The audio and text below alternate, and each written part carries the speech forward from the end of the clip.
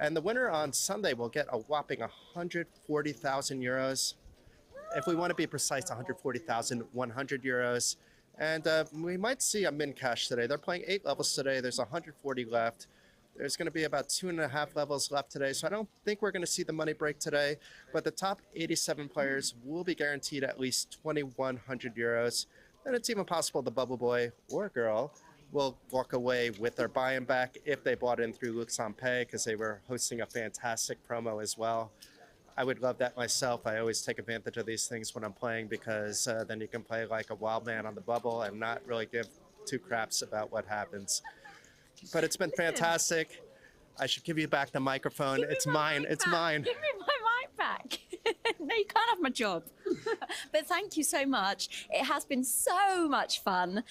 Obviously, so popular as well. Apart from the main event, what's your favorite event to report on? Well, I only reported on 2 events, so besides the main event, it would have to be by default the other event. But the other event was fantastic. It was the 555 championship that also set record numbers. I live in Lithuania, as you know, and there were 3 Lithuanians to rail. Benjamin Gross wound up winning it, who's also a fantastic guy from France, and he happens to be on a Lithuanian team, so even the Lithuanians are cheering him on as well. It was an incredible vibe. There was quite the rail. We also had Tarmo on the final table as well, so the Estonians were out in full crowd. The Italians were on the rail. Luigi Sciadda took, I believe, 8th or 9th place. He was one of the first people out. But I want to thank Giada for bringing me a 4 a.m. pizza, actually, from the Italian rail. Just a surprise. It was more than a 17-hour grind on the final day, though. Whoa. Yeah, and they had the option. They could have come back the next day, but they just wanted to play on and get to the other events, because there's 53 events here. And what do we still have to look forward to in the last 2 days that we've got here?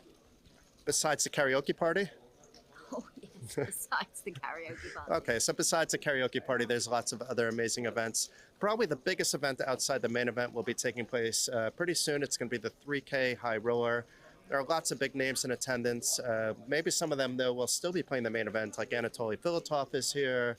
I know Marko Kopama just busted out of the main recently. There's big names left and right. WSOP bracelet winners everywhere, including Rano Sutla is around. I imagine that this 3K is also going to break records, and unfortunately, I'm not going to be reporting that. You said team, but you're looking at the team right here. It's one person. I can't be in like 4 places at once, unfortunately. And now I'm actually have your job as well, apparently. So yeah, I've got nothing to do now. No.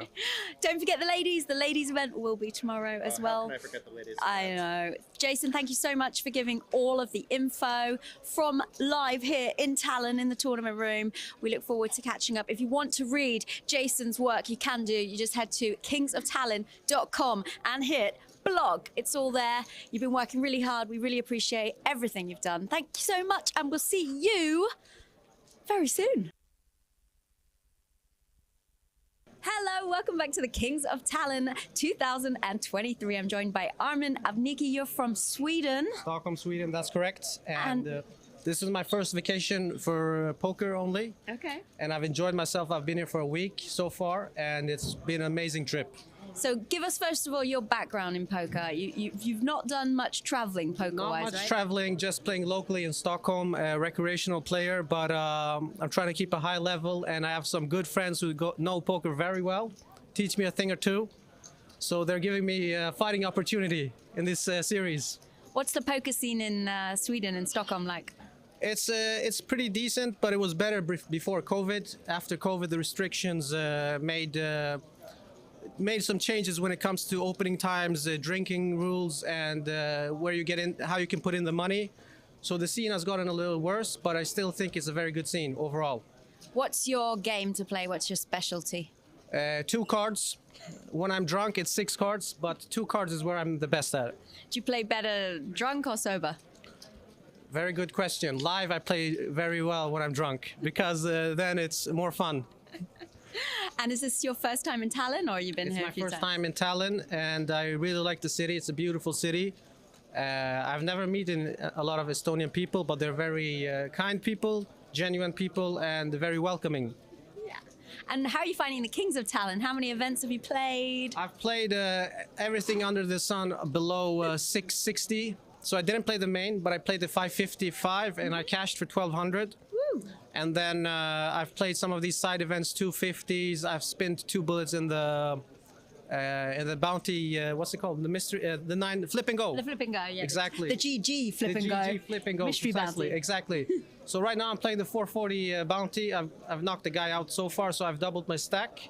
I'm gonna try to fight in that. If it doesn't go my way, I'm gonna still play the mystery 660. I'm looking forward for that one. All these mystery bounties, they're fun, aren't they? They're really fun. I've never played one, but I've seen a lot of highlights from YouTube, and I think it's a new trend. It's going to be more and more popular. All right. Well, thank you so much Thank for you chatting. very much for having me. And yeah, good luck in it. We'll catch you later. Thank you.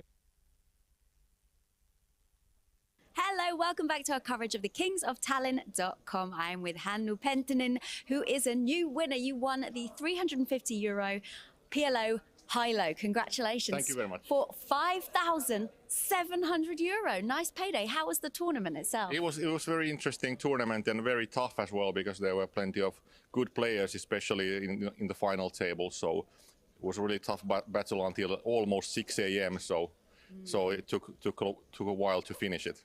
We've heard that this is your specialty, though, mixed games, 8 games. Yeah, that's correct. Yeah. So for even you to find it being a tough field, is it specifically tough here in Tallinn for this kind of game? I haven't played this high-low tournament in so many places, but I think part of the field was very, very good, very talented players. And you don't play any no limit hold'em? You're not a fan? I played this no limit hold'em here as well, but it's not my game, and I busted out tens against kings, so. What, is it just a bit boring for you? Yeah, it's kind of boring, and I don't really know so well where I stand in the hand, but in high-low I have a much better understanding and feeling what hands to play and how to play them, so that I have plenty of hand history in that game. So.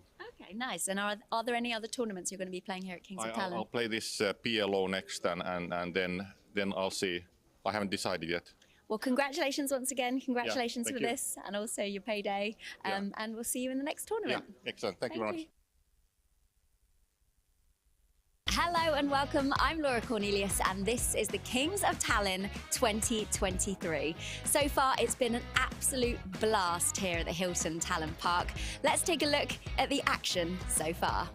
As the final table loomed overhead, the atmosphere was tense as the bubble finally burst in the main tournament room. It is 6 of diamond. And we lost one player. It was a slow lead up with many people doubling up, creating a nervous excitement amongst players. At the other end of the room, the ladies gathered to play the Queens of Tallinn ladies event. The fun and laughter could be heard all throughout the building as one lucky lady fought to be the best at the table, including me. So Queens of Tallinn has begun. How's it going for you? We are having quite a lot of fun. It's good and we are enjoying. Good. How's your stack? Well, that could have been better. Yeah, me too. I play really few times in a year, so I love chatting to women. For me, the winning is not the important thing. I think the chatting and the feeling the atmosphere and enjoying the evening, that's the most important for me. And how about you? Enjoying it? I'm also enjoying it, and I have the same feeling that party is the most important. How are you doing in the ladies? Not good at all. But are you having fun? Yeah, of course. It's always fun if you have ladies. I saw you playing. I'm trying. And how are you? I've been starting stack below, starting stack below, starting stack below, and back at starting stack. Almost same here, so. Sadly, it wasn't meant to be, but that meant I could have a little fun tasting some traditional Estonian foods with some of the other players, whether they liked it or not. You want to try? Come on, guys. You first, please. Tastes like that. Nothing. I don't know if it's good or bad. Not good or bad. Go on.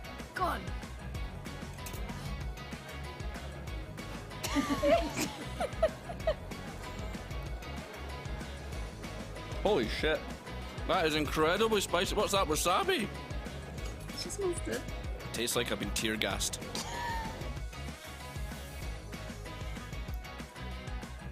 Okay, this is the best one so far, actually.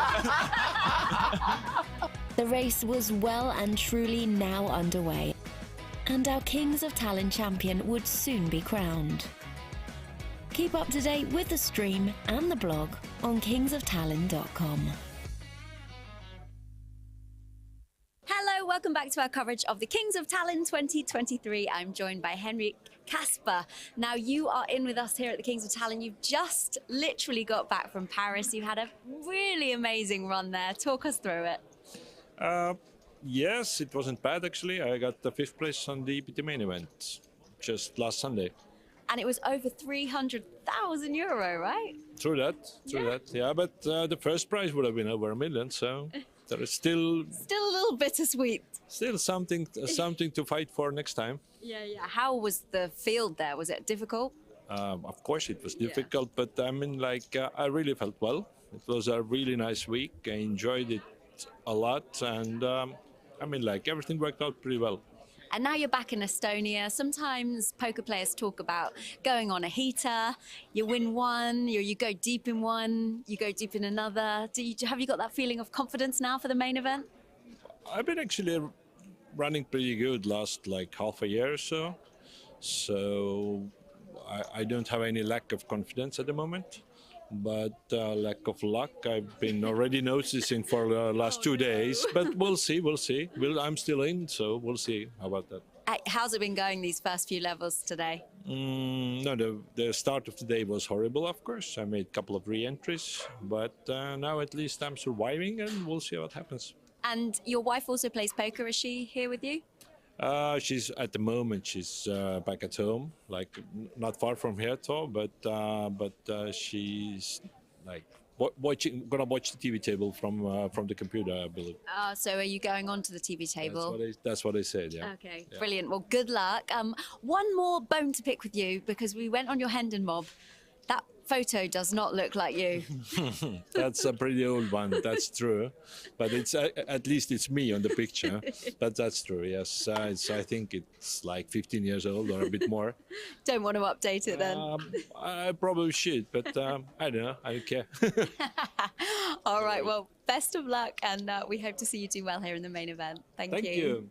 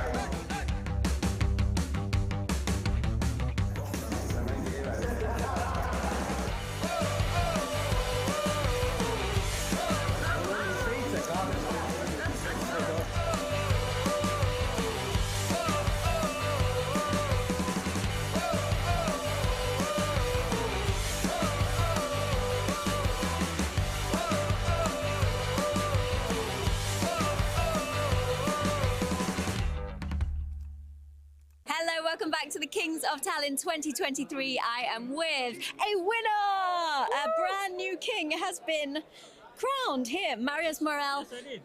you have won the four-card PLO for just over 6,000 euro, right? A little bit less. Under 6,000 euro, Yeah. sorry. But who's counting, Close enough. How did you find the whole tournament? Oh, it was fun. It was really fun. I always like PLO tournaments, so yeah. And are you going to be playing many other tournaments here at Kings of Tallinn? Yes, I am. Are you in the celebrity one right now? Yes, I am. How's it going? Very good. Excellent. Do you have any celebrities on your table? Yeah. Robert Roll. I have, yeah. Oh, yeah. Yeah. So have you not got his bounty yet? No, he's really good. I don't know if it's going to happen. I don't know. A celebrity can play poker? Yeah, he's very good, actually. Yeah. Very good. All right. Well, we're going to see you in the main event tomorrow? Yes. Maybe not tomorrow, but yeah, sometime. At some point. Yeah. Can we have a little look at your trophy? Do you have a trophy cabinet or something? Look a little something. Yeah. It's coming together already. Yeah. Oh, okay. Yeah. Nice. We can add it to the collection. Thank you for talking to us. We'll see you in the main event. Hello, welcome back to our coverage of the Kings of Tallinn 2023. I am with Benjamin Gros, who was our champion late last night, or this morning, should I say, a few hours ago, in the 555 championship, which was a payday of over €55,000. Yeah, crazy performance. My best performance in life, so really happy with it. Yeah, I saw on your Hendon mob. Yeah, it's by far a crazy number, isn't it? So I bet you were so happy coming into today. And tell us about how the tournament went for you in general, because you came into the final table as a huge chip leader. Yeah, like at the bubble at first, I was really huge stack, so the bubble was nice for me. And after in semi-final, I was pretty short stack, and I made one bluff catch who made me just before the final table with a big stack. So when I arrived in the final table, we were two big stack, two chip leader. And after the other chip leaders kind of been a bit passive, so I became like the only chip leader on the table. So I never been less than 50 bigs, I think, during the final table. So it was pretty crazy, pretty straight and Très facile. Très facile. You made it. Yeah, not sure about that, but you made it look easy. And you're playing day 1A today. We have just bagged the chips. You seem to be bagging a lot of chips today as well. Yes, we started with 30K and I bagged 83K. So pretty good. I'm happy with it. Yeah, it seems this is the place. Now, you live in Estonia as well. Tallinn, how long have you lived here in Tallinn? I live here since 1 year and a few months now. Okay, did you move here for poker specifically? Yes, I'm an online professional poker player, so I came in Estonia for it. Okay, and how are you finding living here, like the difference from France to Estonia? I'm from Paris, so it's a different city, like it's a bit smaller, but I like it. I like small town like this, small city, so it's cool. Winter is a bit long and dark, of course, but it's okay, I survive and now I'm used to it and I like it. Really, it's a nice country, I like it to be here, really. Well, you've got a smile on your face, I think I know why. Are there any other tournaments that you're excited to enter after the main event? Even before my performance, I plan to play the 1K and the 3K, so I keep the same plan, like nothing changed. Well, best of luck going forward and congratulations once again on your big win last night. Thank you. Hi, I'm Laura Cornelius and you're watching coverage from the Kings of Tallinn 2023. We are in the heart of the Estonian capital and we are so excited to bring you all of the action from the felt. The tournament room was buzzing with electricity as the announcement was made. We had smashed the record. It's been an absolutely amazing event here. I'm just going to grab the microphone from you, Laura. I'm sorry. But it's been a fantastic event. Record-setting numbers. We've had 716 entries to blast away at a record. It was 674 in 2020 when there was also a 500,000 guarantee. The 500,000 guarantee was just a placeholder, Laura. It turned out that we had 673,000 and 40 euros in the prize pool. And the winner on Sunday will get a whopping 140,000 euros. But it's been fantastic. I should give you back the microphone. It's mine. It's mine. Give me my mic back. No, you can't have my job. We talked to some players who had jetted in from far and wide across the globe for a chance of a lifetime. I'm with a man they call Dallas. You have come all the way from America. Yes, Seattle, Washington. Wow, that is quite the journey. Talk us through why you're here, because you like a game called Svitten, right? That's correct. We've played a home game for 30 years or more. And about 10 years ago, somebody brought a new game, as everybody's doing all the time, and said, we should play this game. This is fun. And so we played, and now it's become our favorite game, and it's Svitten. 7 years ago, we found Kings of Tallinn, and we were going to come, and then we hesitated, and then COVID hit, and then I said, I'm getting too old, I'm going. And so this year I booked my tickets and a friend of mine from the poker guys came along and here we are. The GG Flips continued to their last round as a new bunch of hopefuls begged, prayed and cried to the poker gods for help to get them through. This is the ticket. How can I lose? I mean, Franke's flip-flops, flip and go with GG.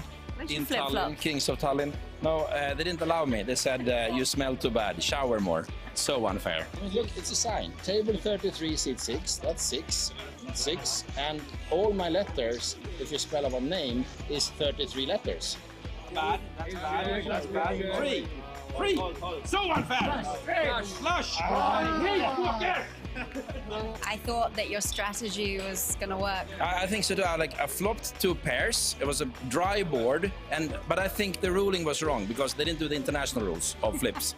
So they should do the count of cards on the 3rd seat, and then they should have the extra deck. So no, unfair. Should we go and complain? Yeah, I was the best floor.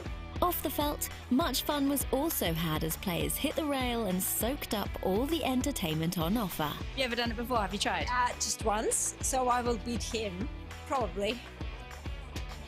You're cheating. How can you cheat? Yeah, slow. Finished. Yeah. 28. Come on! You can already see Left, the difference bottom, between- bottom right, bottom right. Left, bottom. Middle, bottom right. Left, right. Left, right. You're really not helping Right. her, actually. Right. Bottom right. I told you! She did it! The lucky ones who made it through, ready to fight for another day and a dream of making it to the throne.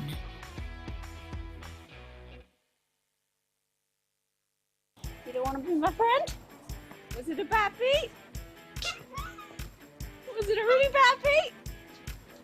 I don't think they like me. Hello, I'm Laura Cornelius and welcome to this snowy, beautiful capital city of Estonia for the Kings of Tallinn 2023, the largest poker venue in the Baltics.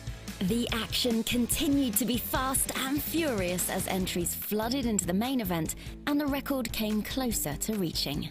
The fun of the GG Poker Flip and Goes continued as players kept lining up for a chance at the mystery bounty on their break, and the TV table live stream got underway in the Olympic Casino, just 1 floor below the tournament rooms. Stay with us on kingsoftalent.com to find the schedule, the blog, and of course that stream, where you can see all of the action unfold from wherever you are in the world.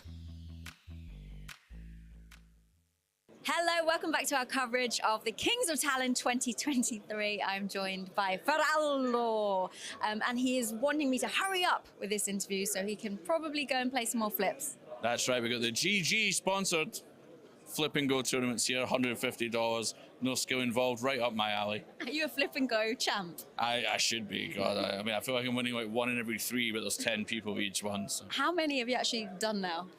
And, I mean, yeah, you're making me out to be a liar now because I've done 2 and I haven't won 1 yet. But I'm thinking in advance. There's still time, right? Exactly. They're fun though, aren't they? Yeah, they're incredible. Much more fun than normal poker. No, we do also love normal poker. Talk us through the main event. You're on your 2nd bullet? No, first. Oh, I thought I saw you buying it again. No, I just went to the bathroom.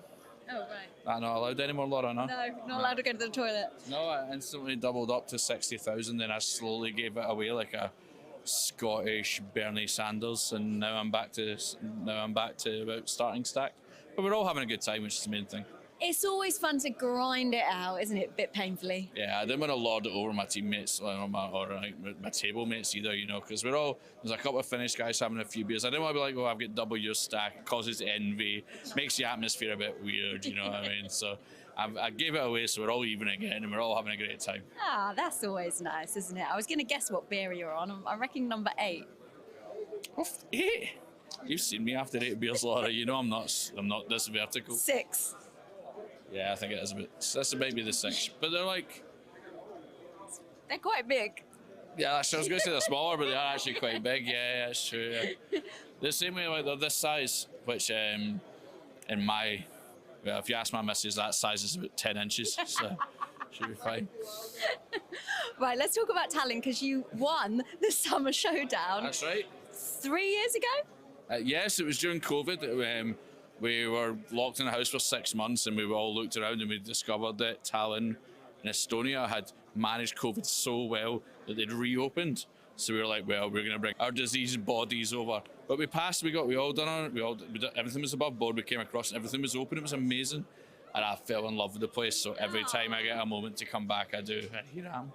You've back. Yeah, it's nice to see you here. Exactly. It's a bit colder this time, though, right? Yeah, no, to be fair, Tallinn in my head's always sunny because I've only ever been in the summer. Didn't really click that winter would mean it's snowing, which is not one of the brighter things I've ever done, but it's all right. It's not snowing in the pub, is it? We're going to make up for it at the karaoke, right? Oh, yes, the famous last night karaoke is where I get to frighten the residents of Tallinn with many renditions of very popular songs.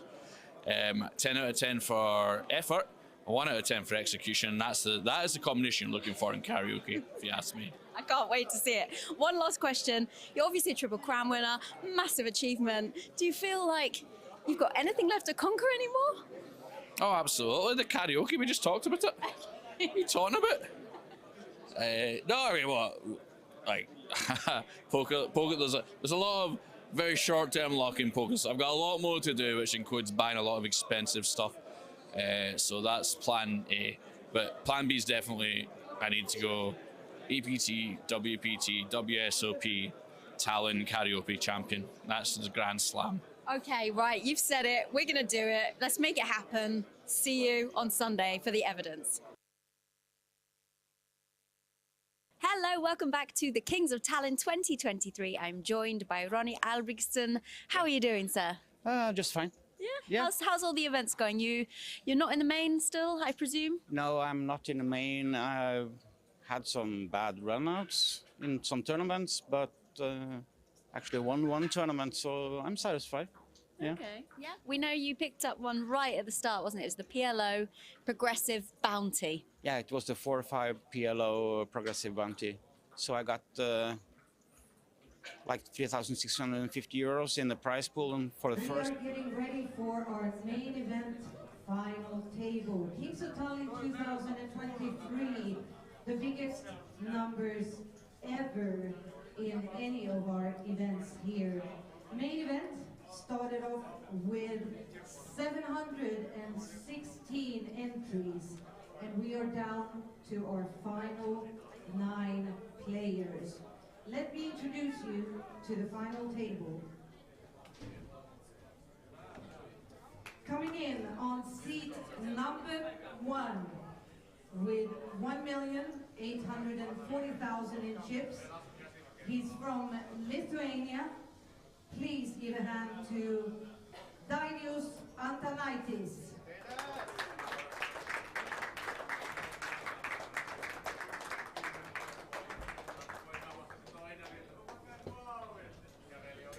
Also from Lithuania, the current chip leader of the table with 5,655,000 in chips. Please give a hand to Ignas Veitulonis.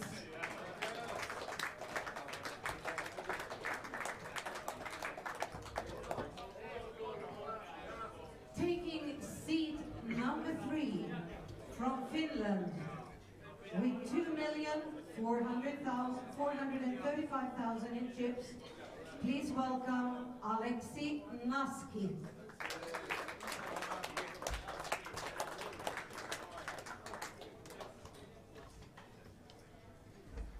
Seat number 4, also from Finland, with 1,570,000 in chips. Please give a hand to Petteri Laiho.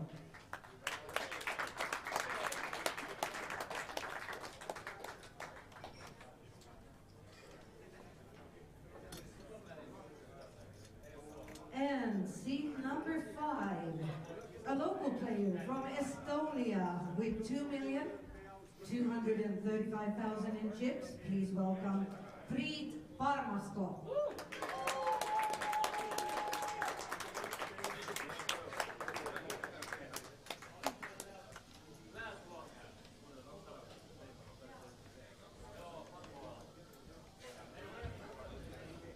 Seat number 6 from Latvia with 1,630,000 in chips.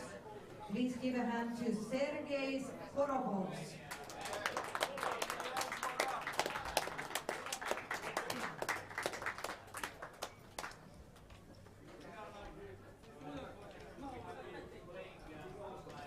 Seat number 7 from Finland with 1,180,000 in chips. Please welcome Antti Veteläinen.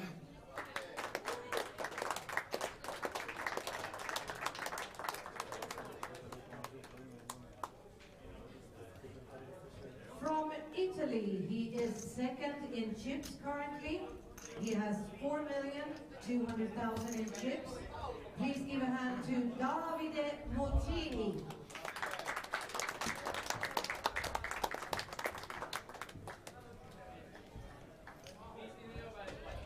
And finally, taking seat number 9, from Lithuania with 730,000 in chips.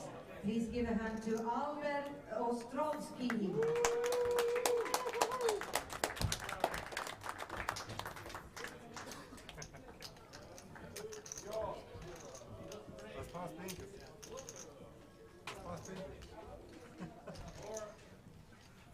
Guys, it's really happening. It is goddamn happening. We are down to final 9 players here at Kings of Tallinn main event. And we will crown the next King of Tallinn today. There's not gonna be no tomorrow.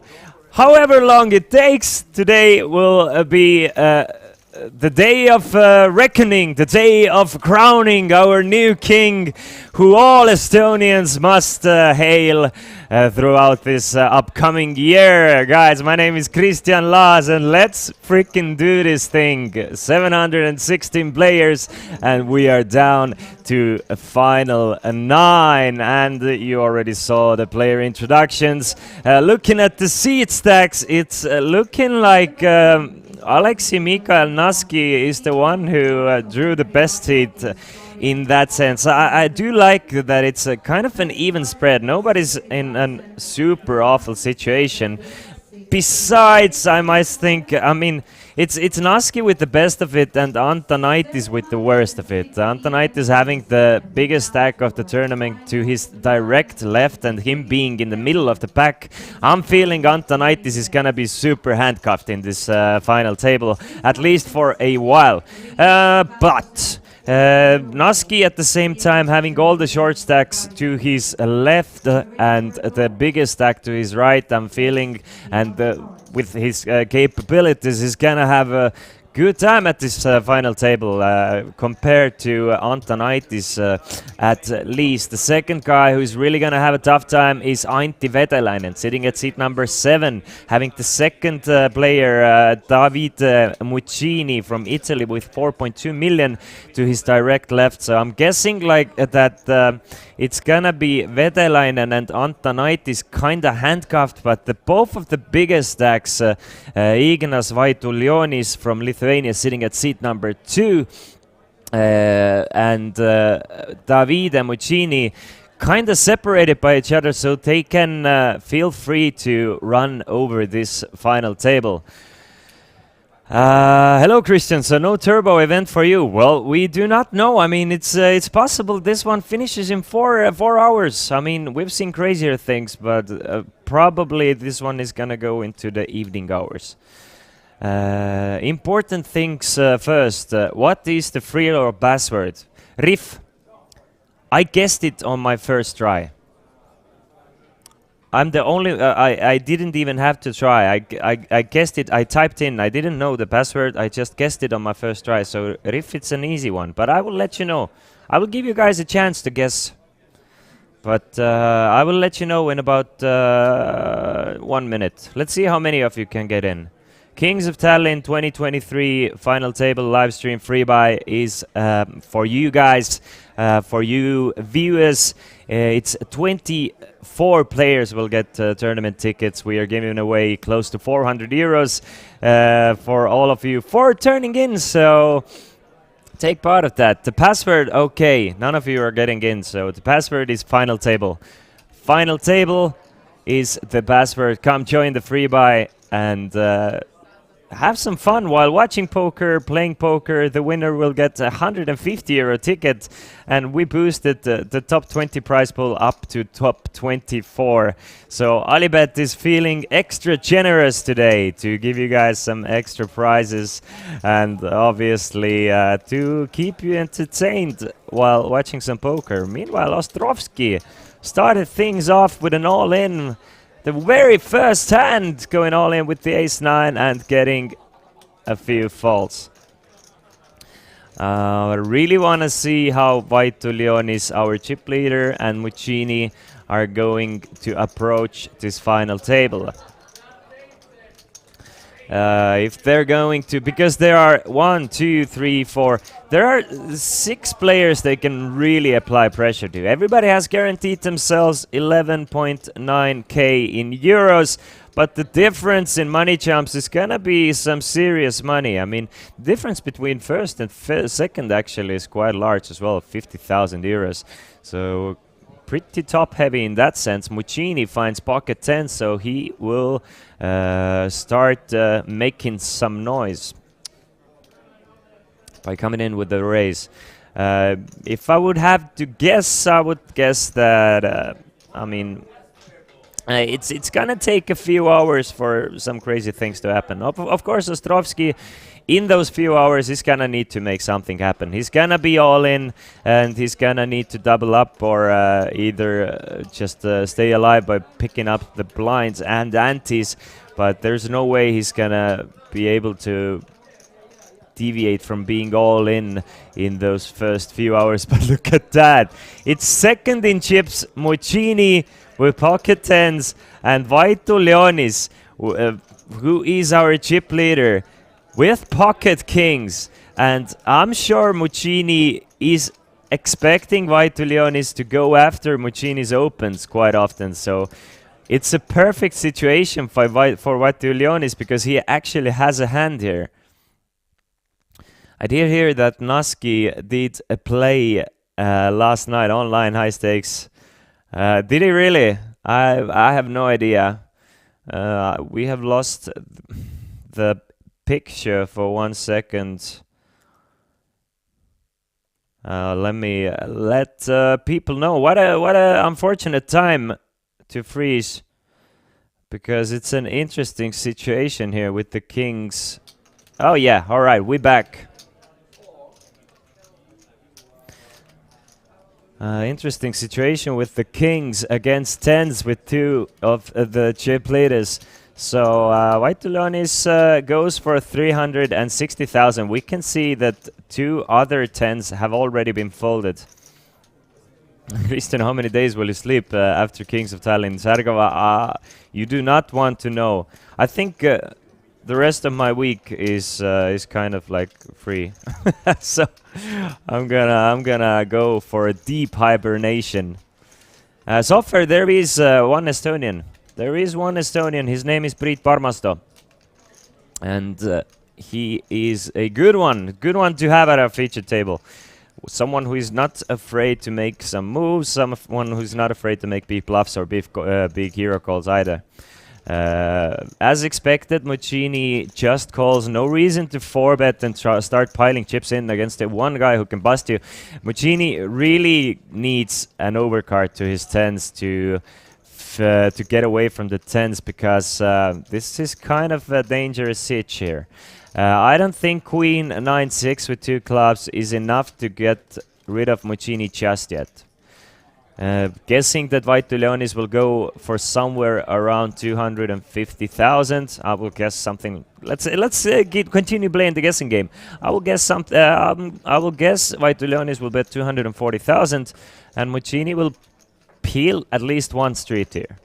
Having just one overcard to his 10s, the backdoor straight draws a few in the.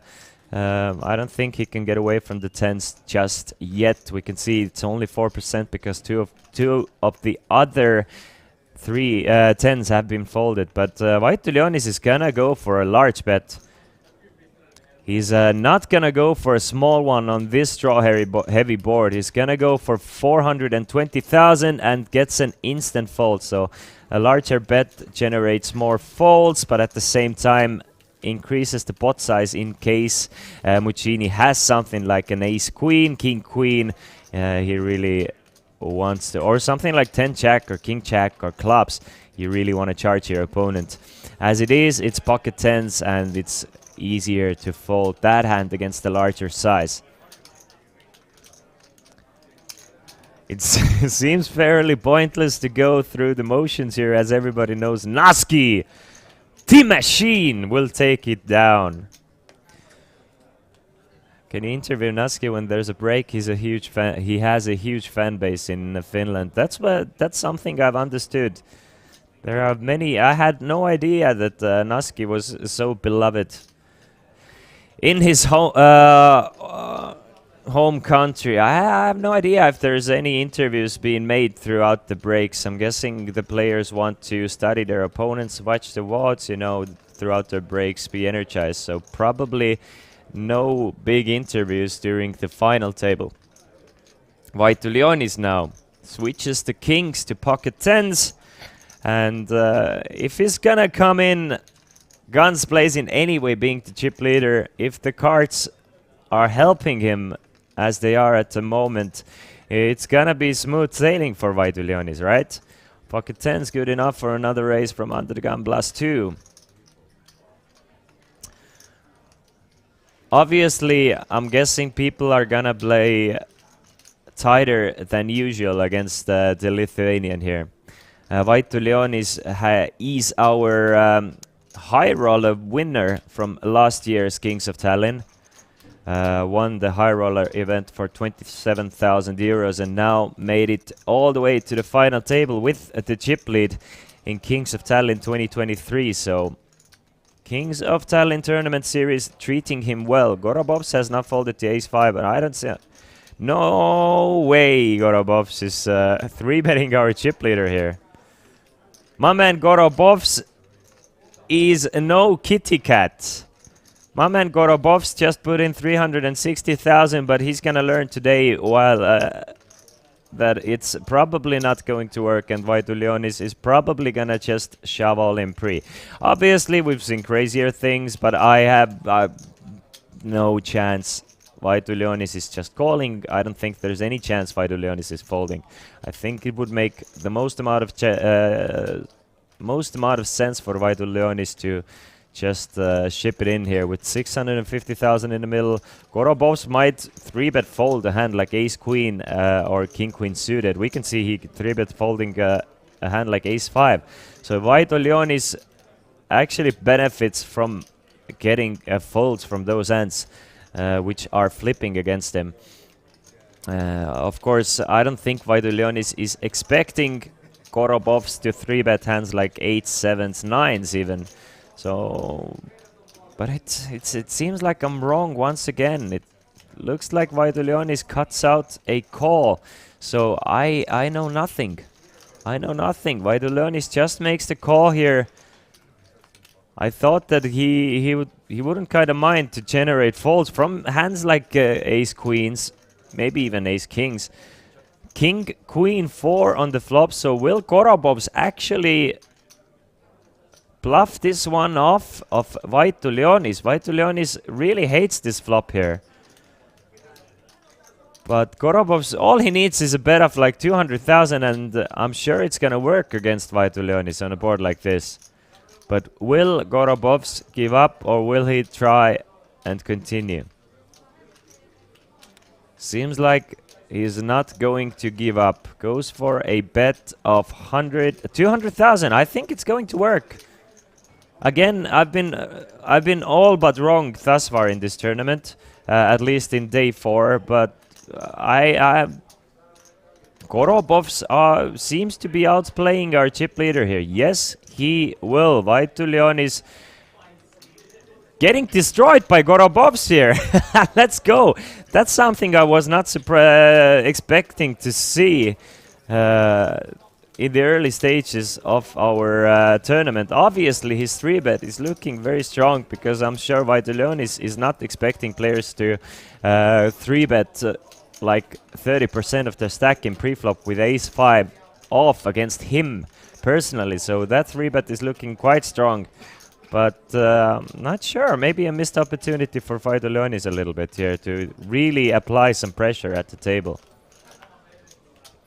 I'm guessing Vaidulionis is thinking that if a stack like this is 3-betting him, it has to be some sort of a monster that pocket tens is maybe flipping against, and sometimes like 20% against. So yeah, what a perfect timing for the ace-5 to do it, because the players haven't seen any bots yet. So we'll see. Kristjan, kes su hobune on täna, paneme kümpa vahele, kes võidab. Alright, Riff, you go first. Riff, you go first. I'm always the one to go first, and then I'm losing every freaking side bet. I've been hustled by Laura and Martin so many times. They're like, you know what they did last time where we did OPS? They're like, yeah, okay, I'll go first. What time will it end? I say a number, so one guy goes 2 minutes above, the other guy goes 2 minutes over, and I'm like, I have to be 1 minute apart for me to win this side bet. So I'm getting hustled too often. I've learned from my mistakes.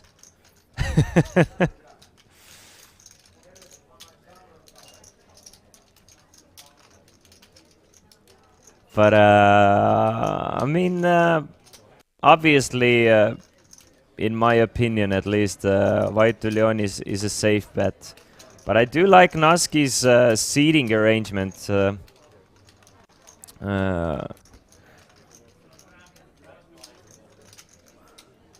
Riff, let's play a game. We cannot choose any of the two chip leaders. We can't choose Muccini or we can't choose Vaidulionis. If either Muccini or Vaidulionis wins, we tie, but we have to pick one of the horses from the rest of the field. So I will pick Naski. So I will bet Alexi Mikael Naski, and you can pick whoever. If one of our guys wins, then we win the side bet. If none of those guys win, then we just tie it. What do you guys think?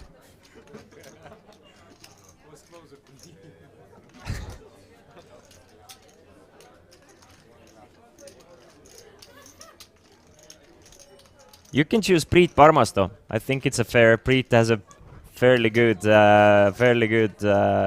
seating arrangement. He's definitely a great player. All right. It's Priit for you and Naski for me. Vetelainen, my man, is going to win it though. I love Vetelainen. This guy has not lost. He doesn't need more than 5% pre-flop to win an all-in situation. So I don't see Vetelainen ever busting this tournament. But you know, sometimes crazy things happen.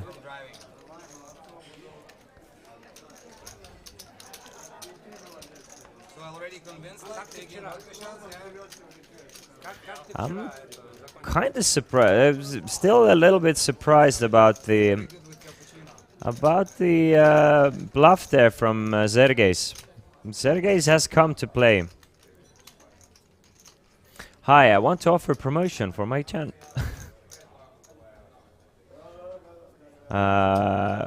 Get banned, self-imposter. Get banned. Oh, welcome, Wacky Jackson. Have you had a chance to get some rest now?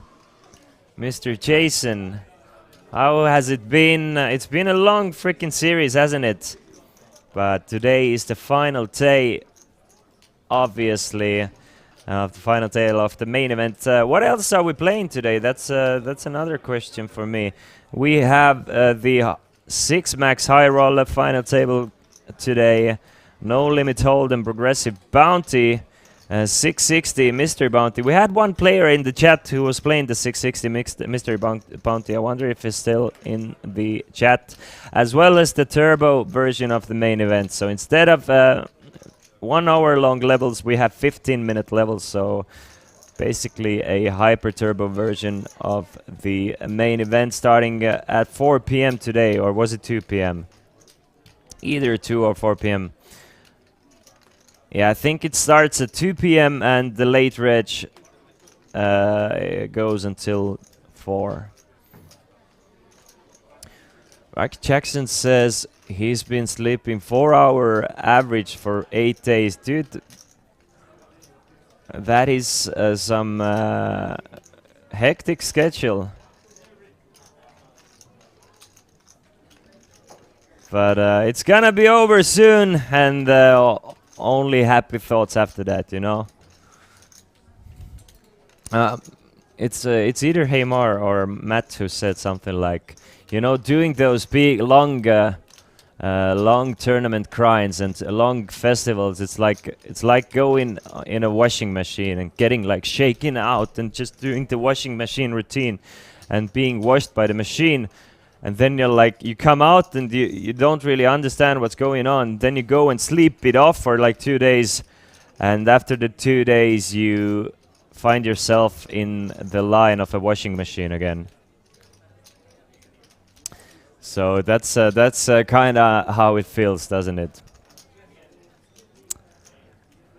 Oh, thanks for the compliments, Lizo. Thank you so much. Knacker is here. He's the guy who played the 600 Mystery. Hi and good luck. Mystery 600 still 3 levels without bounties, but 10k confirmed. All right, so 10k is the max Mystery bounty. Sounds great. Meanwhile, Ostrovsky facing a raise and a call. Raise, I mean, from Muccini goes all in with the ace-3. So, I mean, players are not afraid to move their chips in. Muccini has lost 500k since the start of this final table. Still doing good with 3.7 though. Vedelainen is a poker god, but also known as a pro player Call of Duty in Finland. Is he really? Is he a COD player? It's really fun to learn those facts about the players, because you know I only know so much. I know what the Hendon mob tells me, etc. So it's fun to hear those backstories about the players.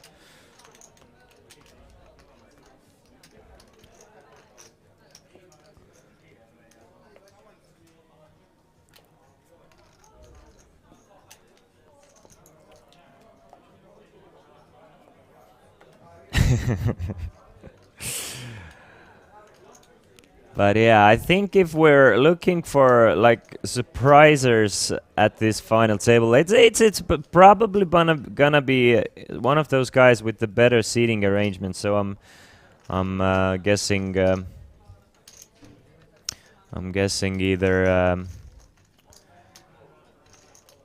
Noski, obviously Barmasto can have a good time, but it's really looking bad for Vetelainen and Antonaitis with their seating arrangements. But Vetelainen doesn't give a damn about seating arrangement. He's gonna open it up with ace-5. Let's see if Muccini goes after him here. Blinds are 30 and 60, right? So Vetelainen makes it 120. Muccini is gonna fold his hand.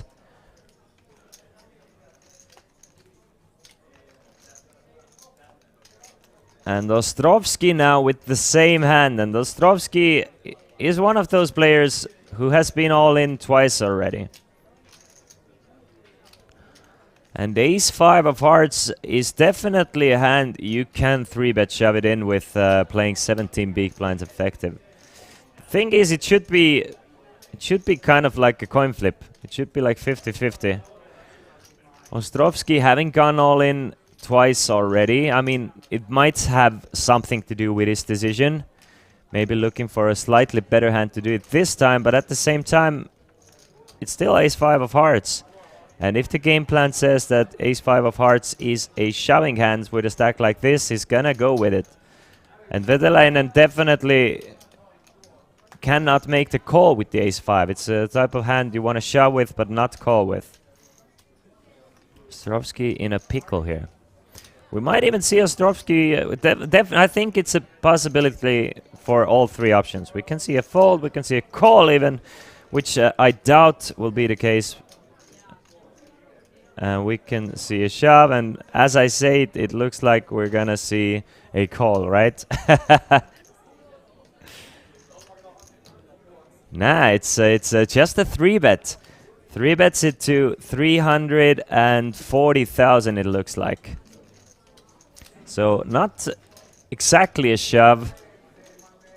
Puts in 1/3 of his chips, and I mean, if it's gonna be interesting if Vetalainen goes all in again. I mean, Ostrovsky is probably folding because he's not inducing with 330, right? So he wants to, by going with the 3-bet, I'm guessing he's going to fold, shoot Vetalainen, and shove it all in. But it's gonna need a lot of guts from Vetalainen here.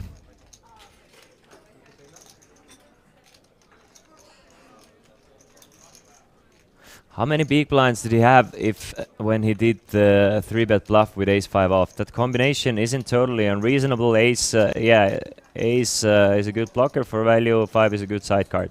And it doesn't block the opponent's bluff so much because of the ICM. The opponent's range is a very Broadway heavy compared to chip EV, so raise folds has 10 jack, etc. a lot. Problem, of course, that you have a ton of combinations like ace-5 off, etc., and your 3-bet bluff range is very narrow. It's very likely that ace-5 off guy has too high 3-bet bluff frequency. If that is the case, then opponent can start 4-bet shoving every blocker. That's the issue with ace-5 off, and this is why I honestly don't mind the ace-5 suited 3-bet there. But if you're 3-betting ace-5 offs quite oftenly, exactly what you just wrote, I'm thinking that he has way too many 3-bets and it's gonna be, in the long run, it's gonna get abused quite a lot. Obviously, it worked in that situation, and it just everything worked out well.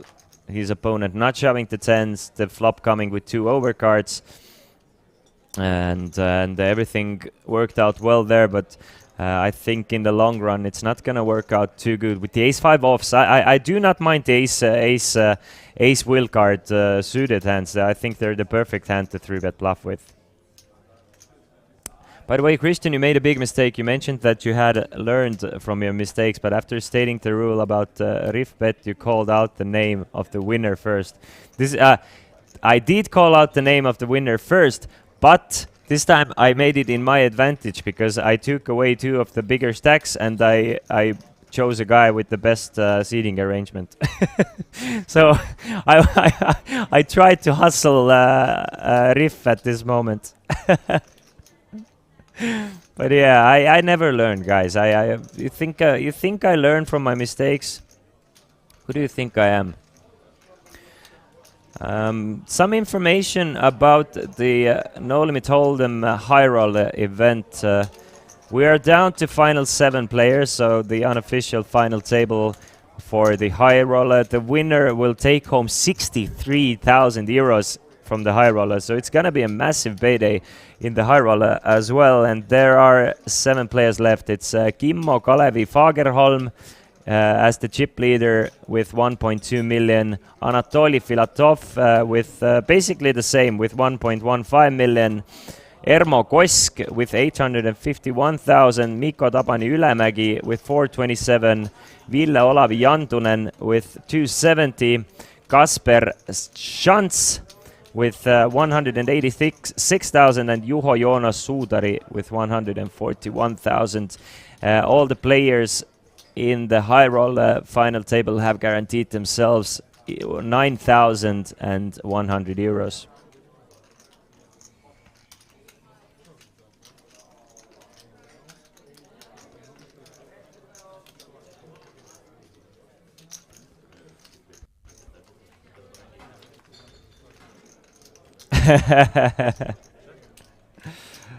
What was the buy-in in the High Roller event? Was it 3K? Yes, 3,000 euro High Roller event.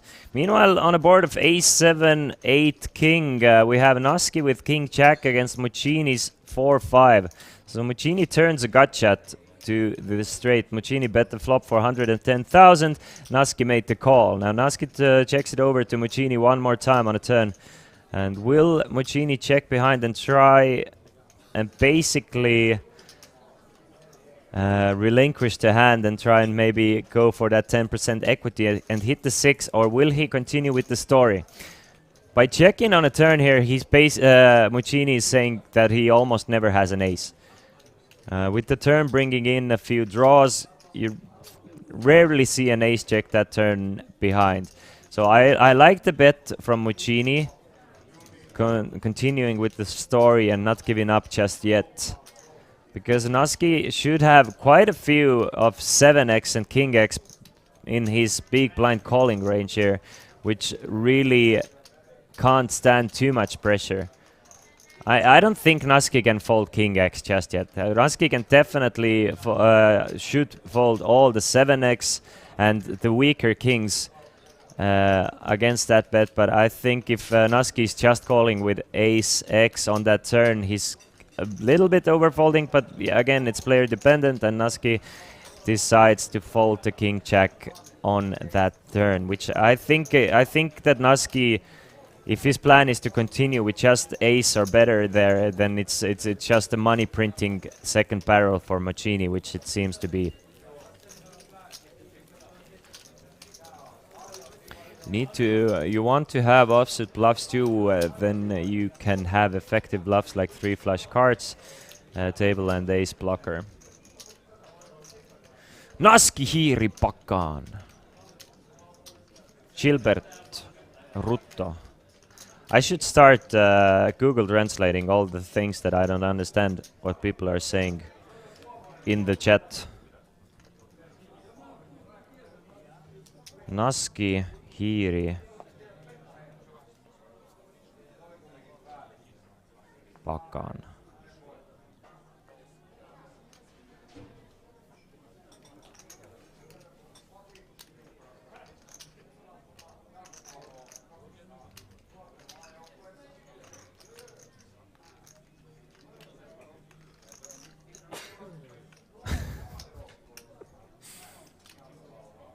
Veteläinen, my main man with the King 10 of Hearts, has he won an all-in yesterday with the King 10 of Hearts against Ace 10 pre-flop all-in.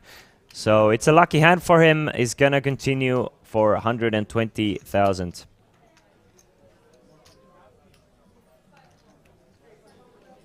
Oh, so it's kind of a slang that pack your mouse or something like that. All right. Thank you, Lex King.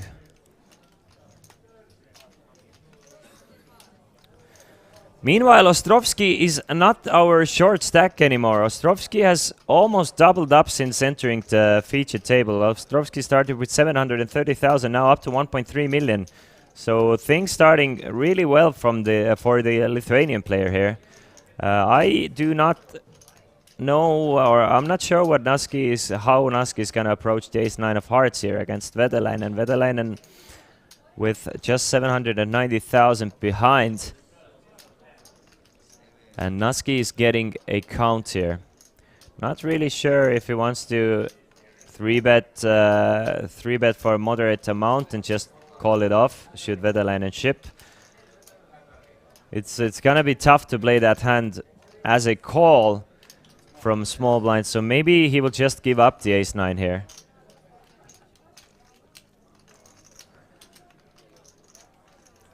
Obviously, Veteläinen must have quite a strong hand, being the short stack coming in with a raise from UTG +2. So that should go through Naski's mind as well. I'm thinking, if I had to guess, I think Naski's just gonna fold the Ace 9, but I wouldn't be surprised to see a 3-bet either. I think calling is like, it's gonna be tough against Veteläinen, with the SPR being the way it is. Veteläinen having close to 2 SPR left after Naski should make the call. Again, we could definitely see a 3-bet here with the Ace 9 of Hearts. Really putting pressure on Veteläinen here. It's looking like he really wants to.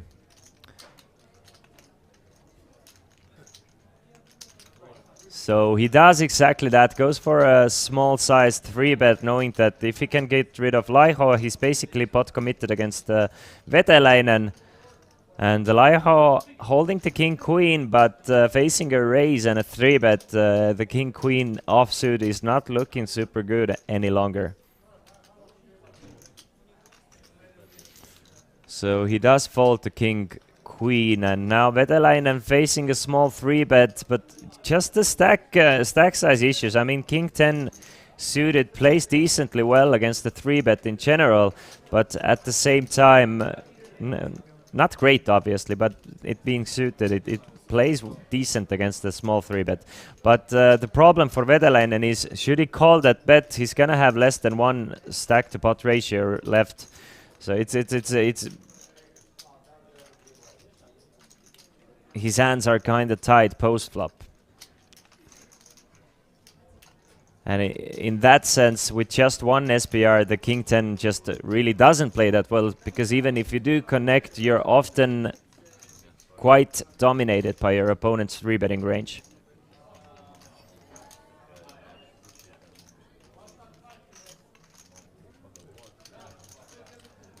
As it is, Vetelainen has decided to make the call, so 720 in the pot and 610 behind for Vetelainen. Vetelainen, if he's gonna catch a piece, it's gonna be tough for him to get out. And as I said, it's king 10 is gonna be quite dominated if he's going to connect. It's still king 10-4 and a dream flop for Vetelainen, and the horrible start for this final table for Naski is poised to continue. I'm guessing something like bet fold for 140,000 for Naski. So let's play the guessing game. I'm guessing it's gonna be a bet of between 140 and 160,000. And a fold against the shove. It might even just be a check, but I honestly do doubt he's gonna give up that 720.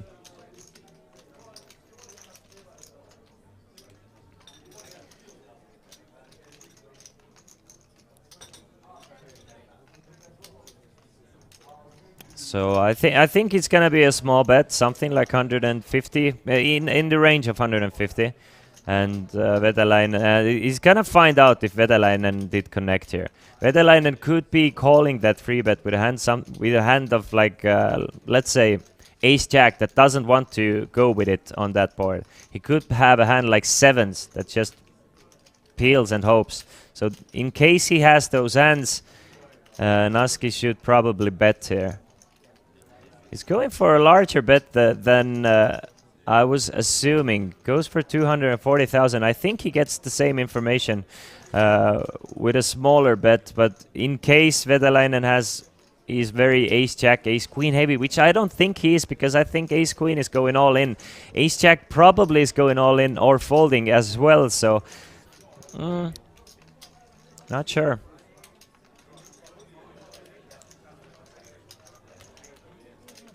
It's a dream scenario for Vetelainen though. He's going to win this spot, and Naski kind of puts himself in a tough spot because let's say Vetelainen has something like queen jack here. He's gonna move all in, and Naski's gonna probably fold the better hand, because now he kind of is committed against like something like queen jack suited. Obviously that's just one combination, but let's say Naski has 10x. Let's say Naski has queen 10 here. He's kind of getting the correct pot odds to call.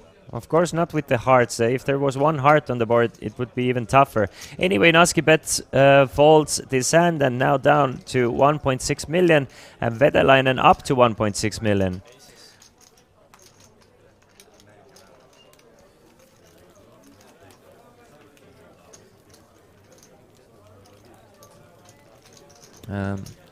What a start for the short stacks. I mean, it's been all the short stacks at the beginning of this featured table. Really doing well. All the short stacks getting bigger. I mean, Ostrovsky started with 730 without even being all in. He's up to 1.3. Vetelainen started with 1.2, now up to 1.6 million.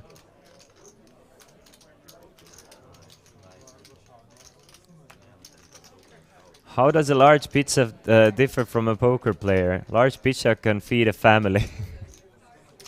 I'm not sure if I've heard that one before about poker players. I've heard that one before against some other occupations, but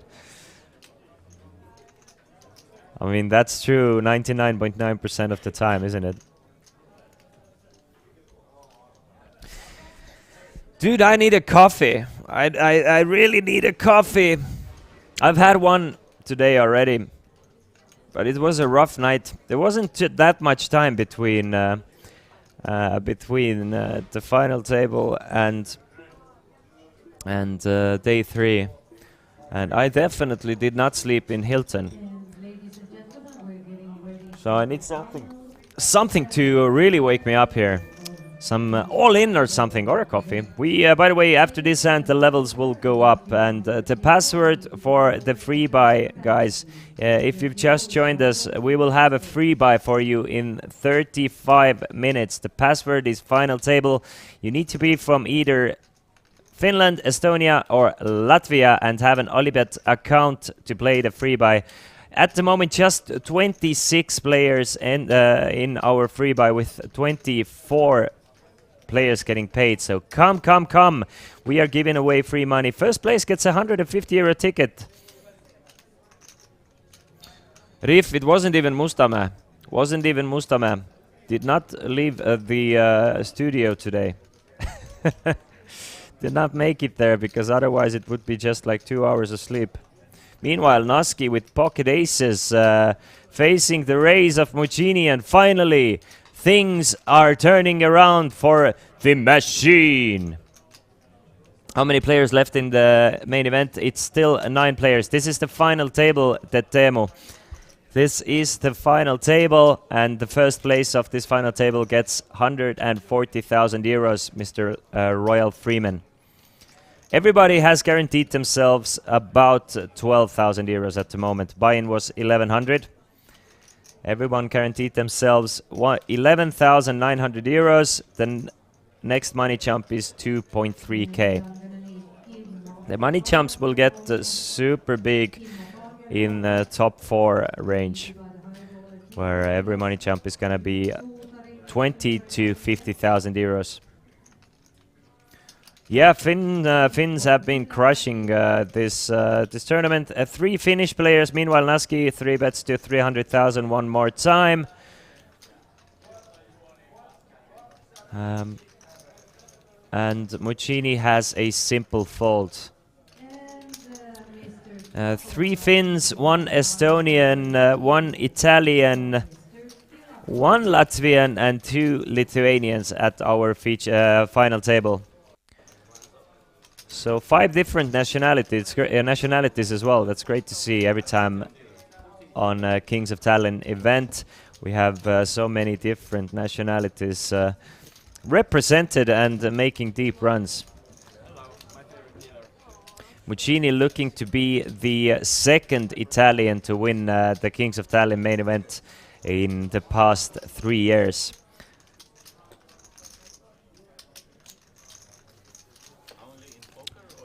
Three Lithuanians, not 2. Yes, you are right. Yes, you are 100% correct. Ostrovsky, Antanaitis, and Vaitulionis. That's true. So it's a battle of Finns and Lithuanians. Who's gonna do better? There was definitely less Lithuanians registering this tournament. The password is final table. The password for the free buy is final table.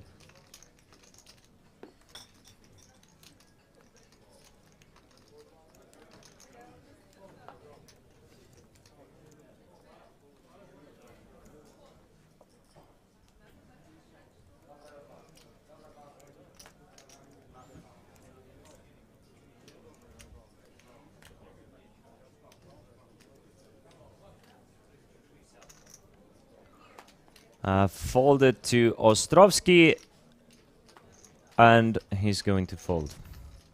Well, at least assumedly. Let's do some assumptions. some Assumpción, but he hasn't folded yet. I really do like the way Ostrovsky has played his short stack. He's been short for a while. He kind of looks determined. He looks like a man, if he's gonna get some chips, he's gonna be dangerous with those chips. I do hope that Ostrovsky at one point is gonna be above average or at least in the middle of a pack. I want to see what this man is capable of because he hasn't been afraid. But another guy who kind of looks like Ostrovsky as well. It's like his bigger brother with chips. Is Vaitu Leonis. And Vaitu Leonis is also not afraid to play the pots.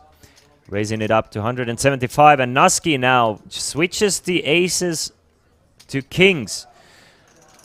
I mean, Nuski's getting hit in the face with the cards at the moment. Now pocket kings for the Finn, and it's starting to look decent again.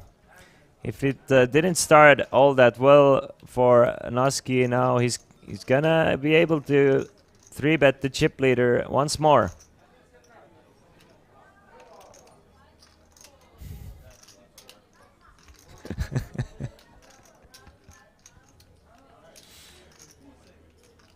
Can I find the tournament in GG Poker or Olibet app? Surbet, it's a Olibet private tournament, so you it's not a GG Poker wide tournament. So you need your Olibet Poker app.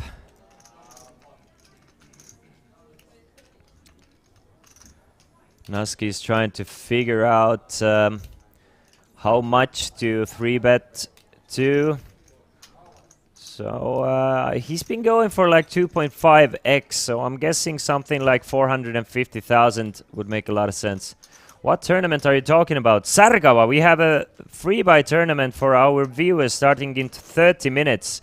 Kings of Tallinn 2023 final table livestream free buy. 375 euros we are giving away to top 24 players, and the password is final table. Nuski goes for 410,000. Couple of easy falls. Parmasta still hasn't been able to play a pot. So waiting patiently.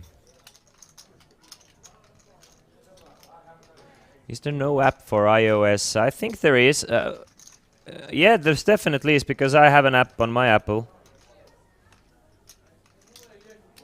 Maybe, well, the thing is, the Olibet app I have is, I think it's Estonian. Nah, I've used it in Finland as well. So there should be.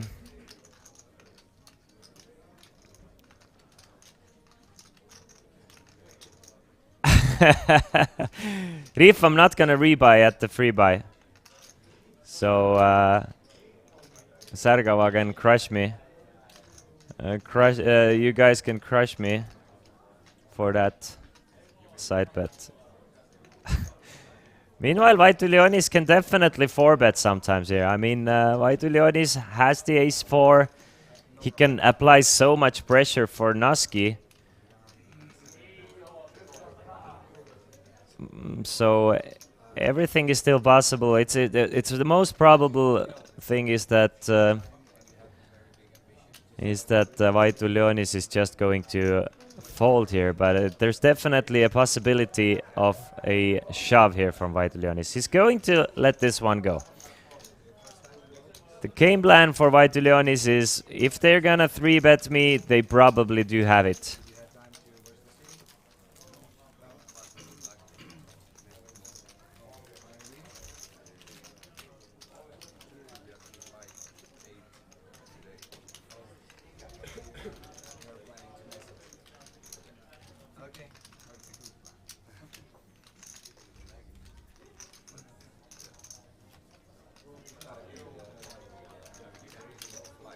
The ICM, he can 4-bet small also, not only shove. Yeah, for sure. That was one of the things I said at first. I think we could have seen a small 4-bet, we could have seen a shove, we could have seen a fold. Also, we now have all the information here for you guys, so you don't have to ask. Christian, Sargava, how did you know? How did you know?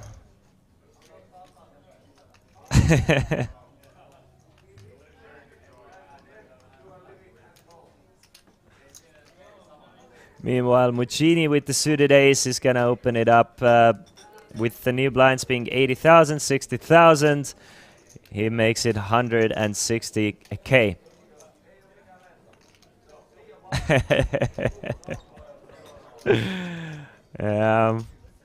I believe you. I believe you.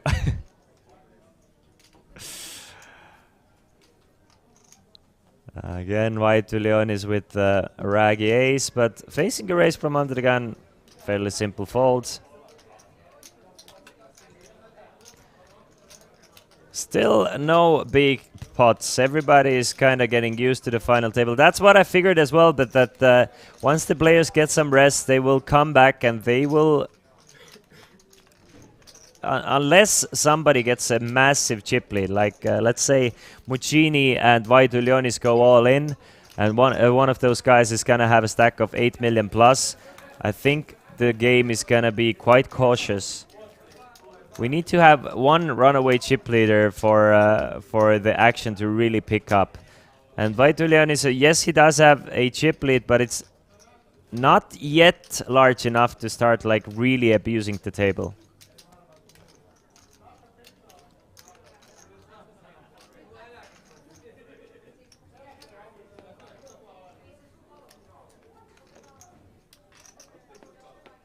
Nah, Saveikis finished the tournament in 16th place, Davis. He got 5,100 euros for his 16th place finish. So he made a deep run, but unfortunately not the final table.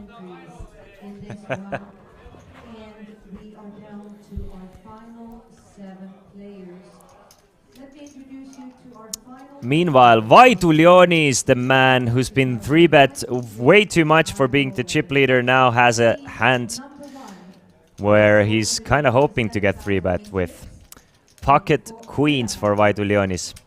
Seat number 2 with 1,130,000 in chips, Anatoly Filatov.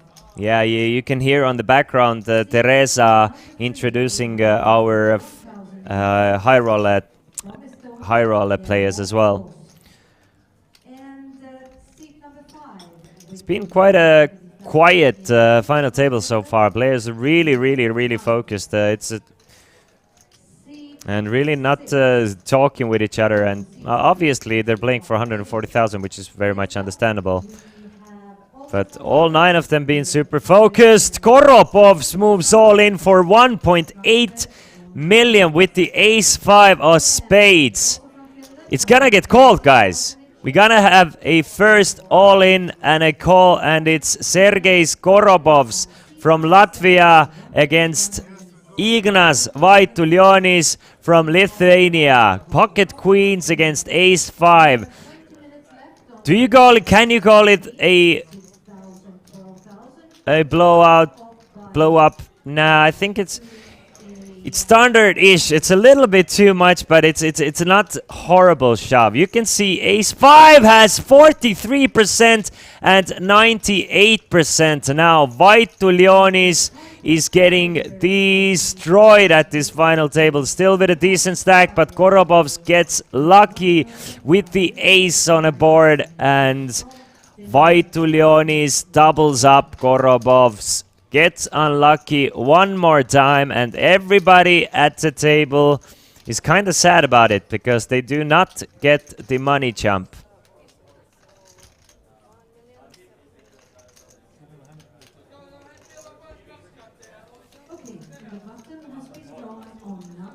What a hand. Seat number 6. Our blinds are 6,000, 12,000. We're entering level 17, or we are on level 17 with 20 minutes to go. All right. We have ourselves a poker game here, because now it seems like Vaitulionis, Koropovs, and Muccini all have all the same stack. All of them with close to 4 million, about 3.8 million or so.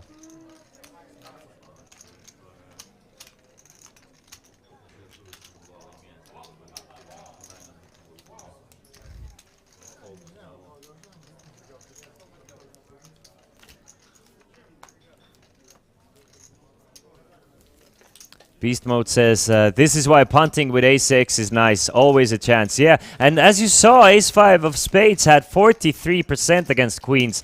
Of course, considering the cards that were folded, but it's like... I mean, it's basically a coin flip. It's basically like an ace-king against queens. Ace-king against queens is 44 against 56, right? So it's pretty much the same situation. This is why they call it the Swedish flip.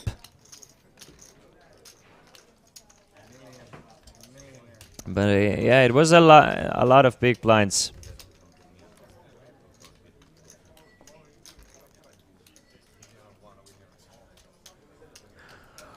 Okay, still nine-handed, average stack being 2.3 million, and now we have a three-way tie at the top of the leaderboard. Christian, what happens if the tournament is still running and Mairalt have to start? We're in a different studio.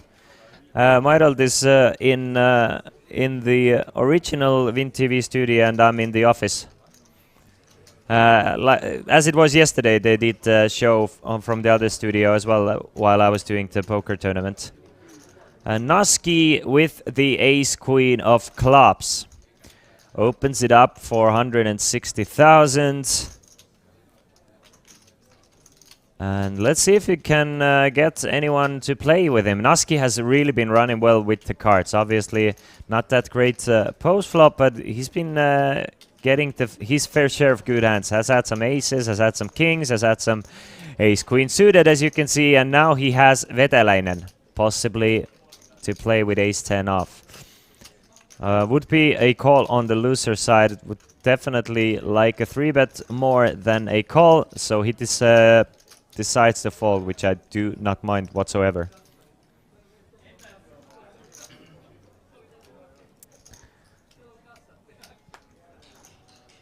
Check 6 of hearts for Ostrovsky, though. I mean, it's a suited hand. It should be decent enough to call. Jack high suited card against a min raise, getting 4.5 to 1. Any suited card should be a call from the big blind against the min raise in a game with antis. Let's see if Ostrovsky agrees with me here, though.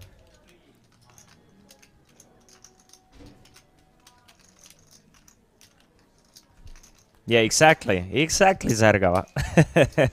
I feel like a helicopter pilot. Ostrovsky wants to stay away from trouble, though, at the final table, and does not want to play the chip EV spot. Wants to stay away from close chip EV spots, I'm guessing. I want to see Ostrovsky with chips. Give my man Ostrovsky a triple up, and we can see some real poker being played. Hi guys, here is probably some Finnish players. How much do you guys pay in taxes from live and online winnings? Uniper, $0, $0, €0, 0 yenis. We have 0% tax on gambling winnings. The tax has to be paid by the organizers and stuff. The gambling providers. Yeah, we're very lucky in that sense. So it's a great country to play online poker professionally in, or live poker professionally in. Obviously, we don't have too many live cash games running. We have like a 2-2 game running daily, but you can't really play high stakes live cash daily. Sherifi, I'm Estonian. I'm a local poker commentator. Meanwhile, Vetelainen. My man Vetelainen. I'm really rooting for Vetelainen as well. It's kind of tough for me because I'm starting to root for everybody. Vetelainen has his word cut out for him. He's definitely had one of the worst seating arrangements at this final table, but he's been making it work. He's been mixing it up, coming in, raising, and looking good doing it. Exactly like Sargava says. That's how it is. Vetelainen started this tournament without a beard and bald. Started this final table without a beard and bald. I think it was yesterday, actually. I'm not sure how long we played yesterday. I think we played yesterday until... We started at 12 p.m. and until 2 a.m., so 14 hours these guys played yesterday. These guys are all, I mean, we all know that Naski is the machine, but these guys are all warriors and winners in my heart and your heart. But you know who and this is why I thought that Vetelainen has the worst seating arrangement. He has one of the biggest stacks and an aggressive Muccini to his direct left, and Muccini is going after Vetelainen's open with the king 9 off.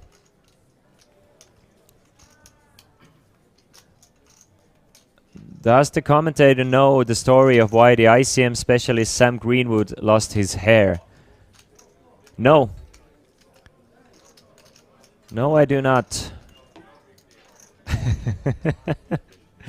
Herra Elmar, is Sigmund still playing? Is Sigmund still in?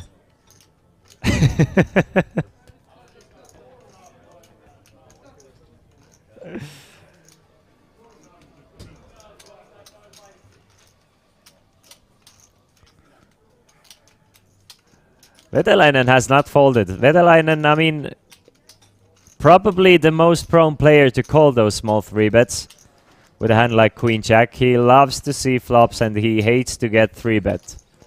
From what I've seen from the past few days of watching him, observing his play, and really watching him grow in front of our all eyes.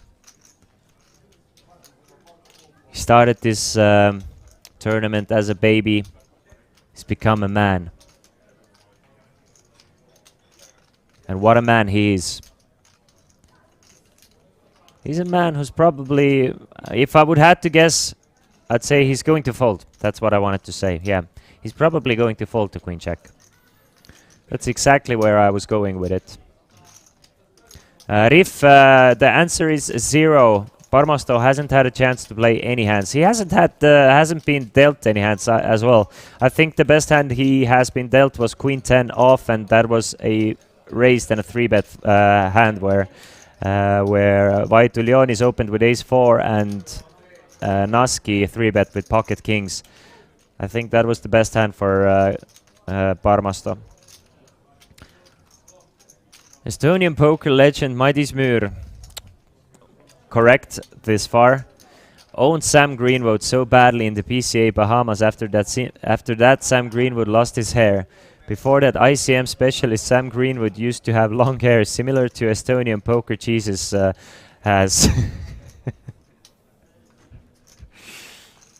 I love that story. I do love that story. And I think that's 100% correct. The thing is, Sherifi, that ownage that Madis Müür did on Sam Greenwood took quite a toll on Madis Müür hair as well. I mean, it wasn't an easy going for Madis. It really took some toll on Madis hair. Meanwhile, Priit Parmasto finds a hand to finally open with, and it's King 10 off. I was railing PCA when Madis won that big win. He is always will be and is still a legend for that fold with pocket queens. Anytime an Estonian gets pocket queens, they're instant folding it. Goxel 97, first place prize is 140,000 euros.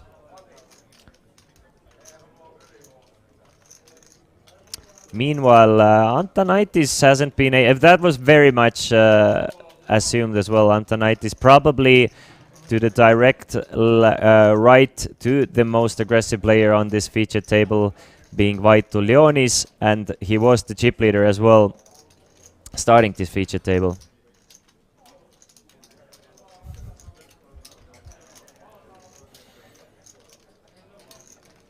Our free buy will start in 13 minutes, so last chances to get in before the late rich, to be the early birds on our free buy, giving away a lot of money here, 375 euros for our stream viewers, just to you know, give something back for you guys watching. Is it really? Well, Sarga, you don't have to know everything. Parmasto makes it, wow, look at that for a flop. Makes it 160, Vaitulionis defends the big blind, and Parmasto flops top pair with a very strong kicker, and Vaitulionis flops a flush draw. Possible things happening here.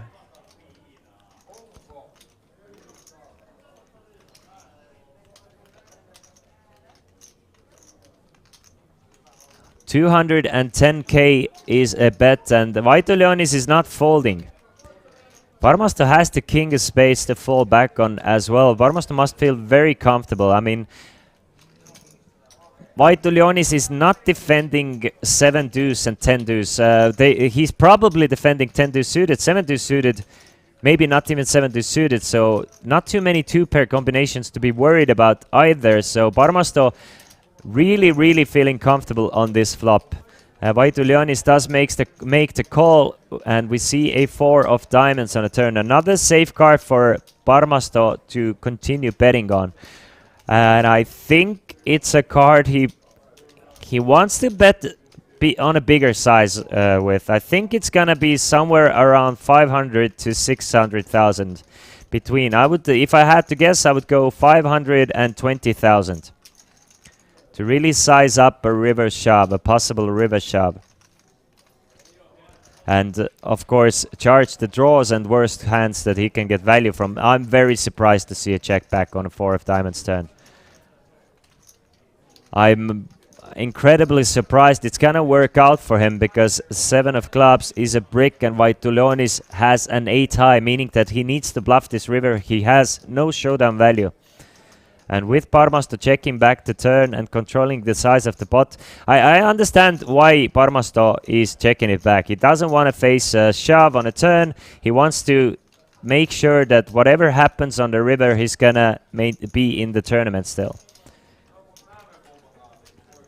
The reasoning behind it. But choosing King 10 with a King of Spades to check back the turn with is what I'm surprised with. I do understand the reasoning behind it. It's like whatever Vaitulionis bets on the river, he can call and still be in the tournament. So his tournament life is not going to be at risk by checking back the turn. But King 10, I think, is strong enough on that board that you don't even mind, you know, possibly opening a chance to get, you know, look at that. And still, it does not work for Parmasto. In that sense that basically Vaitulionis is over-betting the river, bets 1.2 million. Can Parmasto make the call and be the new chip leader of this tournament?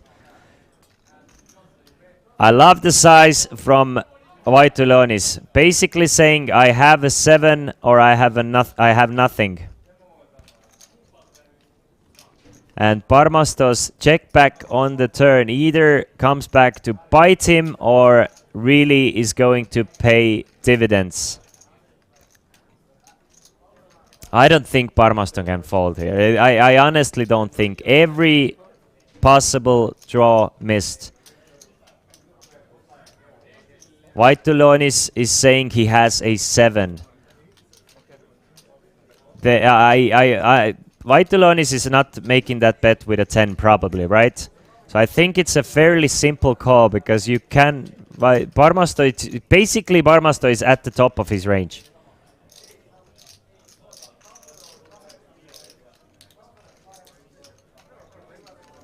And we have to figure out the ranges as well. It's Vaitulionis... I do like the bet because Parmasto has represented a hand like...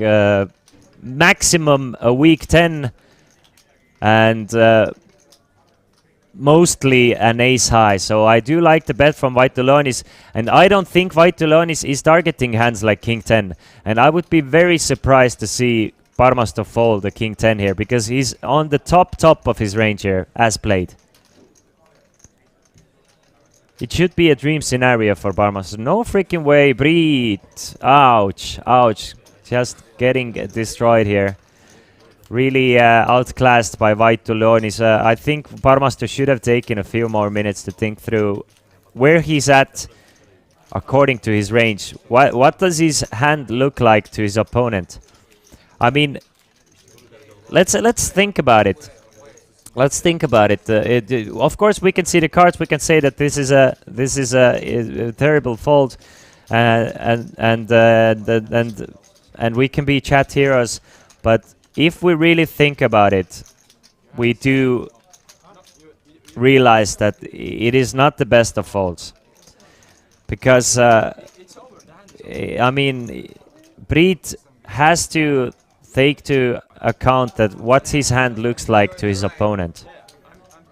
How often is his opponent targeting Breed's range with an overbet on a river? Breed's range is looking very weak on the river, so I don't think Vaituleonis is choosing an overbet sizing quite that often with a 7. Obviously, he's gonna do it every now and then. But Breed, I think Breed was on the top of his range by the river. And by folding the top of the range, he's just really let one get away from him. Hopefully he can recover. Hopefully he can take a few more minutes with the next situations, but it's not looking good at this final table for the Estonian.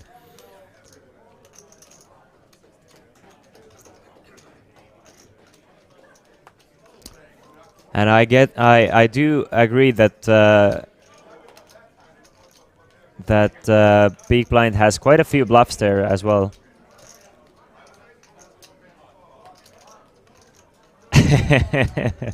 Welcome, Wachi. Welcome. And thank you for the kind words. Very surprised to see Breed fold. I honestly am. And didn't even take that much, and somebody in the chat said that he's probably gonna talk himself into a fold, and I think that's exactly what happened. I think the problem is, and that is another real thing in a live final table like this, or any final table like this. The money probably matters quite a lot for Breed. So in his mind, instead of trying to figure out the hand for Breed, and now I'm guessing here, but I'm trying to realize the psychology behind it. In his mind, he's not trying to figure out the hand. The thoughts going through his mind are probably if I call here and I'm wrong, I'm basically out, and I lose a chance to win 140,000 euros, or at least I have very, very small chance of winning 140,000 euros. So it was mostly, I would assume it was mostly fear, just fear of losing that made Breed fold to King 10 there. And this is why, like, experience matters so much in situations like this. Vaituleonis is not afraid to make those moves because he's been there before. It's not that important. He can play proper poker, and as I said, I think it's a good move from Vaituleonis. I just think that King 10 is kind of on top of Priit Parmasta's range, and he should have made the call. And I think had Priit made that call, both players would have made that hand, played that hand quite well. But it was just Vaituleonis really taking advantage of Priit's inexperience in a big final table like this. And if Priit is folding King 10 there, I mean, Vaituleonis can absolutely whoop his ass by continuing to pressure him throughout this final table. And I don't think Priit is the only one who's gonna learn about this hand. Everyone else at this final table is going to learn about this hand and going after Priit possibly. Well, everyone else who is getting fed information is going to learn about this hand, and Priit is gonna have a target on his hand, and it's not gonna be simple, and he's gonna be the one who's gonna need to adjust. So it's the ball's on his court, as they say. Welcome, Super Mario. Welcome, Box Takes. But let's hope Priit can pick it up from here, move on from the hand. As he said to the opponent as well, it's over, it doesn't matter for him. Oxibli just made it to $3 flip and go stage with one $6 bullet. Dude, you got lucky. I think I've been playing quite a few of those $3 flip and goes, and I think from the past, like 40 or 50. I think it was 50 max bullets ago I last got in. So I'm down quite a few, quite a lot of money trying to get in to those $3 flip and go stages.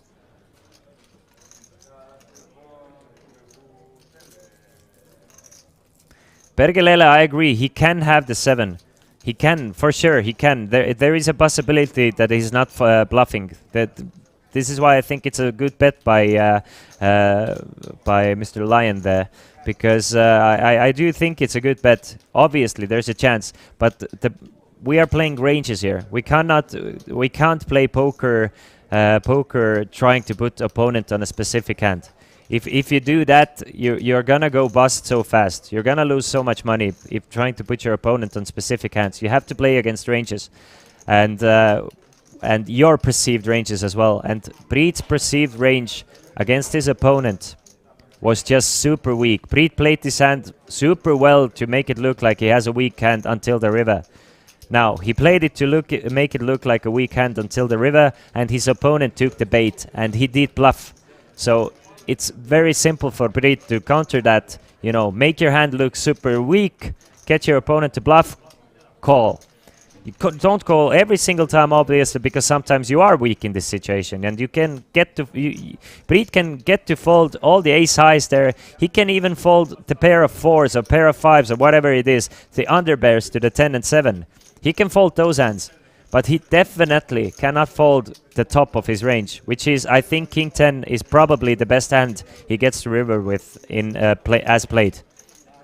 A few 7s as well. Obviously, Priit is gonna have a few hands like 7-8 suited, Ace 7 suited, possibly if he's gonna open those hands. But he doesn't really have that many 7s as well, because, you know, Priit has been quite tight. He's probably not even opening 7-8 suited from that position, from under the gun +2. So how many 7s does Priit have? Almost 0, maybe 2.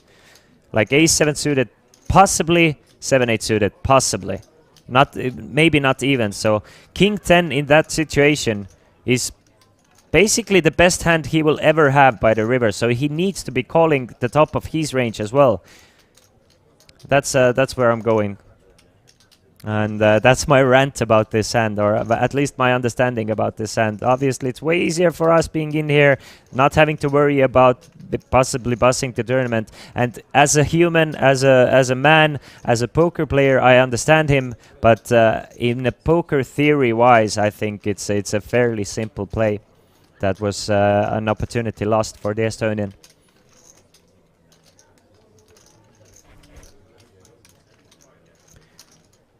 It's not unreasonable to check overpair with ICM, etc., especially when you see how some players play. Sherifi, I think King 10 in this situation plays as an overpair.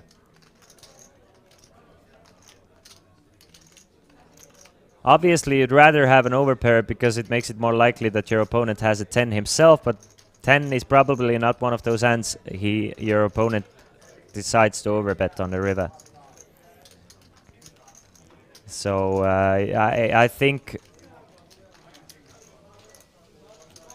having a 10 is even maybe a bit better in this situation, because it makes it less likely your opponent has pocket 10s maybe. Even though pocket 10s probably 3-betting pre, but don't have the 3-bet pre. Definitely in a calling range. So I mean, yeah.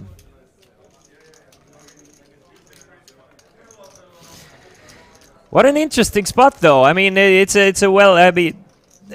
is exactly what we were expecting. It's or at least what I was expecting coming into this final table, that White Leonis is gonna be a heavy favorite, coming being a high-stakes player himself, having experience from quite a few final tables and winning quite a few final tables. I think his last 3 Hendon Mob results are all wins.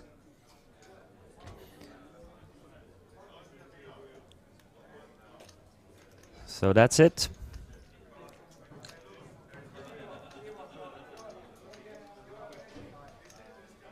Gorobovs now, who's been the craziest player at this final table so far. And up to 4.3 million, he's going to open things up to 160k.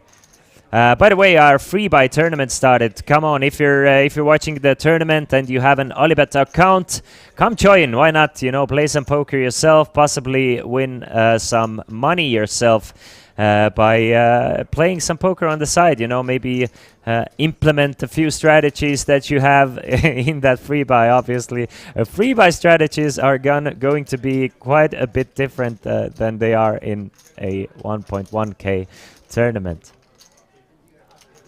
How can I find the free buy? You need to be on your Olibet poker account. Go to private and find the Kings of Tallinn 2023 final table live stream free buy. That's the name of the tournament. Or you can just search for it by putting the search word Kings in.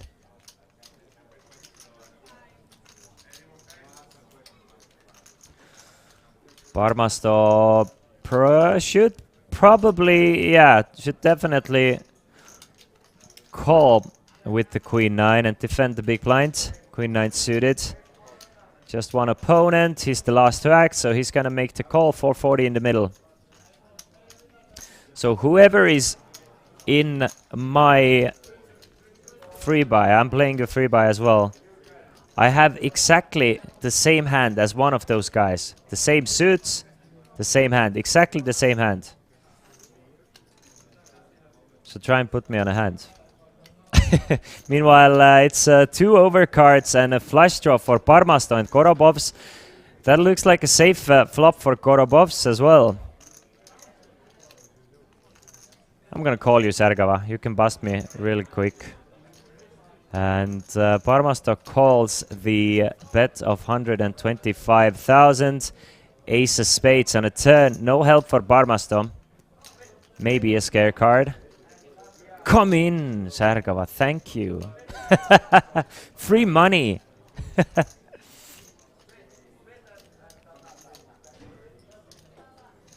I've heard so many crazy things about Naski that I don't know if you guys are trolling or if he's actually like the coolest guy of Finland. Parmasto checks it over to Korobovs one more time. And Korobovs is gonna continue for 375, and Parmasto's unlucky start to this final table is continuing.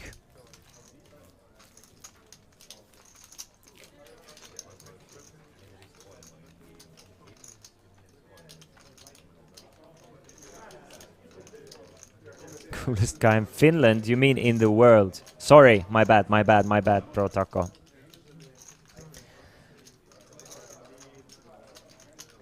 I did misspeak there. 17 more minutes until we are going to go on a small little break. It looked like I won that one, no? It can be good.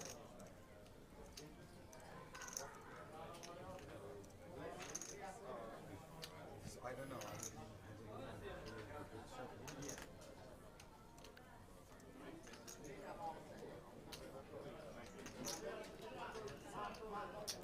Muccini with pocket kings. He's been quite quiet.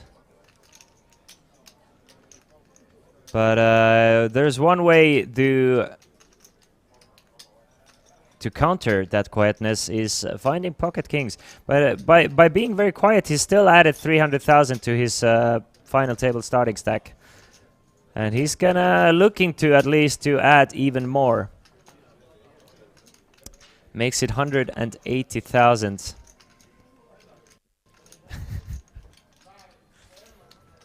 So I've heard. Yeah, so I've heard.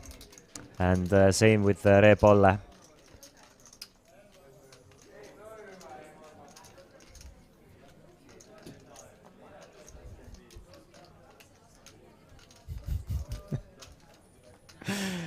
Let's see if Muccini can find any action whatsoever. I mean, Laiho might.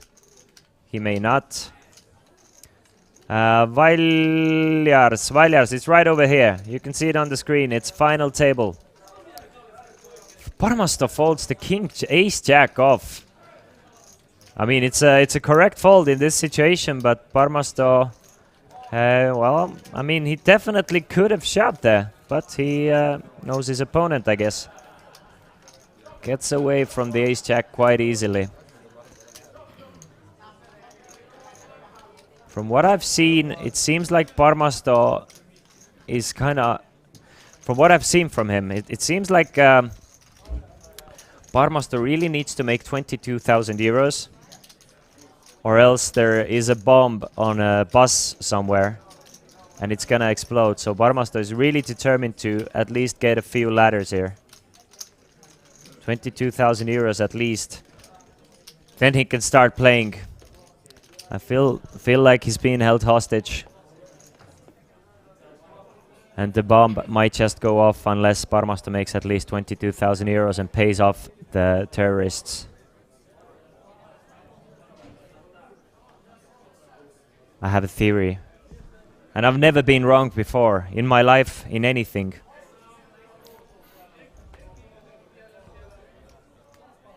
I'm rooting for the guy. I really am rooting for the guy.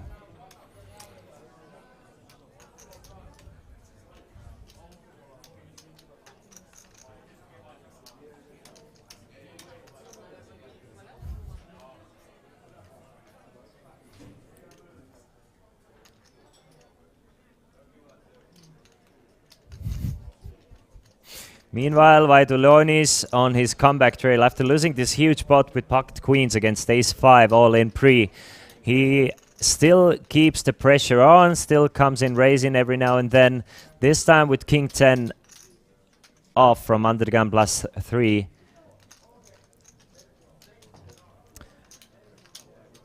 And it seems to be working quite well. Of course, it's Veteläinen, my man Veteläinen from the big blind. Who has pocket 5, so I don't think we're gonna see any folds here. Probably gonna see a flop even. Should Veteläinen decide to play this hand really aggressively, he might ship it on Vaidulionis' face, but more often than not, we're gonna see a flop and Veteläinen is gonna try and hit a 5. Moon landing, that's something like that. That's my theory as well.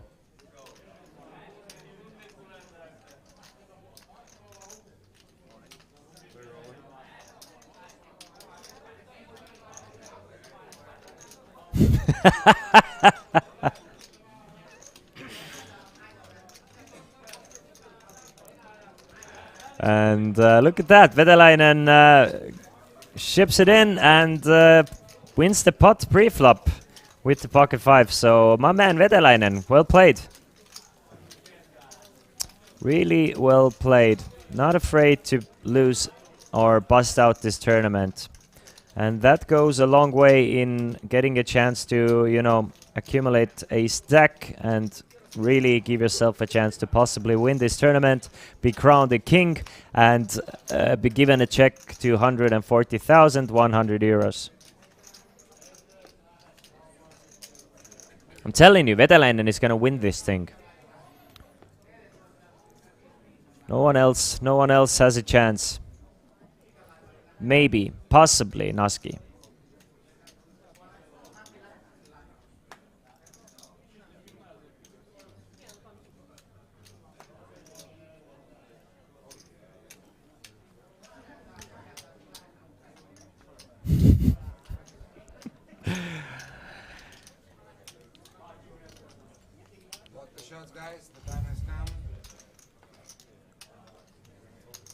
Was there somebody offering shots for the table? Did I hear it correctly?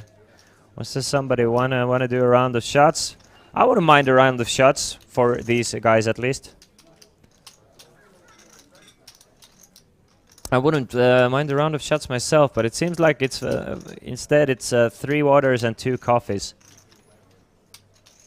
These guys, I think, have a long day of final table ahead of them.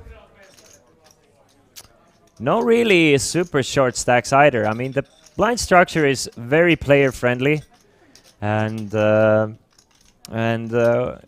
again, what do you guys think? What time will this one be over? Another wonder of nature. Finnish guys saying no to alcohol.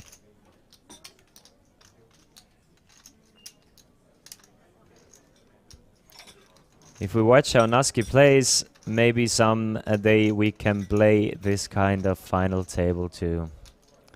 No truer words have ever been said. Super Mario, no way, 0%. Although I like your enthusiasm.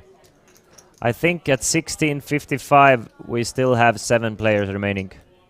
Or maybe 6. Usually the case is, it's like, at least in my experience, and we don't have any like chip leader or runaway chip leader, so I don't think it's gonna deviate from that. Usually, at least, I've done a lot of either commentary or the TV table crew throughout the past 5 years, and it tends to be 1 player per hour. So we starting nine-handed, and the tournament started at 12:30, right? So I'm going to guess 21:30 as the finishing time. 21:37 I'm gonna go with. So I think it's gonna go for 9 hours.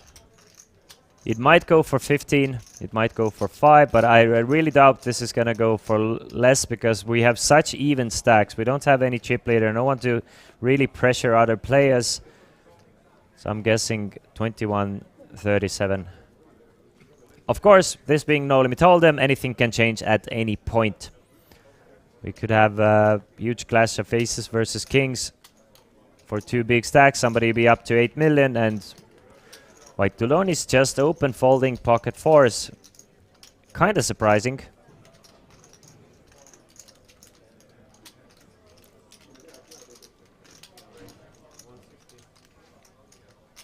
But Naski, he's no man to fold anything playable, so he's gonna open it up to 160,000.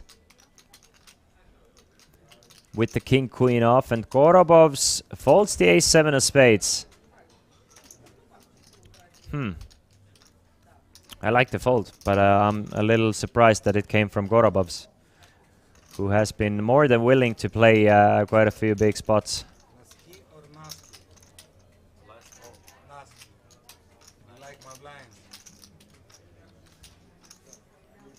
Ostrovsky though, or Ostrichki as I call him,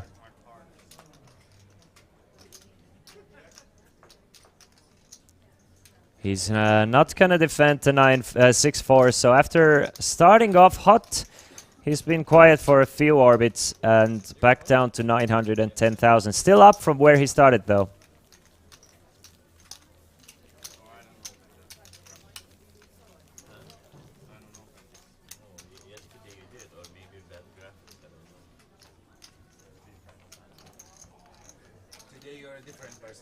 But the players have started to open up a little bit, started to converse between each other and, you know, loosen up. And that's what happens. It's always like they need 2, 3, maybe 4 hours of a new table dynamic once we have a completely new table. And then people will loosen up a little bit, you know, the nerves settle in a little bit.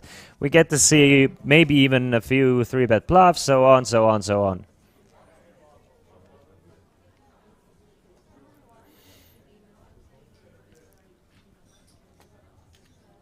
Ostrovsky sounds like he had an entire round of shots for himself, making Lithuania proud. Cheers. Ostrovsky is my favorite player at this final table. I hope he gets a stack. And that just, that even cements it. Korobovs opens it to 160,000 with the 8-9 of hearts.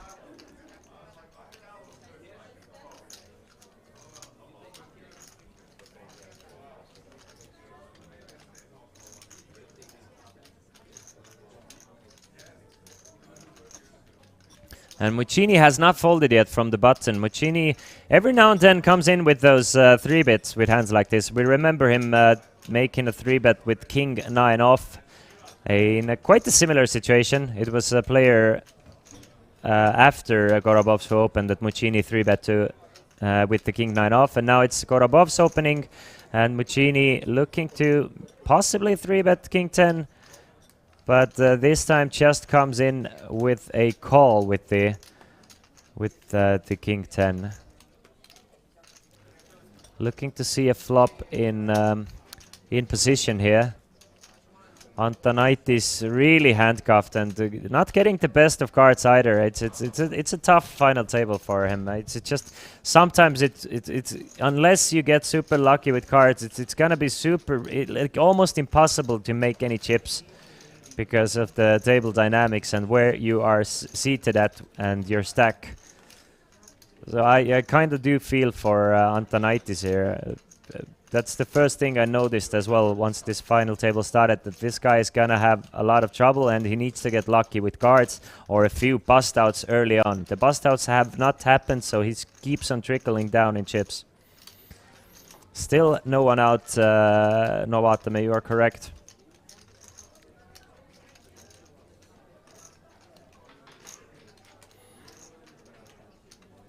Flop is deuce 4-7 with the 2 clubs and no pairs anywhere.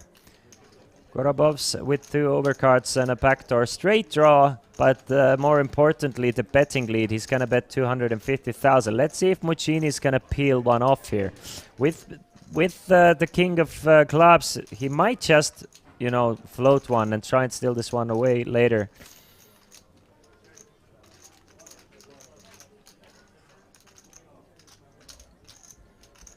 On this kind of board, advantage Gorobov's though. Gorobov's has the aces, kings, queens, jacks, as well as all the sets.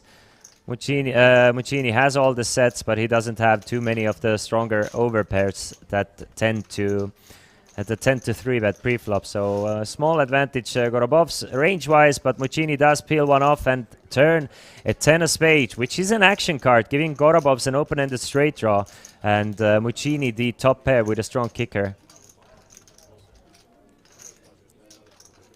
Will Gorobov's continue? I think it's a great card for Gorobov's to continue to apply pressure. So I think we're going to see another bet and Muccini possibly make another call.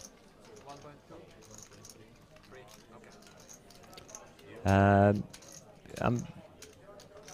guessing that the turn is going to go bet call, but it can deviate from that. But more importantly, I want to see, I'm more excited about the river. Will Gorobov's, should he bet here, will he empty the clip in case he does not hit the jack or 6?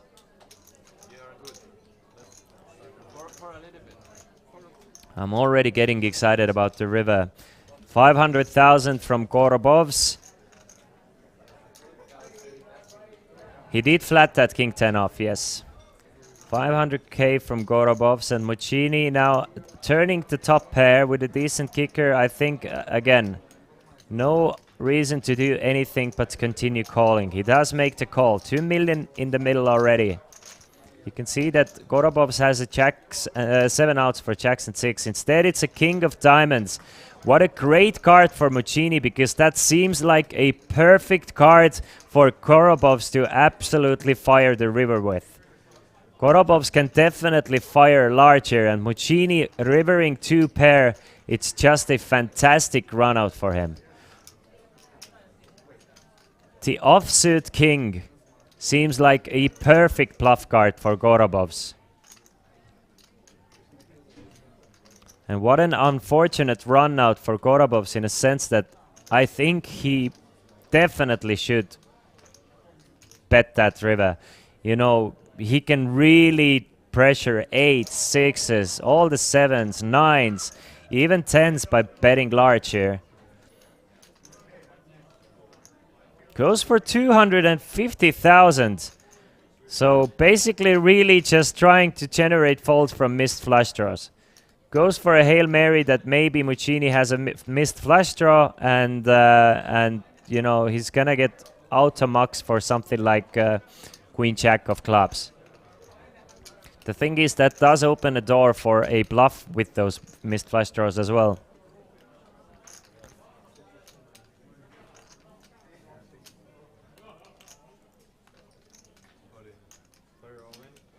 Meanwhile, Muccini goes all in with the 2 pair and does not get called, obviously, with the 9 high from Korobovs, and a very nice spot for Muccini, and he is now up to close to 6 million in chip and really separating himself from the rest of the field with this hand. Muccini with 5.8, Leo White to Leonis with 4 million approximately, and Korobov's now with 3.3 million.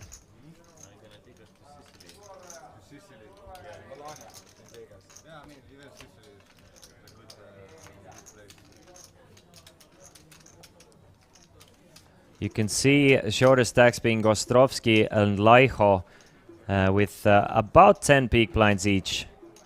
Then there's Priit Parmasto with 15.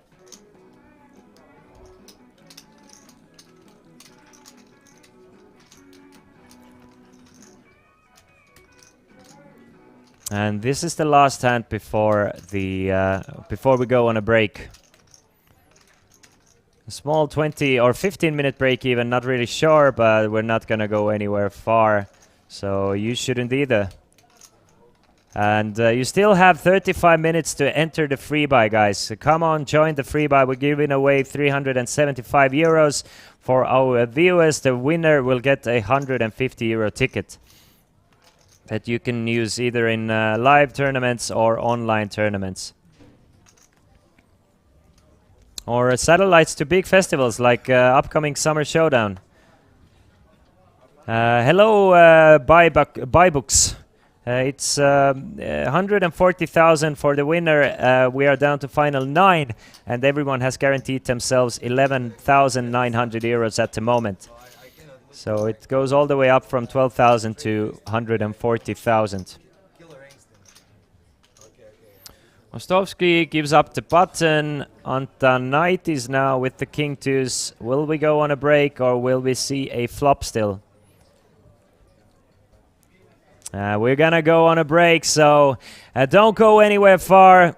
Register yourself to the free buy if you haven't done it just yet, and we're gonna go on a break for 13 minutes, so it's gonna be a quick one. I'm gonna make myself some coffee, maybe, you know, have a snack of food. Who cares what I'm gonna do? The thing is, I'm gonna be back in 13. And I picked up over 4,000 euros in the bounties. Ooh, that is a nice payday. Yeah, it was my first win here. I won team event twice, but this was the first single win. Okay, and it was a very lively event from what I could see. Yes, it was push all in. It was super nice. So, but I was the aggressor on the table, but I didn't go for the small bounties. I only looked out for the big bounties so I can take him. So I took him at the right time, though. I was going to say, for a game like this, you've got to be aggressive, I think, haven't you? Yeah, you have to be aggressive just to come to the final table. But when you're on the final table, you got a little bit more control of the other players. So then you can see, okay, I always keep count what they actually have. So I know if, okay, do I have more or less? So. Well, it seemed to do you well. Yeah. How's the team points going? Can you explain to anyone that doesn't know, so anyone that comes here can have a team? Yeah, everybody. It's like you can register a team, 4 players, and the last possibility is until day 1B of the main event, you can register a team.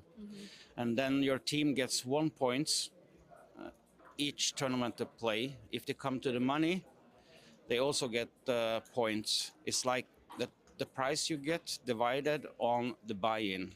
That's your points. But it's quite a nice prize at the end. Yes, I heard rumor that this is going to be the biggest team event prize, and I know it was like 24,000 euros in February 2020. So I think I'm certain it's over 20,000 for the winning team. So, so we're not quite up there. We were number 1, and There are some miscalculations, so they have to figure out, but we're about top 3, I think. So who's on your team? My team is Sondre Stormyr from Norway, Espen Sandvik, and Edgar Bedzek. Oh, okay. So from Riga. Your wife's not on your team? No, my wife is on a different team. Oh, they are, yeah. Solo. Their team is Queens of F everything. Oh yeah. Oh, that one. Yeah. I've heard about these. Yeah. So they're on Bedzek, my wife Evie Albrechtsen, and Crystal Haller, and Caitlin Moore are on that team. Yeah. So I've got to root for the girls. Sorry, Ronnie. Yeah, you have to do that. So, and also my wife got a birthday today, so. Oh, happy. Is she able to play the ladies' event today? Maybe, she don't know, hopefully. So she got second place twice in the ladies there, so. Oh, okay. So she's going to be tough competition to beat. Yeah, it's the worst player I play against. She reads me like an open book, so it's difficult. You know each other too well, probably. Yeah. So I have to find out something new every time just to have a chance. Well, thank you so much for chatting with us. Good luck in everything else and the team event. We'll see you very, very soon. Thank you. See. Maybe we'll have to see the OFC first. Yeah. Hello and welcome to the capital of Estonia for the largest poker tournament in the north, the Kings of Tallinn 2023. The Kings of Tallinn has not disappointed so far, with the action fast and furious. The main event got well underway, with GG Poker Flip and Goes taking center stage on every break, as players gathered to get involved in the fun, hoping for a chance to win a seat to the mystery bounty.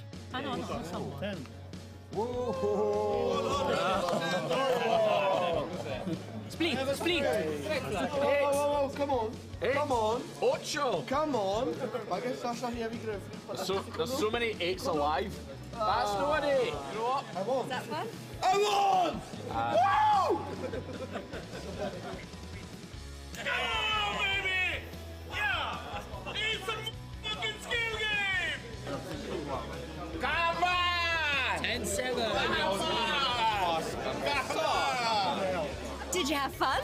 Yeah, that was fun. That was fun. Talk us And I through. can win because that's all about the luck. How many buy-ins have you had for this? This was first. First one, and you're in. Good luck. Wait. No 3 of clubs, no 9. No 3 of clubs. What the 3 clubs, you Yes! I am victorious! You can come here, Chris Jericho, but you won't feel the pythons in my arms. How do you feel about dealing the best hand in history? Laughter and fun could be heard all throughout the Tallinn Park Hilton, as players tried their luck in different poker variants. Some tried to hold on tight to finish day 1A, and others just had some giggles from the sidelines. Kohta ollaan rahalla.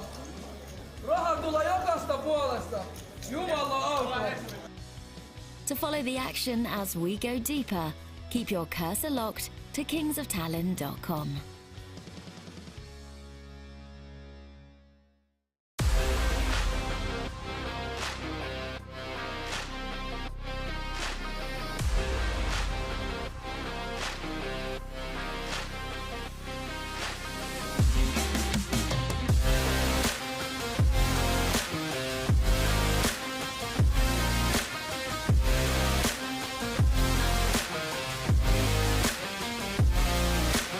Hello and welcome to the Kings of Tallinn 2023 in beautiful Estonia. We are here and we've already seen 4 days of action and crowned some worthy winners. Sunday saw Ronnie Albrigtsted and Onni Huttunen win titles. Albrigtsted took down the €250 PLO 4 and 5 PKO for €3,650 and bounties in what was the most lively event of the day. Huttunen won the €250 No Limit Hold'em 8 Max for €6,820 in a tournament absolutely dominated by the Finns. In other events, the €555 Championship brought the field to 212. crowning the king of this prestigious tournament on Tuesday. It was indeed a busy day and sure to get busier as the main event kicks off on Wednesday. So stay tuned here and on kingsoftallinn.com as the action unfolds. Hello, welcome back to the Kings of Tallinn 2023. I'm joined by Jason Glatzer from the live reporting team because the numbers are officially in. Give it to me. It's been an absolutely amazing event here. I'm just going to grab the microphone from you, Laura. I'm sorry. But it's been a fantastic event. Record-setting numbers. We've had 716 entries to blast away at a record. It was 674 in 2020 when there was also a 500,000 guarantee. The 500,000 guarantee was just a placeholder, Laura. It turned out that we had 673,040 euros in the prize pool. Absolutely fantastic. Amazing. The side events have been booming as well with record-setting left and right. And the winner on Sunday will get a whopping 140,000 euros. If we want to be precise, 140,100 euros. And we might see a min cash today. They're playing 8 levels today. There's 140 left. There's going to be about 2.5 levels left today, so I don't think we're going to see the money break today. But the top 87 players will be guaranteed at least 2,100 euros. And it's even possible the bubble boy or girl will walk away with their buy-in back if they bought in through Luxon Pay because they were hosting a fantastic promo as well. I would love that myself. I always take advantage of these things when I'm playing because then you can play like a wild man on the bubble and not really give two craps about what happens. But it's been fantastic. I should give you back the microphone. It's mine. It's mine. Give me my mic back. No, you can't have my job. But thank you so much. It has been so much fun. Obviously, so popular as well. What's your, apart from the main event, what's your favorite event to report on? Well, I only reported on 2 events, so besides the main event, it would have to be by default the other event. But the other event was fantastic. It was the 555 championship that also set record numbers. I live in Lithuania, as you know, and there were 3 Lithuanians to rail. Benjamin Gross wound up winning it, who's also a fantastic guy from France, and he happens to be on a Lithuanian team, so even the Lithuanians are cheering him on as well.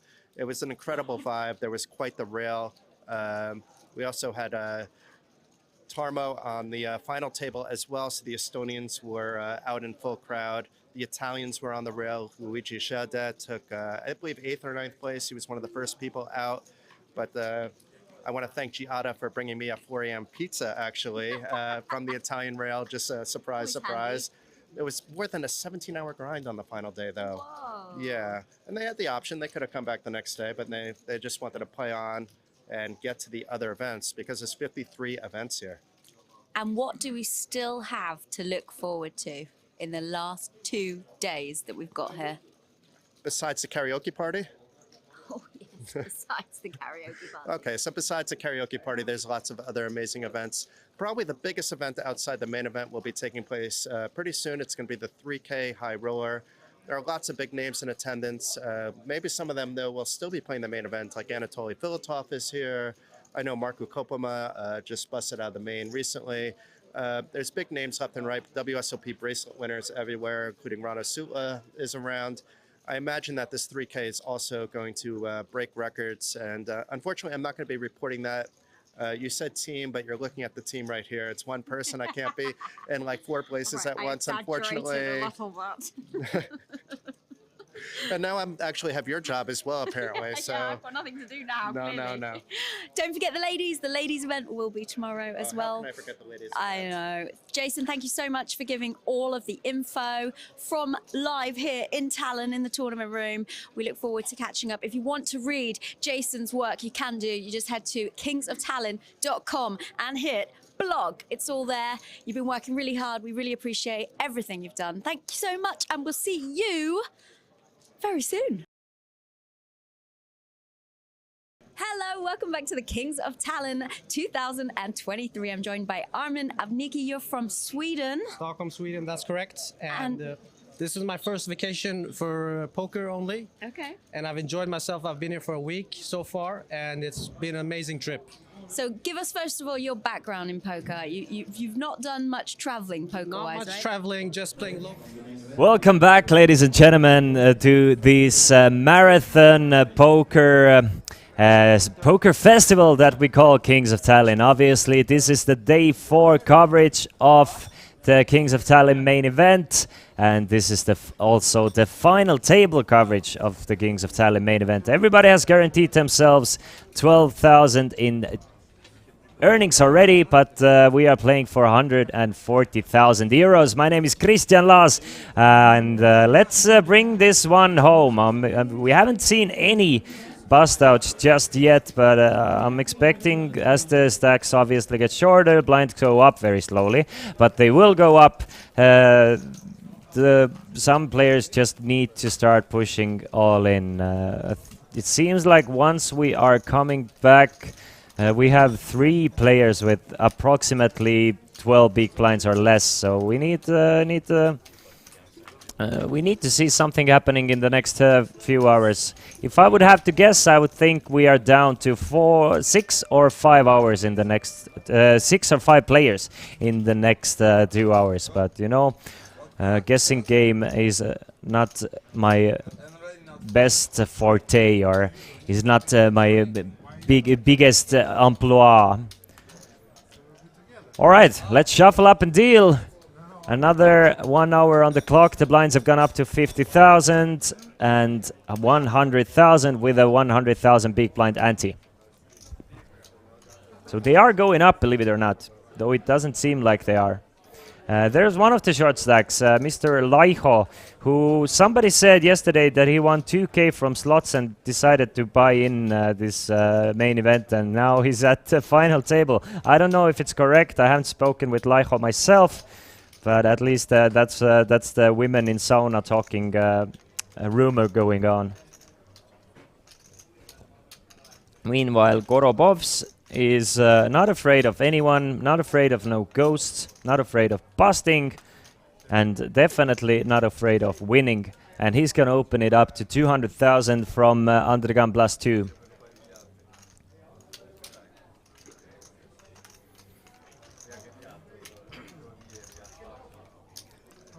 Pervaturian, you are sitting out of the free buy. How can you do this to us?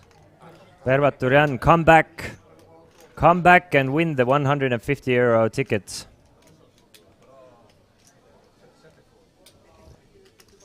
Vaitu Leonis now really eyeing up Gorobov's stack. Obviously, I'm sure these players got some information about how people are playing during the break. And let's see if they adjust their game a little bit coming from the break. If they get fed a little bit of information, how should they play against a few guys? I'm thinking that Gorobovs has been outed to Vaitu Leonis as one of the more looser players. You can take, I mean, slots are kind of like satellites, aren't they, Lex King? You invest money and hopefully get in. But Vaitu Leonis lets go of the ace-2s with a big smile on his face, and here he is, the man who bluffs himself off of 5,000 euros whenever he needs sleep. He has been sleeping well, so he's not gonna bust this tournament. Now it's Mr. Noski with exactly what he started the final table with, 2.3 million. He's the only player who's had aces and kings, both aces and kings. I think we've seen one other pair of aces for Ostrovsky.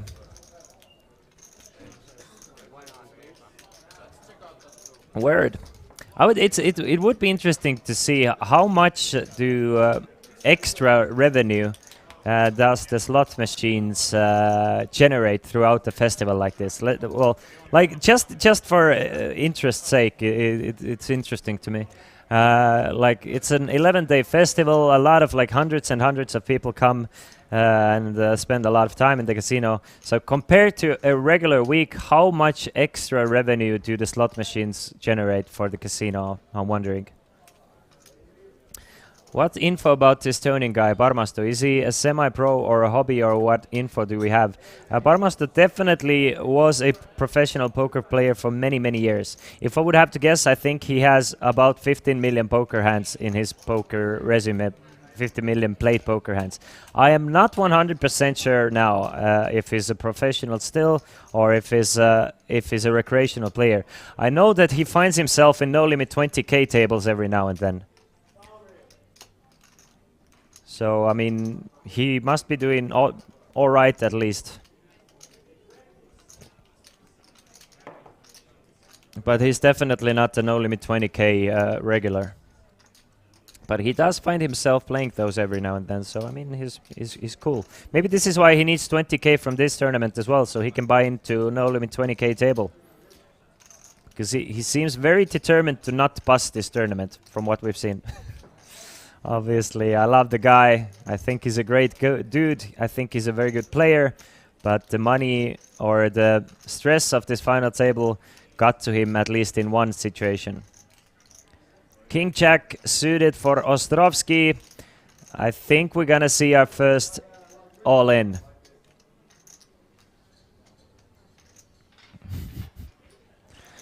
I think we're gonna see. He's gonna leave himself with just a little bit behind, but essentially going all in here. Raising it to about 700,000.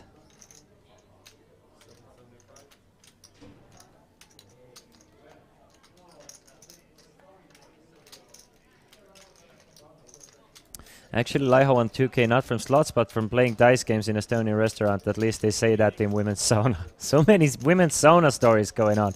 Meanwhile, Laiho with the ace jack and B blind, he can make the call. It would be two of the short stacks clashing heads, and one of them getting towards a decent stack. If Laiho is going to make the call, Laiho has Ostrovsky dominated. We can see that, and Laiho does make the call. Ostrovsky with just 25k left to make the call, so essentially an all-in for Ostrovsky, and it's going to be King Jack against Ace Jack of Laiho, and Laiho in a great shape to double up against Ostrovsky here. Should Ostrovsky be lucky and get a king, we get our first bust out from this tournament as well. 1.8 million and two of the shortest stacks clashing horns here. Ostrovsky with just 15%. You can see all of the kings have been folded pre-flop, so it's gonna be tough for him to get lucky. He's gonna need some spades or a straight card. It's looking really good for Laiho. Super unlucky with the card distribution. Jack 8-8 on a flop, so there's some chop opportunities. One jack left and two eights for both players to get a full house. Jack 8 or a king. We know... No, there's still one king remaining and one jack remaining. No eights remaining though. That is not a king or not a jack, meaning that Ostrovsky doubles up Laiho and he is now down to less than one big blind. Just 70,000 remaining. So if I'm Ostrovsky now, I'm folding basically every hand. I'm folding, maybe not folding aces, but I'm folding every hand until I'm forced to go all in, because there's no extra value, almost no extra value, or very small extra value to be gained by doubling or tripling up, but there's a chance somebody busts before you, and I'm gonna go take that chance. So if I'm Ostrovsky now, I have almost all auto folds until I'm gonna be all in from the big blind.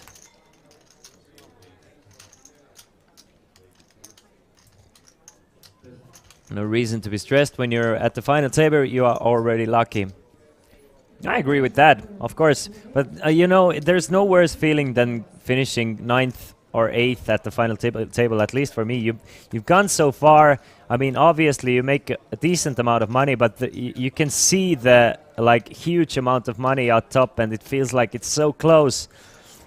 And walking away with 12k after playing for 4 days, while having a chance to win 140,000, it's kind of bittersweet.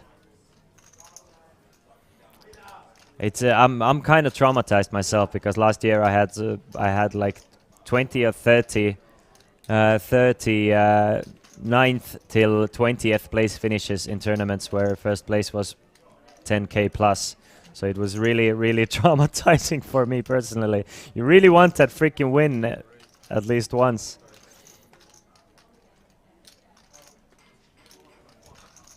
Muccini is going really wide here, opening queen 3 off from under the gun blast through, realizing that you know, everybody's gonna tighten up since there is one player with 70k behind, so he can really go wide here and pressure these guys, because everybody's waiting for the for Ostrishki with 70k to bust out before they're gonna like make some crazy moves. Naski with the ace-10 of diamonds probably wants to see the flop though. Yes, exactly, Sharifi.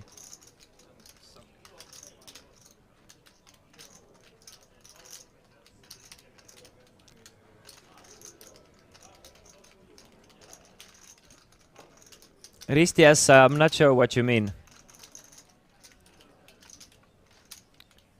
You are the one busting 0 big blinds. What the fuck you are talking about? Just go all in. Ristias, something tells me you are lacking a little bit of basic concept of ICM and mathematics here. If you have a chance for somebody to bust before you, I'm gonna try and simple it up for you. When he doubles up, he gains maybe, let's say, 1,000 euros in equity. Definitely not that much. He's gonna gain something like 400 euros in equity by doubling up. So he makes 400 euros, right? Should he double up by going all in? If somebody folds, somebody busts before him, he gains 2,900 euros straight up money. Now, compare those two numbers. Which one is bigger? One of them being equity. So that's how that's the simplest I can explain it to you, Ristias. But if you don't get it, then maybe someone can make it even simpler for you. Meanwhile, King 7-4 on the flop for 700,000, and Muccini definitely should continue here. He can definitely apply so much pressure with there being one player with 70,000.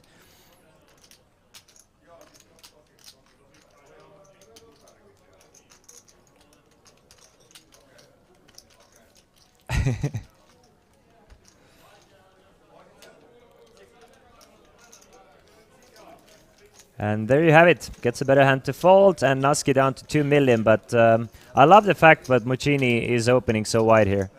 Queen 3 is super wide, but I really do. Ristias, I'm not trying. I'm just letting you know that you lack some 2+2 knowledge here. It's not me trying to be smart. It's me like that's first grade mathematics, my man. It's nothing to do with being smart. If you don't understand it, it's not like, oh, you're being elitist, you're being smart. That's very basic poker knowledge. Very, very, very, very basic. I'm trying to help you out here. Sorry for being little, you know. But the way you entered the chat by thinking like the way, yes, what the fuck you talking about? You're firstly, you were being rude, and secondly, as these people who are rude very often, you are being wrong and dumb. So I mean, that's usually the case. People who don't know that much think they're always correct because, you know, they don't know what they know. Meanwhile, Naski with the ace-king off. Definitely a great spot to go after the blinds and antes from the cutoff.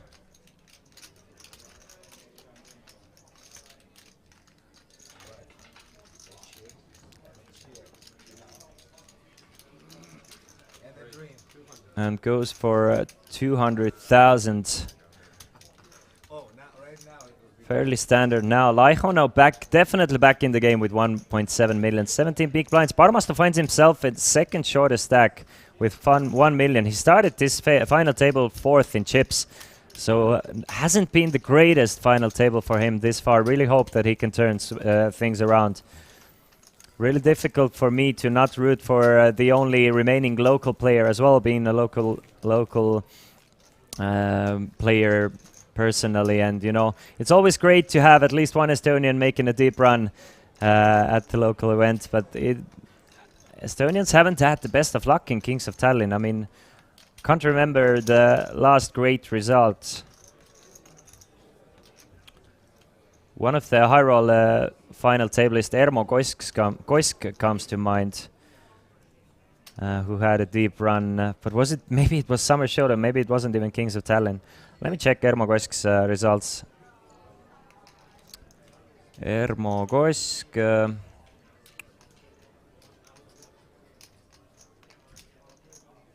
Yeah, it was 2020, Kings of Tallinn 2020, when Ermo Koisk finished in second place for 105,000 euros. So that was the last time Estonians made a really, really super deep run. But what a result for Ermo. Ermo is at the moment in the final table of the high roller as well, where there are final 3 players remaining. Ermo is one of those final 3 players, as long as with Anatoly Filatov and Fagerholm. All those 3 final table lists still remaining have guaranteed themselves at least 30,000 euros, where the winner will take home 63,000 euros. So we lost Jantunen, Ville-Olavi Jantunen in 6th, Mikko Tabani-Ülemägi in 5th, and Juho Joonas Suudari in 4th place from the high roller.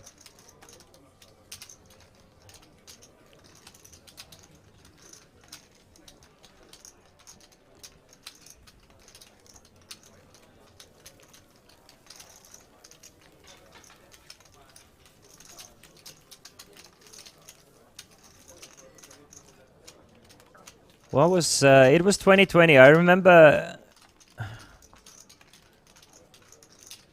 2020 Kings of Tallinn. Let me see who were on that final table. It was the year Johan Gardsson won, right? Then there was Christian Zitting was at that final table, wasn't he? Yeah, Christian Zitting finished in 5th. And there was one other Finnish player called Leo Pietila, or Pietila, at a final table as well. Christian Zitting, another Finnish hero, always always a great dude. Meanwhile, Ostrovsky says this is it, but not yet. One more hand he can fold, and then he's going to be all in the blind, or in the dark, let's say. Guys, 3 more minutes for you to get in the free buy tournament. If you haven't registered already and you want a chance for the 375 euro prize pool we are giving away, then you have 3 more minutes to register with the password final table. Wherever you are, what was your name? Ristias. Ristias, definitely take part of that free buy. You're going to need the money.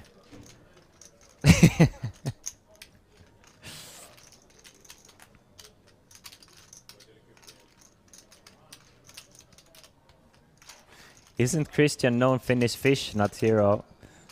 No, he's a hero. Of course he's a hero. Aren't the biggest fishes the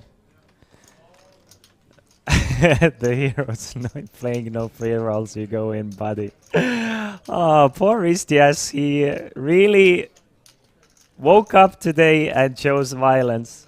He was like, you know what? It's a beautiful Sunday day.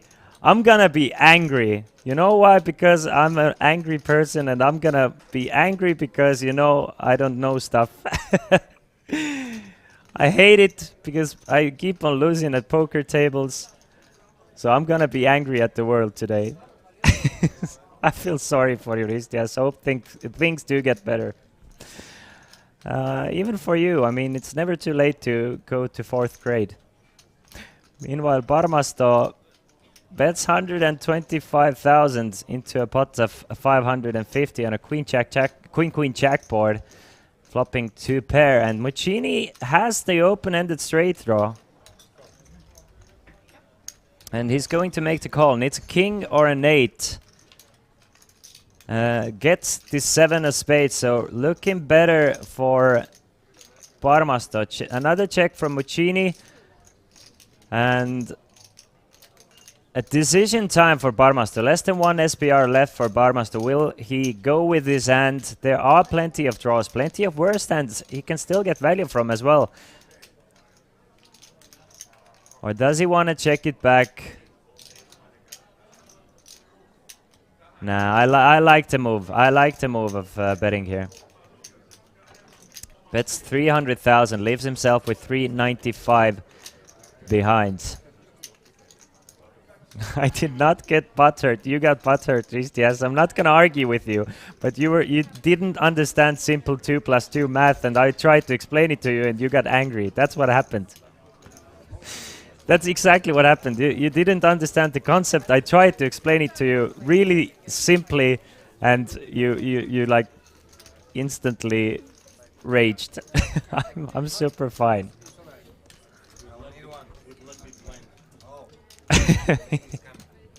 It has sounds. But there you go. I mean, the local player finally picking up a pot.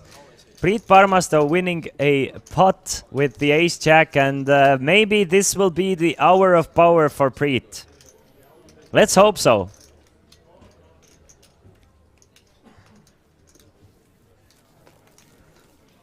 I really do hope so.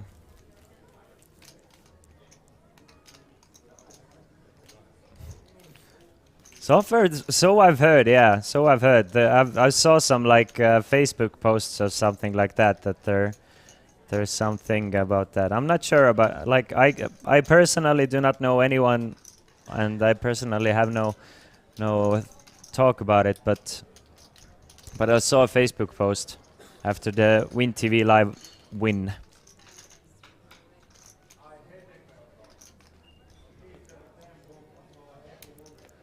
And as Super Mario did say, the free roll late reg is now open. Good luck to all the 95 players still remaining in the free roll.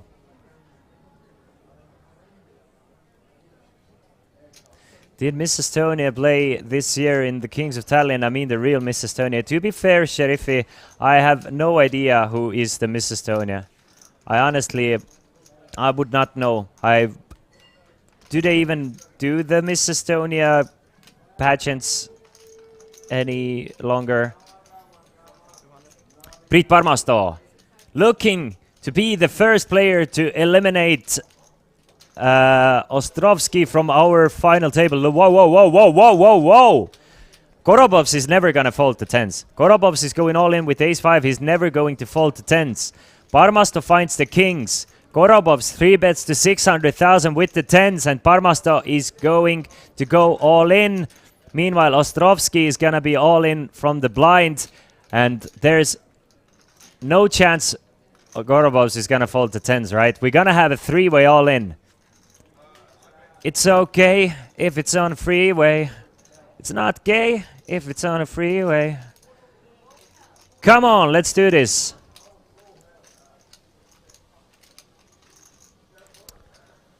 Parmasto going all in with the kings. Korobovs snap calling his all in, and it's a 3-way all in. Pocket kings for Parmasto, pocket 10s for Korobovs, and Ostrovsky, who was all in blind, has the 6-5 off, and Parmasto is only thinking at the moment, please no king, and he will be one of the bigger stacks once again. Let's go, let's do it. But should there be a king 10 on a flop, it's Korobovs eliminating 2 players at once. 7-7 and an ace, not the best flop for 5-6 or the 10s. 5-6 needs running cards, 10s need a 10. Great flop for the Kings though. Deuce of diamonds, 5-6 is out of it. We have lost Ostrovsky. Now the question is, will the river be a 10? No, it will not. Parmasto will eliminate Ostrovsky and double up through Gorobovs, and he will be up to 3.1 million in chips. And the Estonian player is doing great, but GG to Ostrovsky here. Took his chance with the King Jack suited. Unfortunately, ran into Ace Jack of Laiho. And now he is out of our first player out of our final table. He will take home 11,900 euros. Not a bad payday. And then there was 8. And then there was 8. Everybody now guaranteed themselves 14,200 euros. Next money jump will be 3,400 euros. So difference between 7th and 8th is 3,400 euros.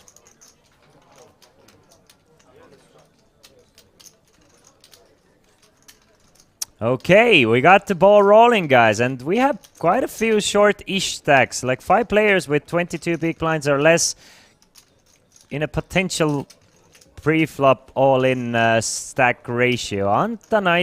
Anatanaitis is now our shortest stack with 12 big blinds, which was expected. He hasn't picked up any good hands, plus he has the worst position at the table, so it's been...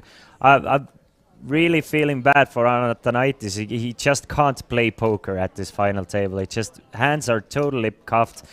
We've all been in this situation who have played poker regularly. It's just... sometimes it sucks. You come in as a middle stack, you have the chip leader to your direct left, you're not picking up any pots, so you're not picking up any chances to steal the blinds. So it's just like, god damn, what can I do?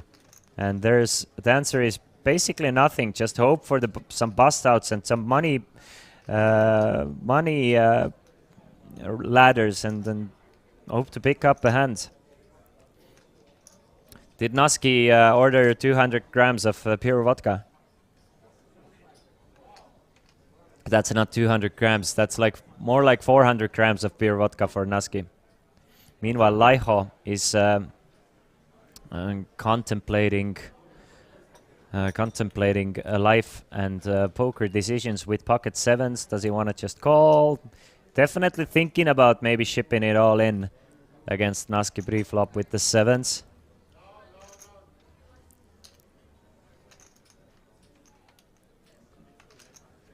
Naski trying to look disinterested, but we can tell that he definitely is. Laiho, I really don't mind the fold with 7s against Undergun +1 open at a final table with 1.7 million. I honestly do not mind the 7 fold.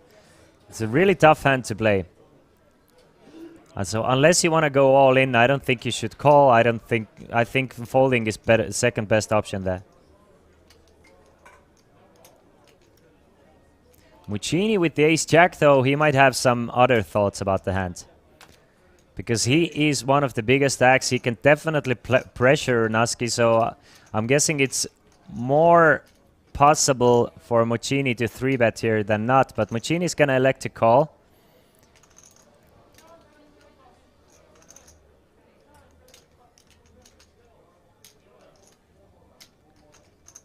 So that might bring Antanaitis in the pot as well with the suited connector. Finally, he can play a pot, so I mean, he should definitely take that opportunity.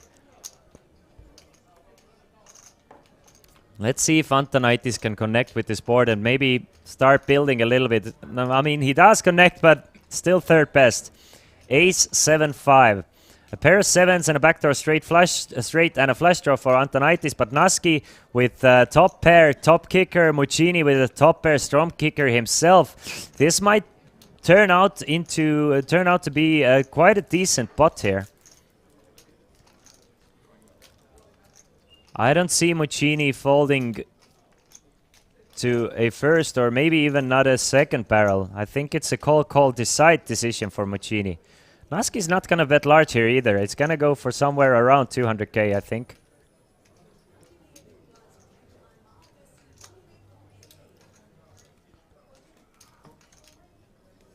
How nice would be there the four-way with pocket sevens? Oh yeah, that's true. I forgot about Laihi folding the pocket sevens here. Is it plus EV to take the add-on on free roll? 100%, dude. You're basically buying yourself a super great chance to at least cash the tournament. At least in my opinion. Obviously you don't have to do it. If you want to be in for free, then be in for free. But you know, starting stack being 5k and you being able to buy yourself 20 more k, it just gives you a large advantage on everyone who don't add on.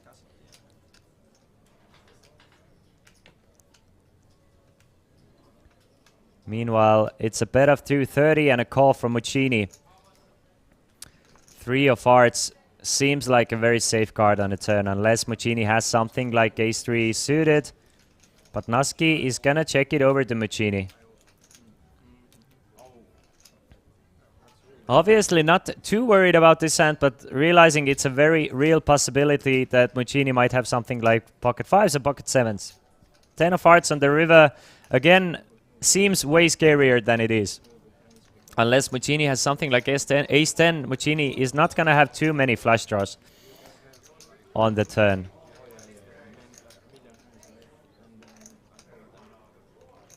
And Naski holding the king of hearts. He's gonna check it over one more time to Muccini. So plays the ace king super...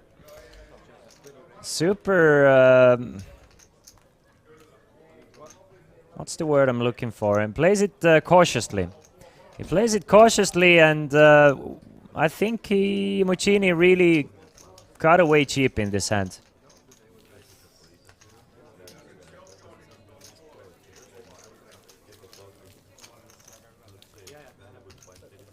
What up, Mike Wills?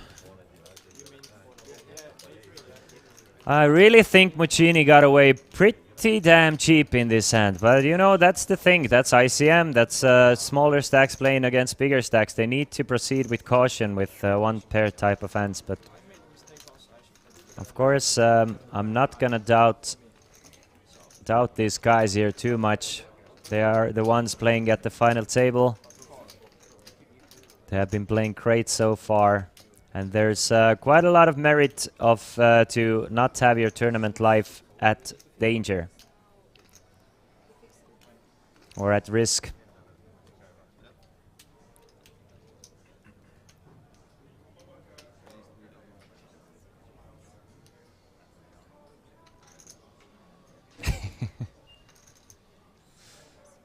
Come on, Muffin. Of course I didn't mean to say that.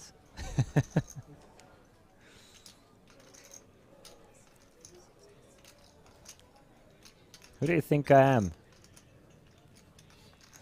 Vetelainen, my man with the aces. Let's go, Vetelainen.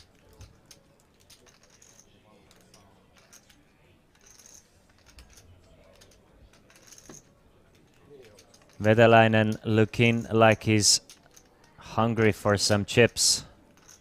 Plus, I'm hungry for chips.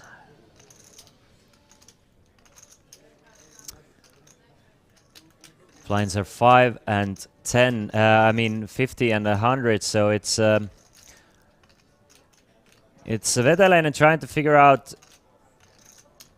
how strong does a min raise look like. But we've seen Vetelainen min raise with hands like Queen 10 with 13 big blind stacks yesterday, for example. So I think he can. He's definitely one of those guys who doesn't raise too much suspicion by min raising from a 13 big blind stack. And talking about not raising suspicion, here you have.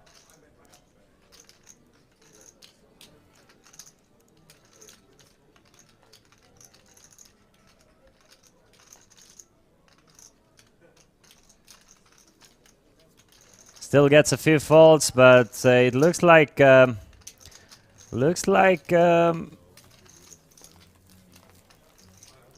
what's his name? Antonaitis was really thinking about it with the queen 10. He needs to make a move sometimes. He's down to 10, less than 10 big blinds now.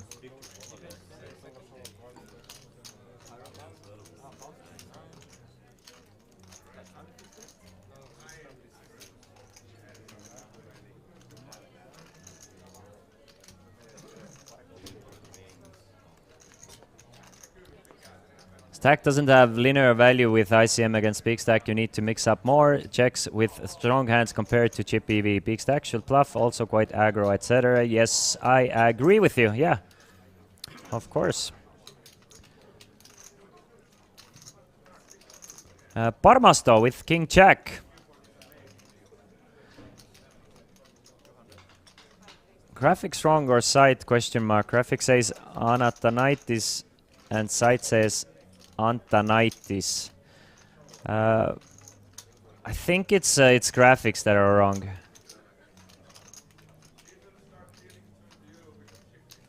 I think I will let the graphic guy know.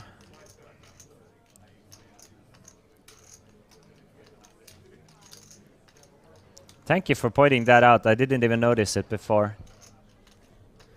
Meanwhile, Barmasto did raise it to 200,000, and Muccini looks to be 3-betting Mr. Barmasto here with the ace-7 of diamonds. Makes it 550,000.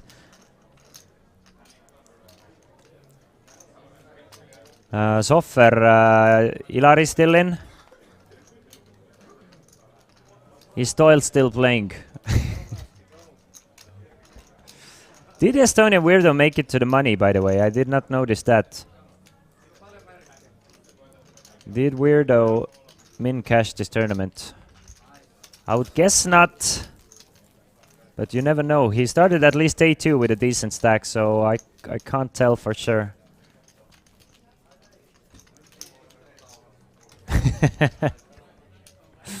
But I would guess not. It had, and again, Riff, I don't know if you were here yesterday, but it was Kristi Girs who won the Queens of Tallinn tournament yesterday. So again, it's Kristi wearing the pants in this relationship and bringing home the bacon, and Estonia Weirdo just losing it all. If he didn't cash.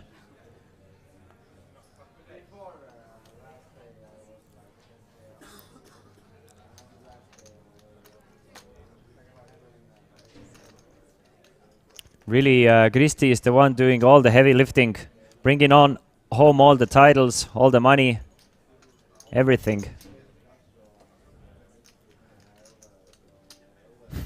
Minugi poolest sohver, mul pole selle vastu midagi. Sugar mama, exactly. Kristi is a definition of a sugar mama to Estonian Weirdo.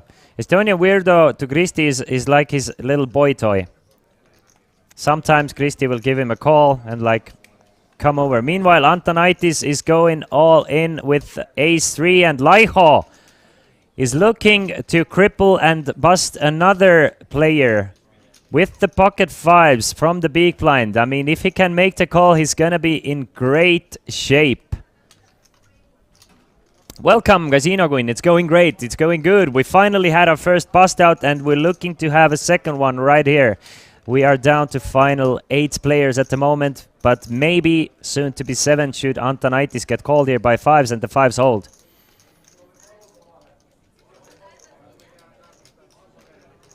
I'm sure Kirus won the event 11 ago on Kings of Tallinn Facebook page named Ingrid Pall as the winner, also with the picture. Well, Kristi at least was named as the winner on the Kings of Tallinn main event page, so maybe... Well, Kristi took home the most amount of money, so maybe they made a deal with Kristi taking the money and Ingrid Pall taking the trophy and the title. So maybe it's because of the deal, because Kristi won 2,300, Ingrid won 1,800 or something, at least according to the numbers. The High Roller tournament was down to final 3 the last time, and still final 3 players: Ermo Koisk, Anatoly Filatov and Kimmo Kalevi Fagerholm. Laiho really, meanwhile, contemplating the call here with the pocket fives. Can he make the call? Will he make the call?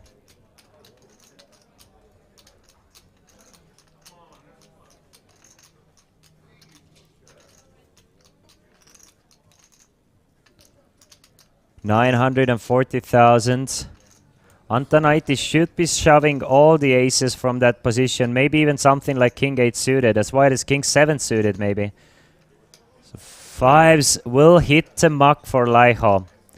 I do understand the fold, obviously. I think it's a very easy chip BV call, but at the same time, it's a final table, so you really want to stay away from calling with hands like that and really rather be the one pushing. Yes says should be a very easy, pretty easy fold. He does end up folding. Congrats Super Mario from Estonia for winning an all-in at our free buy tournament.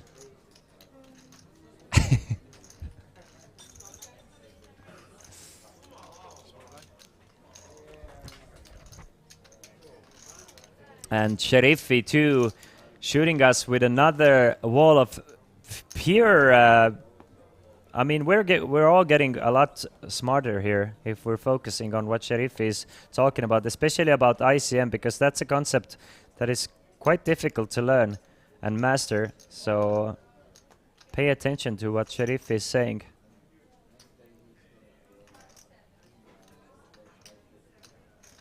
King Jack suited for Vetelainen, my man Vetelainen. Let's go. Let's go and raise it up for Vetelainen. Make it 200,000.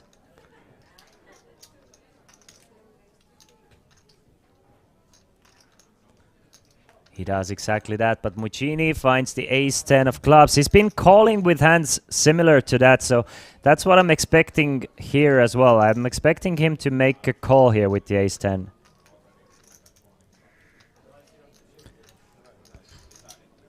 But we can definitely see him 3-bet, choose this ace-10 of clubs to 3-bet the hands.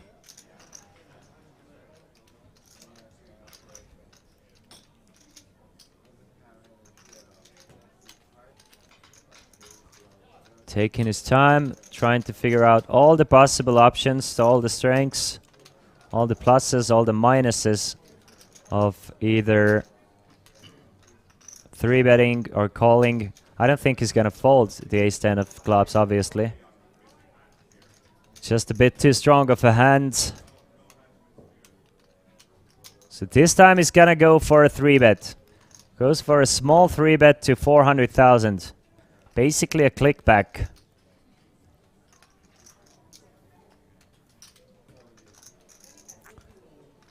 Vaitulionis and Naski will fold their hands. As will Laiho. Laiho, luckily for him, a simple decision.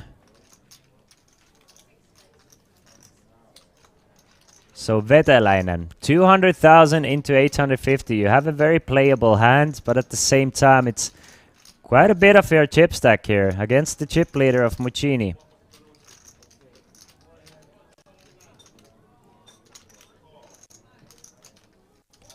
What and how should he continue? What do you guys think? Is he gonna call pre-flop? We've seen Vetelainen call in situations like this against small 3-bets. Even out of position.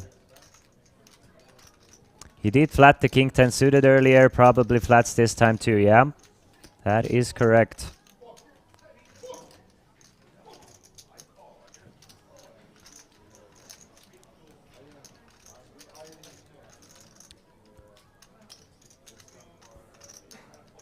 He's reaching for 200,000 in chips and he's going to make the call. All right, 1.1 million in the middle ace-10 of clubs against King Jack of spades. 2 spades and a flop.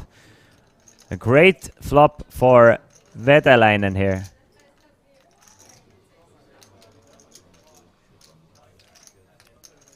Checks it over to Muccini.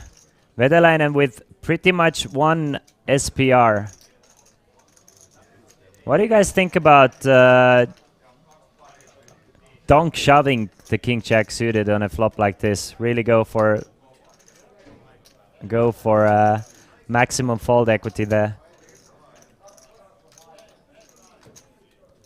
Just wondering, what do you guys think about it?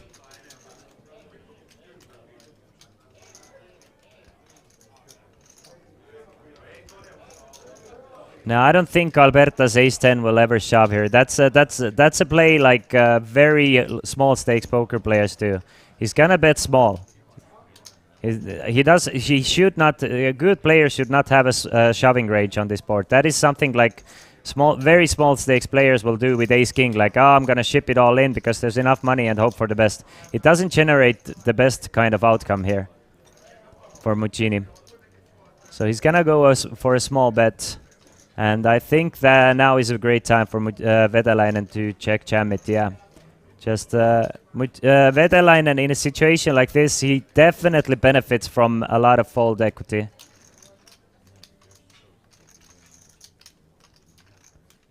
He wants to generate as much folds as possible, and by check shoving here, he's definitely happy to get ace highs to fold.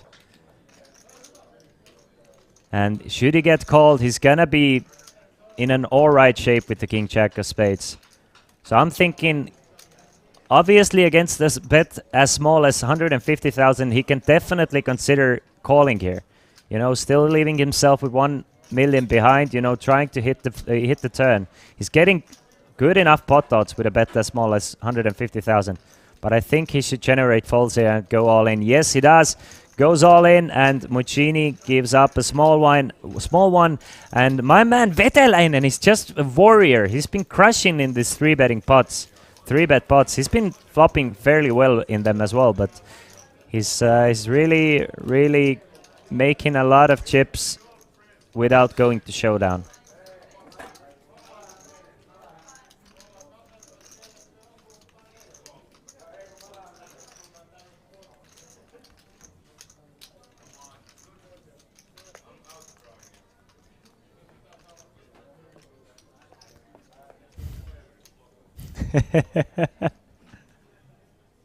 Ebola Dom, exactly. There's nothing wrong with that. Because my man Vetalainen. I can't say his name without saying my man in front of it, because Vetalainen, he's a cool dude. He's a great player to watch. Plus he's a great lover. Did I just say that? Sorry.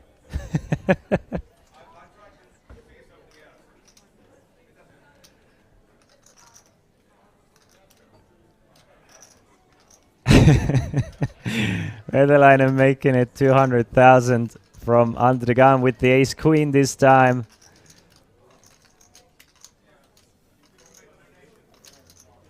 And he's gonna pick up another set of lines and antes. Now up to 2.6 million.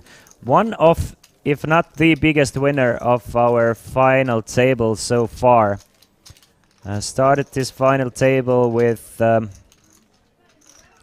about 1 million in chips, right? 1.1 million or so, and now up to 2.6.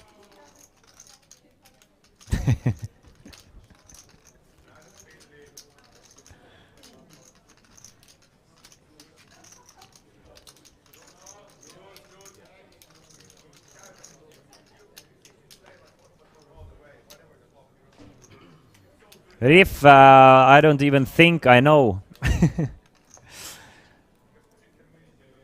Dudes, I'm playing the free buy tournament with you guys. I'm trying to take away your chips and win the 150 € ticket.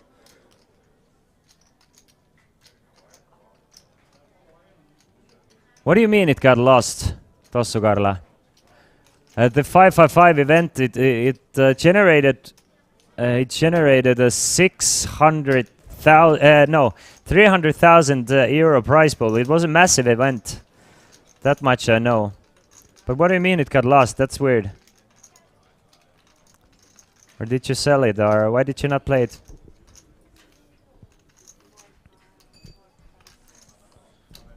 But dudes, it's a free buy tournament. You should take part of them. It's free to enter.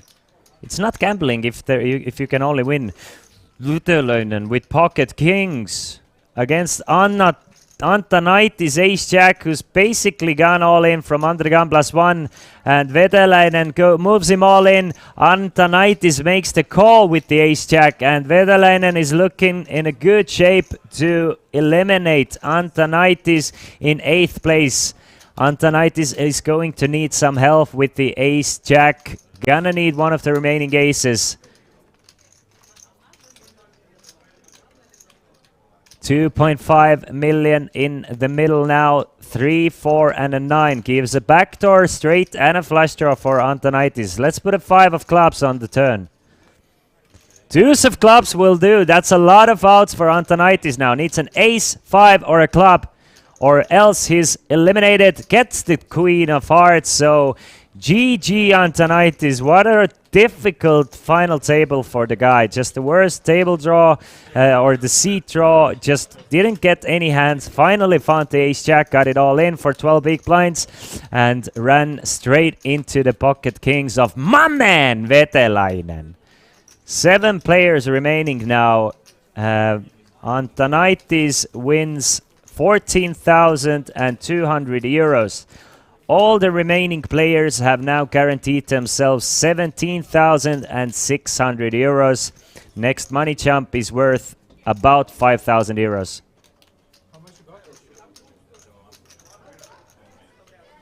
I changed it to a 440 bounty, but didn't have it in cashier. And I wanted to make a joke that you free rolled 550, then bought to 440 directly, but somehow won. I was told that I will get my ticket some other way, some human mistake. All right, you won the 440 though, dude. Congrats. Let's go. You're the side king of Tallinn. You're like the prince of Tallinn now. But that's a good title to have. Princes can write a tell-all book or have like a mini documentary series on Netflix and stuff. Dude, it's gonna be a huge career for you. Meanwhile, Priit Parmastu finds another pair of kings. Makes it 200,000 from the cutoff.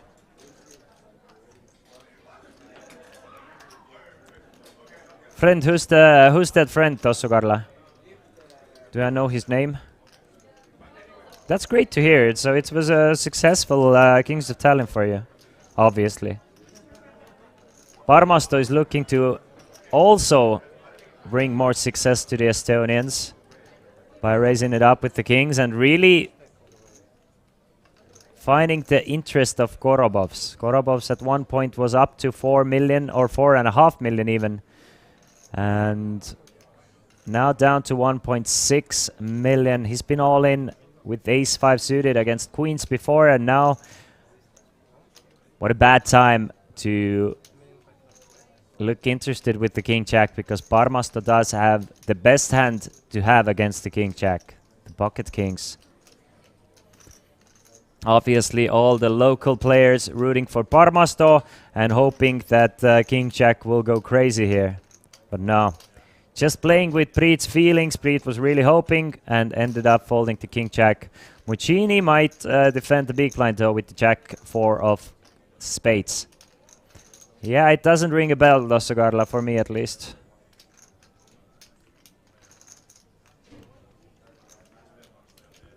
I expect Muccini to flip in the 100k chip and let's play some flops. Yes, he does. 550 in the middle now.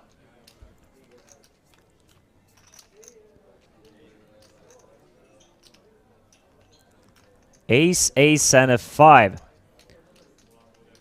So obviously, and there's always at least one ace on the flop when you have the kings, but having 2 aces on the flop is actually quite a bit better because it makes it less likely your opponent has one.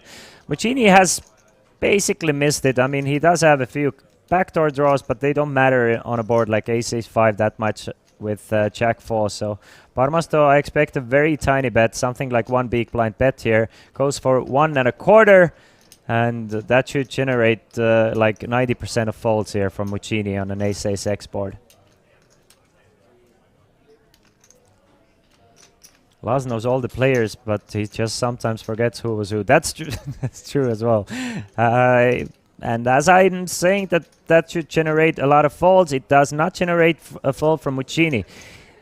Muccini checks it over for Parmasto, and knowing Parmasto's style a little bit, he's gonna check back this turn, and I think it's an optimal play as well with the kings, and basically call any river. But I mean, last time he got outbluffed by checking back the turn, and his opponent overbetting the river. So if Muccini's gonna go for something like 1.2 million, Parmasto might not call. Check turn, fold river, easy. We've seen that story before, though. Let's see if this time it's a little different. Parmasto obviously can go for another small bet here, and try and get value for fives and king highs maybe, which his opponent doesn't have too much because he's holding 2 kings. So he's gonna check back 4 of clubs on the river. I think that might save Parmasto in that sense. I mean, Muccini now has showdown value, so he might not go for a bluff.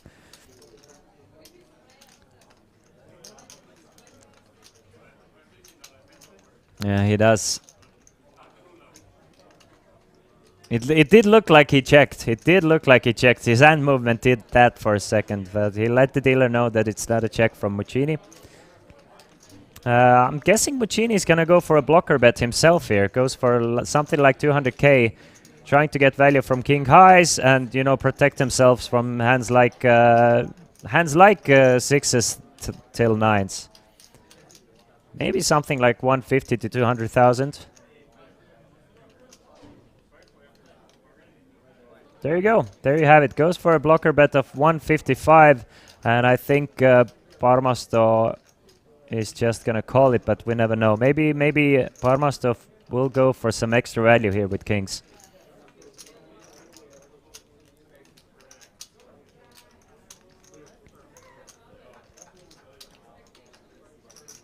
It's a very tiny bet into a large pot.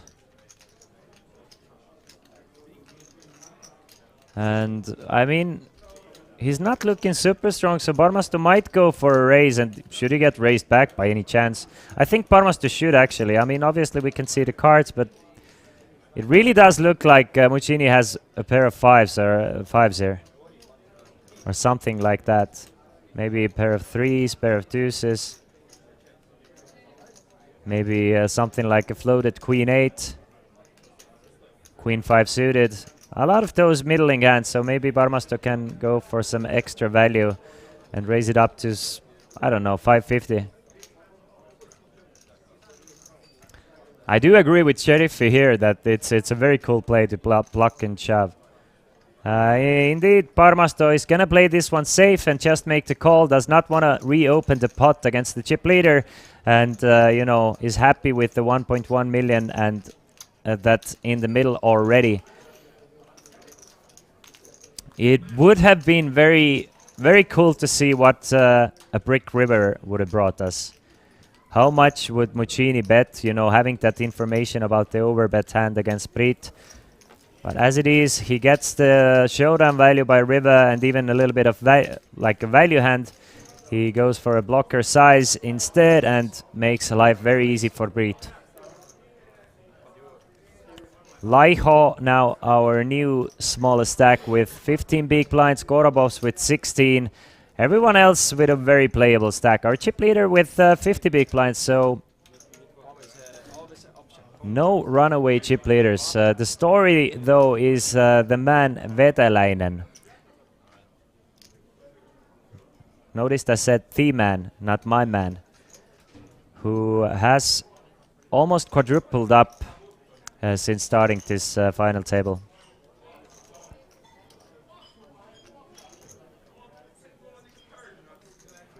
How Parmasto doubled after his fold with King 10 or just by pots? He doubled up with kings against pocket 10s. Ran his kings into a pocket 10s of Sergei Korobov's.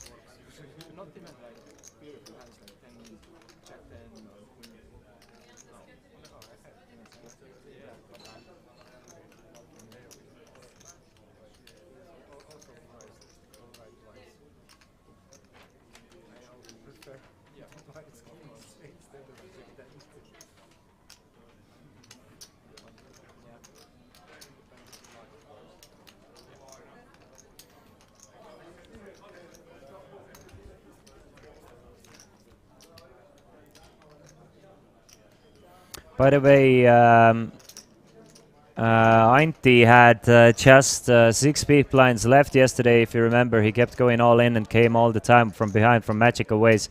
This is why he's my favorite player. This is exactly the reason I'm rooting for him. He's just seems to like to be his tournament. Does not lose any all-ins. Meanwhile, I got some information that Mr. Vedelainen prefers to be called Ainti and Naski prefers to be called Alexi. So I'm gonna do that. I'm gonna go with whatever they prefer to be called. So if they want to be called Alexi and Ainti, then we'll call them Alexi and Ainti. So my mistakes, you know, me being an Estonian, I'm used to calling people by the last name. But if Finns really prefer to be called by the first name, it's no problem for me.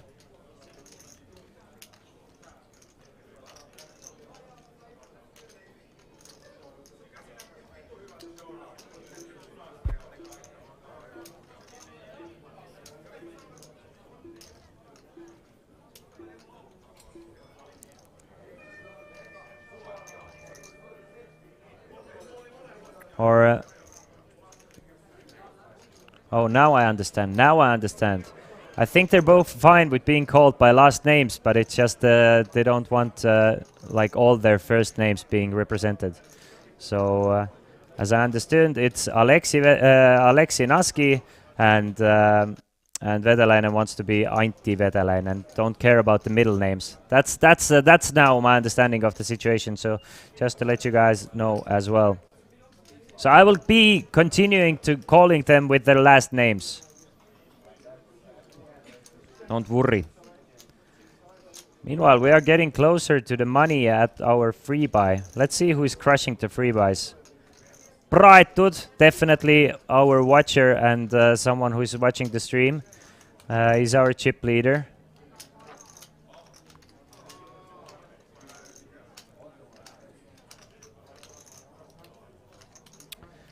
Vedelaine's nickname is Veidis. Meanwhile, there's a nice little pot brewing here between Muccini and Vaitulionis. And Vaitulionis doesn't have to face another bet from Muccini on the river and gets a decent sized pot now up to 4.3 million and really ties things up with Muccini.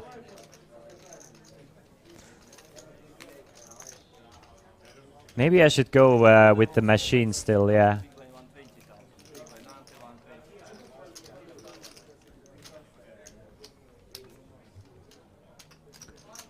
So does that mean, yeah, again, we have 4 players very similarly stacked at the top of the leaderboard. By the way, the blinds, again, very slowly have gone up. And this time, ooh, what a huge increase to the blinds. It's 50 to 100, all the way up to 60 and 120.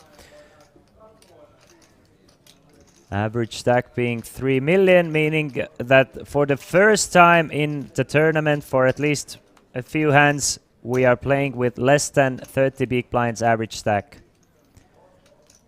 For the first time in 30 hours that this tournament has gone for, the average stack is slightly less than 30 big blinds. That just shows how great of a deep tournament this is. Christian, what's your prediction? Who will be heads up?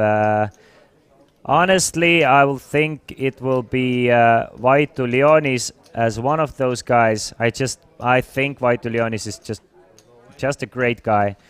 To be fair, I think Vedelainen's style is gonna bite him at some point. I don't have a lot of trust in Korobovs because I think he's a bit too splashy as well. And unless he gets pretty lucky, it's gonna be tough for him. So I'm going with Vaitulionis and either Naski, Parmasto or Muccini. But Vaitulionis is gonna be one of those. And if I had to guess, I'm gonna go with Muccini at the moment. Vaitulionis and Muccini. But it could very well be Vaitulionis and Parmasto. Naski just has the smallest stack at the moment, so it's gonna be like tougher to predict.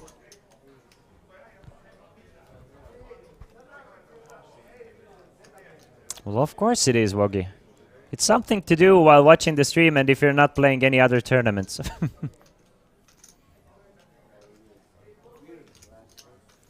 But if you're winning $20 hyper turbos on the site, then I think it's not for you. Meanwhile, Vetalainen with the ace queen off. Another decent hand for the flying Finn.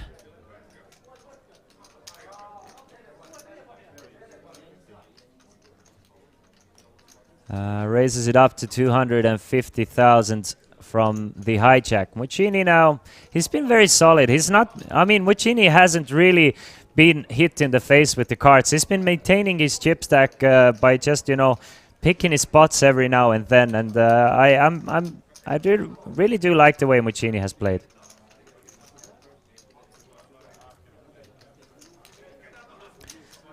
Obviously, I think Vaito Leonis is a favorite. But you know, if you have 7 very decent players, it's kind of tough to be like a huge favorite. I think he's a slight favorite, but still a favorite.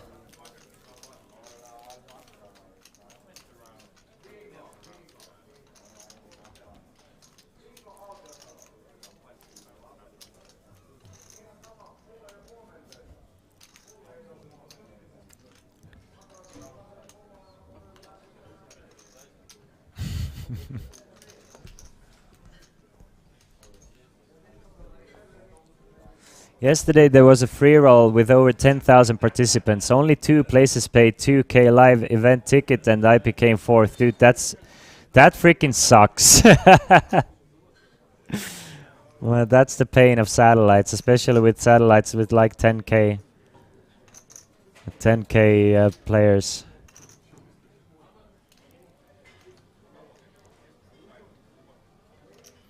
Vaito Leonis with the ace and a queen now.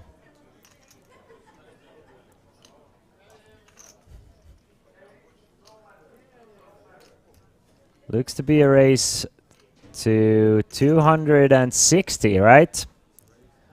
Goes for 260. Those green chips are worth 100k each, yellow chips 25k each, and purple chips 5,000 each. And Naski with the ace-9 facing an aggressive opener. We might see a 3-bet here.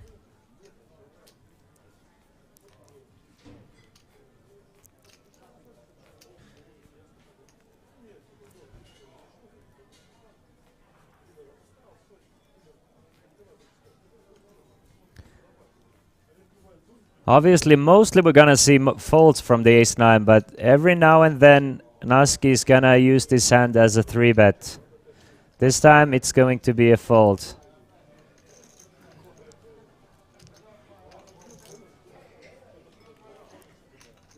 Yeah, I wasn't too critical about the ace-king hand from Naski. I think it's fine. It's just it's a matter of circumstance as well, and you know.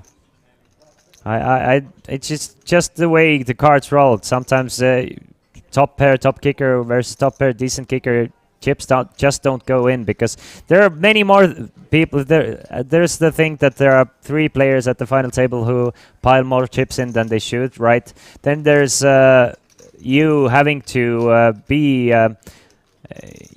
play your cards and be kind of balanced by playing those cards. So sometimes you can't just pile money in with top pair, top kicker because your range doesn't want to pile money in there. So it's a matter of many things. So it's a very standard thing that happens, that sometimes a situation that might blow up doesn't blow up whatsoever. Meanwhile, it's Laiho trying to see a flop from the small blind with king jack. I was impressed that the Italian did a value bet river with the ace jack. Yeah, it was as cheap as possible for these guys. Look at that for a flop for Laiho though. I mean, Vaito Leonis he's battling, but he's losing every post-flop pot. He's just really getting destroyed post-flop here. Well, however, much he's been ahead, and he's still maintaining the stack. Check on a flop. 10 would be disastrous for Vaitulionis.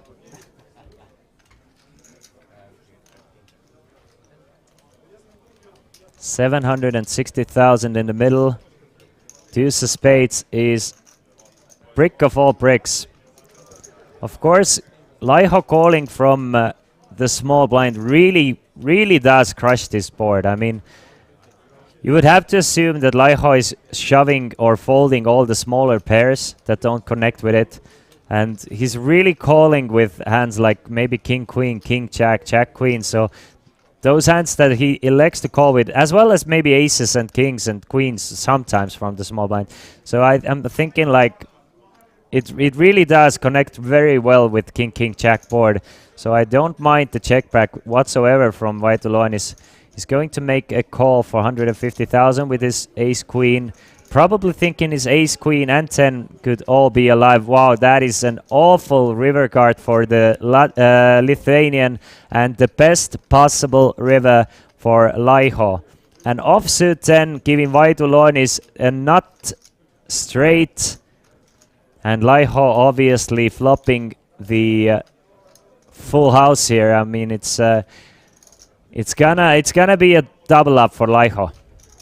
And another very unfortunate situation for Vaitulionis where he can't really get away from it. He just flat pre-flop. Laiho just called free flop, goes all in on the river.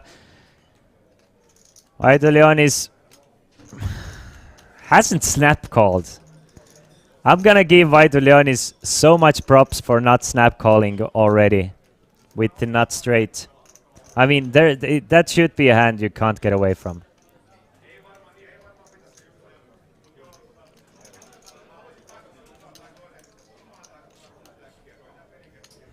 Going over all the possibilities. It's not looking great. I don't think it's even a neutral because, you know your opponent. What is he value betting here? Why do now think? Now, if you think about it, I love the fact that he's thinking about it because Laiho is not calling King 9 pre-flop. He's not calling King 8 pre-flop, right? So what is he calling? King 10 suited, King Jack suited, King Queen suited. Vaitulionis, it's two combinations of King Queen suited that is beating, right? If he's calling King Queen off, which we can see that Laiho is calling, then there's plenty more combinations of King Queen. Makes the call and gets the bad news that Laiho had King Jack for a flop full house and Vaitulionis rivered this straight.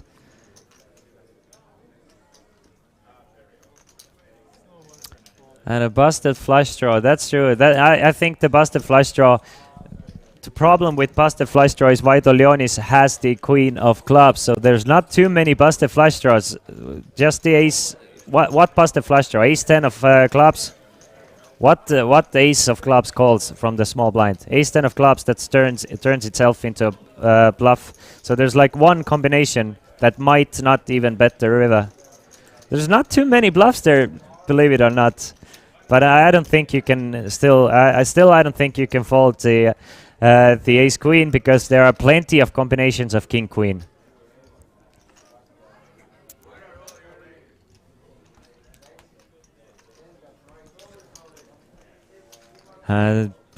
Again, whatever. It's interesting to me whenever you feel like a situation is a fist bump, snap, easy decision. The more you think about it, the more you realize, like, God damn, maybe it's not that easy of a call with an ace queen. It seems like yeah, easy call. You have it. I'll call. But it's like what could he actually be bluffing there with? Not too much, right? And what value hands do you beat? Ace king maybe, probably going all in. King queen for sure. But king jack, king 10, you're losing against. But getting 3 to 1, you just have to make the call. Getting 2 to 1, I think you can start thinking about folding. Anyway, it is Muccini, and that's me, analyzing the situation from the sidelines. Me in game, I'm very quickly calling with ace queen. Wish I was as good playing the game as I, sometimes am, you know, thinking about it. So much more difficult to play the game it yourself than, you know, just theory craft. White Blue Leon is now facing a raise from Muccini with the ace-deuce of hearts. Getting right back into the mix. Using the ace-deuce of hearts as a 3-bet bluff and raising it up to 600,000. An interesting, very interesting raise from Muccini. It's definitely a bit too wide from under the gun +1 with the king 3 of spades. Domza, we already had a free roll. It is running right now. We already had a free buy for you guys today, where we gave away 375 euros. If we gave away 375 euros every freaking hour, that we would, even Olibet couldn't handle it, man.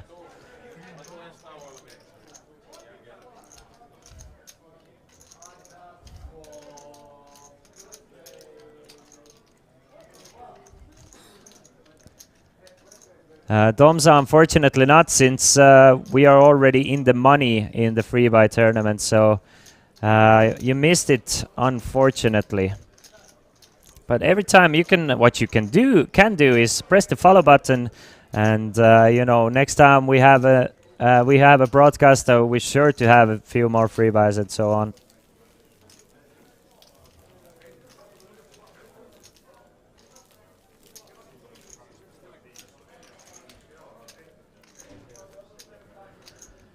Still 7 players remaining at this Kings of Tallinn marathon tournament. I mean, yesterday those guys played for 14 hours. Today, I mean, it's not been that long. It's been, we're running into our 4th hour. But with just 2 bust outs and the blinds stacks being as deep as they are, who knows how long it will still go. And still no player is really running away with it. Still very even stacks. Couple of times a player or two has reached 5 million in chips, but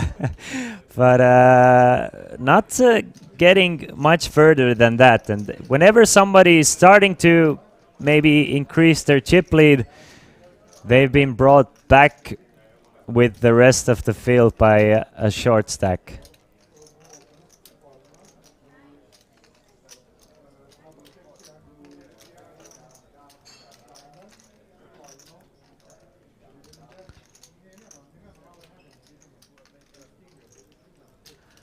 A raise from Naski with the king jack off, and Parmasto now trying to figure out what to do with the queen jack. Stays away from trouble. That's that seems to be the name of the game for the Estonian. Stay away from too much trouble. Not put yourself in too many difficult decisions, and you know, play a decent ABC style.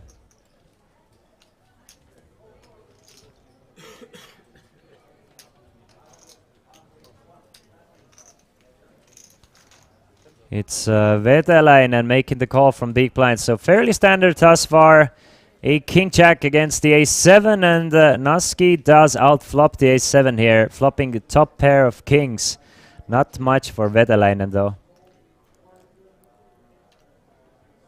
Yeah, ace-queen is an annoying spot to block king-queen too, and my reads is that the opponent, probably the most unlikely guy in the final table to find a sick bluff ever, and think his style is more straightforward to all in with fulls, and he doesn't have straights, etc. It is a super annoying, and the more you think about it, it doesn't, like, looking at it, it doesn't seem like a very annoying spot, but the more you actually think about the possibilities of hands, the ranges, you realize that it's kind of a sick spot, yeah. A bet of 220,000 for Naski here, and well, Vetelainen does have the 7 of hearts for a few backdoors, plus the 1 overcard.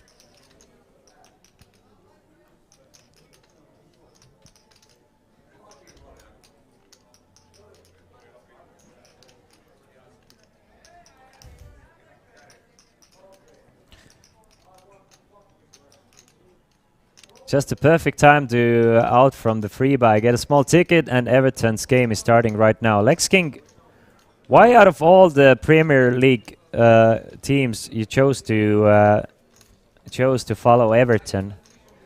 Do we have like a Finnish player playing at Everton or not? But GG, I'll tilt you. GG.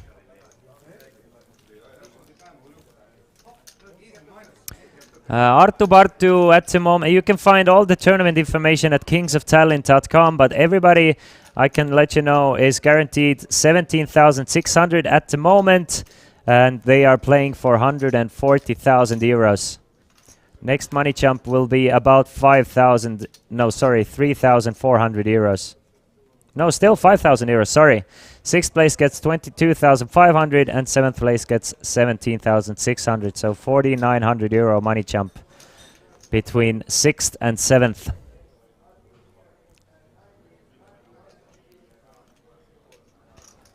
Naski still maintaining, even slightly increasing his chip stack since the beginning of this final table, and finds another hand to go after the blinds and antes with. No, there have been just one Finnish player, and he was only on the U21 side. Didn't make it through. And about the other question, don't know the answer. I know just about 50 Evertonians all over Finland, lol. But we are the loudest ones. Yeah, I mean Everton. That's why I was a little bit baffled. Like, doesn't seem like the most popular team to root for. But I mean, let's go Everton. Everton, why not?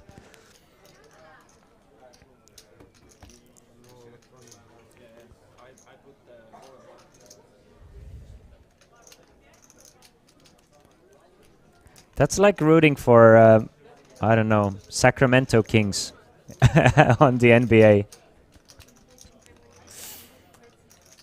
Us Estonians, we have a soft spot for Derby County and Sunderland, for say, because we had Mart Poom playing for Derby County and Sunderland, so they're like super random teams in that sense. But you know, because we had one Estonian playing there, it's kind of in our hearts.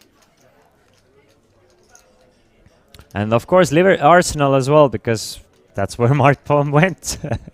And Liverpool, because of Ragnar Klavan. But I think Estonians, like most Estonians, it's either Manchester United still, or like the new school soccer or football fans. They really like Chelsea and teams that emerged in the late 2000s. Give some respect for Kings. Dude, it's kind of difficult to give respect for Kings, though, isn't it? Muccini flops a gut shot straight draw with the ace-7 of spades, but Naski with the betting lead still. Muccini's probably contemplating a lead on this board because it really does favor Muccini. Muccini is defending all the two-pair combinations here. 5 6s, 6 9s, 6 9 5 suited, and Naski really shouldn't connect a lot with this board. So Muccini might go for a check raise. Muccini might have gone for a lead, but he elects to not go for a lead in this situation, at least.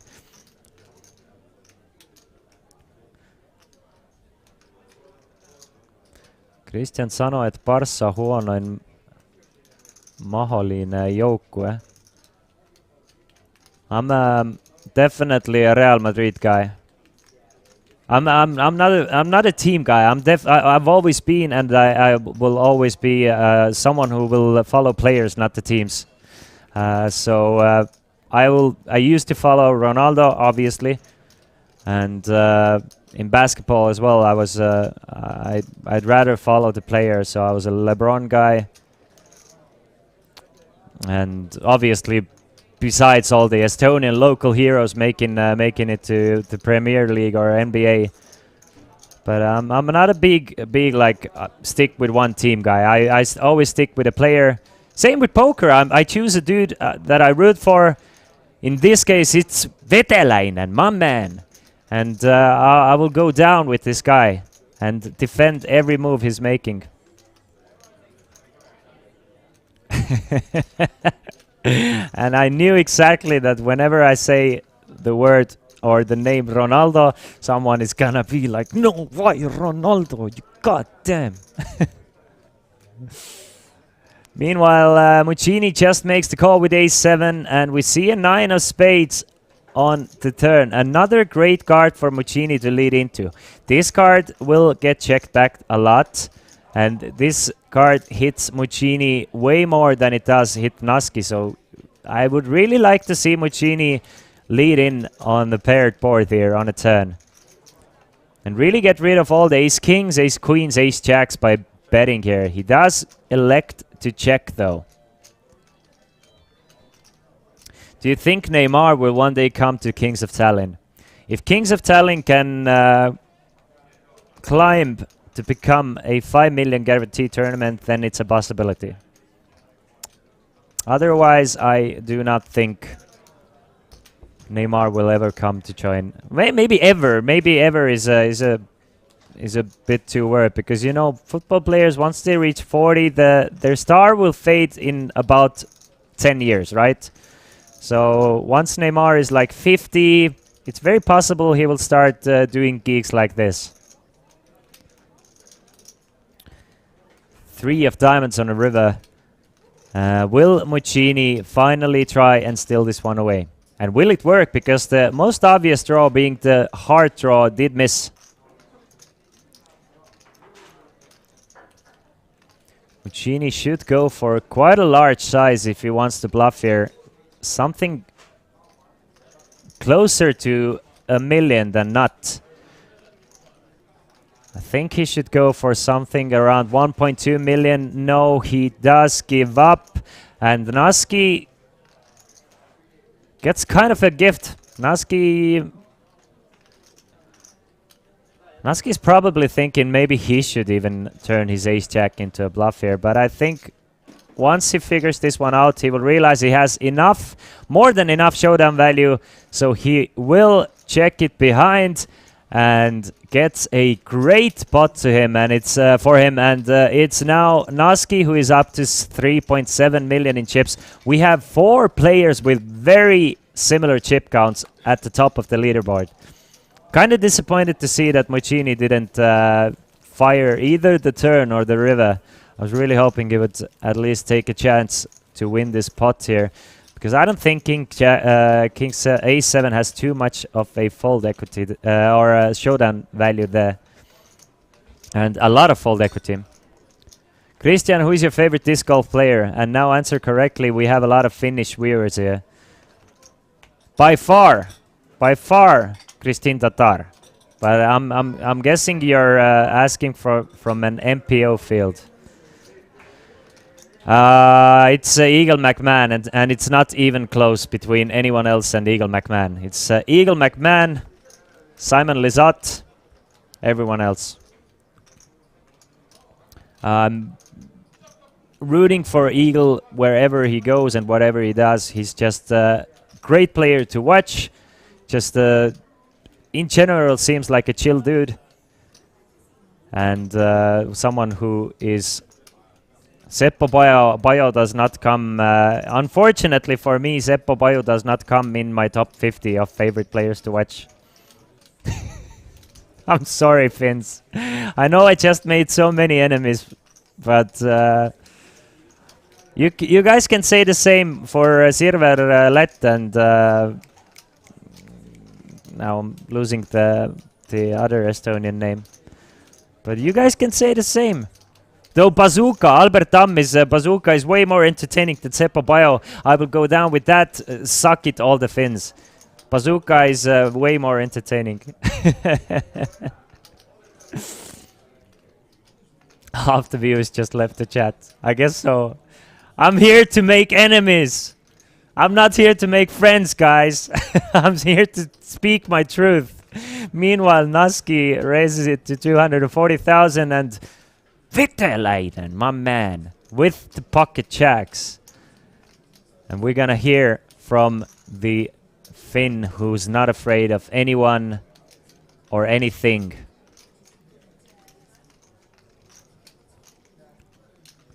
I would like to know who's your favorite, disc golf player. Whoever knows about disc golf, let me know in the chat. Who are you always rooting for? Who's the guy you're rooting for, besides from the guy who lives in your country? Like, who's the foreign guy that you're always rooting for? Oh, thank you, YG. Meanwhile, Vedalainen just makes the call with the pocket jacks from the button.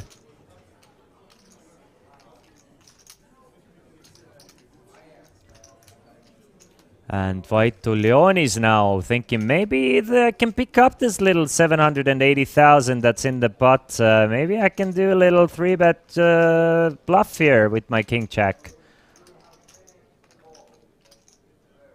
He could definitely call as well. But he's definitely considering 3-bet bluffing though. Jürgen says Kevin Jones. Moki says Simon Lizotte. Kevin Jones is a fun dude. I wish he threw like, wow, Vaitulonis just mucks to King Jack. That's surprising to me. There's something going on. Vaitulonis is noticing something here. Obviously, it's Naski raising from under the gun and with quite a strong range. We can see it's ace-6 off, so Naski doesn't need that strong of a range to raise from under the gun. But probably feels like his king jack against two players just feels like he's gonna be dominated a bit too often against those ranges. So he's just gonna let this one go.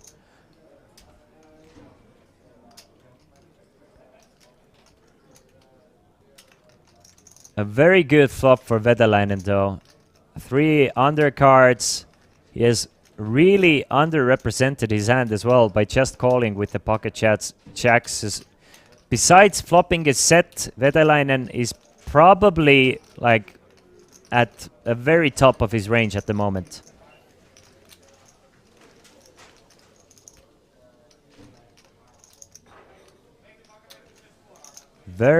Possibly very interesting hand developing here between the two Finns. Both have exactly the same chip stack. And Vedalainen is looking to increase that chip stack and finally be above 5 million in chips. 1.2, 380 to call, with a very safe looking 479. Obviously, there's a very real possibility going through his mind that Naski is opening from under the gun. Definitely all the aces, kings, and queens still in Naski's range. But it's looking decent. Vedalainen has to figure out that he is also at the top of his range at the moment. 10 of hearts gives Vedalainen a gut shot straight draw to go along with his overpair at the moment. An 8 would give him a straight. So maybe gives him a bit more confidence. Obviously, the 10, not the greatest. He will now lose against pocket 10s should Naski have a pocket 10s here. Naski adding his own gotcha straight draw. An 8 on the river would be quite a sick card because not too many jacks Vedalainen reaches the river with. And Naski must feel that his 6 is definitely worth the value bet. Should the turn be an 8, of course, and should we get to the river. It's just that I can't help myself. My mind is already rushing into so many different opportunities that could happen and can develop from this hand. But Naski wisely checks it over to Vedalainen, and that, even though Vedalainen is not showing it, he must feel like a sigh of relief releasing from his body here, because even though he has the overpair, he probably did not want to see Naski bump this turn card. It would have put him in an awful spot, but now once Naski checks it over, he can feel a bit more safer with his jacks.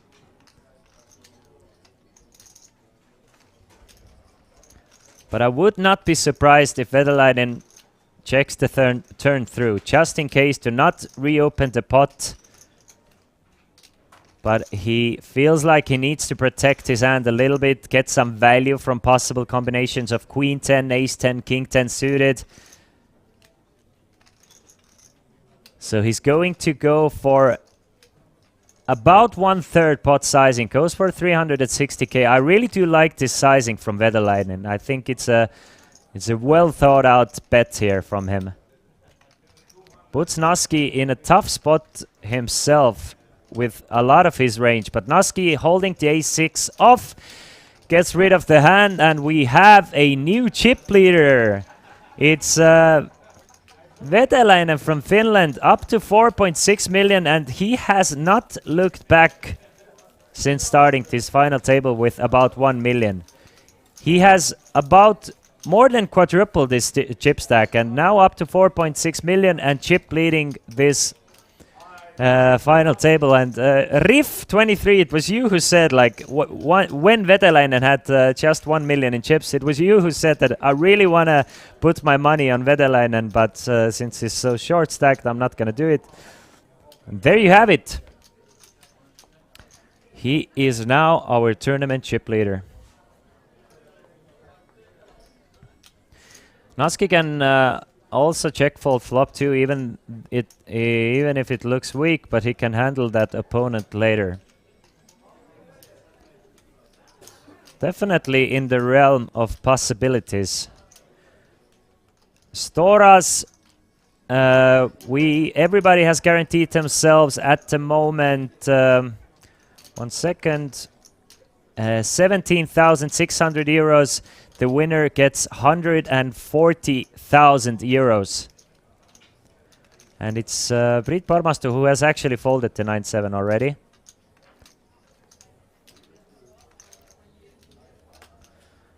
And Korobov's let's go of his Jack-7 of spades.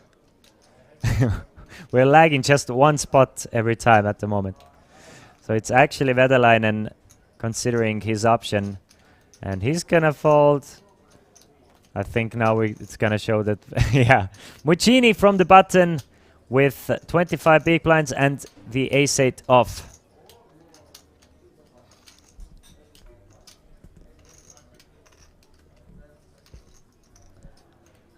Should be a standard raise from the button, right? And so he does.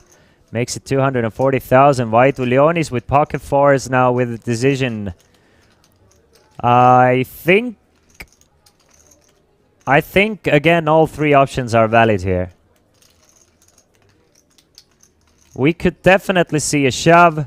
We could definitely see a call. We could see a fold. We could even see a regular 3-bet, but I don't think it's super great to 3-bet with a hand like fours in this situation. As Sherifi has also said that it doesn't really block too much value. So you really don't want to open yourself up for a 4-bet with a hand like fours. But I agree, Original, that it's most likely going to be a fold. I think second most likely option is going to be an all-in.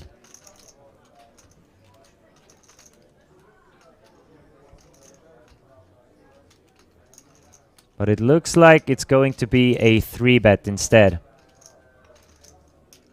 Well, no, if it's gonna be a 3-bet to 1.5 million, it's basically an all-in. Yeah, it's like very close to an all-in, and why he chooses the sizing is probably if there's gonna be a re-shove from the big blind and another shove from the button, then he can still get away from the fours. But it's basically a 3-bet committing 3-bet with the fours here, leaving himself with a chance to fold in case there's two all-ins after him. Then he's gonna be drawing very slim, right? Yes, Casino going this final table is indeed with a delay, 30-minute delay.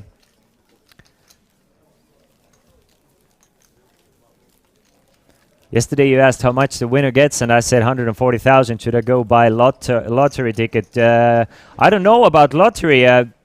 I think you should do something that involves educated guesses. So maybe I mean, lottery is random, right? But what is something that involves educated guesses that you would do super well at? You should play those arcade games where like they give you a bucket full of like jelly beans and you have to guess how many jelly beans there are. Or sports betting, yeah. Sports betting would be even better because more money in that.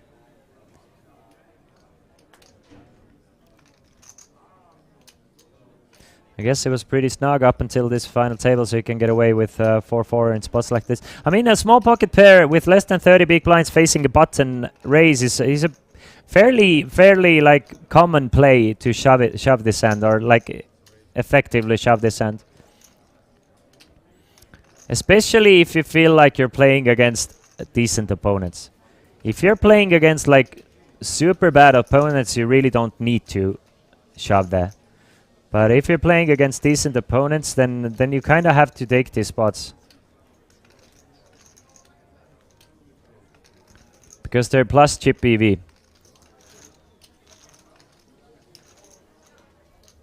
And I think they're plus money EV as well, even though there's quite a bit of ICM. 20 minutes remaining of this level. Still 7-handed. We've lost just 2 players in the first 4 hours of our final table. Players. And the average stack is dwindling down a little bit. I mean, at one point there needs to be a bang. This might just be the quiet before the storm, because if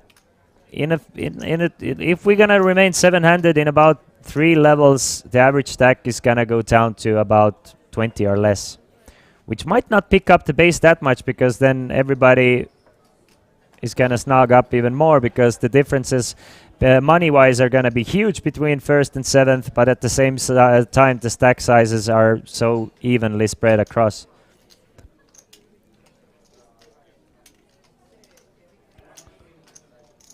Late Reg, the $15 ATP bounty headhunter now in the money. Nice stack and $30 in bounties. Let's go, Oxibi! Dude, kinda the same, because I'm in the money at the free buy. I've guaranteed myself $5.5. And should I double up, or should I have 2 more bust outs? I have $11. Euros, actually, which is a lot more than dollars. White Leonis opens things up with the Queen 7 of Hearts. Get in, final table. Get in, final table of free buy. Is there any fins? 2 fins. Tobias Tau, if you're watching, good luck. And Ike Kanerva. I'm gonna go all in first hand. I'm going to go all in first hand at the final table. Why not? Meanwhile, Parmasto with the ace-deuce of clubs from the big blind. Probably just gonna see a call, but sometimes see a 3-bet. But Parmasto has been playing like cautiously a bit. No, I don't mean cautiously. It doesn't need to make a 3-bet, but his tendencies have not been to play super aggro pre. Likes to see a lot of flops. Likes to stay away from too much trouble. So there you have it. 3-3-10 on the flop. And Parmasto still ahead with ace high, but probably gonna be tough for Parmasto to win this spot.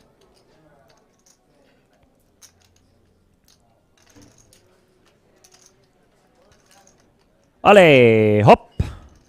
GG.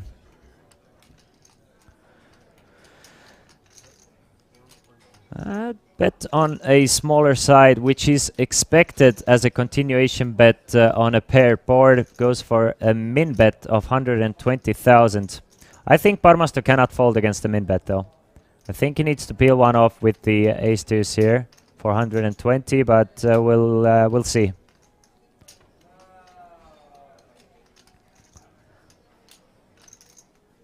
Bergelele, that's because I think Veldhaus was doing the live vlogs and stuff. I think Veldhaus, he was in the EPT Paris, right? And he was concentrating on the live tournament schedule for a while.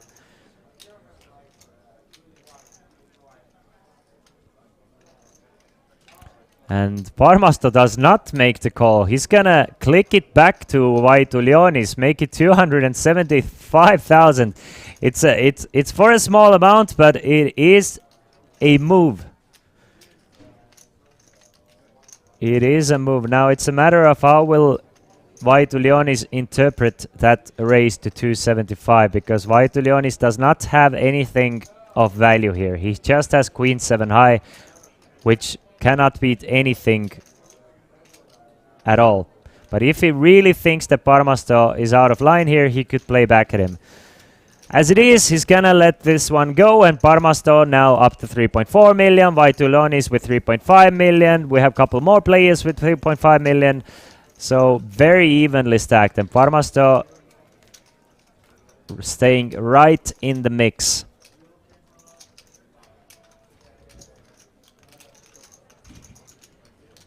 Interesting sizing from Parmasto to go for basically a click back on the paired board. Paired board of boards, of course,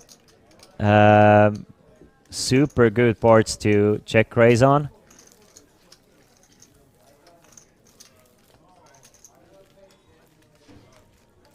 Especially as the big blind defender, because you're gonna be usually gonna be the ones, unless it's a paired aces or kings, you're gonna be the one with more with a range advantage in a in a raised pot.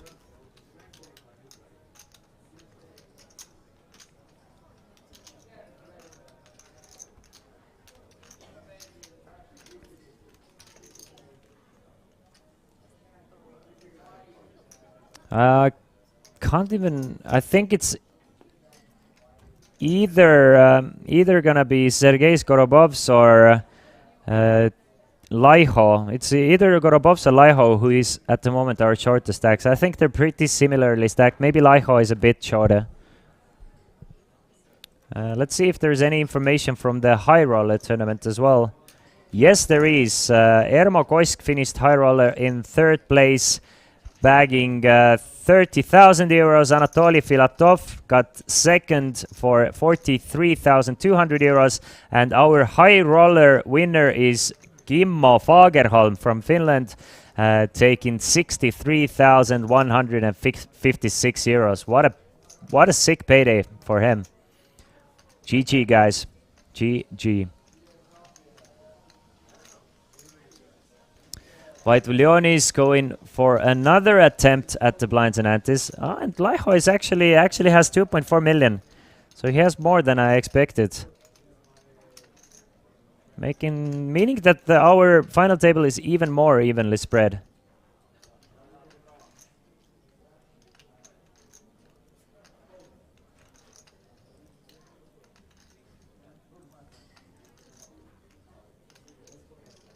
Will Laiho 3-bet, will Laiho call, or will he just give up the ace-jack?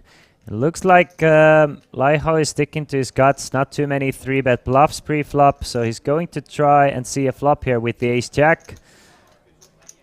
And will that bring another player to the mix? No. So heads up to the flop. So just to remind you guys, we have lost Albert Ostrovsky in 9th place and Adainius Antanaitis in 8th place. Still playing 7-handed.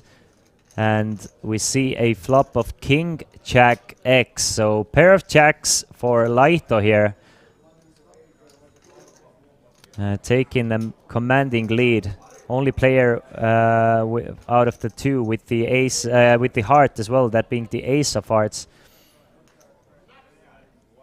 Whoa, what up, James? What up, what up, what up? And Vaitulionis is just gonna check it over to Laiho.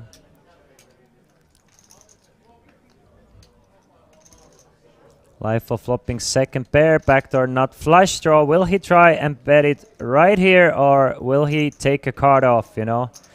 Control the size of the pot a little bit. No, goes for 150,000, 225 indeed.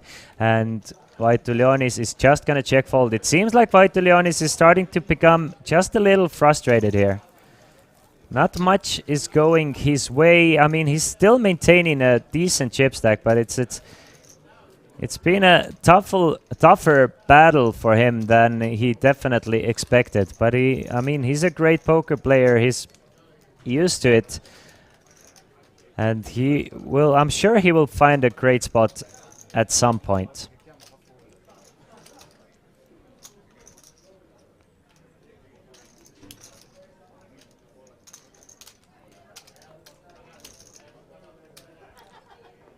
Ten more minutes of 60 and 120,000, after which we will go on a small break for players to get a chance to stretch their legs, go over their strategies, etc. Vaitulionis learned this lesson with the ace-8 off, and lets this one go. And Laiho has been like a quiet assassin. Hasn't done anything too splashy, kind of like Parmasto here. Both players still very much in the mix. And Parmasto now from the button with the ace-3. Look at both of those blinds really eyeing up Parmasto. Really watching what he's doing. Trying to pick up any weaknesses, any strengths. Look, like, can't take they're like goggling him with their eyes.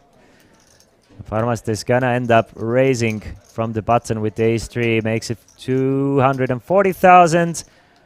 Gets rid of the small blind, but Vetalainen with the deuce-5 of spades. He might not relinquish this pot just yet. Suited, semi-connected hand. Obviously the cards themselves aren't that great, but them being suited and connected, it's fine to take a flop off here.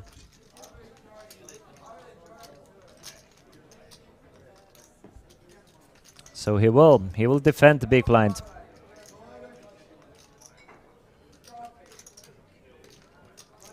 For the spectators, I hope that Naski and Vaitulionis are in the heads up.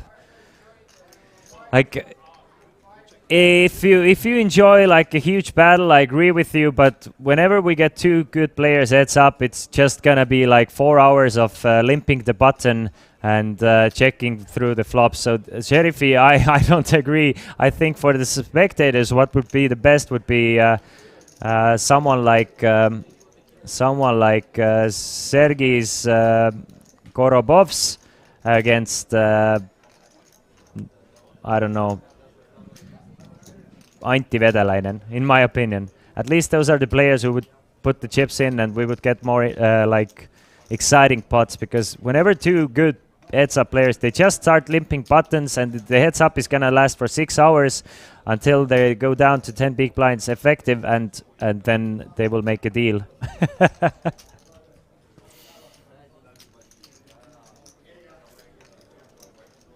King 7-3, so a pair of threes for Parmasto, but Vedalainen does flop another flush draw here with his 5 deuce.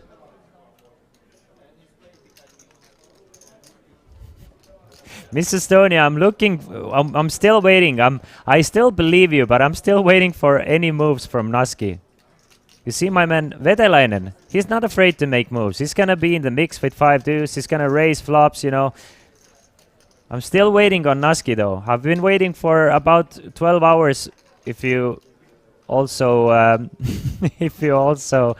consider yesterday as well. But I have so much respect for players who really don't make too many splashy plays, because I think they're real great players there, you know, not having to make too many crazy moves and just printing the money. I agree, Miss Estonia. I know. He's the machine. Meanwhile, Parmasto is not afraid of the check raise from Vedalainen. Makes the call with the ace-3, and we see a 10 of hearts on a third.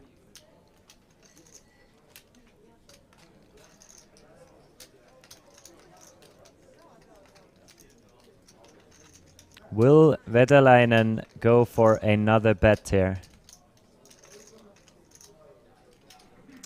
We can see that another bet would probably work.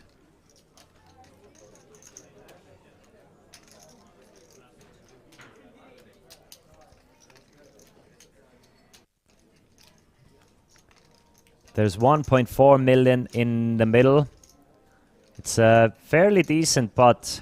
This final table has been all Vetalainen thus far, and another chance to steal a pot away from his opponents.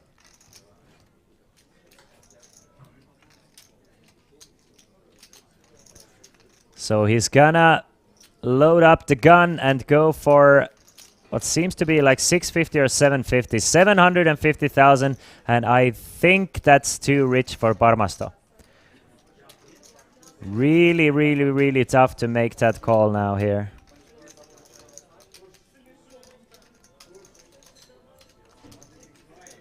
There you go.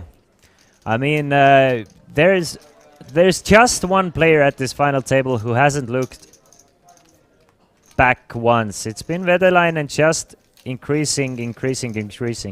Started with 1 million, now up to 5.6 million. What a final table thus far. I mean, it's been quite impressive to watch, to be honest.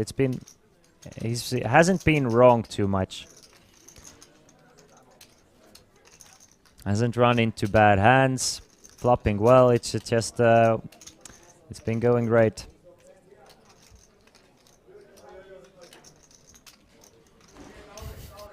Commentator thinks everyone plays heads up like Finnish streamer Baba Hui 75, who did fold king eye flush in the heads up.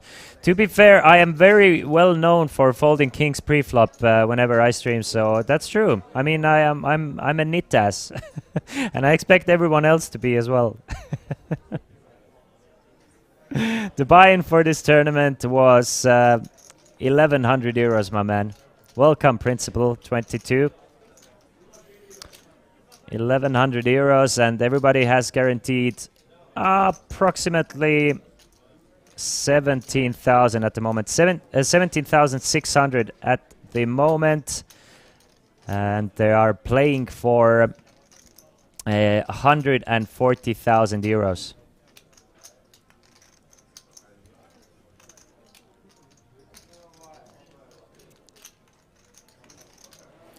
I remember that someone did also fold a flush in the Summer Showdown heads up.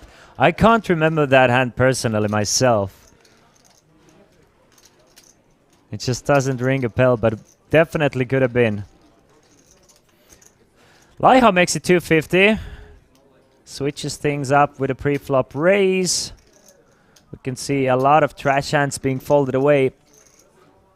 And Muccini is left to defend his big blind with 8 deuce of clubs. Will he do it? That remains to be seen, though.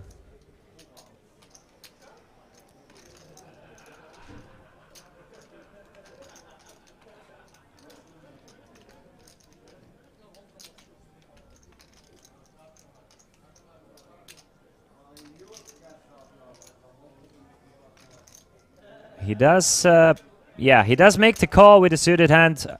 And we see the flop heads up 680,000 in the middle. Tobias Tau, are you one of our viewers? Let me know. Are you one of the guys writing in the chat as well? Whoever you are, Tobias Tau. 994 on the flop.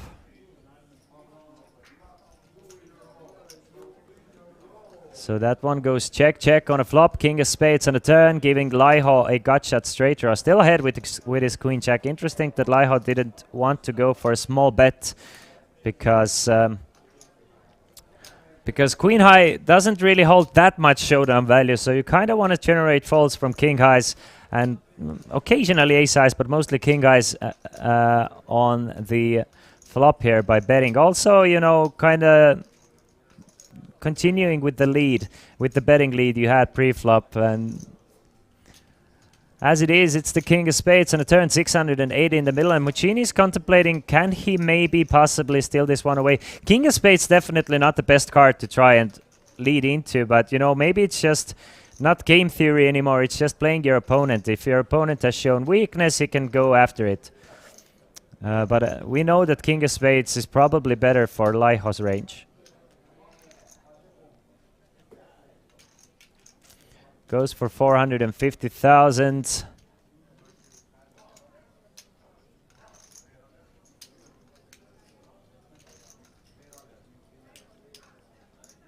And Laiho is looking like his soul is being tormented by a dementor. Not hiding the fact that it's a tough decision for him. Definitely not too worried about giving away live tells here because he probably figured he's going to fold. So final hand before we're gonna go on a small break. 30 seconds remaining of this level, so we will see one more hand, then we will come back with new blinds and possibly getting closer to our champion because we didn't get much closer in these 2 hours. But of course the blinds will be merciless, and once we come back the blinds will be 80 and 160, meaning that the average stack of the tournament will for the first time fall behind 20 big blinds. So I mean, players will have to start busting soon. Right? Well, you would figure they would. Naski with pocket fours from under the gun. 7-handed, 24, 23 big blinds. Questionable if he wants to raise or fold. Very much questionable.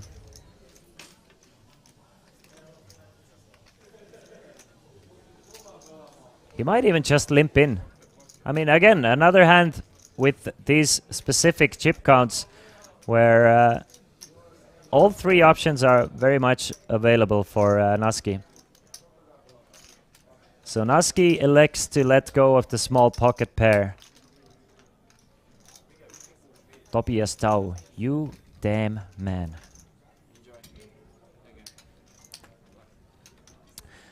So everybody falls until the small blind Muccini, and Muccini with the queen 6, will he just give a walk to the big blind or will he want to go to battle?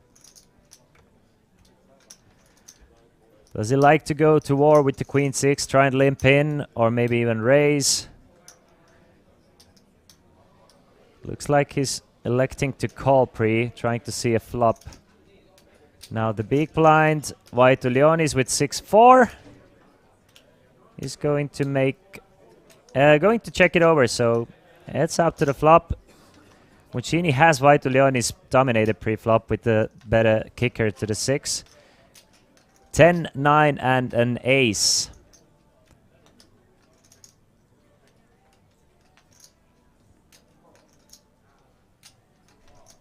Will Muccini try and steal it away on the flop right here, right now? Yes, he will, and it is going to most likely work, unless Vaitulionis has picked up something. But it's a bet and a quick fold from Vaitulionis. So guys, don't go anywhere far. We're gonna go on a break for 13 minutes, and once we come back, maybe we'll get to the winner. Probably not, but you never know. So you have to be here to see. See ya. In Stockholm, a recreational player, but I'm trying to keep a high level, and I have some good friends who know poker very well, teach me a thing or two. So they're giving me a fighting opportunity in this series. What's the poker scene in Sweden and Stockholm like? It's pretty decent, but it was better before COVID. After COVID, the restrictions made some changes when it comes to opening times, drinking rules, and where you get in, how you can put in the money. So the scene has gotten a little worse, but I still think it's a very good scene overall. What's your game to play? What's your specialty? 2 cards. When I'm drunk, it's 6 cards, but 2 cards is where I'm the best at. Do you play better drunk or sober? Very good question. Live, I play very well when I'm drunk, because then it's more fun. And is this your first time in Tallinn, or you've been here a few times? It's my first time in Tallinn, and I really like the city. It's a beautiful city. I've never met a lot of Estonian people, but they're very kind people, genuine people, and very welcoming. Yeah. And how are you finding the Kings of Tallinn? How many events have you played? I've played everything under the sun below 660. So I didn't play the main, but I played the 555, and I cashed for 1200. Woo. And then I've played some of these side events, 250s. I've spent 2 bullets in the bounty, what's it called? The mystery, the 9 flip and go. The flip and go, yeah. Exactly. The GG flip and go. The GG flip and go. Mystery precisely. bounty. Exactly. So right now I'm playing the 440 bounty. I've knocked the guy out so far, so I've doubled my stack. I'm going to try to fight in that. If it doesn't go my way, I'm going to still play the Mystery 660. I'm looking forward for that one. All these mystery bounties, they're fun, aren't they? They're really fun. I've never played one, but I've seen a lot of highlights from YouTube, and I think it's a new trend. It's going to be more and more popular. All right. Well, thank you so much for Thank you very chatting. much for having me. And yeah, good luck in it. We'll catch you later. Thank you. Hello, welcome back to our coverage of the kingsoftalent.com. I am with Hannu Penttinen, who is a new winner. You won the €350 PLO high-low. Congratulations. Thank you very much. For €5,700. Nice payday. How was the tournament itself? It was very interesting tournament and very tough as well because there were plenty of good players, especially in the final table. So it was a really tough battle until almost 6 a.m. So it took a while to finish it. We've heard that this is your specialty, though, mixed games, 8 games. Yeah, that's correct. Yeah. So for even you to find it being a tough field, is it specifically tough here in Tallinn for this kind of game? I haven't played this high-low tournament in so many places, but I think part of the field was very, very good, very talented players. And you don't play any no-limit hold'em? You're not a fan? I played this no-limit hold'em here as well, but it's not my game, and I busted out tens against kings, so. What, is it just a bit boring for you? Yeah, it's kind of boring, and I don't really know so well where I stand in the hand. But in high-low, I have a much better understanding and feeling what hands to play and how to play them. So that I have plenty of hand history in that game. So. Okay, nice. And are there any other tournaments you're going to be playing here at Kings of Tallinn? I'll play this PLO next, and then I'll see. I haven't decided yet. Well, congratulations once again. Congratulations for you. this and also your payday. And we'll see you in the next tournament. Yeah, excellent. Thank you very much. Hello and welcome. I'm Laura Cornelius and this is the Kings of Tallinn 2023. So far, it's been an absolute blast here at the Hilton Tallinn Park. Let's take a look at the action so far. As the final table loomed overhead, the atmosphere was tense as the bubble finally burst in the main tournament room. It is 6 of time, and we lost one player. It was a slow lead up with many people doubling up, creating a nervous excitement amongst players. At the other end of the room, the ladies gathered to play the Queens of Tallinn ladies event. The fun and laughter could be heard all throughout the building as one lucky lady fought to be the best at the table, including me. So Queens of Tallinn has begun. How's it going for you? We are having quite a lot of fun. It's good and we are enjoying. Good. How's your stack? Well, that could have been better. Yeah, me too. I play really few times in a year, so I love chatting to women. For me, the winning is not the important thing. I think the chatting and the feeling the atmosphere and enjoying the evening, that's the most important for me. And how about you, enjoying it? I'm also enjoying it, and I have the same feeling that party is the most important. How are you doing in the ladies? Not good at all. But are you having fun? Yeah, of course. It's always fun if you have ladies. I saw you playing. I'm trying. And how are you? I've been starting stack below, starting stack below, starting stack below, and back at starting stack. Almost same here, so. Sadly, it wasn't meant to be, but that meant I could have a little fun tasting some traditional Estonian foods with some of the other players, whether they liked it or not. You want to try? Come on, guys. You first, please. Taste like Bad? that. Nothing. I don't know if it's good or bad. Not good or bad. Go on.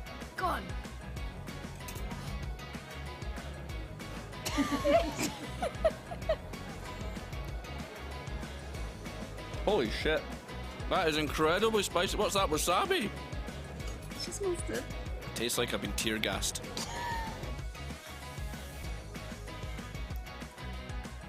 Okay, this is the best one so far, actually.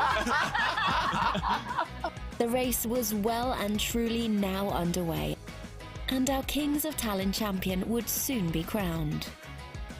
Keep up to date with the stream and the blog on kingsoftalent.com. Hello, welcome welcome back to our coverage of the Kings of Tallinn 2023. I'm joined by Henrik Kasper. Now you are in with us here at the Kings of Tallinn. You've just literally got back from Paris. You had a really amazing run there. Talk us through it. Yes, it wasn't bad actually. I got the 5th place on the EPT main event just last Sunday. And it was over 300,000 euro, right? True that. Yeah, but the first prize would have been over $1 million, so there is still a little bittersweet. Still something to fight for next time. Yeah. How was the field there? Was it difficult? Of course, it was difficult, but I mean, I really felt well. It was a really nice week. I enjoyed it a lot, and everything worked out pretty well. And now you're back in Estonia. Sometimes poker players talk about going on a heater. You win one, you go deep in one, you go deep in another. Have you got that feeling of confidence now for the main event? I've been actually running pretty good last half a year or so. So I don't have any lack of confidence at the moment. But lack of luck, I've been already noticing for the last 2 days. But we'll see. I'm still in, so we'll see about that. How's it been going these first few levels today? No, the start of the day was horrible, of course. I made a couple of re-entries, but now at least I'm surviving, and we'll see what happens. And your wife also plays poker. Is she here with you? She's at the moment she's back at home, not far from here at all, but she's gonna watch the TV table from the computer, I believe. So are you going on to the TV table? That's what I said. Yeah. Okay, Yeah. brilliant. Well, good luck. One more bone to pick with you because we went on your Hendon mob. That photo does not look like you. That's a pretty old one. That's true, but it's at least it's me on the picture. But that's true. Yes, I think it's 15 years old or a bit more. Don't want to update it then. I probably should, but I don't know. I don't care. All right. Well, best of luck, and we hope to see you do well here in the main event. Thank you.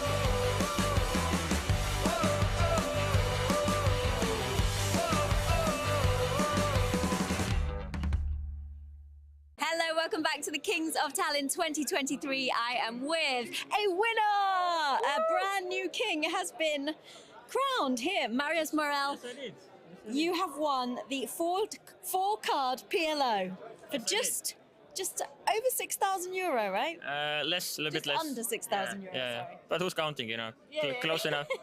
How did you find the whole tournament? Oh, it was fun. It was really fun. I always like PLO tournaments, so yeah. And are you going to be playing many other tournaments here at Kings of Tallinn? Yes, I am. Are you in the celebrity one right now? Yes, I am. How's it going? Very good. Excellent. Do you have any celebrities on your table? Yeah. Robert Roll. I have, yeah. Oh, yeah. Yeah. So have you not got his bounty yet? No, he's really good. I don't know if it's going to happen. I don't know. A celebrity can play poker? Yeah, he's very good, actually. Yeah. Very good. All right. Well, we're going to see you in the main event tomorrow? Yes. Maybe not tomorrow, but yeah, sometime. At some point. Yeah. Can we have a little look at your trophy? Do you have a trophy cabinet or something? Look a little something. Yeah, it's coming together already. Yeah. Oh, okay. Yeah. Nice. We can add it to the collection. Thank you for talking to us. We'll see you in the main event.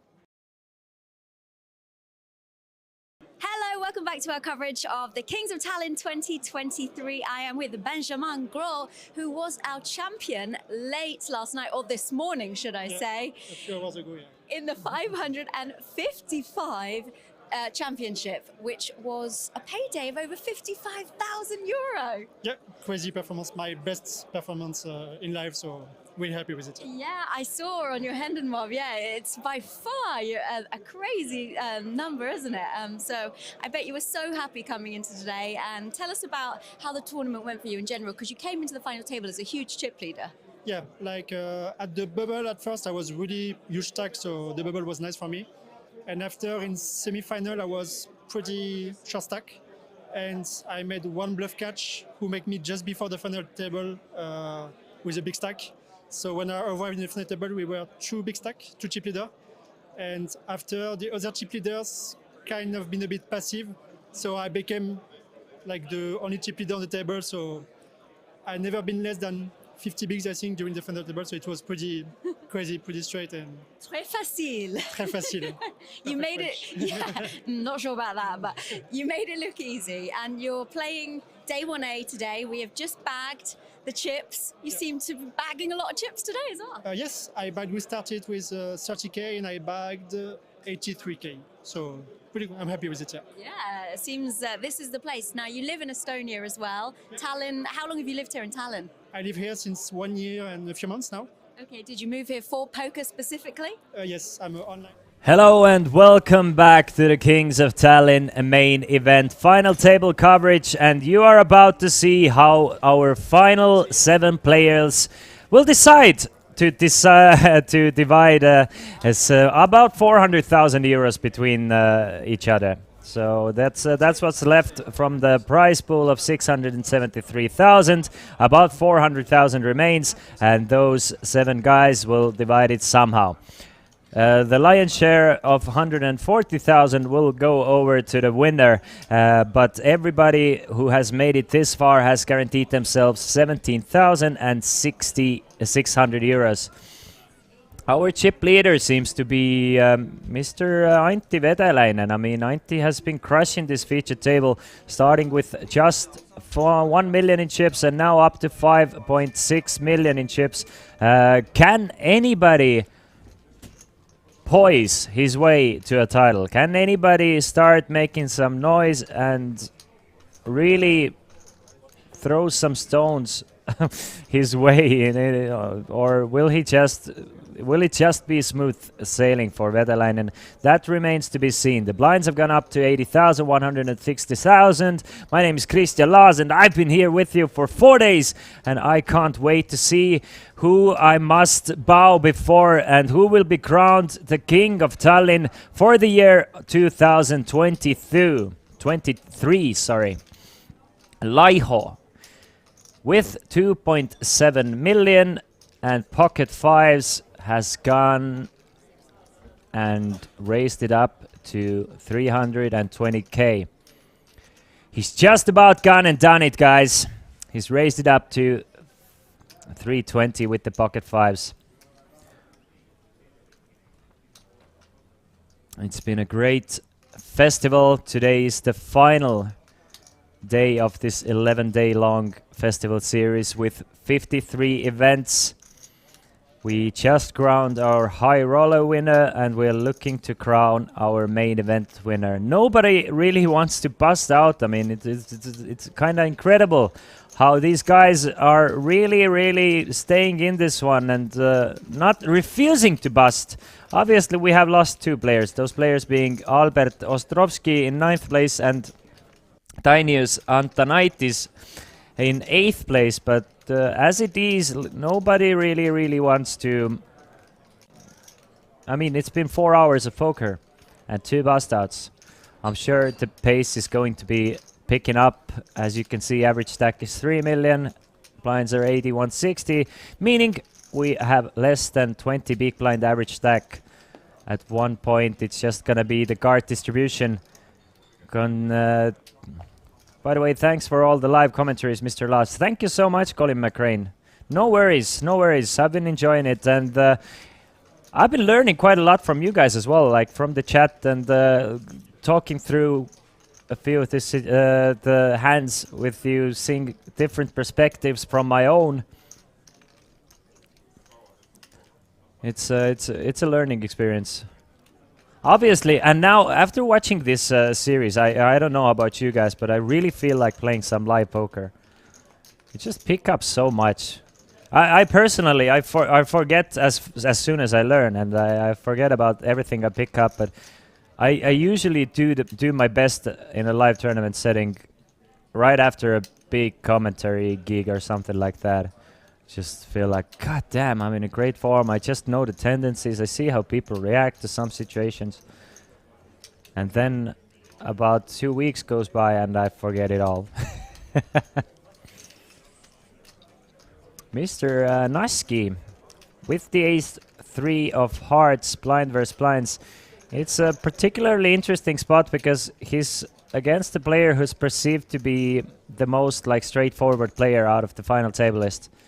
So maybe against a few of the guys he would shove more often than against this specific opponent, because I'm guessing Naski might even call here thinking that maybe his opponent in this case is not going to isolate all that often and punish him. So he can, or maybe just, you know, raise it pre-flop and knows that he's not gonna get played back all that often. So probably all those things going through Naski's head right now. You see, but at the same time, assumption is the mother of all F-ups, right? So if you assume something too much and they readjust, you're gonna be in trouble.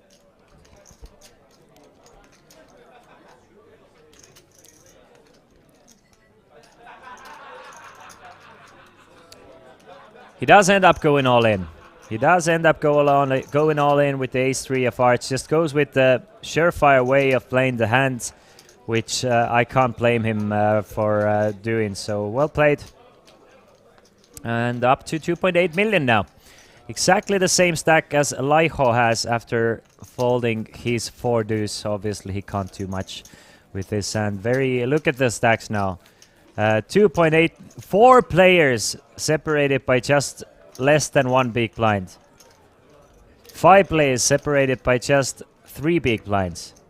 It is incredible how tightly stacked they are. If Vetelainen can somehow get something like 6 more bigs, he can really start picking up the pace. If Vetelainen can get up to 40 big blinds with everybody else staying the same, he can really start applying some pressure. The difference between 2nd and 7th place, for example, is let's see, is 70,000 euros. So difference between 2nd and 7th is 70,000 euros, right? So if there's one chip leader and everybody else tied, then you know, nobody wants to be the next one out. Meanwhile, Gorobovs goes all in with the ace-queen of spades. Will there be a player to take on his action? I don't think Naski will call with ace-9. Even though Gorobovs is shoving for 8 big blinds, ace-9 with 2 players to act still behind, it's still gonna be a fold, yes?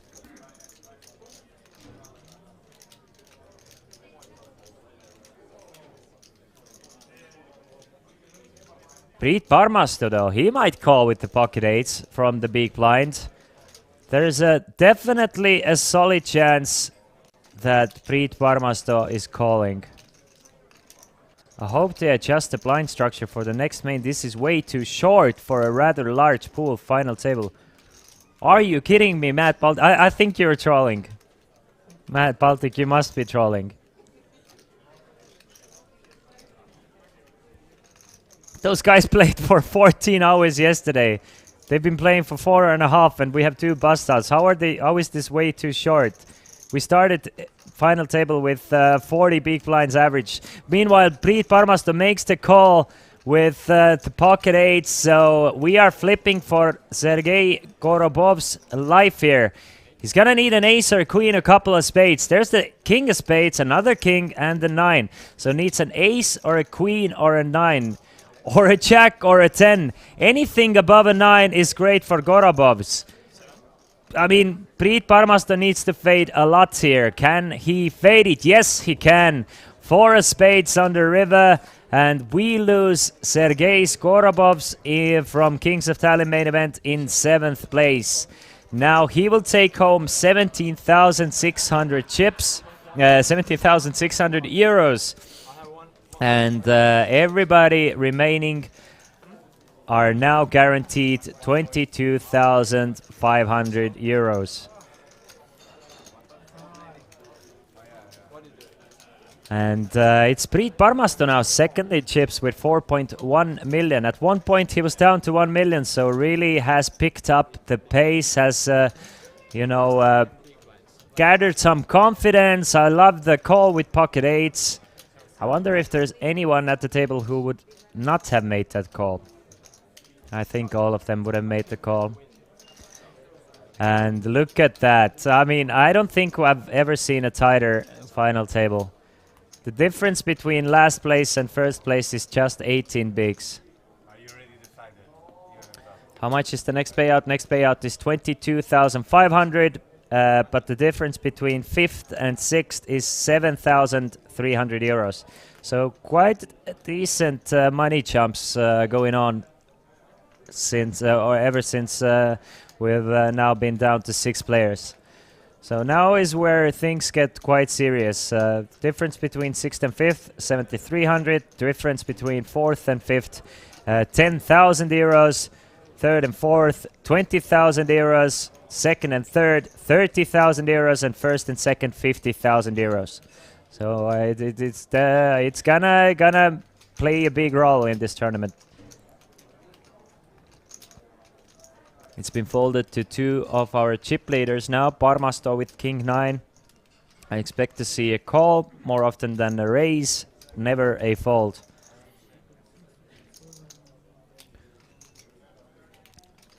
Will Parmasto agree with me here? It seems like a call to me. Does make the call for 80k with the King 9 Vetalainen. Should he elect to do so, he could see the flop for free.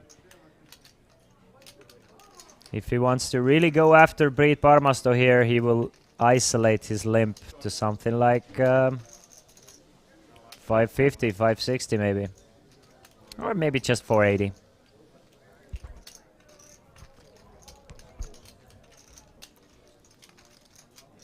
He hasn't checked yet. 510,000 is the raise from Vetalainen.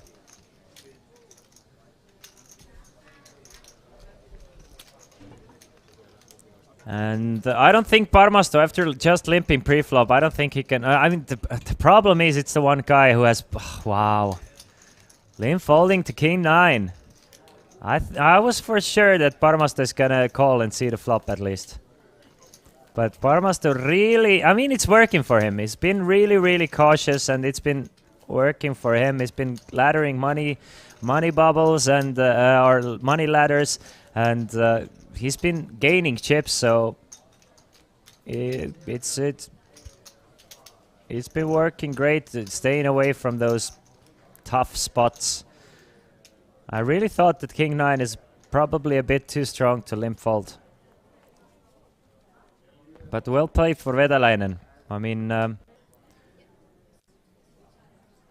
even more merit to the guy. King, Queen for Vaitu Leonis. Definitely a good enough hand to go for a raise, even from under the gun. 6-handed. We're playing 6-max poker at the moment.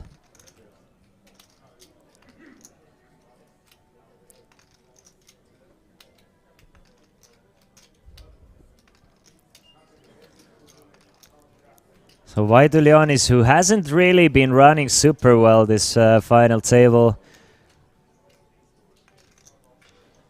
has incredibly maintained the chip stack close to 300k throughout. Laiho with a pretty looking Jack-10 of hearts from the cutoff.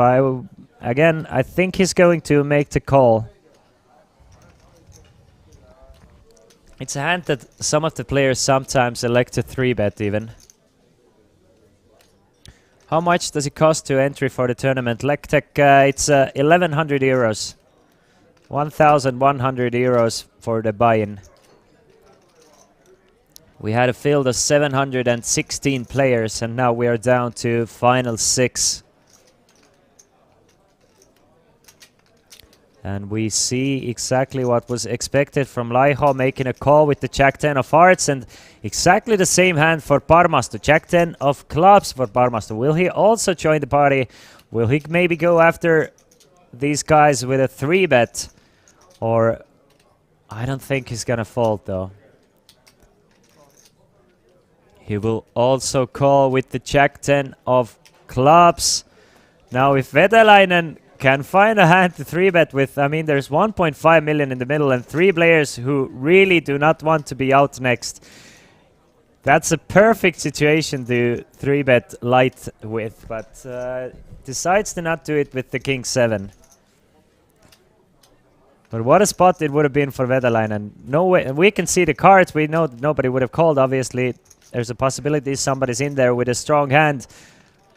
But I don't know, 3-bet to something like 1.1 million. You have so much to win because nobody really wants to be the next one out. With everyone very similarly stacked. Difference between 6th and 2nd is more than 60,000 euros. So you kind of have to stay away from too many risks. 6-3 of hearts for Muccini. So 4 ways to the flop. That's kind of surprising to me. 4 players to the flop. And we have 1.7 million in the middle already, so it's quite an important pot for these guys. 8, 5, deuce, 2 diamonds on a flop. Vaitulon is still ahead with the king, queen high. But it's a gut shot straight draw for Muccini. Varmasto and Laiho did not hit this board whatsoever. Will Muccini lead out? No, he will check it over to the original raiser, who was Vaidulionis. Will Vaidulionis really try and put a 550,000 bet in there, knowing that it's gonna look quite strong betting into 3 players?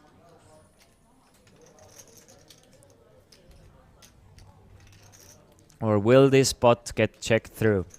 I really don't think that either Laiho or Parmasto are going to bet at this board. So a check from Vaidulionis. I would be very surprised to see Laiho or Parmasto bluff at it. It's a check from Laiho. But I'm hoping, Parmasto, come on. Just a little 550,000. Maybe you can steal away this little pot here. Come on, take a stab at it. Take a stab at it. He's looking at the chips. He's considering it. No, he gave up. Damn it. Put a 9 in there. No, it's an 8 of hearts. So Vaidulon is still ahead.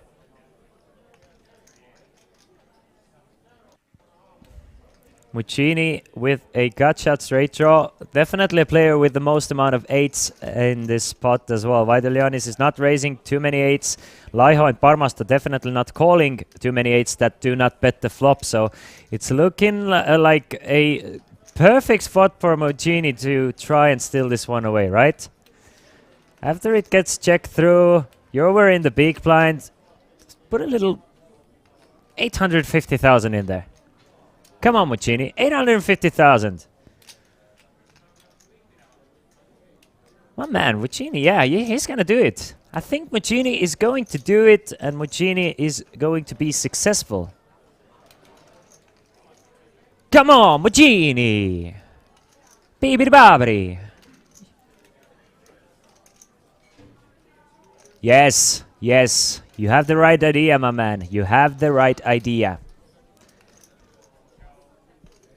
And if you're gonna go for 850,000, I would be very happy. But you're gonna go for 550 approximately, which was my first idea. So I don't mind. 535,000. Fold, and Muccini. The man with the worst of it, but with the biggest cojones, stole away a pot worth of 1.7 million. That is a very important pot if you consider the whole deal here. Winning 10 big blinds here is absolutely massive. You really don't get too many opportunities to get 10 big blind swings without risking it pre-flop. So I love the play from Muccini, and he's getting rewarded because he's now second in chips and really separating himself from Vaito Leonis and Laiho, as well as Naski. But obviously, I mean, since the chip leader has 35 bigs and the short stack has 14, anything is still possible. Every one of those guys is still in the game.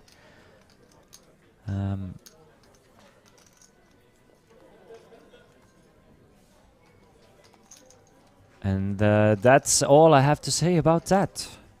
Let's move on to another hand, shall we? Wow, Lars, your Italian language is so good. Bibidi, bibidi babidi, boobidi. Thank you. His family is from Palermo and he eats pizza. Tom, true, but I haven't tried Toto pizza yet. So I promised you guys yesterday that I'm going to try Toto pizza. So, you know, until then, I'm going to have to stick with the Italian oven, handmade, custom-made craft pizzas. Vetelainen wins the pot with pocket threes, and my man is looking unstoppable. He's looking absolutely unstoppable. First player over 6 million in chips. But does he look like a man who's going to be happy with 6 million? No! Vetelainen is going to win this freaking thing.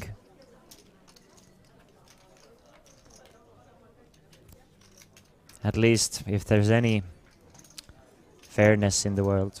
Obviously, I do like the fact that we have quite a few different styles here. And I think all 6 of these players, maybe not Naski and Vaito Leonis are the most similar styled, but it seems like we have at least 5 very different poker styles being played here, which is always fun to see who will prevail. Right now it's been Vetelainen who's been the most active, and obviously running better post flop as well. Like you can't take that away as well, that Vetelainen has been running quite fortunate in post flop situations.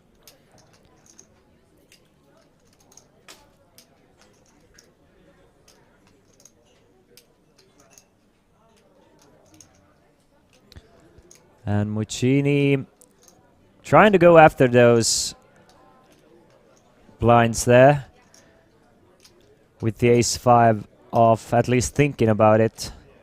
From the button, that should be fairly standard. Damn, man, got out of that $15 bounty with my 10s versus King Jack. That's the worst part about poker tournaments, isn't it?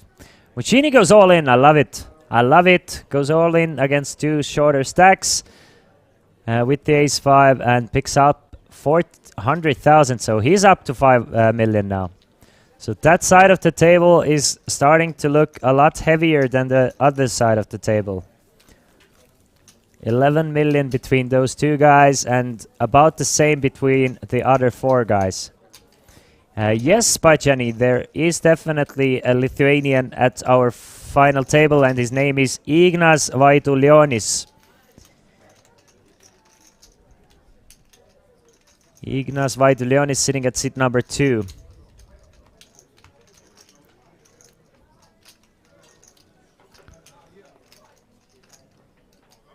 We have a Lithuanian, an Estonian, 3 Finns, and 1 Italian remaining. So Finns have been prevailing. We lost 2 Lithuanians in 9th and 8th place. Then we lost the only remaining Latvian in 7th place. And that brings us here. Vetelainen still continuing to apply pressure, this time with 7-5 of diamonds.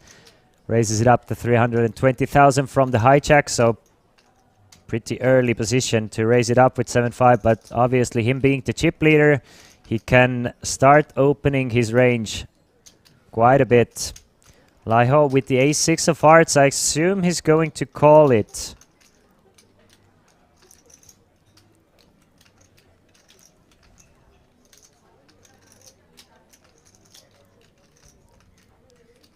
Has just 2 million behind.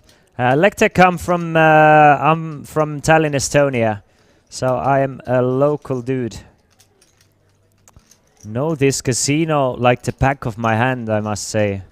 This where they're playing at the moment. This is my home casino. Whenever I'm playing there. Which nowadays don't happen all that often, to be fair. I have to be honest with you. Nowadays doesn't happen all that often.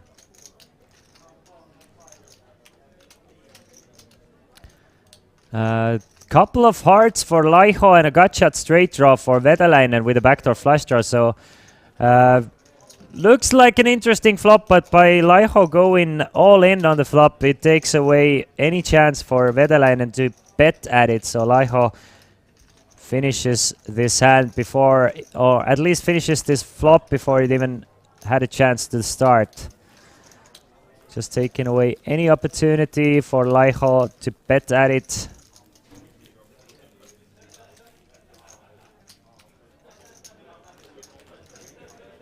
But at least guaranteeing himself a small pot.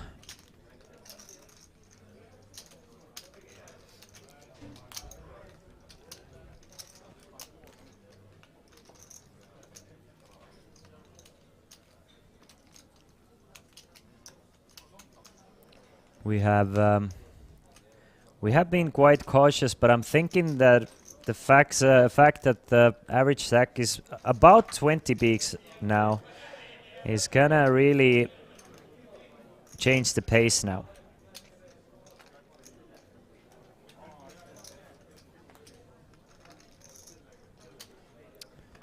If I'm correct or not, that remains to be seen. Because as it is, we have two players at the moment with two proper 3-bet shoving stacks. So I'm guessing by the end of those two levels that we are streaming at the moment, by the end of those two levels, I'm thinking we're gonna be down to 4 players. Maybe even 3.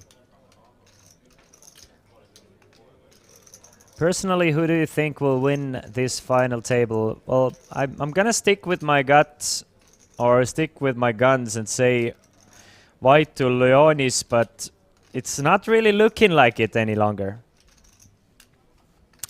Vetalainen seems to be running away with it, but if I still think if White to Leonis gets a couple million more chips somehow, he's gonna start running away with it. He's been quite impressive with the fact of he's had the second best hand every time. Like for 4 hours he's had the second best hand. And he has lost just 1/3 of his stack.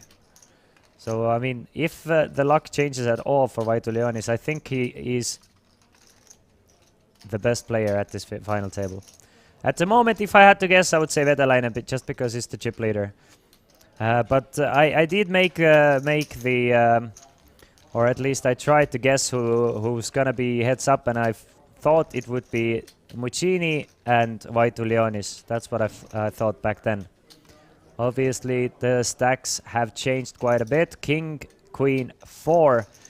So Laiho with a pair of queens and Parmasto with a pair of 4s.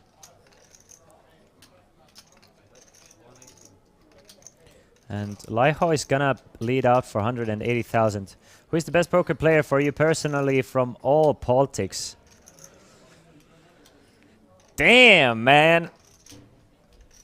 Dude, I wish I knew.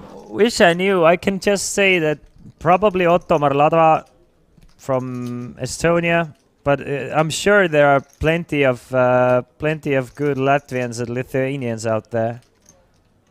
The thing is, I don't know too much about Latvian and Lithuanian high stakes pros. I'm still gonna go with Otto Marladva. Just stay with my contremate. He definitely can't be much worse than whoever you're gonna say from your side. Yeah, Tony G is playing, but he's not the best player. He's a good character. He's a rich dude. He gets in great games, but Tony G would get crushed by any no limit 50 player, in my opinion.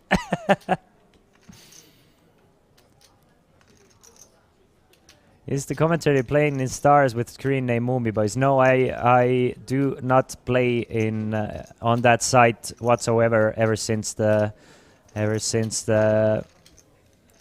Supernova Elite thing. So I haven't played there for 10 years. How often Ladva is in Estonia, do you know? I think he's in Estonia right now, but I'm not 100% sure though. But he's mostly in Mexico, right? But I'm not in contact with him, so I don't hang with him, so I'm not 100% sure.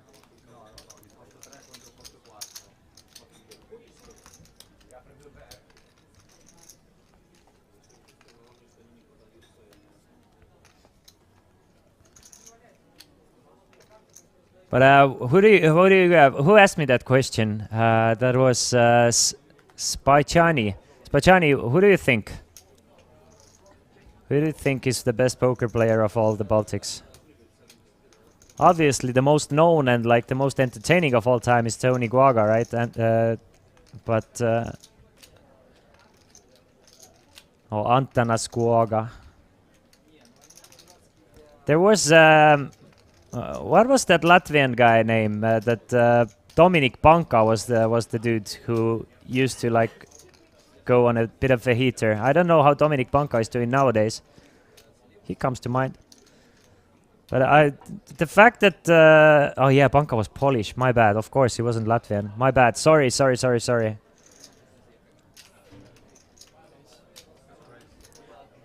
But I still think, since Ottomar is considered one of the best players in the world, he has to be one of the best players, if not the best player, from the Baltics as well. Do you know Markovic's advanced ICM strategy? I know him very well, but I don't know what you mean about advanced ICM strategy. So not 100% sure where you're going with that one.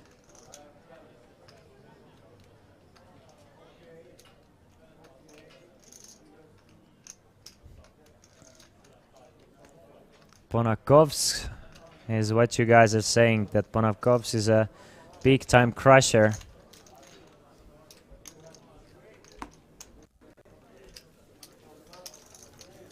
And Symbolas.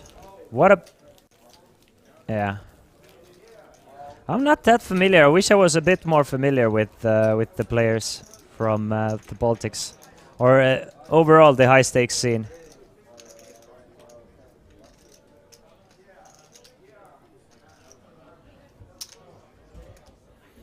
Meanwhile, you can see the chip stacks in front of you. Vetelainen now a close chip leader between in front of Muccini.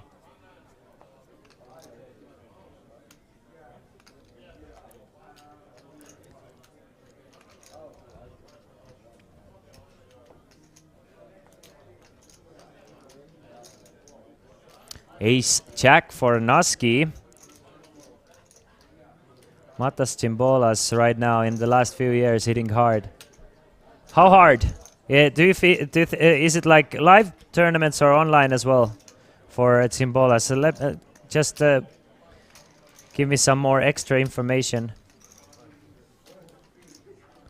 Oh, so he's going live, right?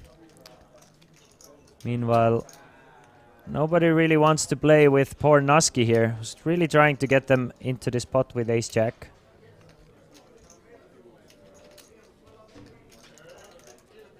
And Vetelainen, not even Vetelainen wants to play the 10-8 of spades. Not even Vetelainen, but Muccini might want to call for 160,000 extra. It's not that much more. He has the ace, it's heads up, he's the last to act.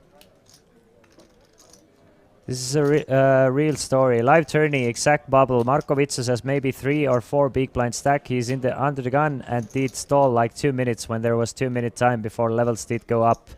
Markovits is such a beast that he stalls to get bigger big blind with short stack in the bubble. That does not surprise me whatsoever. That sounds like Markovits' advanced ICM strategy. That's a good story. That is a great story, by the way.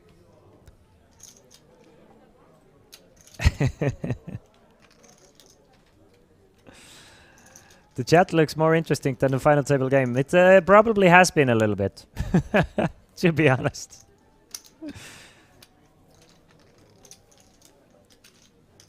Have you seen on YouTube Vladas Tamasauskas Poker Diary? Insane vlogs. No, I have not. No, I have not. Hasn't been brought up to my attention as well, but maybe maybe I will soon.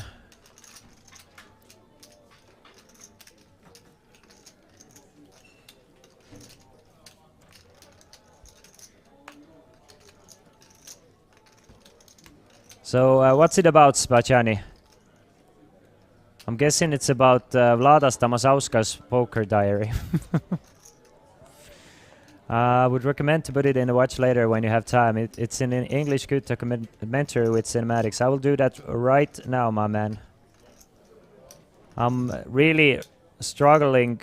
I feel like I've watched through the whole YouTube, so whenever you give me something good to watch, I'm always happy. So, Vladas Tamasauskas Poker Diary. Vladas Tamasauskas Poker Diary. Cool. Perfect. Done deal. Meanwhile, Priit Parmasto finds aces.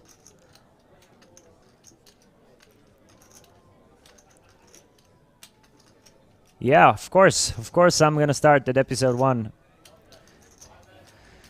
And let's see if the aces can find some action here, or will they just be able to pick up the blinds and antes. Muccini is not gonna play from the small blind with the 9-5, and I don't think Vaitulionis is gonna play with the Jack-4, and Vaitulionis now down to approximately 11 big blinds, so it's starting to look kind of dire for the Lithuanian. Sorry.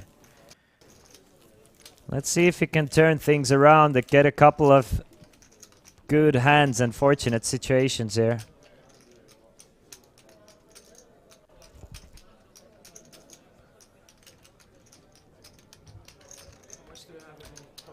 Parmasto looks like dark bulk. Am I the only one who sees it? I do not see the... At least I don't see it. I think Parmasto has a bit of a longer face. Meanwhile, I have a good anecdote. Priit Parmasto walks in a bar. The barman asks, "Why the long face?" Okay, I'm kidding. I'm kidding. I love the guy. I really do. But yeah, I don't see the resemblance between Dark Folk and Parmasto myself. But Parmasto does raise it up with the Queen 9 of Spades. And runs into Vaitulionis Ace Queen of Hearts. And now is the time for Vaitulionis. Hopefully for him, he is going to shove all in. And hopefully for him, he doesn't run into a better hand from the big blind. Because we can see that Parmasto is not going to be able to call that all in. But I don't think there's any other option than an all in with 11 big blinds facing a single raise with Ace Queen of Hearts. I think it's kind of a happy shove even, if you might call it like that. You're like happy to get it in with Ace Queen. That's exactly the type of hand you were waiting for. Markovicius did say that I'm like young Markovicius because I do play like 24-hour sessions. He used to do the same thing when he was young and wild. Nowadays Marko plays only short sessions. Markovicius was notorious. Meanwhile, we see an all-in from Vaitulionis, which is not going to get called, but Markovicius was well known for playing like for 5 years straight. I think he played for like massive sessions, like 5 days a week for like 16 hours a day. He was like notorious for the fact that he was kind of like a machine and robot. But luckily, you know, he grew up, found a girlfriend, got a life, you know, made enough money to leave off of. Now stakes other players, makes money that way, occasionally grinds, makes extra money that way. So, I mean, it's a perfect life for Marco. But he really was like, he was relentless with his grind and the hardest worker in poker in that sense. In terms of putting in the hours. Yeah, Marco playing everything from $3 to 1K was glorious days. Exactly, like 20 tabling, 16 hours, like anything he could get in, he would play. Vetelainen with the ace-8 off. Opens it to 320, and now Naski could definitely shove here for 16 bigs with the king-queen off. I think he should. I honestly think Naski should go with this hand. Kind of dwindling down. We are playing short-handed. It is quite an active opponent as well, so you're not like super worried about running it against the nutted range, since it's at least supposedly not.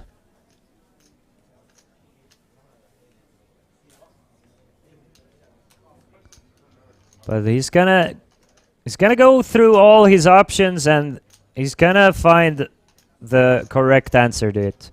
So I'm thinking he's gonna have to go with the king queen.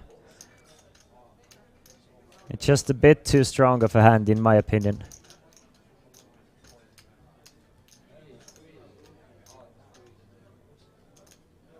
All right, will he go or will he not go? What do you guys think? Is it an all-in? Or is it going to be something else? I don't think it's ever going to be a fold.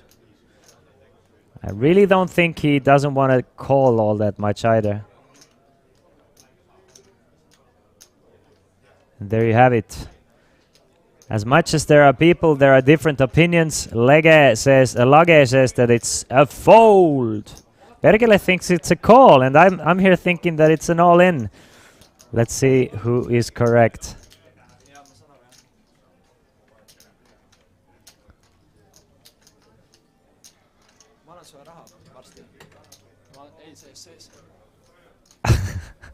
Barmaster letting somebody know on the rail that I'm gonna give you money soon.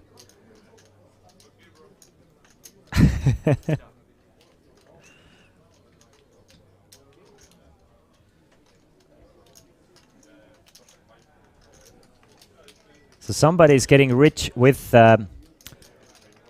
Barmaster throughout this tournament. While we're still waiting for Naski to arrive to on a decision of what to do. It looks like it's gonna be basically a committing 3-bet shove. Basically.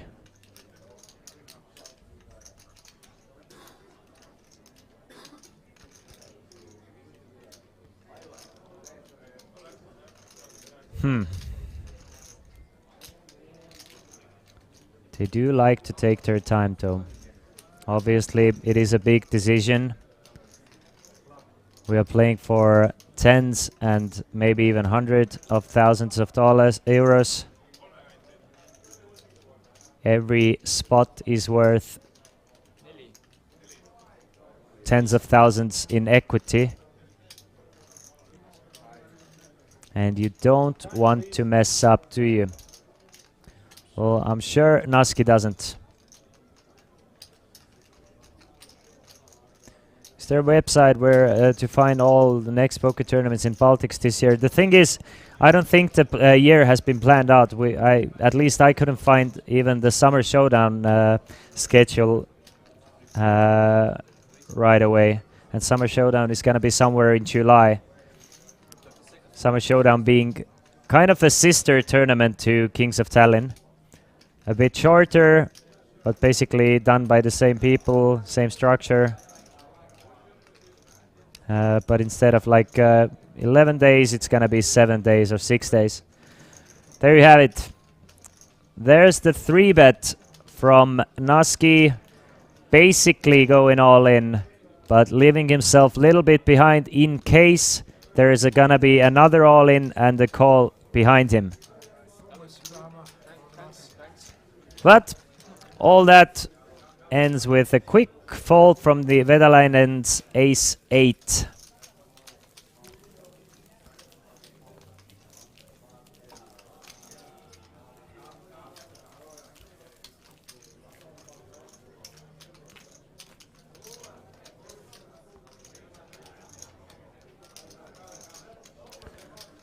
And we move on, still 6-handed.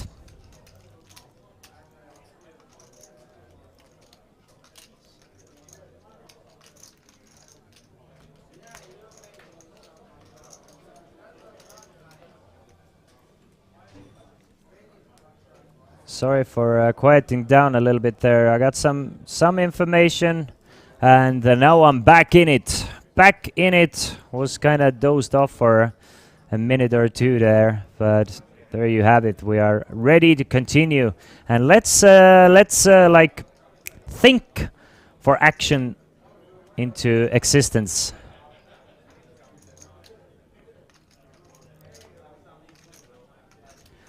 Naski now with 3.1 million and the button against very similar stacks from the blinds, so he can definitely widen up his opening range a little bit.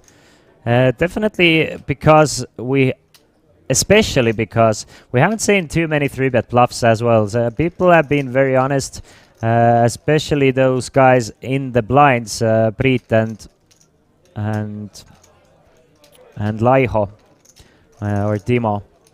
So Naski or Alexi is gonna open it up, but Laiho has something to be honest with. Laiho has found pocket queens. We still don't know what Alexi has at the moment, but we can see that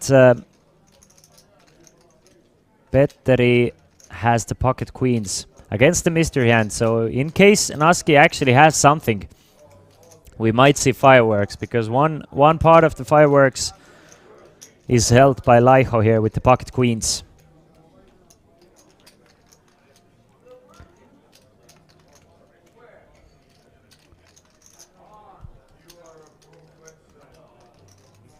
It is a mystery hand for Naski. Well, sometimes what happens is maybe one of those cards will get damaged, right? So it doesn't read one of those cards, so you can't show what Naski is holding. And whenever there's a problem with a card, there will be a member of staff switching those RFID cards as soon as possible. You know, players might like bend their cards a little bit, you know, whatever, dealers throw it against the border, or, you know, however those cards might get damaged. We go through about 4 or 5 packs of cards every tournament. Not sure if it can read cards on top of each other. Yes, it can. I can confirm that. It's just sometimes one of those cards gets damaged a bit. As I said, yeah, we go through like 4 or 5 packs of cards every featured table. So in a 4-day featured table, usually we bring like 8 different packs. If anything gets damaged, you shuffle those decks around a little bit. If you have to change the whole deck, you change the whole deck. But altogether, you go through like approximately 4 every time.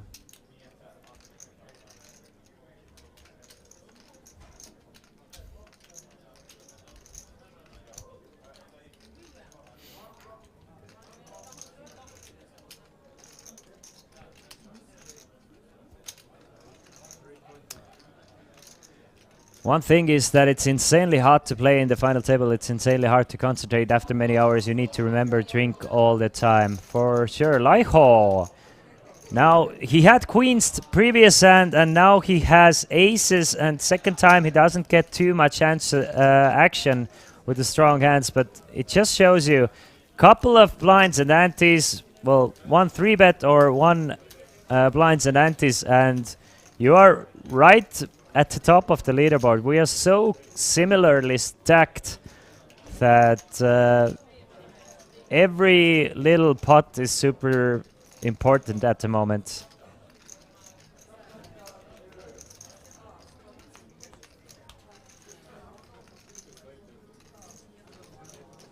This is level 5 of today. And it doesn't look like the pace is really going up. And most of it has to do because we don't have one runaway chip leader. Everybody being super similar, I think it's quite possible that we're gonna stay like this for the next few hours. So we better buckle up and, you know,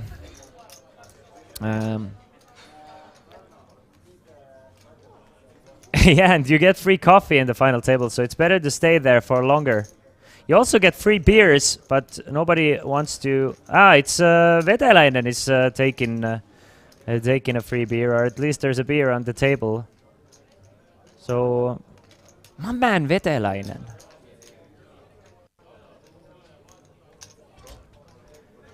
He's gonna call from the small blind, Muccini with the Queen-8 of clubs. Now, he's probably... I think it's strong enough and weak enough at the same time that it plays decently post-flop. He doesn't need to turn it into a bluff. It's not strong enough to go for some value, so I think it's a perfect hand to check behind.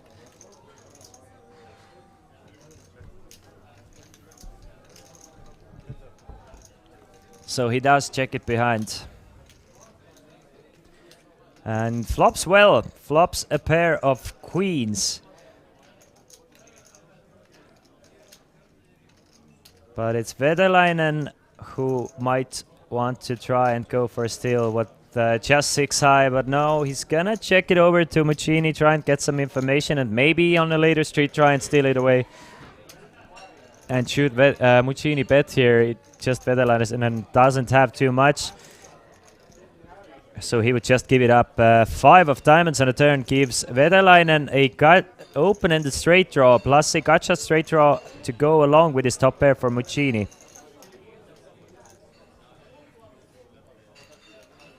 Yeah, Mike Wills, that's true, that's true. This is another reason why he's a cool dude.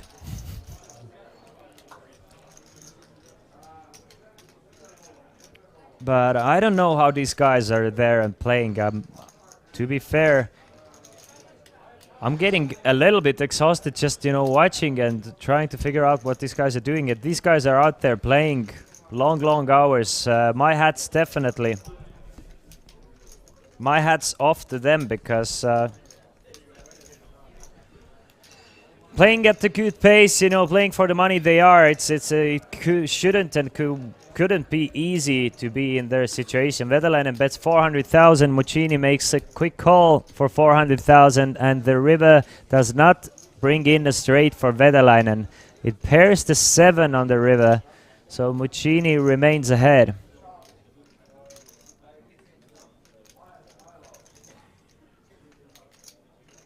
Will Vetelainen try and seal it away on the river, or will he be done with the hand? He just has 6 high. There's no way to win without bluffing at it. But now he has to figure out how often does he get away with bluffing at it.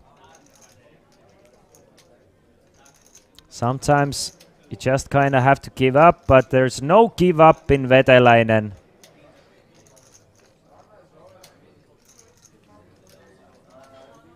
Going for a bet which should get called. It's a large bet. It's 1.2 million. Well, the river brought in a spade. Vetelainen could definitely still play a 7 this way. You know, check the flop, bet the turn, bet the river. Vetelainen could have something like 6-8.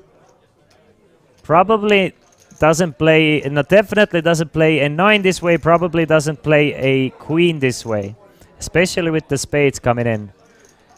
So Muccini is thinking, does he have 6-8 or does he have spades? And Vetelainen gets Muccini the full top pair with a nice aggressive river bet. Close to a pot-sized river bet. And he does fold.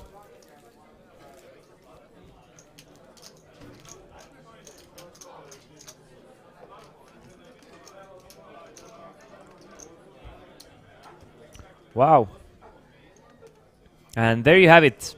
Right as we were talking about the fact that if one of those cards might get damaged, you have a staff member bringing you another card, and that's exactly what's happening. Of course, you're seeing in front of you the chip counts, but behind those chip counts there is a dealer shuffling through a new stack of cards. So we shouldn't have any issues seeing anyone's holdings any longer. And there comes Vedalainen again, says Poppamies. Yes! I mean, he has been playing great. You have to agree with me. I mean, he's been really running over. Only player who's been running over this final table and who's been very exciting to watch. Like, all the other guys, they're very interesting. They're playing well, but they haven't been that exciting to watch because they're not making any moves. Vedalainen is couple of times every hour he's making a move. So this is why, for us as spectators, it's hard not to root for the guy because he's making this final table watchable.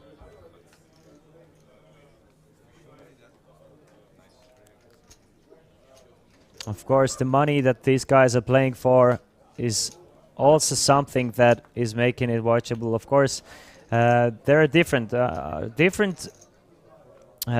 sides to enjoying poker, and just enjoying to see high-level poker where players make close to zero mistakes there's also a lot fascinating about it, or much that is to appreciate it.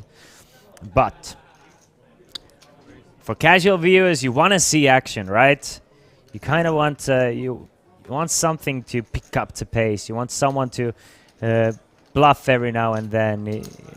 And as Mr. Stoney says, Igor Pihala likes to play spectacular poker style.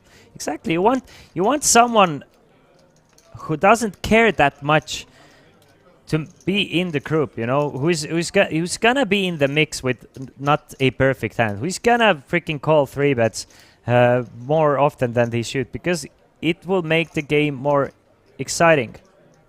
Watching 6 bots, not saying that these guys are 6 bots, just saying that in general, watching 6 bots play against each other, not making any mistakes and staying away from trouble all the time, it's great style to play poker and how to win money, but it doesn't make for the most exciting TV.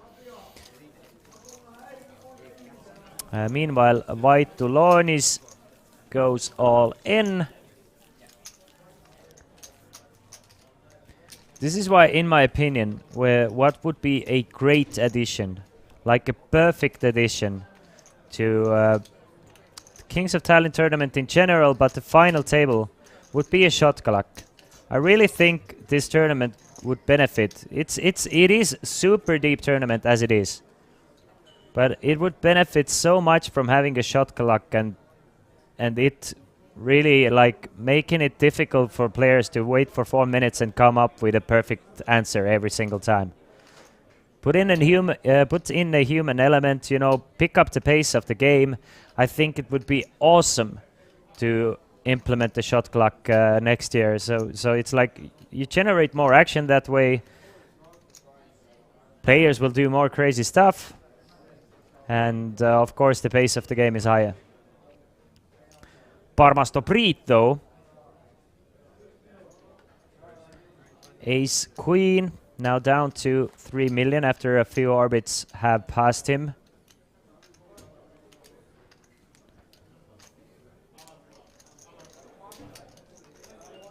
And Naski with the Queen 10 of clubs. Now he might want to just call and see a flop here. Against Parmasto, who hasn't been out of line whatsoever. Probably wants to just try and see a flop here and really doesn't want to see a queen high flop.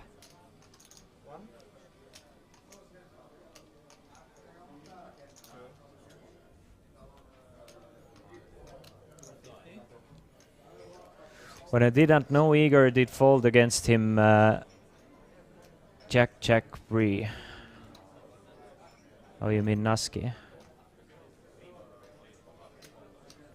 Christian, will you have beer or two with Priit after the game? Since I'm not in the casino, if I was in the casino, I would definitely have a beer or two with him and congratulate him.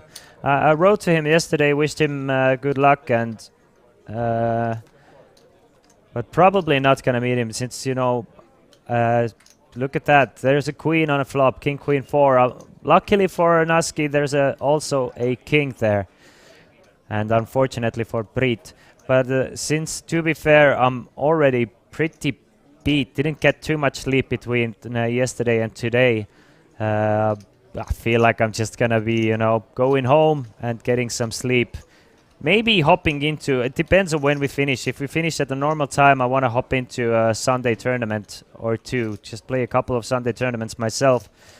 And then, rest for a few days. Meanwhile, Parmasto bets 200,000. Naski makes a call for 200,000. But I think I'm gonna have a beer or 2 once we reach final 4 or 3 players. And maybe I should hop in a poker tournament myself, since this is probably gonna be 6 more hours. Why not? Normal time for me is before 11 p.m.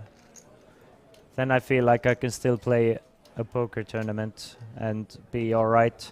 But if I get home at 1 and hop in a poker tournament, then it's gonna be just dead money.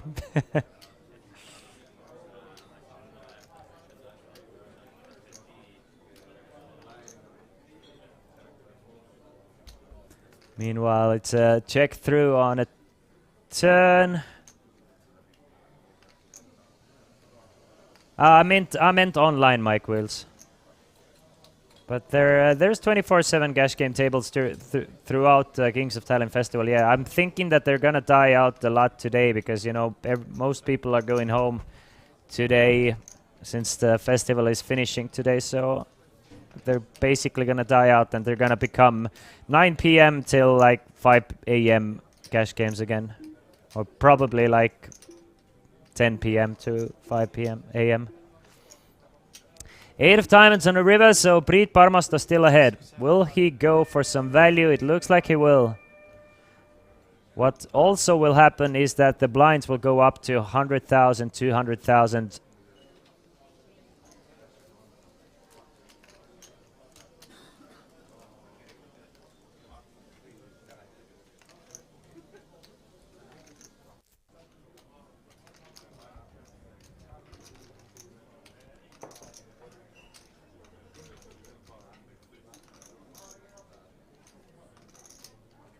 $675,000. Will Naski call it though? I mean, let's go over the hand. It was a raise from Priit pre-flop and a call from Naski.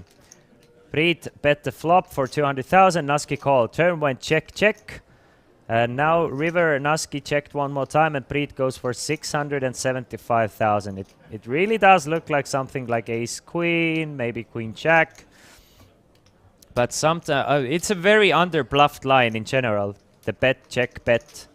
It's very often a meat-strength hand. So what would be a super baller move from Naski would to go all in. But something tells me this is not going to happen.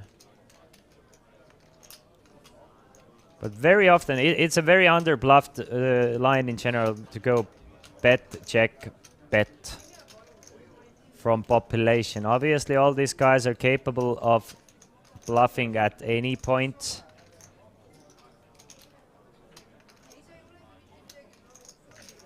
And Naski realizing that his queen 10 is probably no good. What a great discipline fold, I think, from Naski here. I think it's a great fold. Realizing that Priit, especially if he's watched any of those hands or getting information about any of those hands, he must realize that Priit is the most likely player at this table to check back a value hand on the turn. He has done it so many times today on this stream already, so him checking the turn doesn't really take away from his chances of having given a king there.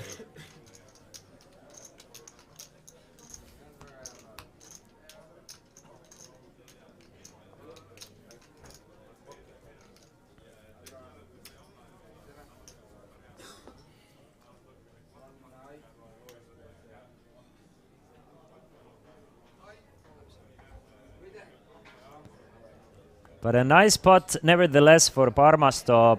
Very, all those 1 million chip pots are super important. So the blinds have gone up to 100 and 200,000, and everybody back down 20 big blind average stack now. And everybody are hovering around that average stack as well. Like we're in between 3 million and 5 million, all 6 of these players. Why do it's Naski with the shortest stack for 2 million, yes, but it's like 10 big blinds separating him from the chip leader.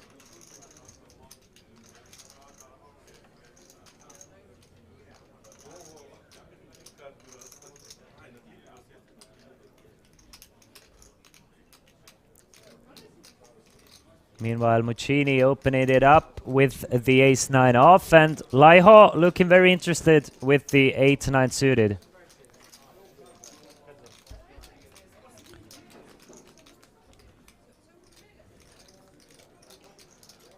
Deuce, 3 and an 8, so a pair of 8s, a top pair of 8s for Laiho.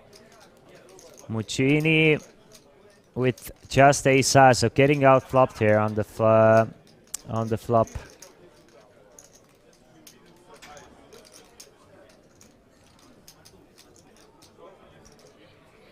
But still taking a stab at it. Bets 300,000. That's not gonna get rid of Laiho. Gonna be interesting to see. Will Laiho just call here, or will he have any other plans? I would assume it's just gonna be a call.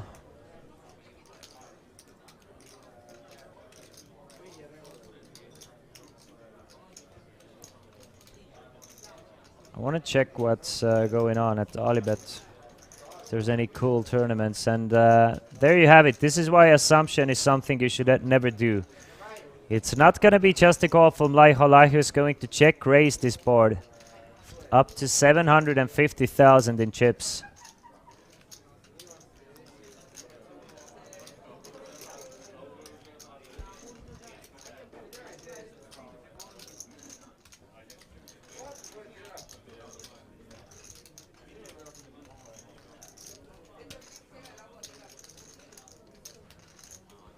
And interestingly, Muccini hasn't folded. He's really going over that hand here.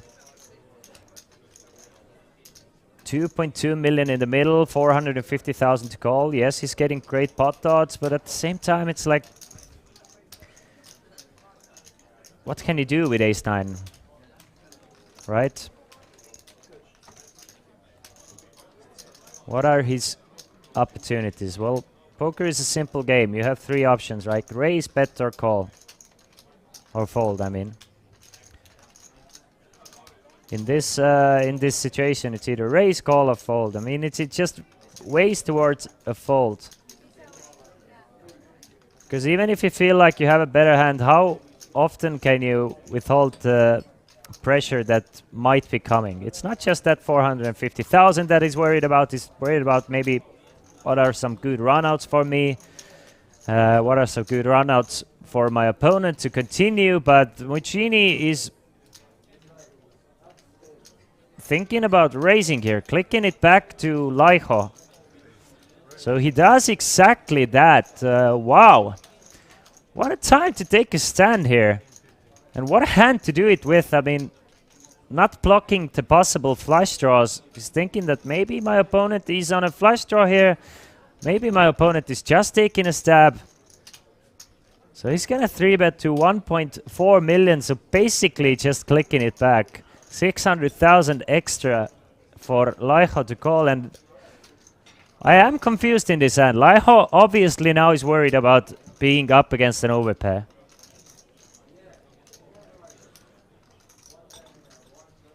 That's the thing, but what kind of an overpair would play like this? Maybe a set would play like this. No, probably not. The thing is, Muccini's raise, it doesn't make a lot of sense. The size doesn't make a lot of sense. Why even raise? Like, what is going on here? What is Muccini really playing like this? Let's figure it out. Let's try and figure it out. We can see that he's bluffing, obviously, and it's easy for us to say that it doesn't make sense, but what? Give me a hand that Muccini might play like this. Muccini personally. Lages thinks that 10-9 of spades could play like this. Could it though? Like, think about how Muccini has played thus far. Is he gonna click back the 10-9 of spades? Is a bad flush draw, or I'm gonna call 10 high a bad flush draw here because it's not gonna beat any other flush draws. Is a bad flush draw just calling here, or is a bad flush draw gonna call the check raise and try play the flop or play the pot out in position? I think a flush draw with 2 overcards is never clicking it back here. Why would it click it back? Why? If a bad flush draw is raising there, why doesn't it want to raise bigger to get players to fold? A flush draw with 2 overcards, we've seen it many times today, really wants to generate as many folds as possible. So in my opinion, a click back there it's kind of like a set. Like a hand that must feel super strong, that doesn't want to generate a lot of folds. Or a hand like ace-ace with an ace of spade. So in my opinion, that ace-9 doesn't make sense, and I really do like the fact that Laiho called the flop. Now the problem is there's 3.8 million in the middle and queen of spades on a turn, bringing in the flush draw. Now the river is another 8. That must be a very well. It's definitely a very good card for Laiho, but Laiho must feel so much relief at the moment for seeing that 8.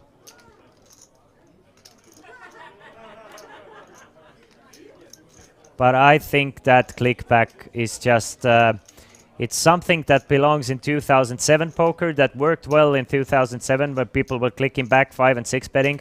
But now that people figured it out, it just doesn't make sense. Meanwhile, Laiho is gonna bet 700,000 and try and get value for, and hoping that maybe Muccini had something like ace-ace with an ace of spades.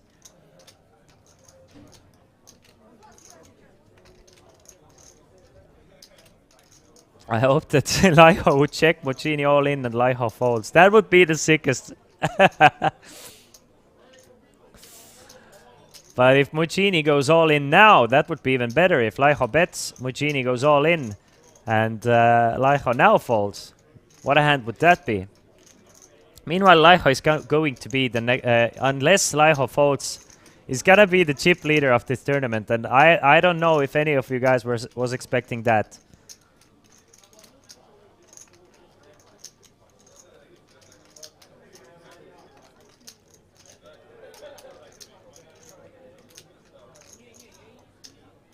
Sheriffi thinks that Muccini is going to call. So, what is Muccini going to put Laiho on? Something like ace-4, ace-5, 4-5. That would be some serious button clicking, in my opinion, because Muccini having the ace. What? The most obvious draw game in, right? The spades that you were worried about. You're not blocking any spades. You're blocking with the ace of hearts. You're blocking the chance that your opponent has the ace-4, ace-5. Did Muccini misread his hand for like aces?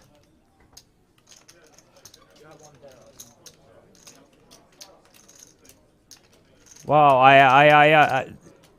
Sheriffi, you figured that he's going to call.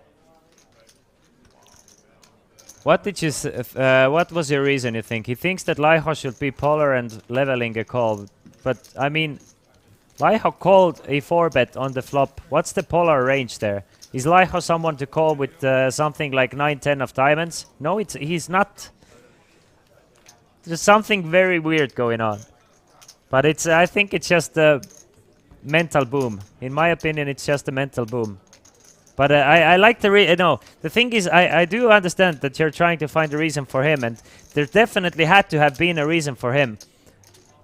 Definitely a bad reason, but there had to have been a reason for Muccini, and I think the reason is 32 hours of poker playing and just a mental boom.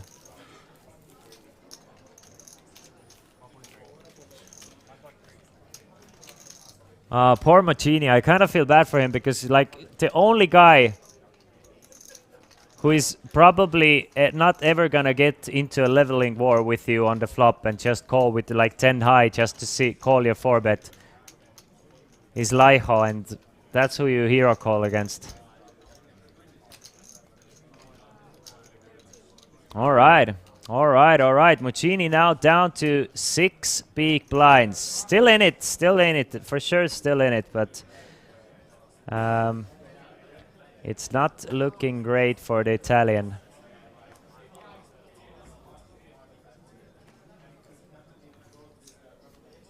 First two next to think strat, that's true.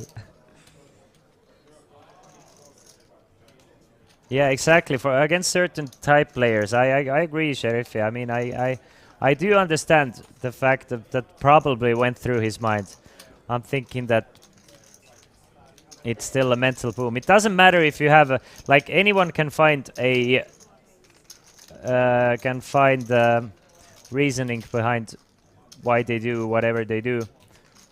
I still think it's like in the right sense of mind they don't do it. We haven't seen him get this out of line before. Obviously, it was already a big pot, so he's like getting pot odds as well. You know, if he wins this, he's a massive chip leader. You know, sometimes you get really tunnel visioned, and that's what I think it is. I think it's a little bit of tunnel vision there. It all started from the flop, of course. Going with the 4-bet, and it just perfect crescendo of the river by calling the 700,000. So I mean, poor guy. Got up, got some water, get some blood going again and flowing again. So I believe he can still make a comeback. But Laiho just outplayed him, like 3-betting for value on the flop, calling on a flop, betting the river. It's just like, what a hand from Laiho.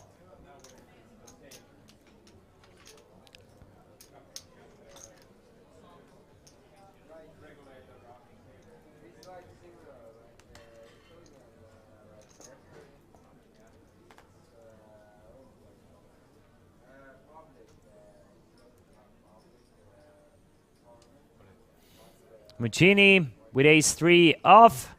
Now is the time to go all in. Goes all in for 1.3 million. Will anybody make the call? Our new chip leader, Queen 9 of clubs for Laiho. He's gonna fold. Parmasto cannot make the call with the 4 deuce. And Vetelainen is gonna give one up. So Muccini actually adds like 40%. That's about 40% to his chip stack, so very profitable shove for the Italian. Of course, has to put most of it back blind now, being in the big blind, and having to post the blinds and antes.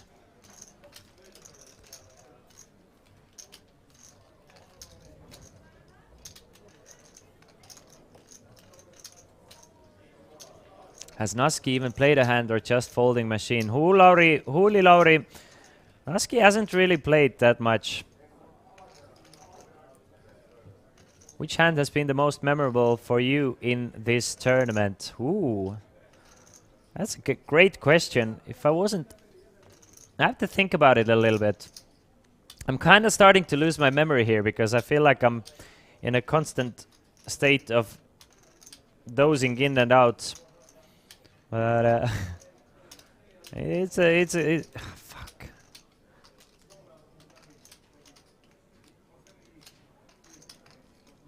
I think the aces. I think the aces for Fang. The bet folding aces against the what's his name? Against the Estonian player. It was a player named Fang who got pocket aces and instant bet fold against the 2 pair. It was on day 2, I think. I think that was by far the most impressive hand I've seen. in a while.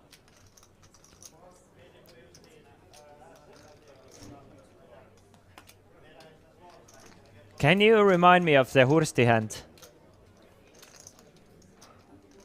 Good evening, Christian. Great to see you, fresh as fuck. Here's for the next 8 hours. Let's go. Cheers, Casino Patron. Cheers, cheers.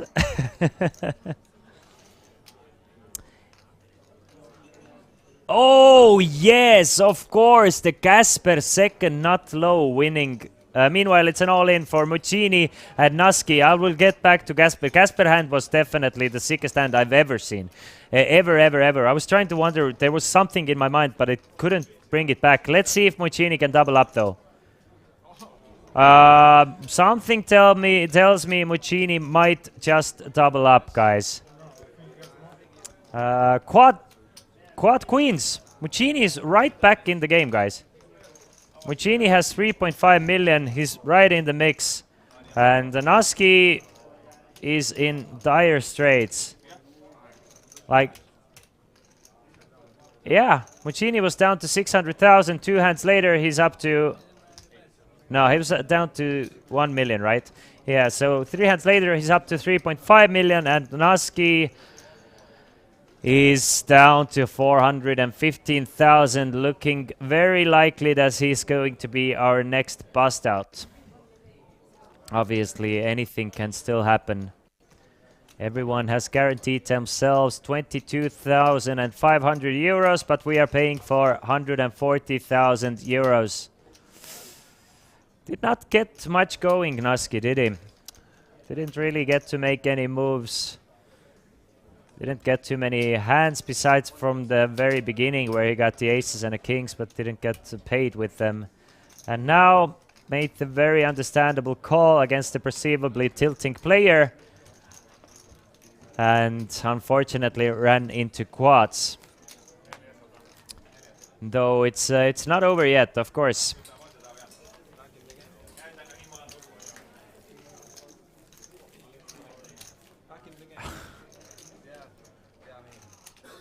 But Obi-Wan Olala, going back to the most memorable hand, yes, and that will be the one of the hands I think I will talk about and remember for ages. I don't think I will ever see it again, and I don't think none of us will see it again.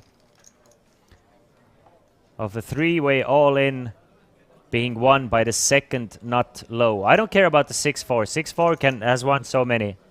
But it wasn't just the 6-side, it was second not low in a 3-way all-in. Pergelele, it was a 3-way all-in with one of those players having 6-4, right?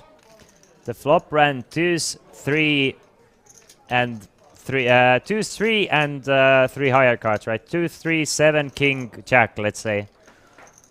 So two players called to all in. There was a lot of betting done. There was a bet on the flop, checked through on the turn, and then one player bet the river, and the other guy folded. So the guy who bet the or lady, I must say, not the guy. Lady bet the river had 4-5 for the not low, and the player who was all in for against 2 players had 4-6 for the second not low, and he more than tripled up and made a huge comeback in the tournament after that.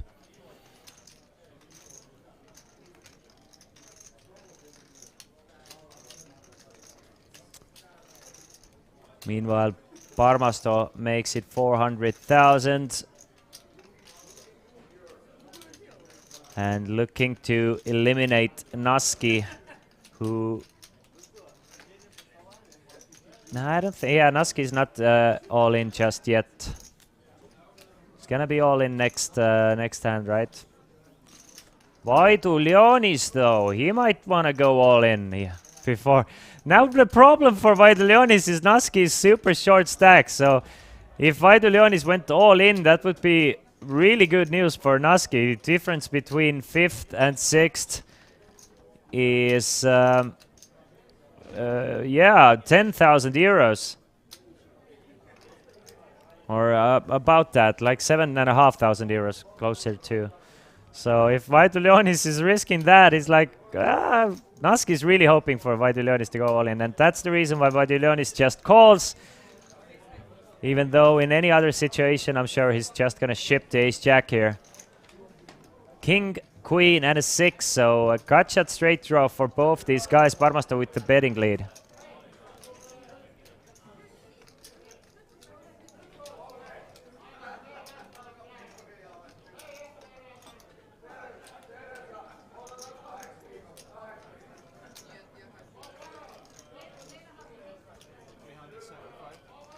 Let's see if Parmasto is able to steal this pot away from Vaitulionis with a bet of 375,000. Vaitulionis has a draw to the nuts, but it's not the best flop.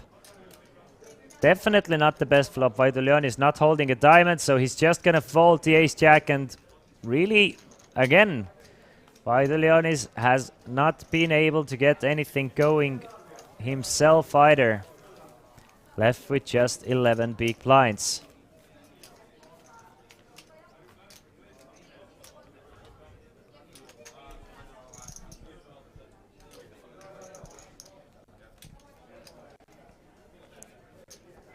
You can see Naski is going to be all but all in. He's basically going to be all in next hand. And he was by far, well, not by far, Laiho as well, but Naski and Laiho had been the least aggressive, least active players at our featured table. One of them is the chip leader, and the other one is looking in quite a bad spot here.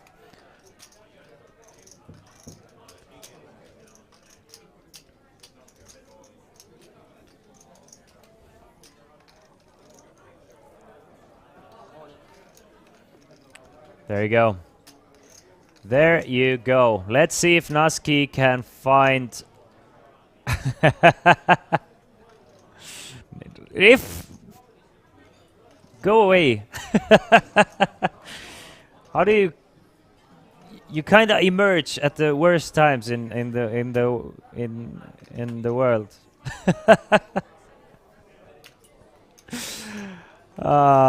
So it's gonna be blind v blind. Naski has a good chance to stay alive because, you know, no, never mind. Nah, not a good chance anymore. Because it's gonna be, you know, blind versus blind, and it's 50-50. Who gets a better hand? And Naski actually finds King, Queen, and Vaitulionis finds the Ace, King of Diamonds. So kind of a cooler, even though Naski was all in blind. So let's see if Naski can find the Queen to stay alive in this tournament. Otherwise, he is going to be our 6th place finisher. Needs a Queen. And now running spades. Running spades can also help. Let's put a Jack of Spades there. Jack of Spades, why not? Both players get a pair of kings, but that's no use for Naski. Naski needs a queen on the river, gets the 2s of spades, and that is it for the machine. Now, all the ladies in Estonia, you're in trouble because Naski has finished and he's mad. He's angry and he's going to come and have a session of learning freaking solvers.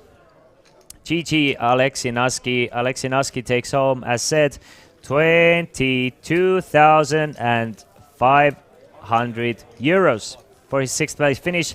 All players now guaranteed themselves 30,000 euros.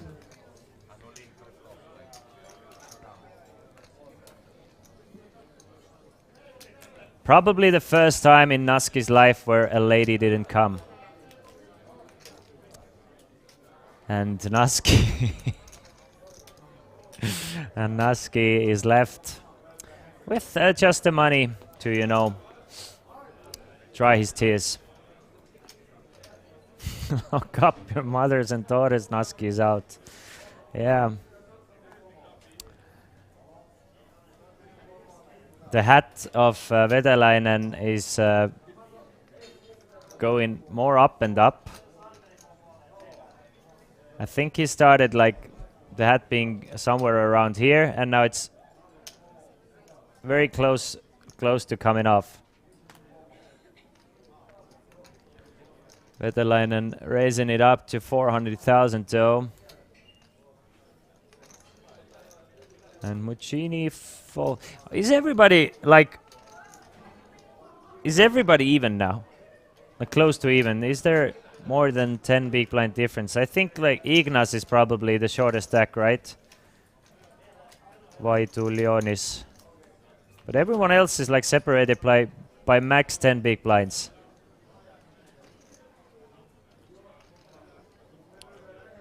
But why not Laiho? Laiho, the Cinderella story.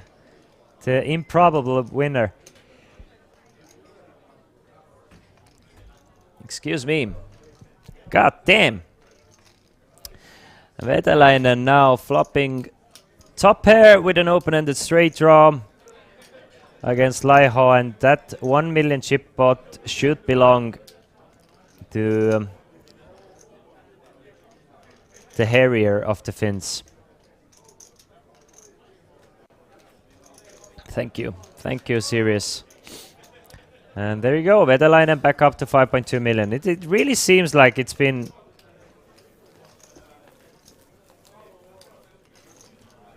Yeah.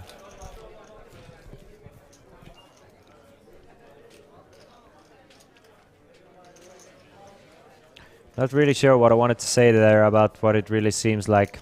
What it does seem like is that the money jumps are getting proper. Difference between 5th and 4th out of the 5 remaining players, 5th and 4th difference is over 10,000 euros. So anytime somebody busts before you, you're making 10,000 euros straight up cash.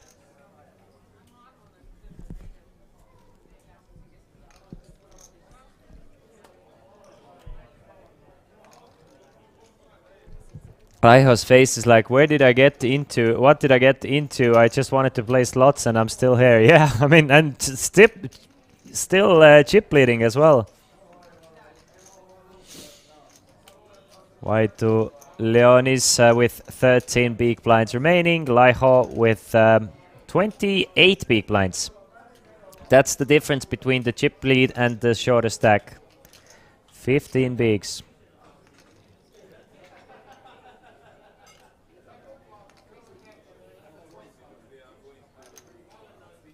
Laiho tries to see the flop against Brit Parmasto, and Parmasto has one of those hands that might let him see a flop with.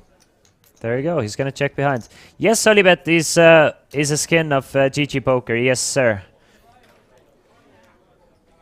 So all the GG Network tournaments go on Olibet. Yeah, I was about to like try and find myself a tournament to play. WSOP series Bounty Hunters 40 stack. That sounds like something I want to play actually while watching this tournament. It really does.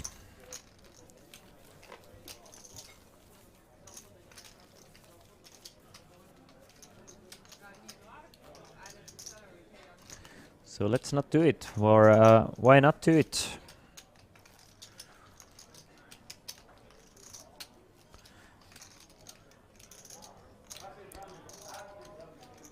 Lyle looks like he has the sad face filter on. I think he's just very focused. I think he's just very, very focused. They wear the same shoes. You mean the GG Network and the Olibet?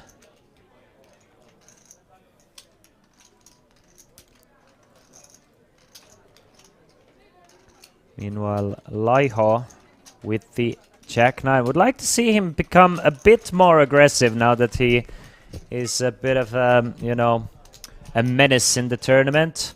And that is a great start. That is a fantastic start to raise it up to 400,000 from the button with the Jack 9.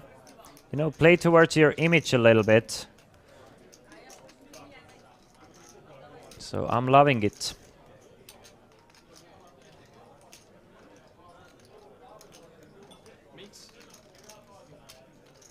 Ba-da-ba-ba-ba. I'm loving it. Vetalainen with the 8-4. Maybe this is the type of hand you probably want to just give up, you know?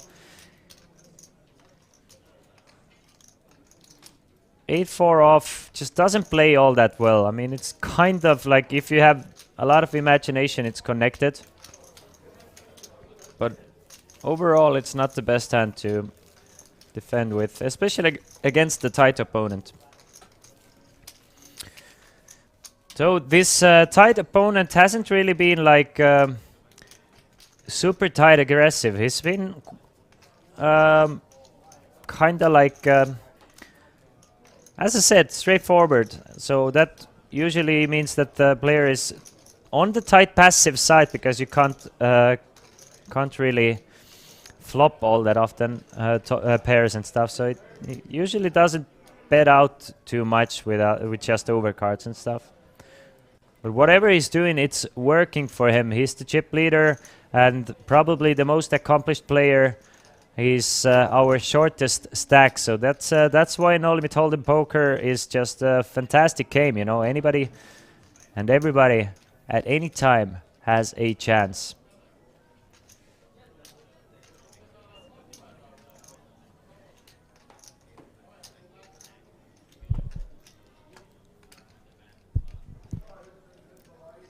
Poof.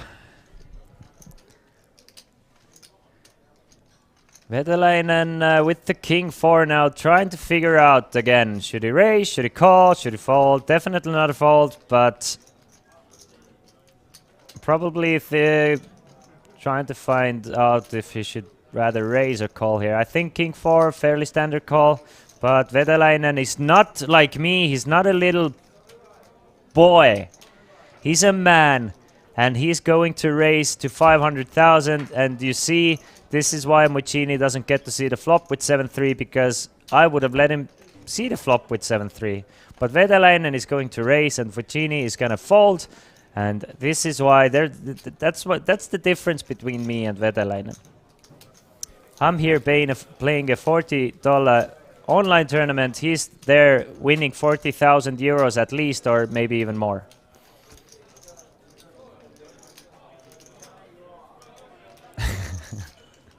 Artu Partu also has a women's sauna story about Laiho.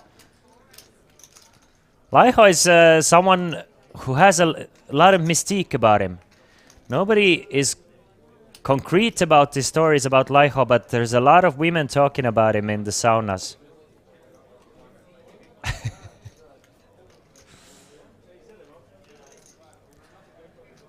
I mean, those Finnish guys all have some sort of a legend going with them. Isn't that interesting? Like, everyone else is like a regular human being, either a poker player or a poker caster or a TV table presenter or a poker tournament manager, whatever, anything poker related. But Finns, they're all some kind of legends. There's always a mystique or something crazy going on. Always a story with them. What a fascinating country it is. And what a fascinating nationality to be part of.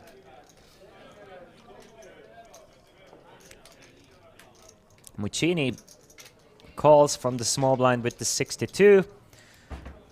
White to Leonis obliges with the 95. There's one of them, White to Leonis. There's, you see, the Lithuanian flag, the name White to Leonis. But he's the only one, yes. He is the only Lithuanian still remaining in the tournament. But as long as he has chips, he has a chance.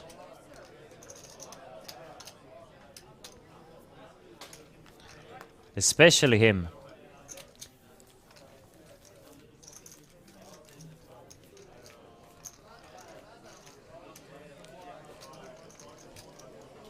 Five players remaining at 1100 euro. Kings of Tallinn main event.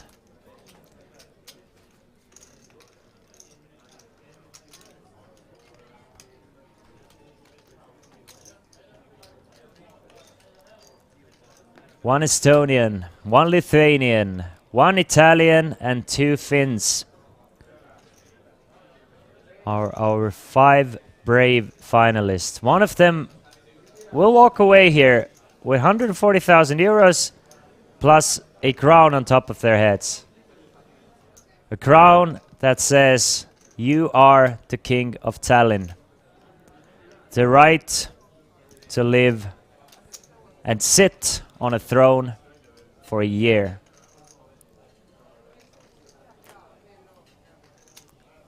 And nobody can dispute it. Meanwhile, Veteläinen, he's used to sitting on a crown or a throne. Raising it up to 400,000 with the ace-6. Muccini going all in with the 7s. Vaitulionis with the 4s. He's gonna let it go. But Laiho facing a raise and a shove. I'm sure he wants to play the king-queen, but facing a raise and a shove. Would be nice if he called. It would be fun. Would be exciting, you know. But he won't. And neither should he. Muccini didn't even think too long about it. Just snapped, fist pump, shoved it all in.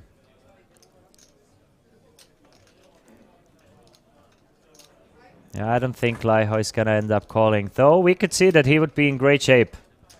But you know, it's tough for him to know. He still has to worry about Veteläinen as well.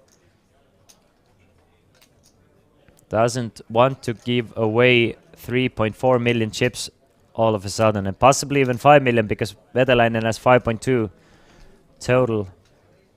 If Veteläinen goes all in over the top, it's big trouble.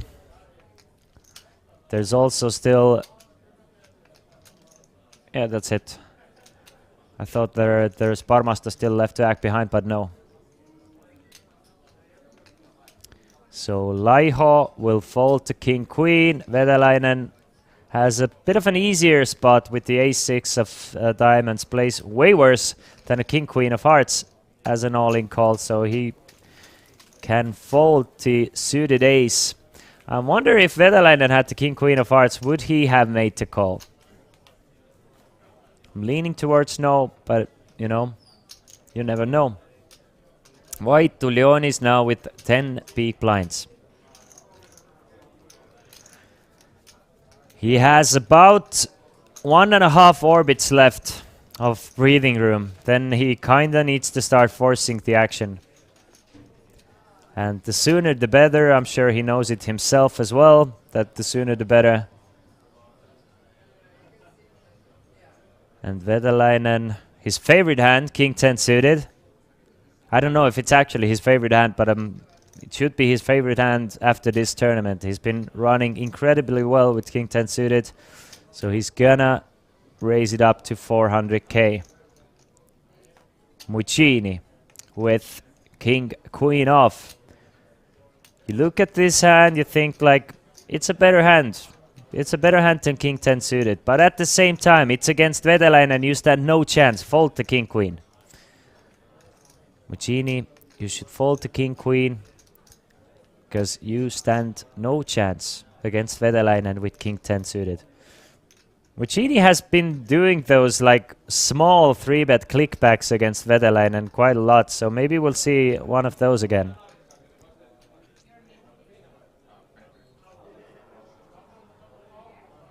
Or maybe we will see not that small of a clickback 3-bet. It's about 1 million, so it's a decent sized clickback 3-bet.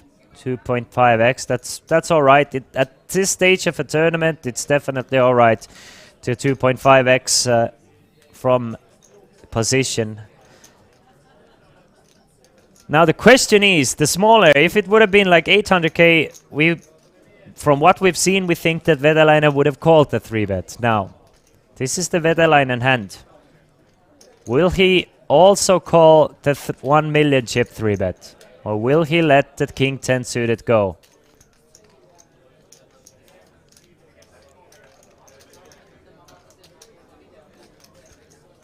I know that he's definitely tempted. He's looking at Igna's stack here at the moment because trying to figure out how much Ignas has. Is he very super short? Does he want to take any risks at the moment, or should he wait until Ignas busts or doubles up?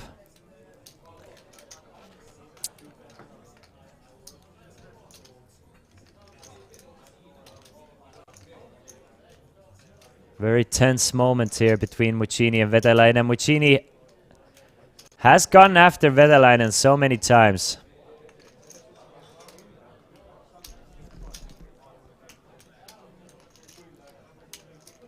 Will he go? Well, we see that he's going after Vetalainen one more time. Muccini has been quite active. He's been playing quite a few big spots, big pots, bluffing here and there, but still in this tournament.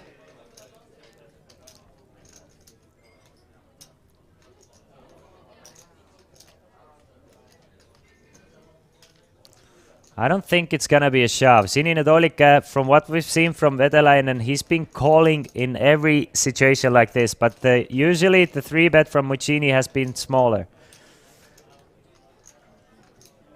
Up until this point, every time he's called in a situation like this. Will he still call though? Muccini put a little bit more oomph in his 3-bets this time. Just a little bit more. One big blind extra.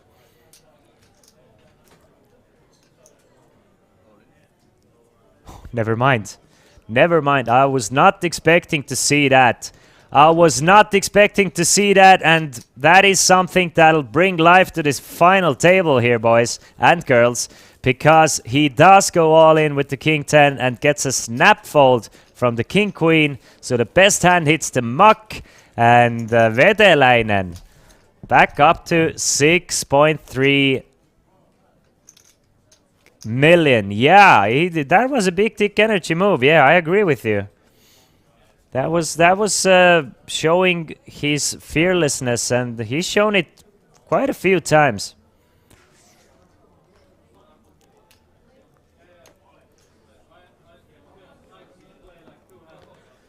Quite a few times he's shown it indeed.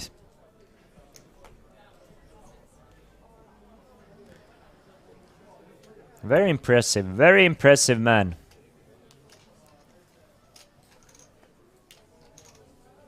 I was not expecting to see a shove there. From what we've seen all day today, it's been always just a call, but it worked out amazingly.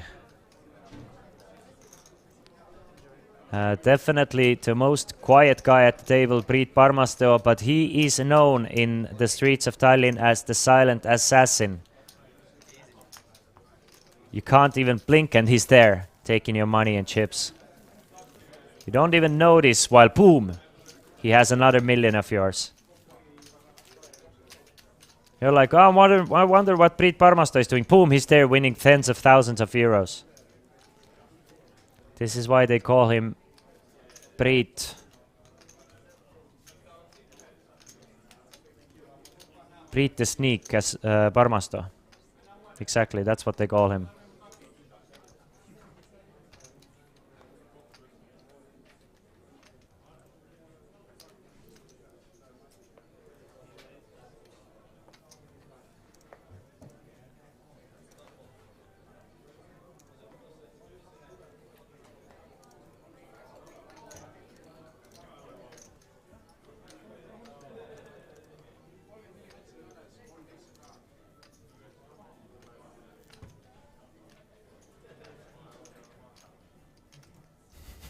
Meanwhile, White Tulionis has King Jack off, and that might be a hand that White Tulionis is going all in with. I mean, he has 10.5 big blinds, King Jack off. It's a 5-handed table. I think it's a... I'm pretty sure we're gonna see an all-in here. White Tulionis has started to identify as an Estonian. That must be trouble, because Estonians have not been running well in this tournament. So White Tulionis is gonna raise it up to about half of his money. Goes for 900,000 in case there's an all-in and a call in front of him. He can still fold, but basically saying that he's going all in. So he's gonna raise it to 900,000, effectively moving all in against one player, but nobody is gonna play, so he's gonna fold.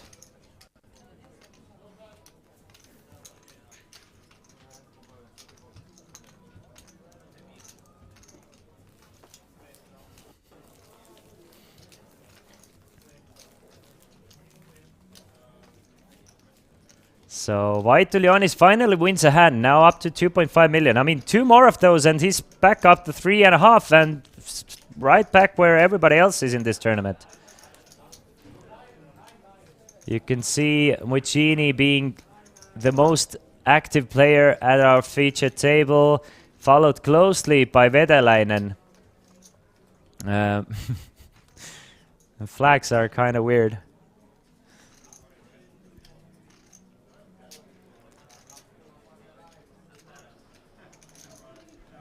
But I'm sure they'll fix the flags soon.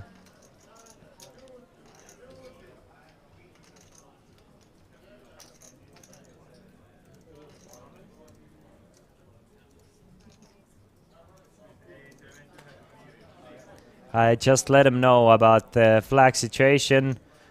I'm sure they realized it in real time as well, but just in case they didn't fix it, it will be fixed in the next 30 minutes. Meanwhile, Priit Parmasto. Priit the Sneak Parmasto finds another pair of kings. Third pair of kings for Priit Parmasto. Now looking very different than he did previously. Vedelainen has got got a nice look for him. Muccini still looking the same.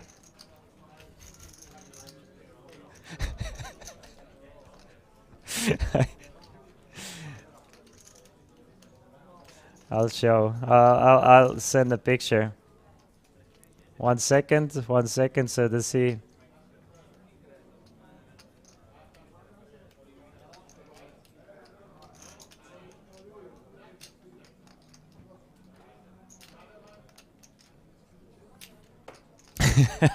Meanwhile, Ace King for Vaitulionis. Wait. Meanwhile, I'm here joking around. It's gonna be an ultimate cooler for Vaitulionis here against Priit Parmasto. Parmasto again gets a huge hand with pocket kings. And this time it's Vaitulionis with ace king, and Vaitulionis is going to need an ace to stay alive in this tournament. It's a massive 5.1 million chip pot. Should Priit Parmasto win this hand, he's gonna be the new chip leader. Priit Parmasto against Vaitulionis. Ignore the flags and ignore the images, it doesn't matter. It's still Priit Parmasto with kings against Vaitulionis. Ace king now catches a backdoor diamond draw.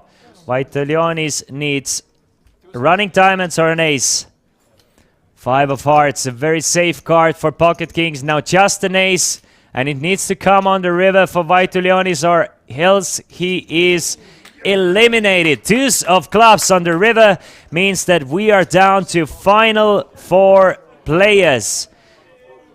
GG to the man, the myth, the legend, Vaitulionis Ignas, finishing in 5th place, taking home 30,000 euros, and we are down to final 4. Everyone has guaranteed themselves 40,000 euros. Next money jump will be an extra 20,000 for these guys.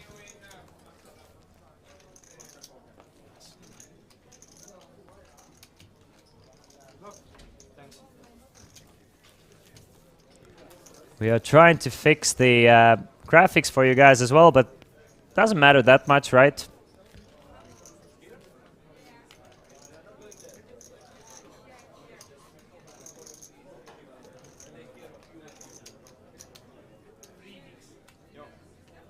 Wow, and we have a new chip leader, and it's Priit Parmasto. Priit Parmasto from Estonia, closely followed by Vedelainen from Finland, closely followed by Laiho from Finland, and then there's a bit of a gap between Muccini, but basically a three-way tie for the first place here. And next money jump will be 20,000 euros. Everybody guaranteed themselves 40,000. Next money jump will be 20,000 euros extra. So we are in some serious moolah, guys. Serious moolah. Pocket 8s for Vedelainen. Good enough for raise, obviously. Pocket 8s, strong hand, even in a full ring table. But this time we are playing just four-handed.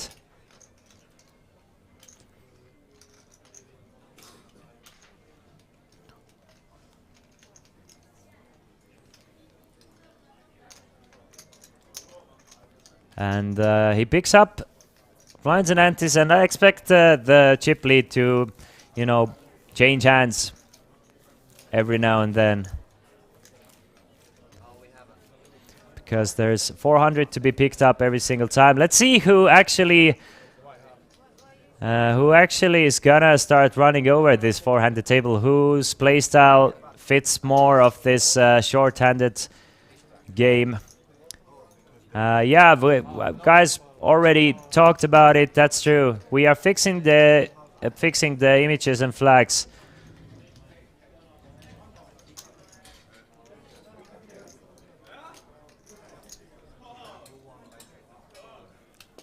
Working on it as we speak.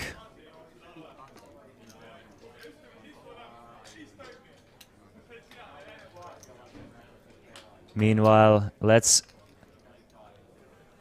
we're gonna go on a break in 6 minutes anyway, so hopefully during the break we'll get things fixed. Muccini with the ace-10 off.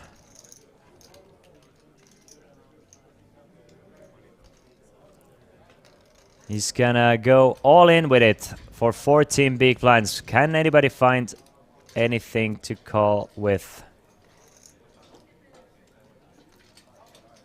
Parmasto will not be the one to eliminate Muccini, at least in this hand. Shows the 7-3. Kind of shrugs shoulders. Oh, Brit is letting everybody know that he's been running super weird at this final table. He's been only getting either kings or 7-3 every time. No ace-king, no king, ace-queen, no king-queen, no king-check, nothing to play with. It's either total crap or kings, but it's been working for him.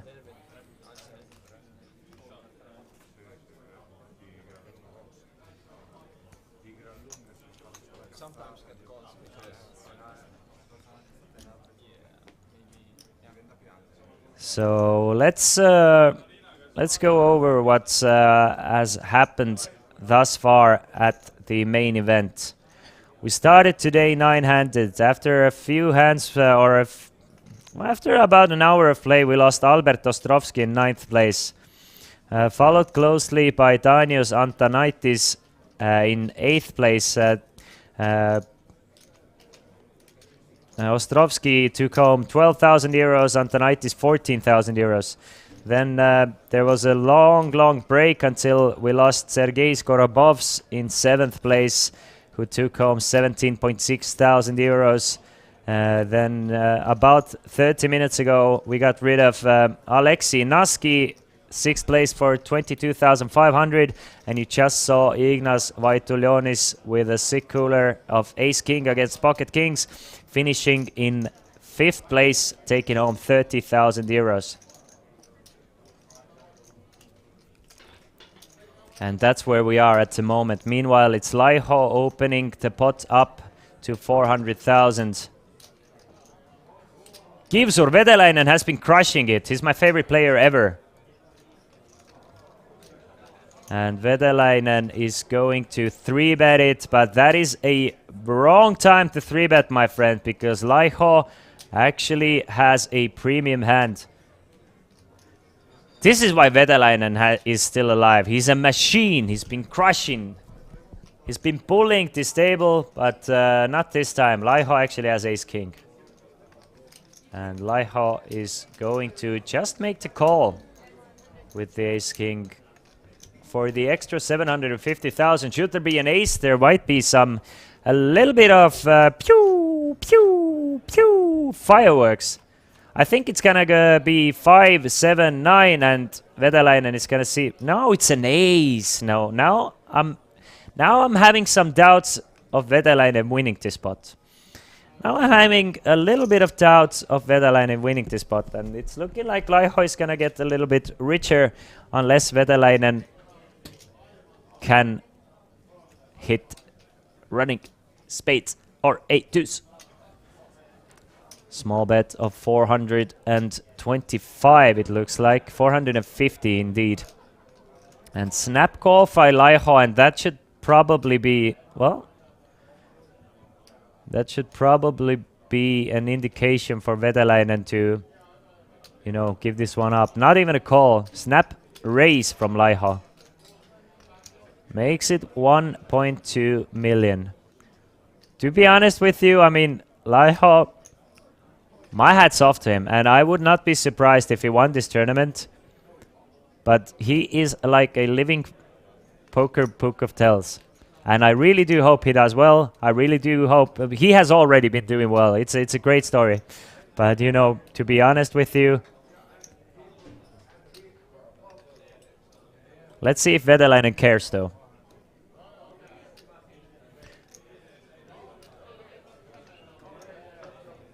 Ace 4, 8 on the flop. Vedalainen with top pair and a backdoor, not flush draw.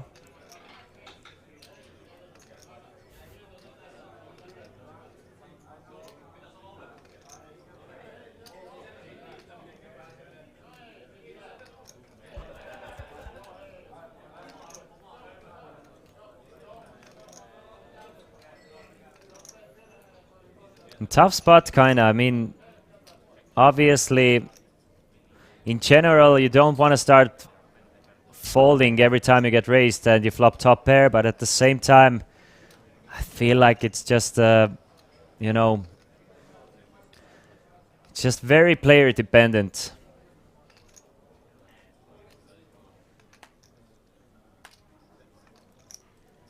Nice fold from Vedalainen here. Realizing that his opponent is probably not bluffing there often at all, so he's gonna fold. He's gonna fold. It's against Laiho. Yeah, that's what I thought that it's kind of a easy fold there. Anyway, guys, 4 players remaining. Everybody guaranteed themselves 40,000. Don't you guys go anywhere far, because in the next 2 hours, let's do this thing. Let's finish this thing up and let's crown the King of Tallinn. I'm ready for it. You guys are ready for it. Let's do it. Ciao. See you guys in 10. Professional poker player, so I came in Estonia for it. Okay, and how are you finding living here, like the difference from France to Estonia? I'm from Paris, so it's a different city, like it's a bit smaller, but I like it. I like small town like this, small city, so it's cool.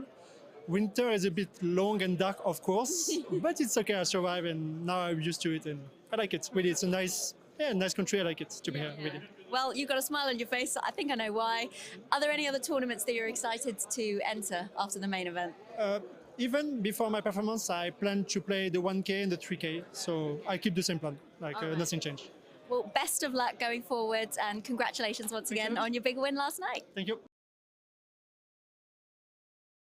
Hi, I'm Laura Cornelius, and you're watching coverage from the Kings of Tallinn 2023. We are in the heart of the Estonian capital, and we are so excited to bring you all of the action from the felt.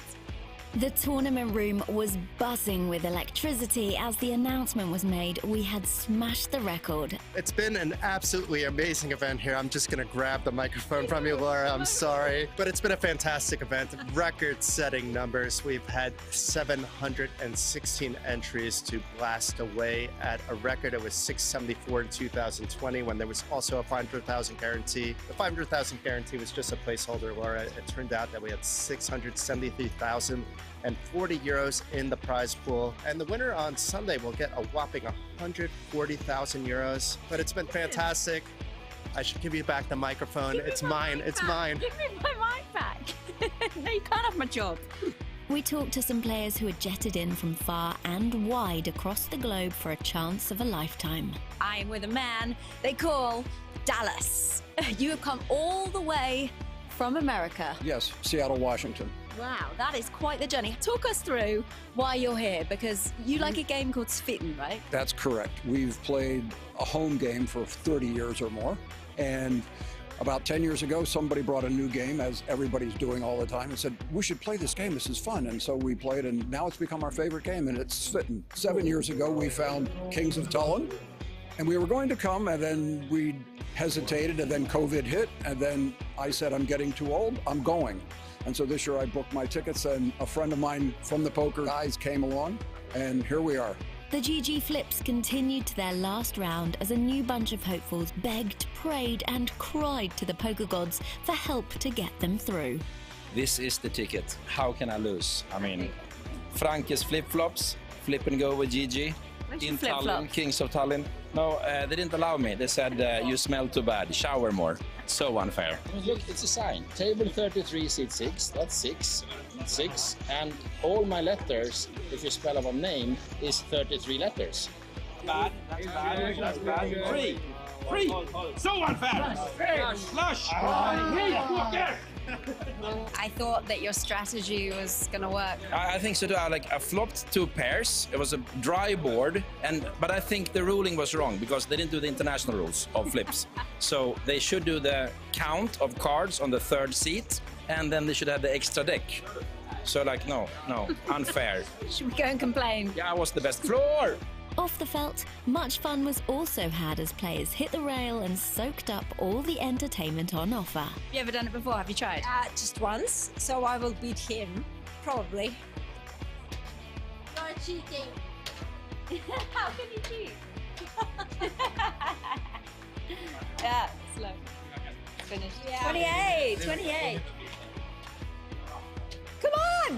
You can already see Left, the difference bottom, between- bottom right, bottom right, bottom right. Left, bottom. Middle, bottom right. Left, right. Left, right.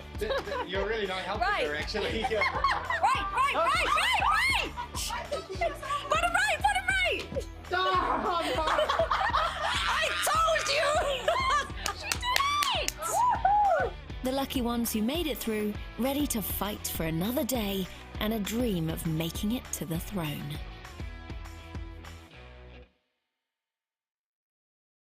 You don't want to be my friend? Was it a bad beat? Was it a really bad beat?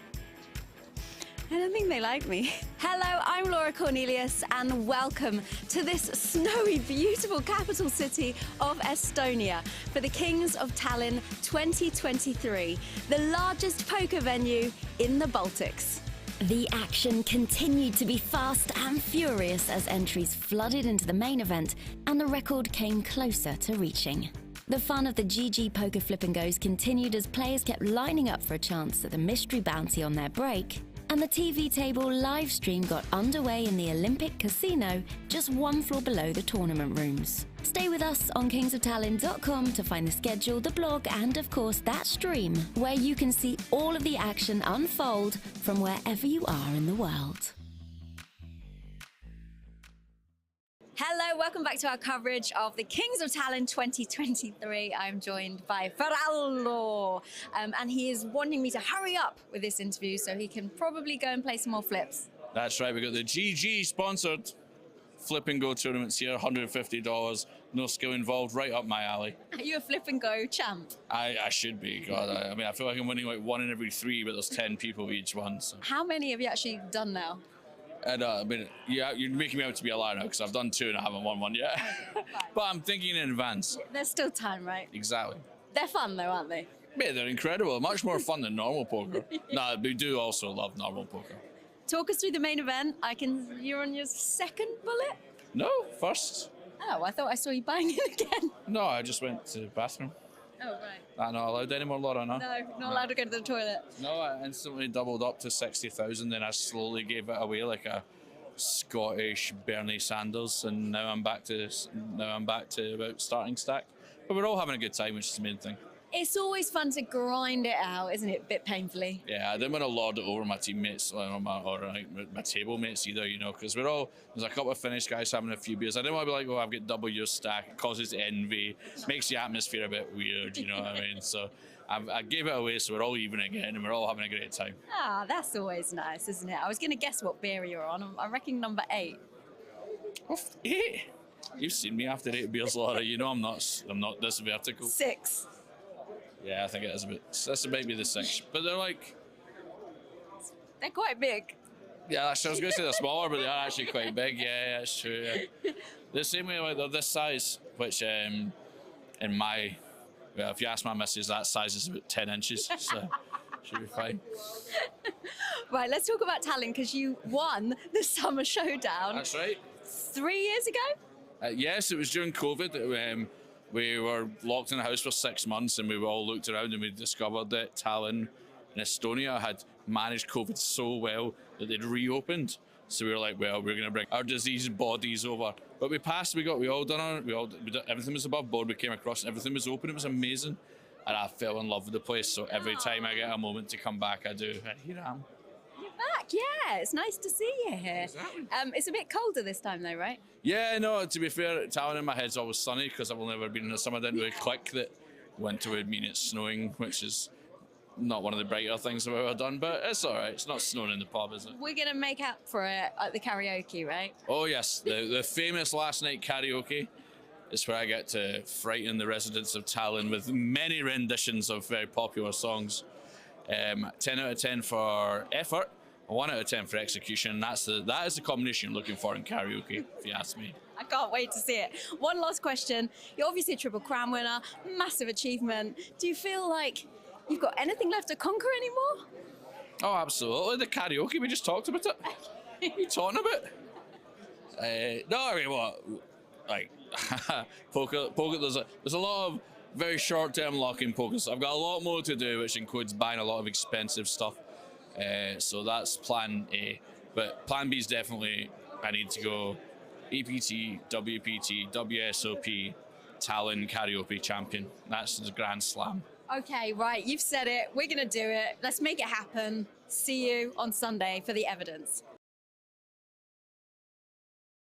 Hello, welcome back to the Kings of Tallinn 2023. I'm joined by Ronnie Albregtsson. How are you doing, sir? Just fine. Yeah. How's all the events going? You're not in the main still, I presume? No, I'm not in the main. I've had some bad runouts in some tournaments, but actually won one tournament, so I'm satisfied. Yeah. Okay. Yeah. We know you picked up one right at the start, wasn't it? It was the PLO Progressive Bounty. Yeah, it was the 4-5 PLO Progressive Bounty. So I got like 3,650 euros in the prize pool for the first place, and I picked up over 4,000 euros in the bounties. Oh, that is a nice payday. Yeah, it was my first win here. I won team event twice, but this was the first single win. Okay, So- and it was a very lively event from what I could see. Yes, it was push all in. It was super nice. So, but I was the aggressor on the table, but I didn't go for the small bounties. I only looked out for the big bounties so I can take him. So I took him at the right time, though. I was got going to lucky. say, for a game like this, you've got to be aggressive, I think, haven't you? Yeah, you have to be aggressive just to come to the final table. But when you're on the final table, you got a little bit more control of the other players. So then you can see, okay, I always keep count what they actually have. So I know if, okay, do I have more or less? So Well, it seemed to do you well. Yeah. How's the team points going? Can you explain to anyone that doesn't know? So anyone that comes here can have a team. yeah, everybody. It's like you can register a team, 4 players, and the last possibility is until day 1B of the main event, you can register a team. And then your team gets 1 point each tournament to play. If they come to the money, they also get points. It's like the price you get divided on the buy-in. That's your points. But it's quite a nice prize at the end. Yes, I heard rumor that this is going to be the biggest team event prize, and I know it was like 24,000 euros in February 2020. So I think I'm certain it's over 20,000 for the winning team. So, So we're not quite up there. We were number 1, and there are some miscalculations, so they had to figure out. But we're about top 3, I think. So who's on your team? My team is Sondre Stormyr from Norway, Espen Sandvik, and Edgar Bedzek. Oh, okay. So from Riga. Your wife's not on your team? No, my wife is on a different team. Oh, they are, yeah. Solo. their team is Queens of everything. Oh yeah. Oh, that one. Yeah. I've heard about these. Yeah. So they're on Bedsec. My wife Evie Albrechtsson and Crystal Haller and Caitlin Moore are on that team. Yeah. So I've got to root for the girls. Sorry, Ronnie. Yeah, you have to do that. So and also my wife got a birthday today. So Is she able to play the ladies event today? maybe she don't know. Hopefully, so she got second place twice in the ladies there. So Oh, okay. So she's going to be tough competition to beat. yeah, it's the worst player I play against. She reads me like an open book, so it's difficult. You know each other too well, probably. Yeah. So I have to find out something new every time just to have a chance. Well, thank you so much for chatting with us. Good luck in everything else and the team events. We'll see you very, very soon. Yeah, Thank we'll you. see. Maybe we'll have to see the OFC first. Yeah. Hello and welcome to the capital of Estonia for the largest poker tournament in the north, the Kings of Tallinn 2023. The Kings of Tallinn has not disappointed so far, with the action fast and furious. The main event got well underway, with GG Poker Flip and Goes taking center stage on every break, as players gathered to get involved in the fun, hoping for a chance to win a seat to the mystery bounty.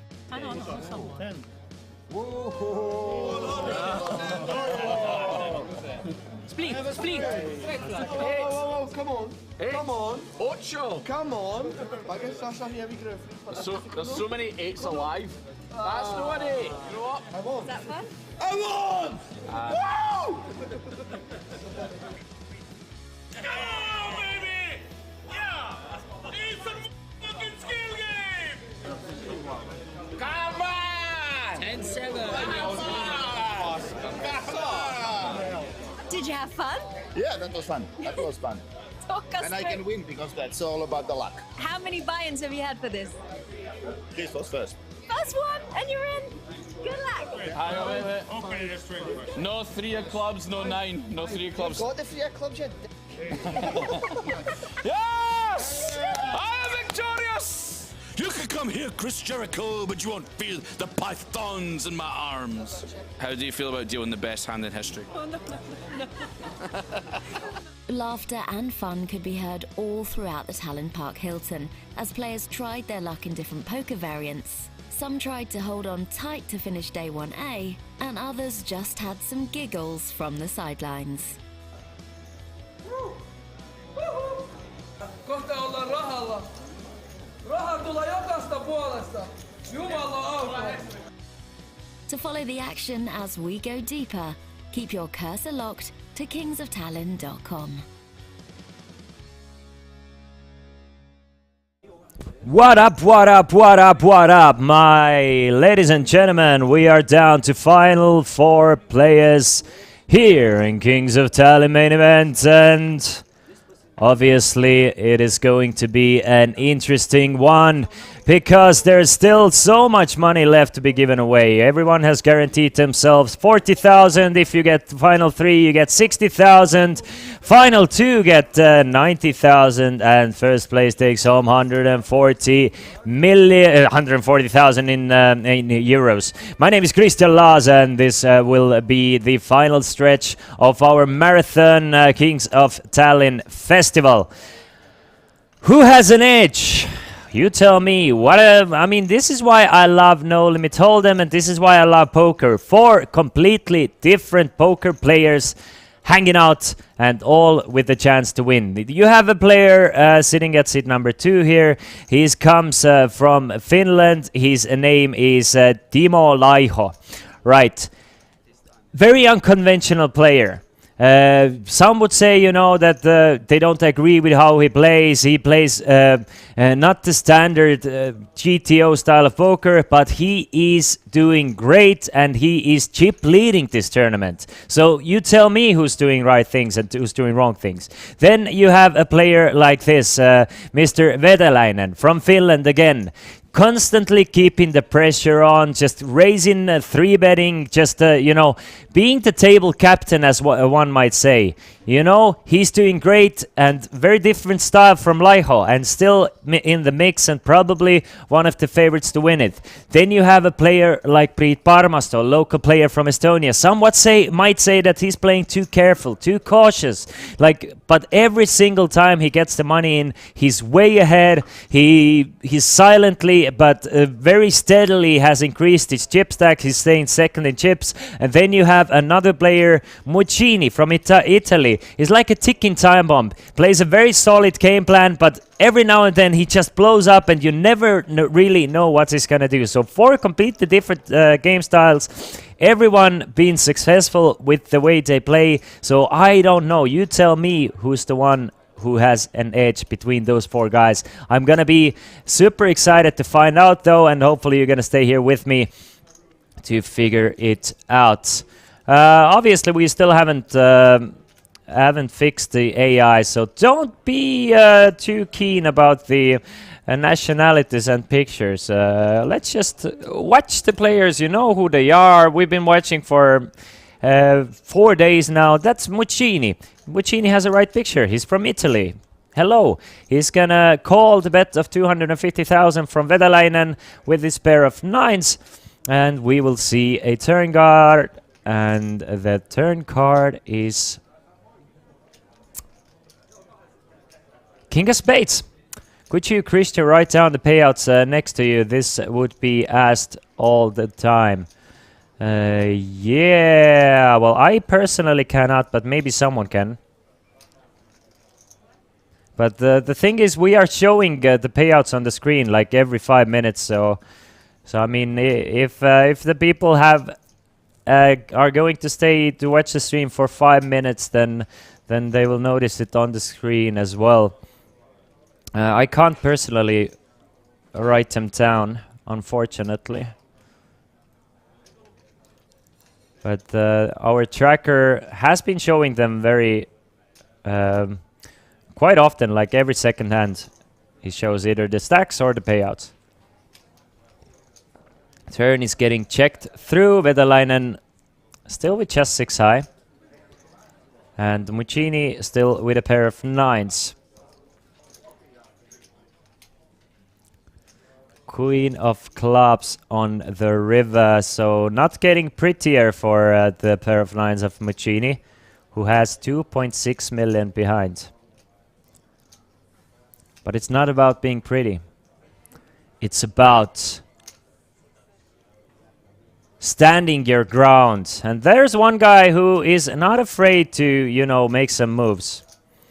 Riff23, hello, welcome.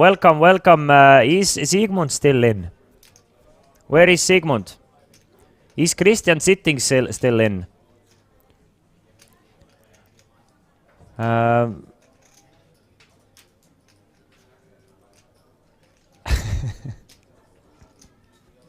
Meanwhile, it's a bet of 450,000. Vedalainen became Latvian from Finnish in final table, as it shows in the digital. Yes, Vedalainen became Latvian. He shaved his head and his beard, and he now has glasses as well. Basically, Vedalainen identifies as Sergei Skorobov's. Muccini still identifies as himself while folding the pair of 9s. Let's see who anyone else is identifying. Roosteri, what's Zitting's Twitch name, if he was in the chat?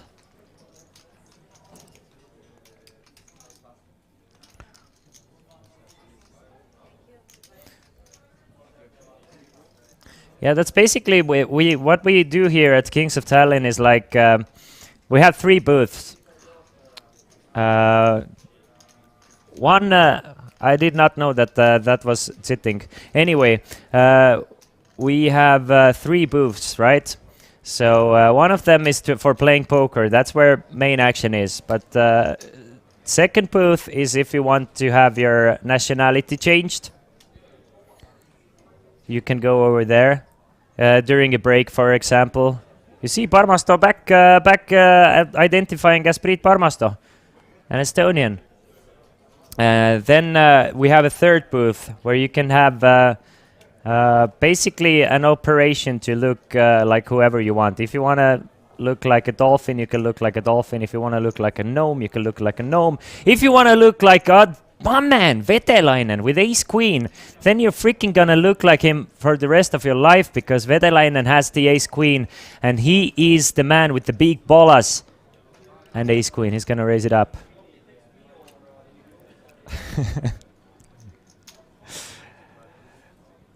I do love Vetelainen. And I do love ace queen. And I do love some fin on fin action. This is like Shark Week, and we have a couple of fins in this soup we call a poker game. Laiho with king queen off. Will he 3-bet? I'm not. Probably not. But he's definitely going to at least call.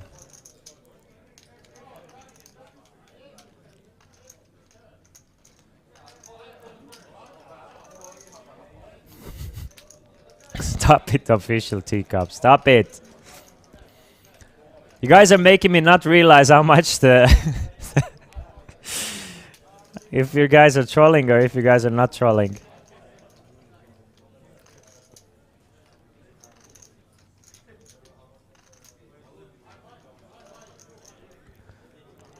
But it is a 3-bet from Laiho to 1.3 million. These are the two of the biggest stacks. Obviously, we're very similarly stacked between those guys. But Laiho does 3-bet to 1.3 million. Not the best time to do it.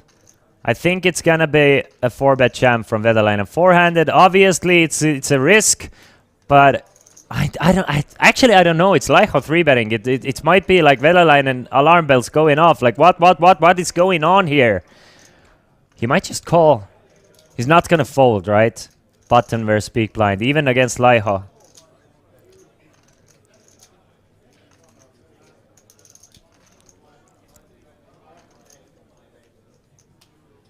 Is he gonna shove? Is he gonna call? Is he gonna fold? No, no, no.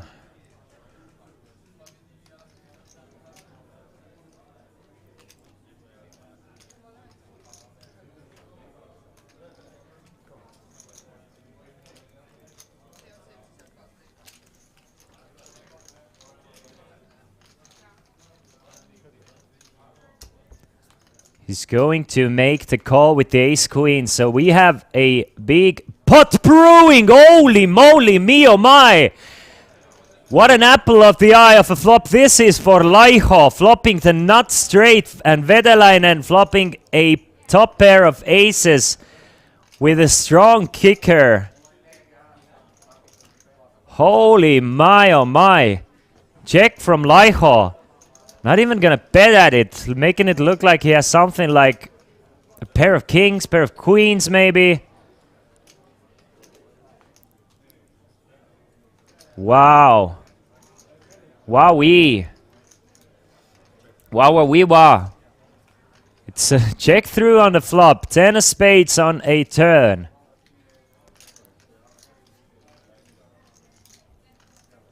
Now is the time to start betting if you're Laiho. Yes, it is. How much? A bet of 1 million exactly.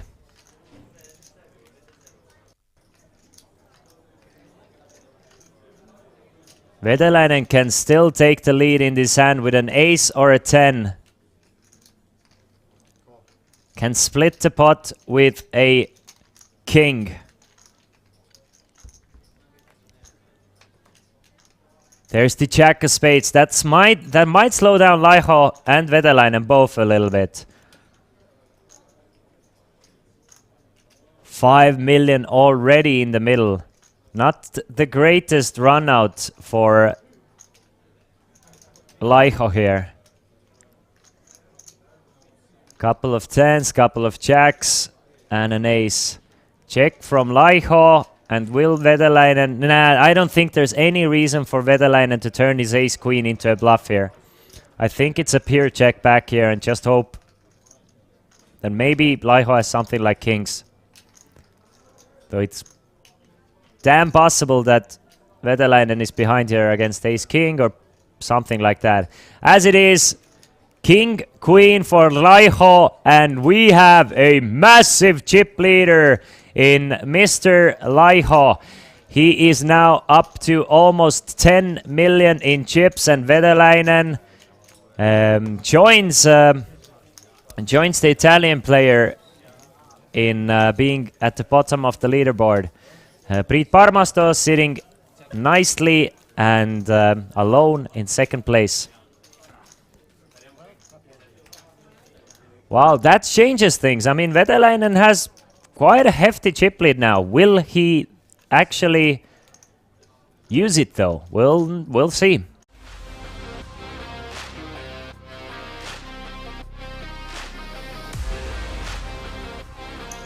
I'm so sorry.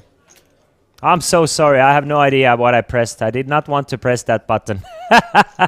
Anyway, we didn't lose much. We just lost the players shuffling up. Anyway, you know, this is why you don't give me buttons to press.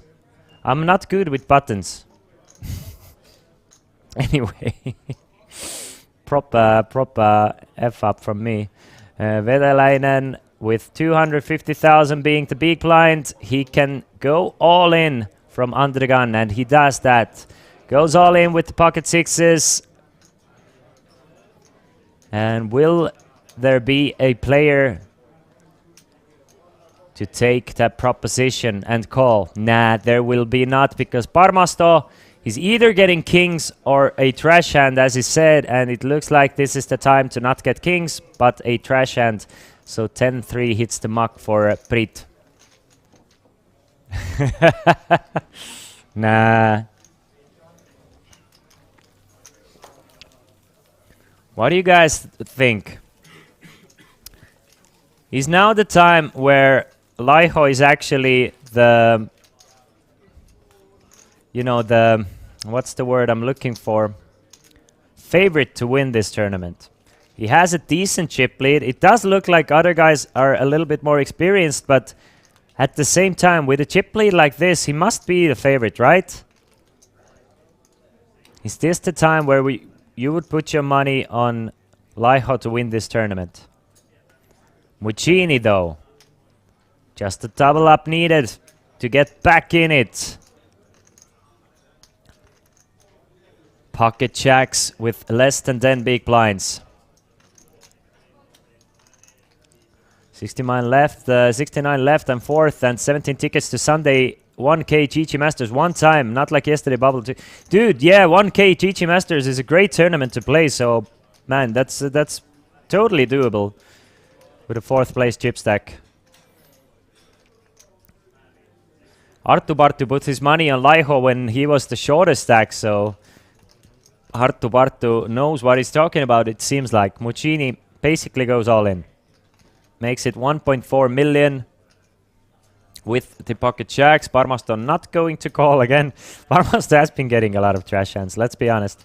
And Vetalainen is going to give up this spot. And Muccini and Vetalainen now almost separated by just 1.5 big blinds.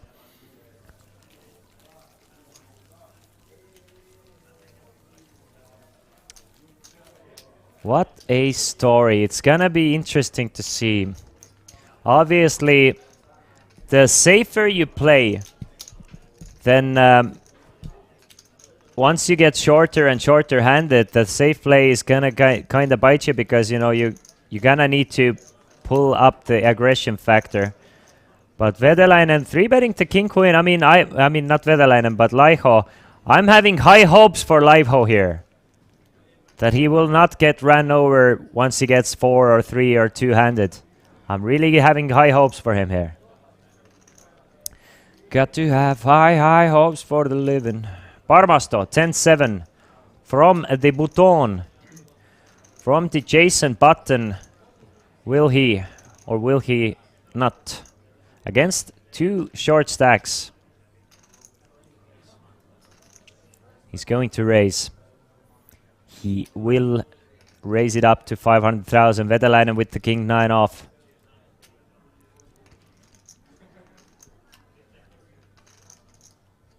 Every hand could be the one. Any hand could be the one. Will king 9 off be the one for Vetalainen?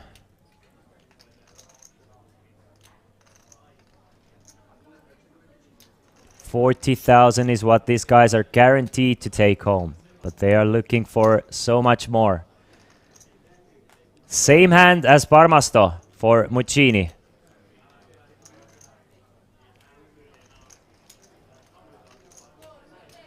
$10-7, 250,000 to call. But just 11 big blinds left for him.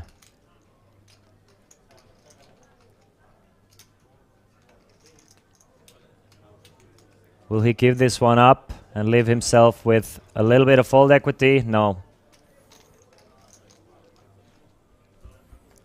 He will call, so 1.4 million in the middle. Two very similar hands, but Parmasto with the betting lead. Ace queen board. What a great board for Parmasto to bet like 250,000. Maybe even a bit more because the ace queen is a bit more connected. So to try and generate a bit more folds from something like Jack 9 with the Jack of Hearts, maybe bet closer to 350, not 250. Official teacup. Nice bet from Parmasto and fall from Muccini. Official teacup. 4th place 40,000. 3rd place 60,000. 2nd place 90,000. 1st place 140,000 chips. Euros, sorry. And there you have it. It right in front of you how much money players will get. 4th place 40, 60, 90 and 140.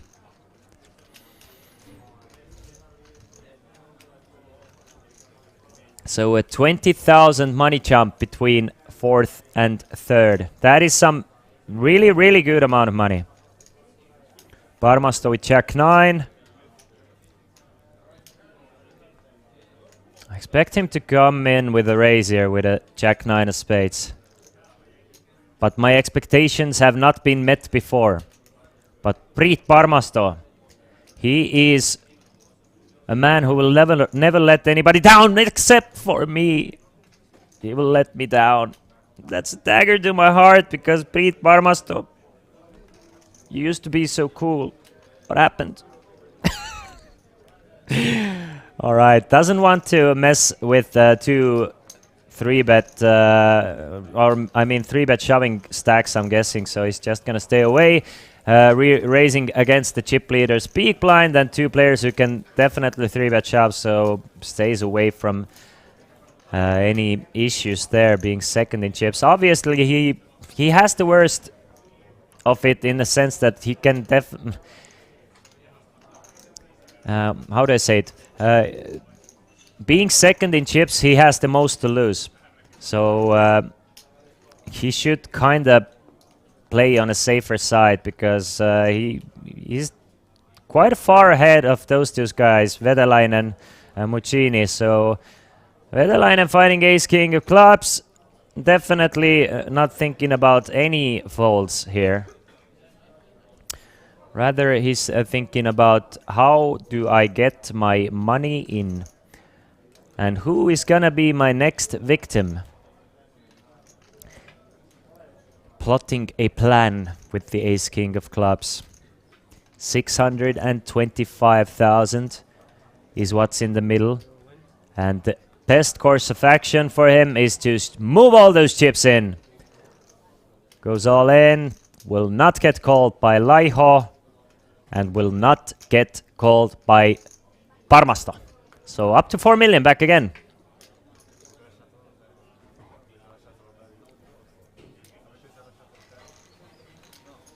No, Mario Carmen being second out of 48 with 17 tickets and 30 big blinds. Nah, it's definitely not. It's very standard to fold there. You have to figure out what... now, the best course of action, what you can do is figure out how much is going to be the average stack once you guys reach the money? How much you need to make to be the average stack, or how much you still get to lose to still be the average stack to make the money?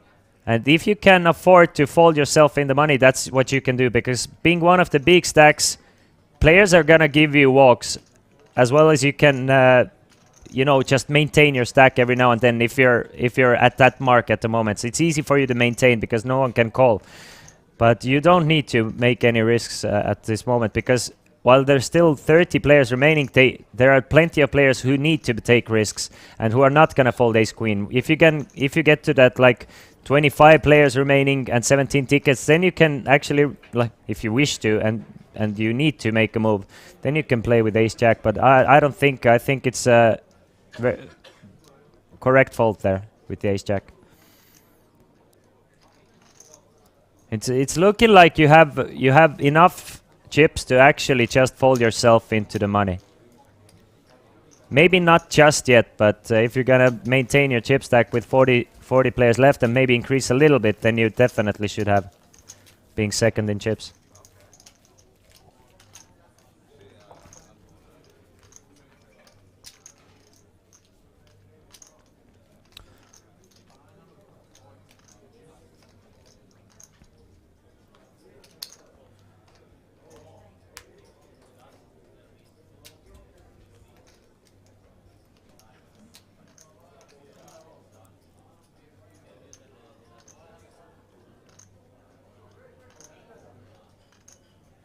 All right, Laiho now has first player to be above 10 million. I don't know if any other player is going to get above 10 million today. Maybe it's just going to be Laiho's story all the way until the end and all the way to the bank.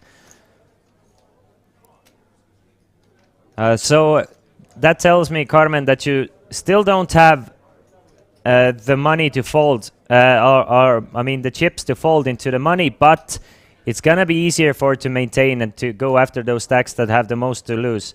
So you have to keep on maintaining, like staying alive, stealing a blind every orbit or two. But you know, you don't really have to take too many huge risks. And if you're getting walks, then it's even better for you if you can maintain that way. Meanwhile, Metalainen going all in with King 10, blind versus blind. Muccini with King 4, he might just call. He might just go crazy and call. It's not actually going that crazy. He has 6 big blinds left.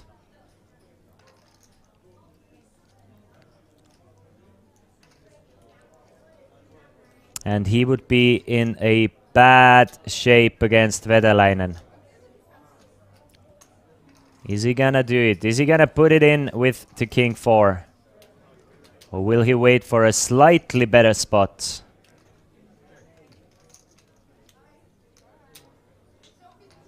This might be the hand of the tournament for Mr. Muccini, coming all the way from Italy. Giving away some sun to win a lot of money here in Tallinn, Estonia. He does make the call. Vetalainen has him dominated, has him crushed, but needs to stand up. King 10 has been the hand for Vetalainen throughout this whole Kings of Tallinn. Will it be another one or another time to eliminate Muccini as well and put himself back in contention? 6, 8, 9 with 2 hearts. Muccini's gonna need a 4 or a running hearts here. Offsuit 7 would basically seal the deal. Ace of diamonds on a turn. No chops available. Needs a 4 and a 4 only on the river. Does not get it. The ace of hearts means that we have lost Mr. Muccini. Or as friends call him, Mr. Davide Muccini in 4th place. He takes home 40,040 euros for 4th place finish. What a nice number for the 4th place finish, and what a nice tournament for Muccini. At one point it seemed like he was almost out of the tournament, down to just a couple big blinds, made a comeback and made it all the way to top 3, but now it is down to final 3. Timo Petteri Laiho, Antti Vetalainen and Priit Parmasto. Guys, now I have some information for you. Some very important information for you. Players are going to ask to take a break. And now they're not just going to take a break, but they're gonna take a 30-minute break to discuss possible deals and figure out if they want to play this one out or not. So we're gonna go on a 30-minute break, and then we will find out and crown the Kings of Tallinn main event winner. So don't go anywhere far, just 30 minutes, and then I will be back with all the information for you guys. See you! Don't go anywhere far.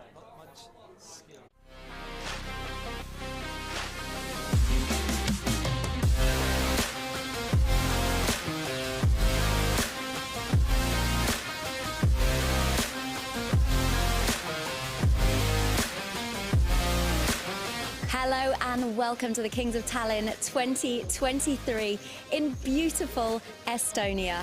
We are here and we've already seen 4 days of action and crowned some worthy winners. Sunday saw Oroni Albrigtsted and Onni Huttunen win titles. Albrigtsted took down the €250 PLO 4 and 5 PKO for €3,650 and bounties in what was the most lively event of the day. Huttunen won the €250 No Limit Hold'em 8 Max for €6,820 in a tournament absolutely dominated by the Finns. In other events, the €555 Championship brought the field to 212, crowning the king of this prestigious tournament on Tuesday. It was indeed a busy day and sure to get busier as the main event kicks off on Wednesday. So stay tuned here and on kingsoftallinn.com as the action unfolds.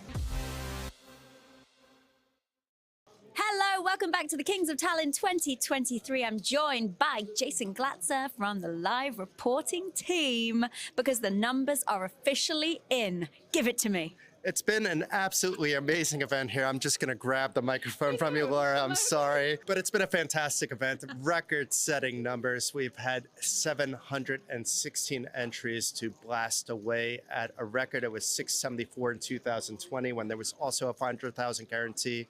The 500,000 guarantee was just a placeholder, Laura. It turned out that we had 673,040 euros in the prize pool. Absolutely fantastic. Amazing. The side events have been booming as well with records setting left and right. And the winner on Sunday will get a whopping 140,000 euros. If we want to be precise, 140,100 euros. And we might see a min cash today. They're playing 8 levels today. There's 140 left. There's going to be about 2.5 levels left today. So I don't think we're going to see the money break today. But the top 87 players will be guaranteed at least 2,100 euros. And it's even possible the bubble boy or girl will walk away with their buy-in back if they bought in through Luxon Pay because they were hosting a fantastic promo as well. I would love that myself. I always take advantage of these things when I'm playing because then you can play like a wild man on the bubble and not really give two craps about what happens. But it's been fantastic. I should give you back the microphone. It's mine. It's mine. Give me my mic back. No, you can't have my job. But thank you so much. It has been so much fun. Obviously, so popular as well. What's your, apart from the main event, what's your favorite event to report on? Well, I only reported on 2 events, so besides the main event, it would have to be by default the other event. But the other event was fantastic. It was the 555 championship that also set record numbers. I live in Lithuania, as you know, and there were 3 Lithuanians to rail. Benjamin Gross wound up winning it, who's also a fantastic guy from France, and he happens to be on a Lithuanian team, so even the Lithuanians are cheering him on as well. It was an incredible vibe. There was quite the rail. We also had Tarmo on the final table as well, so the Estonians were out in full crowd. The Italians were on the rail. Luigi Sciadda took, I believe, 8th or 9th place. He was one of the first people out. But I want to thank Giada for bringing me a 4 a.m. pizza, actually, from the Italian rail. Just a surprise, surprise. It was more than a 17-hour grind on the final day, though. Whoa. Yeah, and they had the option. They could have come back the next day, but they just wanted to play on and get to the other events because there's 53 events here. And what do we still have to look forward to in the last 2 days that we've got here? Besides the karaoke party? Oh, yes, besides the karaoke party. Okay, so besides the karaoke party, there's lots of other amazing events. Probably the biggest event outside the main event will be taking place pretty soon. It's going to be the 3K High Roller. There are lots of big names in attendance. Maybe some of them, though, will still be playing the main event, like Anatoly Filatov is here. I know Markku Kopama just busted out of the main recently. There's big names left and right. WSOP bracelet winners everywhere, including Rana Sutla is around. I imagine that this 3K is also going to break records. And unfortunately, I'm not going to be reporting that. You said team, but you're looking at the team right here. It's one person. I can't be in like 4 places at once, unfortunately. And now I'm actually have your job as well, apparently. So yeah, I've got nothing to do now. No. Don't forget the ladies. The ladies event will be tomorrow as well. How can I forget the ladies? I know. Jason, thank you so much for giving all of the info from live here in Tallinn in the tournament room. We look forward to catching up. If you want to read Jason's work, you can do. You just head to kingsoftallinn.com and hit blog. It's all there. You've been working really hard. We really appreciate everything you've done. Thank you so much, and we'll see you very soon.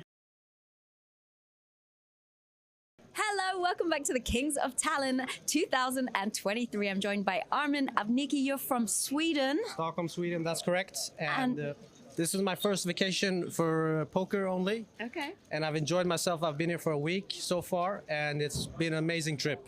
So give us, first of all, your background in poker. You've not done much traveling poker-wise, Not much right? traveling, just playing locally in Stockholm, a recreational player, but I'm trying to keep a high level, and I have some good friends who know poker very well, teach me a thing or two.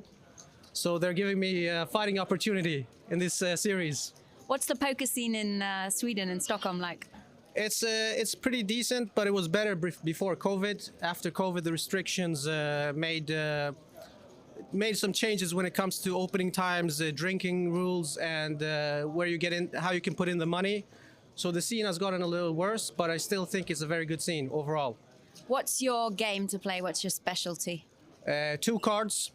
When I'm drunk, it's 6 cards, but 2 cards is where I'm the best at. Do you play better drunk or sober? Very good question. Live, I play very well when I'm drunk, because then it's more fun. And is this your first time in Tallinn, or you've been here a few times? It's my first time in Tallinn, and I really like the city. It's a beautiful city. I've never met a lot of Estonian people, but they're very kind people, genuine people, and very welcoming. Yeah. And how are you finding the Kings of Tallinn? How many events have you played? I've played everything under the sun below 660. So I didn't play the main, but I played the 555, and I cashed for 1,200. Woo. And then I've played some of these side events, 250s. I've spent 2 bullets in the bounty. What's it called? The mystery, the 9 flip and go. The flip and go, yeah. Exactly. The GG flip and go. The GG flip and go. Mystery precisely. bounty. Exactly. So right now I'm playing the 440 bounty. I've knocked the guy out so far, so I've doubled my stack. I'm gonna try to fight in that. If it doesn't go my way, I'm gonna still play the mystery 660. I'm looking forward for that one. All these mystery bounties, they're fun, aren't they? They're really fun. I've never played one, but I've seen a lot of highlights from YouTube, and I think it's a new trend. It's going to be more and more popular. All right. Well, thank you so much for chatting. Thank you very much for having me. And yeah, good luck in it. We'll catch you later. Thank you. Hello, welcome back to our coverage of the Kingsoftallinn.com. I am with Hannu Penttinen, who is a new winner. You won the €350 PLO high-low. Congratulations. Thank you very much. For €5,700. Nice payday. How was the tournament itself? It was very interesting tournament and very tough as well, because there were plenty of good players, especially in the final table. So it was a really tough battle until almost 6 a.m. So it took a while to finish it. We've heard that this is your specialty, though, mixed games, 8 games. Yeah, that's correct. Yeah. So for even you to find it being a tough field, is it specifically tough here in Tallinn for this kind of game? I haven't played this high-low tournament in so many places, but I think part of the field was very, very good, very talented players. And you don't play any no-limit hold'em? You're not a fan? I play this no-limit hold'em here as well, but it's not my game, and I busted out 10s against kings, so. Yeah. What, is it just a bit boring for you? Yeah, it's kind of a boring, and I don't really know so well where I stand in the hand. But in high-low, I have a much better understanding and feeling what hands to play and how to play them. So that I have plenty of hand history in that game. So. Okay, nice. And are there any other tournaments you're going to be playing here at Kings of Tallinn? I'll play this PLO next, and then I'll see. I haven't decided yet. Well, congratulations once again. Congratulations for you. this and also your payday. And we'll see you in the next tournament. Yeah, excellent. Thank you very much. Hello and welcome. I'm Laura Cornelius and this is the Kings of Tallinn 2023. So far, it's been an absolute blast here at the Hilton Tallinn Park. Let's take a look at the action so far. As the final table loomed overhead, the atmosphere was tense as the bubble finally burst in the main tournament room. It is 6 of diamond. And we lost one player. It was a slow lead up with many people doubling up, creating a nervous excitement amongst players. At the other end of the room, the ladies gathered to play the Queens of Tallinn ladies event. The fun and laughter could be heard all throughout the building as one lucky lady fought to be the best at the table, including me. So Queens of Tallinn has begun. How's it going for you? We are having quite a lot of fun. It's good and we are enjoying. Good. How's your stack? Well, that could have been better. Yeah, me too. I play really few times in a year, so I love chatting to women. For me, the winning is not the important thing. I think the chatting and the feeling the atmosphere and enjoying the evening, that's the most important for me. And how about you, enjoying it? I'm also enjoying it, and I have the same feeling that party is the most important. How are you doing in the ladies? Not good at all. But are you having fun? Yeah, of course. It's always fun if you have ladies. I saw you playing. I'm trying. And how are you? I've been starting stack below, starting stack below, starting stack below, and back at starting stack. Almost same here, so. Sadly, it wasn't meant to be, but that meant I could have a little fun tasting some traditional Estonian foods with some of the other players, whether they liked it or not. You want to try? Come on, guys. You first, please. Taste like Bad? that. Nothing. I don't know if it's good or bad. Not good or bad. Go on.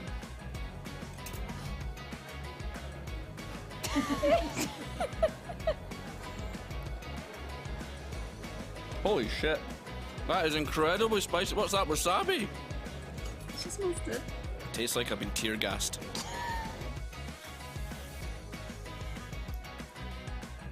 Okay, this is the best one so far. The race was well and truly now underway, and our Kings of Tallinn champion would soon be crowned. Keep up to date with the stream and the blog on kingsoftallinn.com. Hello, welcome back to our coverage of the Kings of Tallinn 2023. I'm joined by Henrik Kasper. Now you are in with us here at the Kings of Tallinn. You've just literally got back from Paris. You had a really amazing run there. Talk us through it. Yes, it wasn't bad actually. I got the 5th place on the EPT main event just last Sunday. And it was over €300,000, right? True that. Yeah, but the first prize would have been over $1 million, so there is still a little bittersweet. Still something to fight for next time. Yeah. How was the field there? Was it difficult? Of course it was difficult, but I mean, I really felt well. It was a really nice week. I enjoyed it a lot, and everything worked out pretty well. And now you're back in Estonia. Sometimes poker players talk about going on a heater. You win one, you go deep in one, you go deep in another. Have you got that feeling of confidence now for the main event? I've been actually running pretty good last half a year or so. So I don't have any lack of confidence at the moment. But lack of luck, I've been already noticing for the last 2 days. But we'll see. I'm still in, so we'll see. How about that? How's it been going these first few levels today? No, the start of the day was horrible, of course. I made a couple of re-entries. But now at least I'm surviving, and we'll see what happens. And your wife also plays poker. Is she here with you? She's at the moment she's back at home, like not far from here, though. But she's like gonna watch the TV table from the computer, I believe. So are you going on to the TV table? That's what they said. Yeah. Okay, Yeah. brilliant. Well, good luck. One more bone to pick with you because we went on your Hendon mob. That photo does not look like you. That's a pretty old one. That's true, but it's at least it's me on the picture. But that's true. Yes, I think it's like 15 years old or a bit more. Don't want to update it then. I probably should, but I don't know. I don't care. All right. Well, best of luck, and we hope to see you do well here in the main event. Thank you.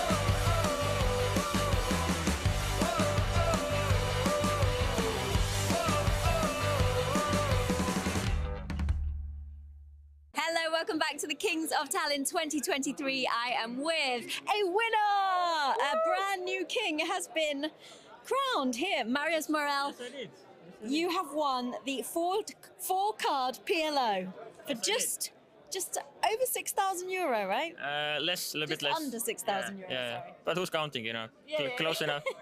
How did you find the whole tournament? Oh, it was fun. It was really fun. I always like PLO tournaments, so yeah. And are you going to be playing many other tournaments here at Kings of Tallinn? Yes, I am. Yes, I am. Are you in the celebrity one right now? Yes, I am. How's it going? Very good. Excellent. Do you have any celebrities on your table? Yeah, Robert Roll. I have, yeah. Oh, yeah. Yeah. So have you not got his bounty yet? No, he's really good. I don't know if it's going to happen. I don't know. A celebrity can play poker? Yeah, he's very good, actually. Yeah. Very good. All right, well, we're going to see you in the main event tomorrow? Yes. Maybe not tomorrow, but yeah, someday. At some point, yeah. Can we have a little look at your trophy? Do you have a trophy cabinet or something? Look a little something, yeah. It's coming together already, yeah. Oh, okay. Yeah. Nice, we can add it to the collection. Thank you for talking to us. We'll see you in the main event. Hello, welcome back to our coverage of the Kings of Tallinn 2023. I am with Benjamin Gros, who was our champion late last night, or this morning, should I say. A few hours ago, yeah. In the 555 championship, which was a payday of over 55,000 euro. Yeah, crazy performance. My best performance in life, so really happy with it. Yeah, I saw on your Hendon mob. Yeah, it's by far a crazy number, isn't it? So I bet you were so happy coming into today. And tell us about how the tournament went for you in general, because you came into the final table as a huge chip leader. Yeah, like at the bubble at first, I was really huge stack, so the bubble was nice for me. And after in semi-final, I was pretty short stack, and I made one bluff catch who made me just before the final table with a big stack. So when I arrived in the final table, we were two big stack, two chip leader. And after the other chip leaders kind of been a bit passive, so I became like the only chip leader on the table. So I never been less than 50 bigs, I think, during the final table. So it was pretty crazy, pretty straight and très facile. Très facile. You made it. Yeah, not sure about that, but you made it look easy. And you're playing day 1A today. We have just bagged the chips. You seem to be bagging a lot of chips today as well. Yes, we started with 30k and I bagged 83k. So pretty good. I'm happy with it. Yeah, it seems this is the place. Now you live in Estonia as well. Tallinn. How long have you lived here in Tallinn? I live here since 1 year and a few months now. Okay, did you move here for poker specifically? Yes, I'm an online professional poker player, so I came in Estonia for it. Okay, and how are you finding living here? Like the difference from France to Estonia? I'm from Paris, so it's a different city. Like it's a bit smaller, but I like it. I like small town like this, small city, so it's cool. Winter is a bit long and dark, of course, but it's okay. I survive, and now I'm used to it, and I like it. Really, it's a nice country. I like it to be here. Really. Well, you've got a smile on your face. I think I know why. Are there any other tournaments that you're excited to enter after the main event? Even before my performance, I plan to play the 1K and the 3K, so I keep the same plan. Like nothing changed. Well, best of luck going forward, and congratulations once again on your big win last night. Thank you. Hi, I'm Laura Cornelius, and you're watching coverage from the Kings of Tallinn 2023. We are in the heart of the Estonian capital, and we are so excited to bring you all of the action from the felt. The tournament room was buzzing with electricity as the announcement was made. We had smashed the record. It's been an absolutely amazing event here. I'm just going to grab the microphone from you, Laura. I'm sorry. But it's been a fantastic event. Record-setting numbers. We've had 716 entries to blast away at a record. It was 674 in 2020 when there was also a 500,000 guarantee. The 500,000 guarantee was just a placeholder, Laura. It turned out that we had 673,040 euros in the prize pool, and the winner on Sunday will get a whopping 140,000 euros. But it's been fantastic. I should give you back the microphone. It's mine. It's mine. Give me my mic back. No, you can't have my job. We talked to some players who had jetted in from far and wide across the globe for a chance of a lifetime. I am with a man they call Dallas. You have come all the way from America. Yes, Seattle, Washington. Wow, that is quite the journey. Talk us through why you're here, because you like a game called Svitten, right? That's correct. We've played a home game for 30 years or more. And about 10 years ago, somebody brought a new game, as everybody's doing all the time, and said, we should play this game. This is fun. And so we played, and now it's become our favorite game, and it's Svitten. 7 years ago, we found Kings of Tallinn, and we were going to come, and then we hesitated, and then COVID hit, and then I said, I'm getting too old, I'm going. And so this year I booked my tickets, and a friend of mine from the poker guys came along, and here we are. The GG Flips continued to their last round as a new bunch of hopefuls begged, prayed and cried to the poker gods for help to get them through. This is the ticket. How can I lose? I mean, Franke's flip-flops, flip and go with GG. In Tallinn, Kings of Tallinn. No, they didn't allow me. They said, you smell too bad, shower more. So unfair. Look, it's a sign. Table 33, seat 6, that's 6. 6. And all my letters, if you spell out a name, is 33 letters. Bad, that's bad, that's bad. Free, free. So unfair. Flush. I thought that your strategy was going to work. I think so too. I flopped 2 pairs. It was a dry board, but I think the ruling was wrong because they didn't do the international rules of flips. So they should do the count of cards on the 3rd seat, and then they should have the extra deck. So no, unfair. Should we go and complain? Yeah, I was the best floor. Off the felt, much fun was also had as players hit the rail and soaked up all the entertainment on offer. Have you ever done it before? Have you tried? Just once, so I will beat him, probably. You're cheating. How can you cheat? Yeah, slow. Finish. Yeah. 28, 28. Come on! You can already see Left, the difference. bottom, bottom right, bottom right, bottom right. Left, bottom. Middle, bottom right. Left, right. Left, right. You're really not helping Right. her, actually. Right. Bottom right, bottom right. I told you! She did it! The lucky ones who made it through, ready to fight for another day and a dream of making it to the throne.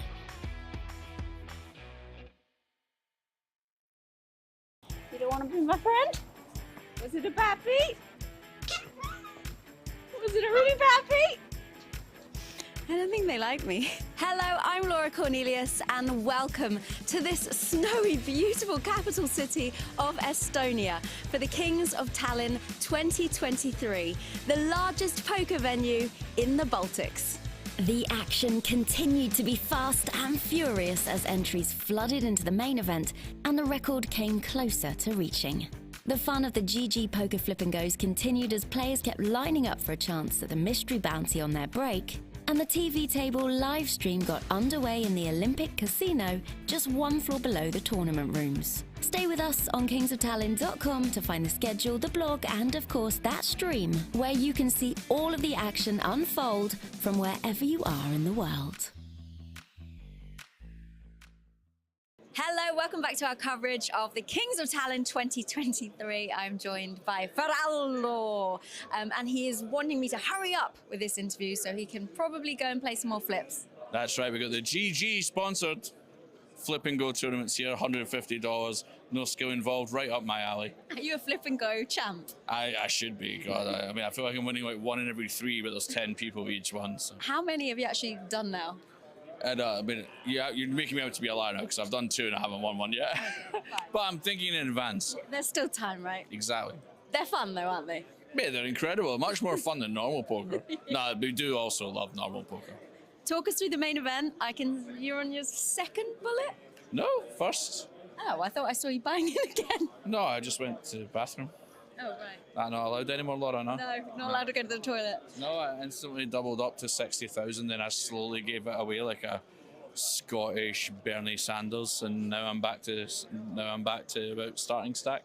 But we're all having a good time, which is the main thing. It's always fun to grind it out, isn't it? A bit painfully. Yeah, I didn't want to lord it over my teammates or my table mates either, you know, because there's a couple of Finnish guys having a few beers. I didn't want to be like, oh, I've got double your stack. It causes envy, makes the atmosphere a bit weird, you know what I mean? So I gave it away, so we're all even again, and we're all having a great time. Ah, that's always nice, isn't it? I was going to guess what beer you're on. I reckon number 8. Oh, 8? You've seen me after 8 beers, Laura. You know I'm not this vertical. 6. Yeah, I think it is a bit. That's maybe the 6, but they're quite big.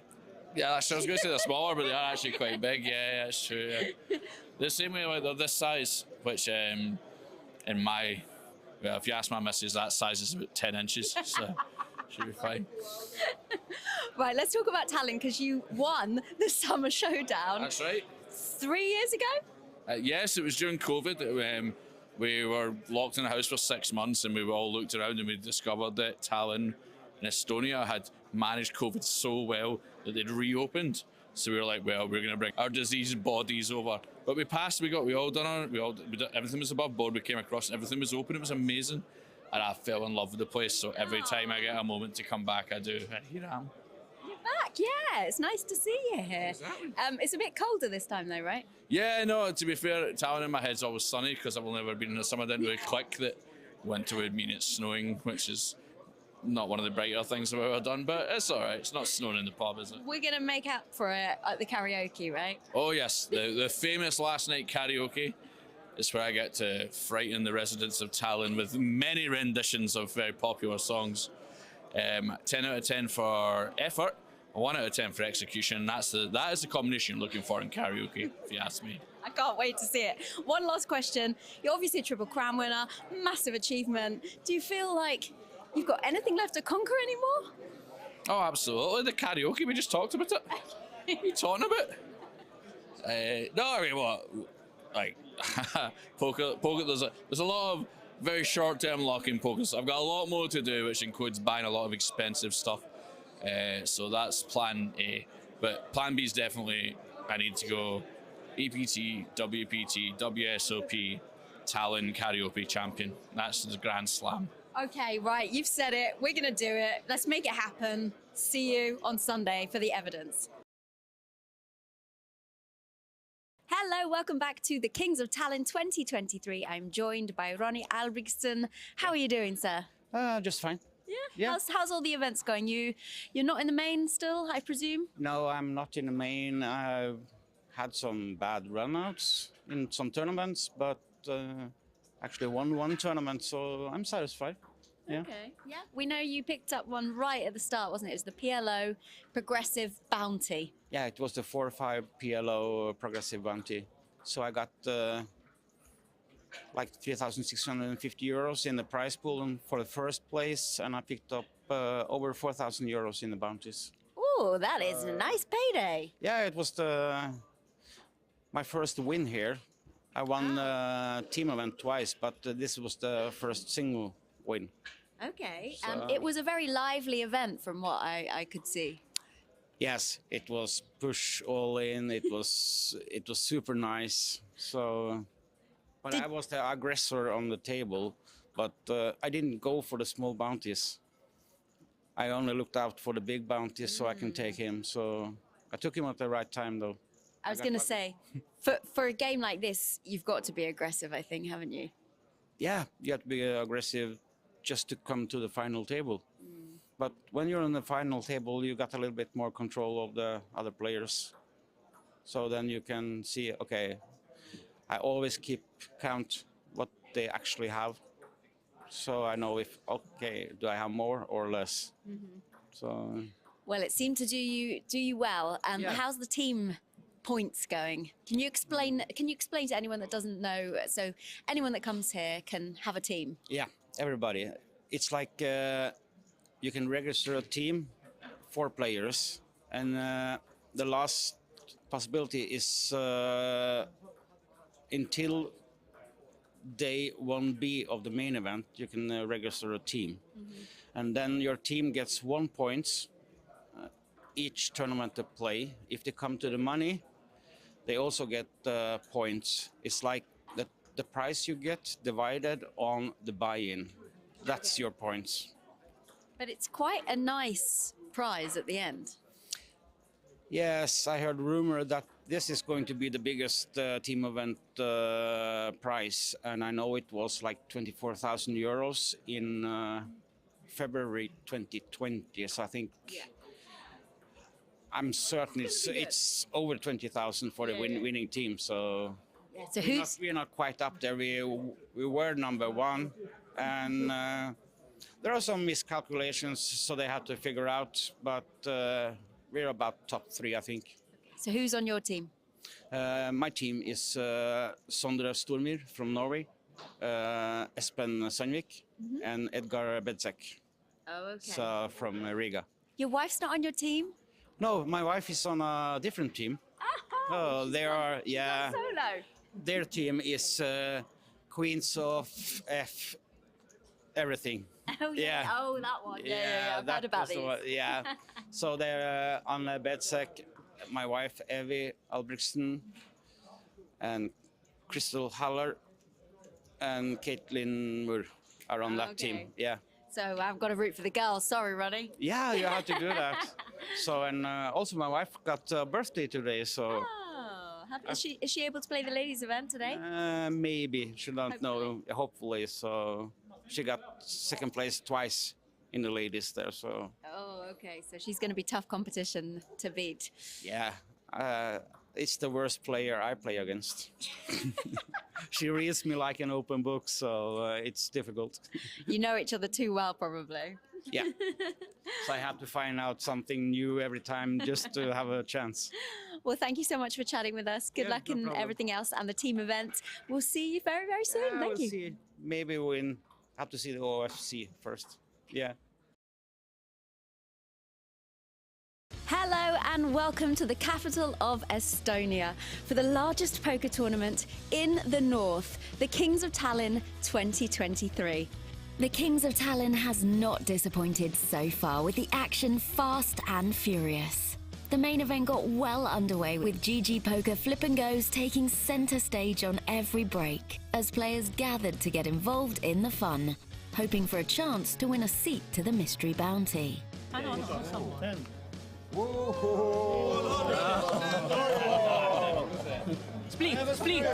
Whoa, come on. Come on. Ocho. Come on. I guess that's a heavy grip. There's so many 8s alive. That's no an 8. You know what? I'm on. Is that fun? I'm on! Woo! Oh, baby! Yeah! It's a fucking skill game! Come on!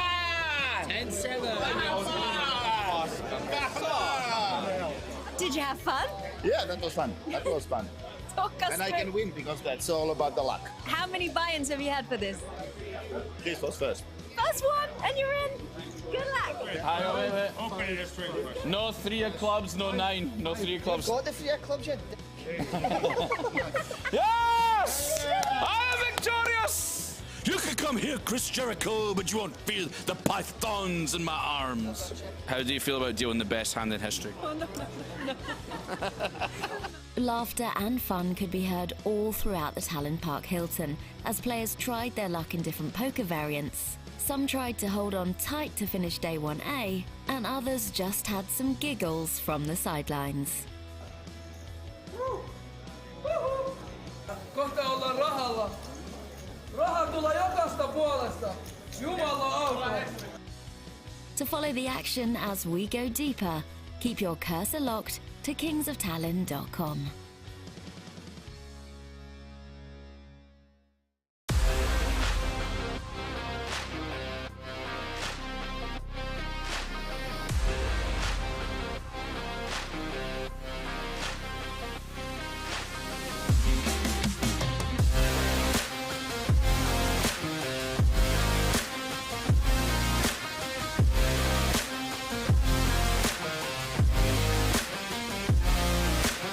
Hello and welcome to the Kings of Tallinn 2023 in beautiful Estonia.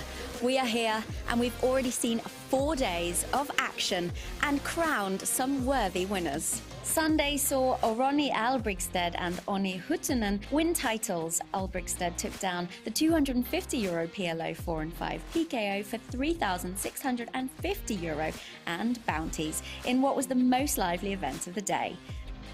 Huttunen won the €250 No Limit Hold'em 8 Max for €6,820 in a tournament absolutely dominated by the Finns. In other events, the €555 Championship brought the field to 212, crowning the king of this prestigious tournament on Tuesday. It was indeed a busy day and sure to get busier as the main event kicks off on Wednesday. So stay tuned here and on kingsoftallinn.com as the action unfolds. Hello, welcome back to the Kings of Tallinn 2023. I'm joined by Jason Glatzer from the live reporting team because the numbers are officially in. Give it to me. It's been an absolutely amazing event here. I'm just going to grab the microphone from you, Laura. I'm sorry. But it's been a fantastic event. Record-setting numbers. We've had 716 entries to blast away at a record. It was 674 in 2020 when there was also a 500,000 guarantee. The 500,000 guarantee was just a placeholder, Laura. It turned out that we had 673,040 euros in the prize pool. Absolutely fantastic. Amazing. The side events have been booming as well with record-setting left and right. And the winner on Sunday will get a whopping 140,000 euros. If we want to be precise, 140,100 euros. And we might see a min cash today. They're playing 8 levels today. There's 140 left. There's going to be about 2.5 levels left today. So I don't think we're going to see the money break today. But the top 87 players will be guaranteed at least 2,100 euros. And it's even possible the bubble boy or girl will walk away with their buy-in back if they bought in through Luxon Pay because they were hosting a fantastic promo as well. I would love that myself. I always take advantage of these things when I'm playing because then you can play like a wild man on the bubble and not really give two craps about what happens. But it's been fantastic. I should give you back the microphone. It's mine. It's mine. Give me my mic back. No, you can't have my job. But thank you so much. It has been so much fun. Obviously, so popular as well. Apart from the main event, what's your favorite event to report on? Well, I only reported on 2 events, so besides the main event, it would have to be by default the other event. But the other event was fantastic. It was the 555 Championship that also set record numbers. I live in Lithuania, as you know, and there were 3 Lithuanians to rail. Benjamin Gross wound up winning it, who's also a fantastic guy from France, and he happens to be on a Lithuanian team, so even the Lithuanians are cheering him on as well. It was an incredible vibe. There was quite the rail. We also had Tarmo on the final table as well, so the Estonians were out in full crowd. The Italians were on the rail. Luigi Sciadda took, I believe, 8th or 9th place. He was one of the first people out. But I want to thank Giada for bringing me a 4 a.m. pizza, actually, from the Italian Rail. Just a surprise, surprise. It was more than a 17-hour grind on the final day, though. Whoa. Yeah, and they had the option. They could have come back the next day, but they just wanted to play on and get to the other events because there's 53 events here. And what do we still have to look forward to in the last 2 days that we've got here? Besides the karaoke party? Oh, yes, besides the karaoke party. Okay, so besides the karaoke party, there's lots of other amazing events. Probably the biggest event outside the main event will be taking place pretty soon. It's going to be the 3K High Roller. There are lots of big names in attendance. Maybe some of them, though, will still be playing the main event, like Anatoly Filatov is here. I know Marko Kopama just busted out of the main recently. There's big names left and right. WSOP bracelet winners everywhere, including Rana Sutla is around. I imagine that this 3K is also going to break records, and unfortunately, I'm not going to be reporting that. You said team, but you're looking at the team right here. It's one person. I can't be in like 4 places at once, unfortunately. And now I'm actually have your job as well, apparently. So yeah, I've got nothing to do now. No. Don't forget the ladies. The ladies event will be tomorrow as well. How can I forget the ladies? I know. Jason, thank you so much for giving all of the info from live here in Tallinn in the tournament room. We look forward to catching up. If you want to read Jason's work, you can do. You just head to kingsoftallinn.com and hit blog. It's all there. You've been working really hard. We really appreciate everything you've done. Thank you so much, and we'll see you very soon. Hello, welcome back to the Kings of Tallinn 2023. I'm joined by Armin Avniki. You're from Sweden. Stockholm, Sweden, that's correct. And this is my first vacation for poker only. Okay. And I've enjoyed myself. I've been here for a week so far, and it's been an amazing trip. So give us, first of all, your background in poker. You've not done much traveling poker-wise, Not much right? traveling, just playing locally in Stockholm, a recreational player, but I'm trying to keep a high level, and I have some good friends who know poker very well, teach me a thing or two. So they're giving me a fighting opportunity in this series. What's the poker scene in Sweden and Stockholm like? It's pretty decent, but it was better before COVID. After COVID, the restrictions made some changes when it comes to opening times, drinking rules, and where you get in, how you can put in the money. So the scene has gotten a little worse, but I still think it's a very good scene overall. What's your game to play? What's your specialty? 2 cards. When I'm drunk, it's 6 cards, but 2 cards is where I'm the best at. Do you play better drunk or sober? Very good question. Live, I play very well when I'm drunk, because then it's more fun. And is this your first time in Tallinn, or you've been here a few times? It's my first time in Tallinn, and I really like the city. It's a beautiful city. I've never met a lot of Estonian people, but they're very kind people, genuine people, and very welcoming. Yeah. And how are you finding the Kings of Tallinn? How many events have you played? I've played everything under the sun below 660. So I didn't play the main, but I played the 555, and I cashed for 1,200. Woo. And then I've played some of these side events, 250s. I've spent 2 bullets in the bounty. What's it called? The mystery, the 9 flip and go. The flip and go, yeah. Exactly. The GG flip and go. The GG flip and go. Mystery Precisely. bounty. Exactly. So right now I'm playing the 440 bounty. I've knocked the guy out so far, so I've doubled my stack. I'm gonna try to fight in that. If it doesn't go my way, I'm gonna still play the mystery 660. I'm looking forward for that one. All these mystery bounties, they're fun, aren't they? They're really fun. I've never played one, but I've seen a lot of highlights from YouTube, and I think it's a new trend. It's gonna be more and more popular. All right. Well, thank you so much for Thank you chatting. very much for having me. And yeah, good luck in it. We'll catch you later. Thank you. Hello, welcome back to our coverage of the KingsOfTallinn.com. I'm with Hannu Penttinen, who is a new winner. You won the €350 PLO high-low. Congratulations. Thank you very much. For €5,700. Nice payday. How was the tournament itself? It was a very interesting tournament and very tough as well, because there were plenty of good players, especially in the final table. So it was a really tough battle until almost 6 a.m. So it took a while to finish it. We've heard that this is your specialty, though, mixed games, 8 games. Yeah, that's correct, yeah. So for even you to find it being a tough field, is it specifically tough here in Tallinn for this kind of game? I haven't played this high-low tournament in so many places, but I think part of the field was very, very good, very talented players. And you don't play Any No Limit Hold'em? You're not a fan? I play this No Limit Hold'em here as well, but it's not my game, and I busted out tens against kings, so. What, is it just a bit boring for you? Yeah, it's kind of a boring, and I don't really know so well where I stand in the hand, but in high-low I have a much better understanding and feeling what hands to play and how to play them, so that I have plenty of hand history in that game. So. Okay, nice. And are there any other tournaments you're going to be playing here at Kings of Tallinn? I'll play this PLO next, and then I'll see. I haven't decided yet. Well, congratulations once again. Congratulations thank for you. this and also your payday. And we'll see you in the next tournament. Yeah, excellent. Thank you very much.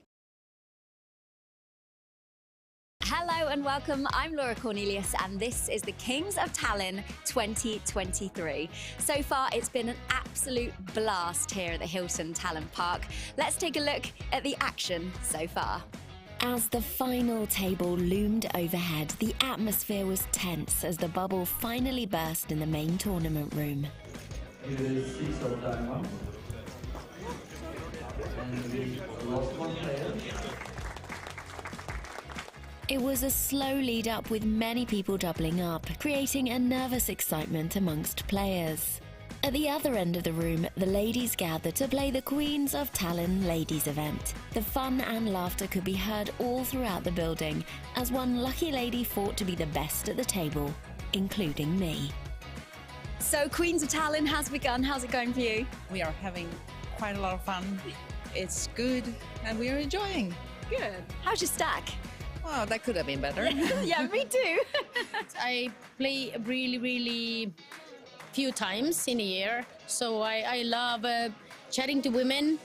For me, the winning is not the important thing. I think the chatting and the feeling the atmosphere and enjoying the evening, that's the most important for me. And how about you, enjoying it? I'm also enjoying it, and I have the same feeling that party is the most important.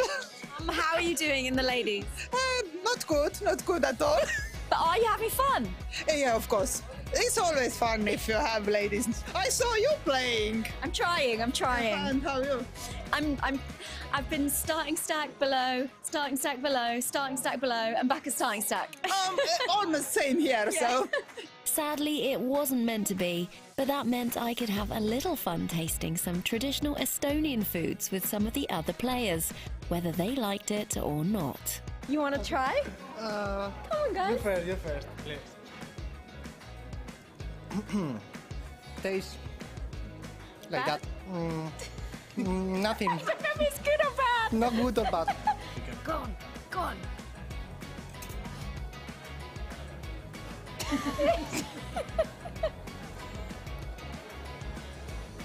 Holy shit. That is incredibly spicy. What's that, wasabi? She smells good. Tastes like I've been tear gassed.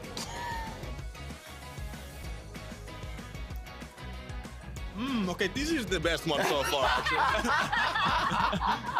The race was well and truly now underway, and our Kings of Tallinn champion would soon be crowned.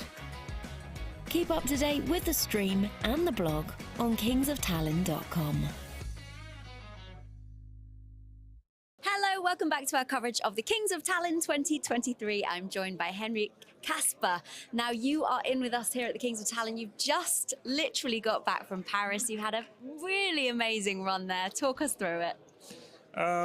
Yes, it wasn't bad actually. I got the 5th place on the EPT main event just last Sunday. And it was over €300,000, right? True that. Yeah, but the first prize would have been over $1 million, so there is still a little bittersweet. Still something to fight for next time. Yeah. How was the field there? Was it difficult? Of course it was difficult, but I mean, I really felt well. It was a really nice week. I enjoyed it a lot, and everything worked out pretty well. And now you're back in Estonia. Sometimes poker players talk about going on a heater. You win one, you go deep in one, you go deep in another. Have you got that feeling of confidence now for the main event? I've been actually running pretty good last half a year or so. So I don't have any lack of confidence at the moment. But lack of luck, I've been already noticing for the last 2 days. But we'll see. I'm still in, so we'll see. How about that? How's it been going these first few levels today? No, the start of the day was horrible, of course. I made a couple of re-entries, but now at least I'm surviving, and we'll see what happens. And your wife also plays poker. Is she here with you? She's at the moment she's back at home, like not far from here, though. But she's like gonna watch the TV table from the computer, I believe. So are you going on to the TV table? That's what they said. Yeah. Okay, Yeah. brilliant. Well, good luck. One more bone to pick with you, because we went on your Hendon mob. That photo does not look like you. That's a pretty old one. That's true, but it's at least it's me on the picture.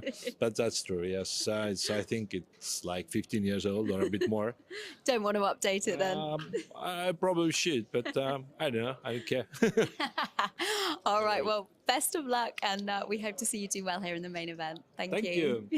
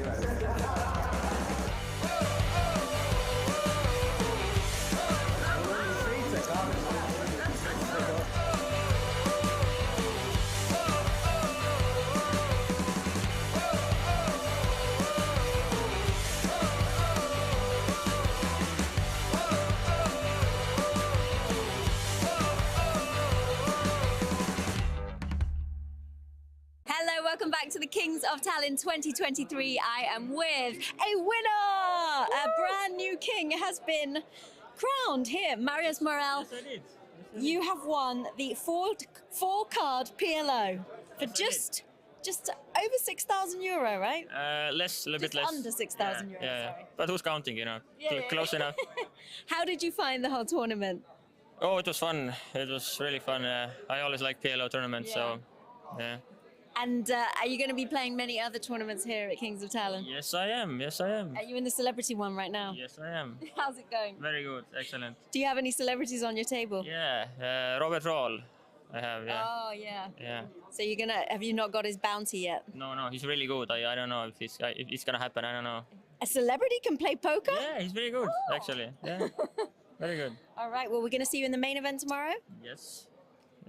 Maybe not tomorrow, but yeah, sometime. At some point. Yeah. Can we have a little look at your trophy? Do you have a trophy cabinet or something? Look, a little something. Yeah, it's coming together already. Yeah. Oh, okay. Yeah. Nice. We can add it to the collection. Thank you for talking to us. We'll see you in the main event. Hello, welcome back to our coverage of the Kings of Tallinn 2023. I am with Benjamin Gros, who was our champion late last night, or this morning, should I say, A few hours ago, in the 555 championship, which was a payday of over 55,000 euro. Yeah, crazy performance. My best performance in life, so really happy with it. Yeah, I saw on your Hendon mob. Yeah, it's by far a crazy number, isn't it? So I bet you were so happy coming into today. And tell us about how the tournament went for you in general, because you came into the final table as a huge chip leader.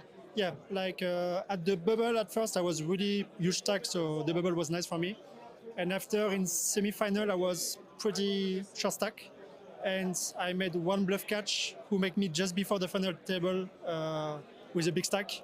So when I arrived in the final table we were two big stack, two chip leader, and after the other chip leaders kind of been a bit passive, so I became like the only chip leader on the table. So I never been less than 50 bigs, I think, during the final table, so it was pretty crazy, pretty straight and... Très facile. Très facile. You made it, yeah, not sure about that, but you made it look easy, and you're playing day 1A today. We have just bagged the chips. You seem to be bagging a lot of chips today as well. Yes, we started with 30k and I bagged 83k, so pretty good. I'm happy with it, yeah. Yeah, it seems this is the place. Now, you live in Estonia as well. Tallinn, how long have you lived here in Tallinn? I live here since 1 year and a few months now. Okay, did you move here for poker specifically? Yes, I'm an online professional poker player, so I came in Estonia for.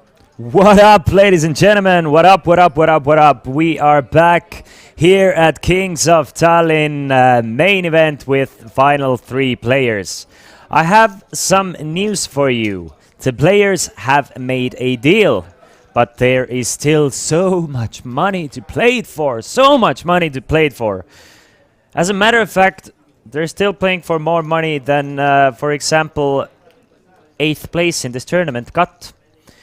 So, let me tell you and walk you through the deal. Our chip leader, Mr. Laiho, starting this 300 game with 10 million in chips, 10,325,000 to be exact. He managed to snag himself 107,500 euros. Now, Priit Parmasto, starting this final table with, this 300 game with 5,525,000 in chips. He got himself a cool 87,400. And now, let's get to Mr. Rick here from freaking Pawn Stars. Antti Veteläinen, starting with exactly the same amount as Priit Parmasto, gets 95,000 in chips. So Veteläinen gets 7,600 more than Priit Parmasto, even though they have exactly the same chip count. That is the art of deal making here, ladies and gentlemen.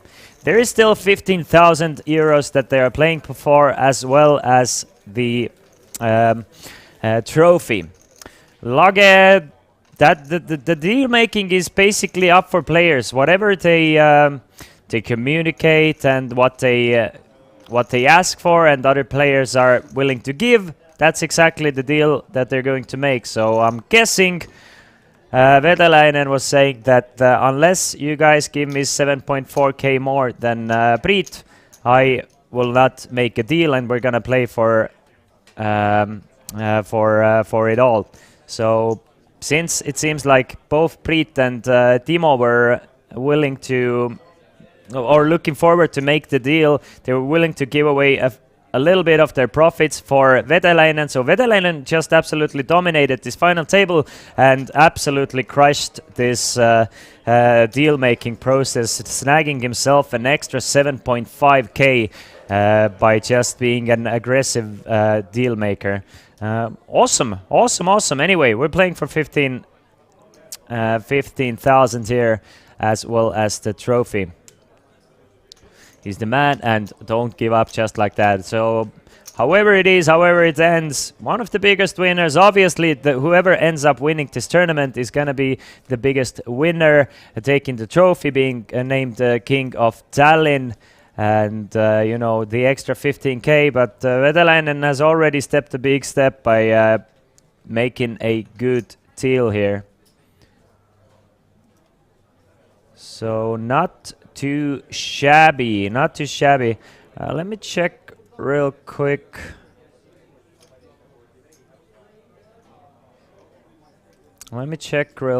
If Priit can still...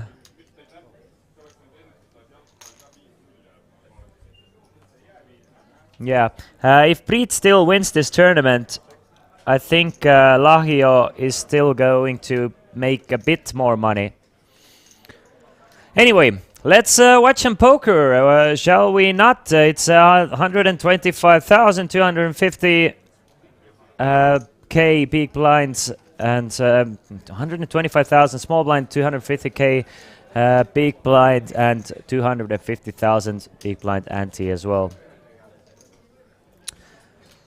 Check from Veteläinen with his open-ended straight draw, and Laiho with his top pair of kings is gonna bet and take this one and increase his chip lead.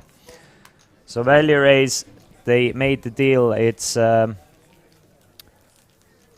me be exact,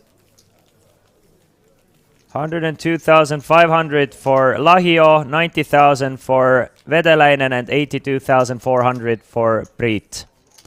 That's what they agreed upon. And we are still playing for we are still playing for 15,000 up top plus the trophy, of course. And being forever in the history books as a King of Tallinn in 2023.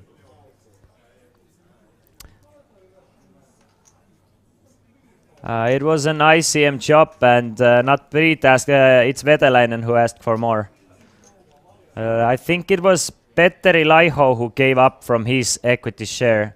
So I'm guessing Petteri was supposed to get 110,000 and gave away about 7,000 of his profits to Vetelainen. Priit didn't ask for less, Priit asked for exactly the ICM for himself. So Priit didn't, I think Priit didn't lose. It's Vetelainen who said to Laiho that either you're gonna give me 7.5 and or we're gonna play for it all. So that's at least what I'm understanding from these numbers. So Priit was willing to take the ICM job and got the 82,000, and the 82.4 would have been for Vetelainen as well, and Petteri ICM number would have been 110,000. Yes, it's 15k euros for the winner.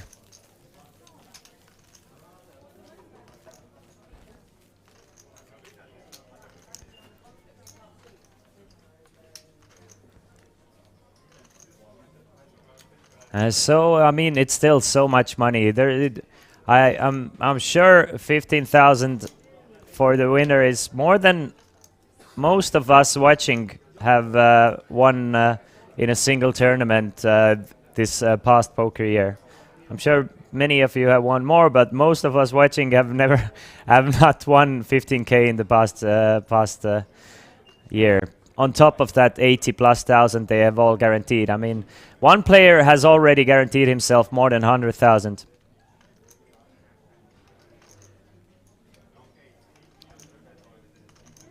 It's a raise from Vetelainen with the King 10, and Parmasto will let go of the Queen 5, and that is it.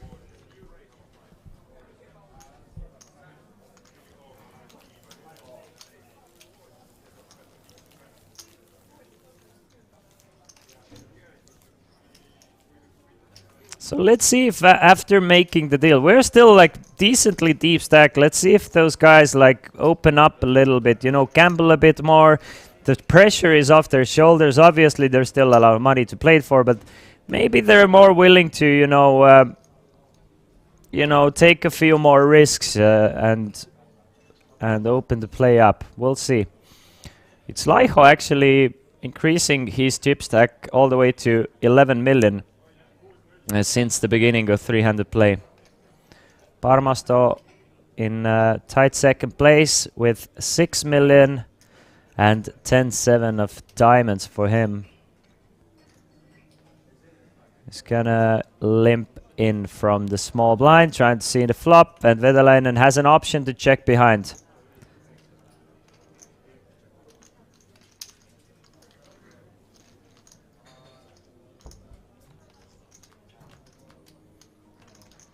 So he chooses that option, checks behind, and 9-7-4 on the flop. So a pair of sevens for Parmasto. He's gonna lead out 300,000 or 250, it seems like. Yeah, a stack of 10 25k chips, and gets a quick fall from Vetelainen. So increases his difference between Vetelainen and Parmasto here.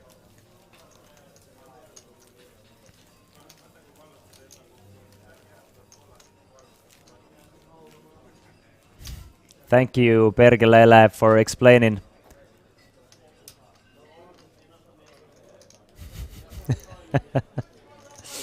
Yeah, the big winner of this deal making, of course, was Vetelainen, who is third in chips at the moment.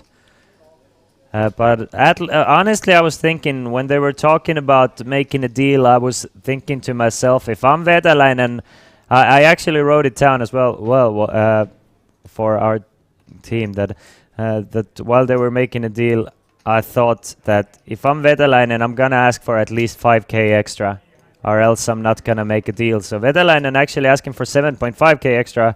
I think he did a good job. And that was my idea as well. If I'm in Vetalainen's spot, I'm going to ask for at least ICM deal plus 5k. And if they don't agree with me, then I'm not gonna play it out. And it seems like Vetalainen might have asked for 10k more and got settled down to 7.5k. Meanwhile, Vetalainen bets 250,000 with his gut shot straight draw, and Laiho seems suspicious of that bet. So those suspicions will result in him calling to 250,000 with ace high. Let's see, Vetalainen needs an 8, 10, jack, or some more pep in his step to bluff Laiho out of this pot. 4 spades doesn't change anything besides actually giving Laiho a gut shot straight draw now.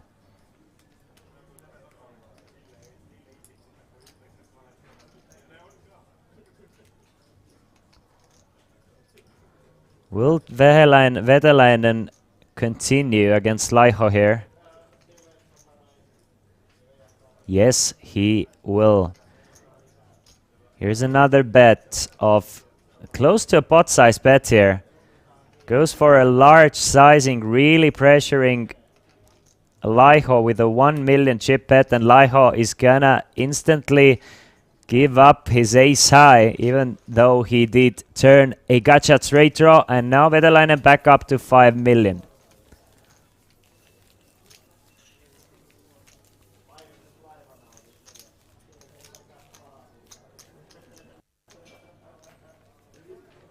Yeah, something among those lines, yep. Like on average, he figured he has an edge on the field, so he figured he wanted to at least get that.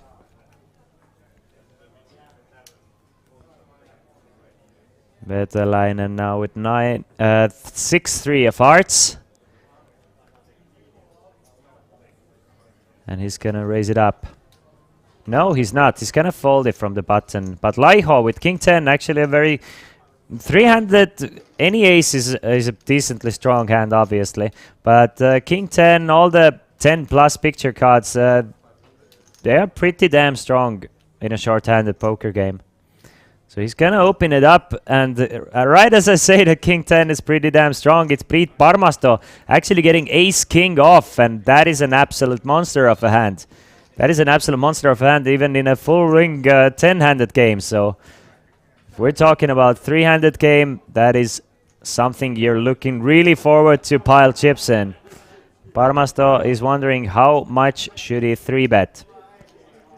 So he's going for 1.5 million after Laiho raised it up to 500,000 from the small blind. Will Laiho call, or will Laiho give this King 10 up?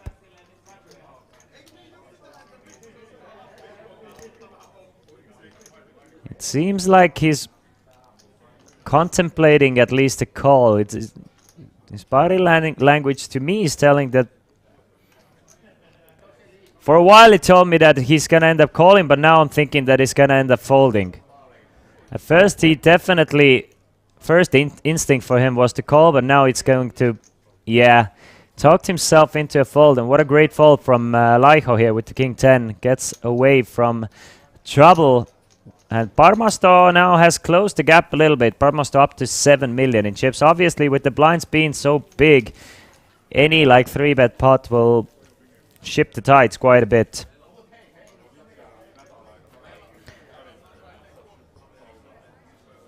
So after beginning this 300 play now, it's Parmasto up 1.5 million. But the thing is, blinds are 125, 250, right? So it's 6 peak blinds. It's nothing like 1.5 million seems like a lot, but it's 6 peak blinds, so it doesn't really actually tell the full story. 6 peak blinds is quite a small swing.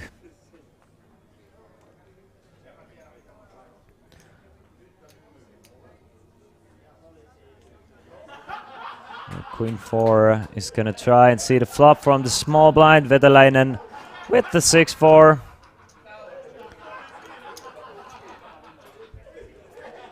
Krishna, did you see the Premier League result of Liverpool 7, Manchester United 0? No, fucking way. No, I did not. Was it today? Thank Moody.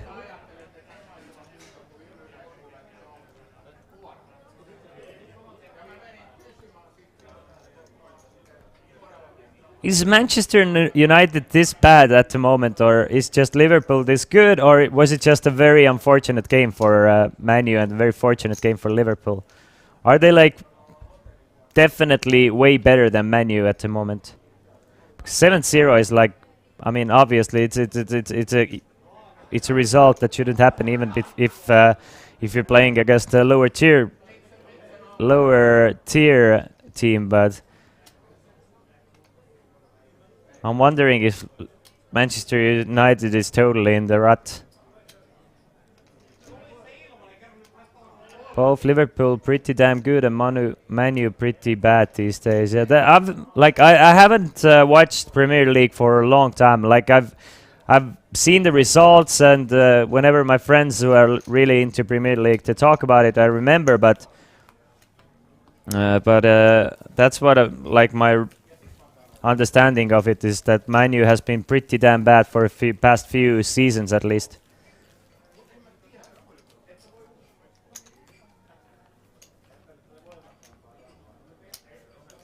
Many players gave up when game was 4-0. Ronaldo broke the organization. Do you think it's Ronaldo's fault? Or do you, like, I mean, honestly, are you just a Ronaldo hater, or do you honestly think that Ronaldo somehow ruined Man U? Because when Ronaldo was in Man U, I think he was the only like bright thing about Man U at this time. Like he had zero team and he still managed to score. Yeah, I know that he's not playing, but I wonder he was playing there just a few seasons ago. So I mean, it's so easy for people saying that Ronaldo ruined it.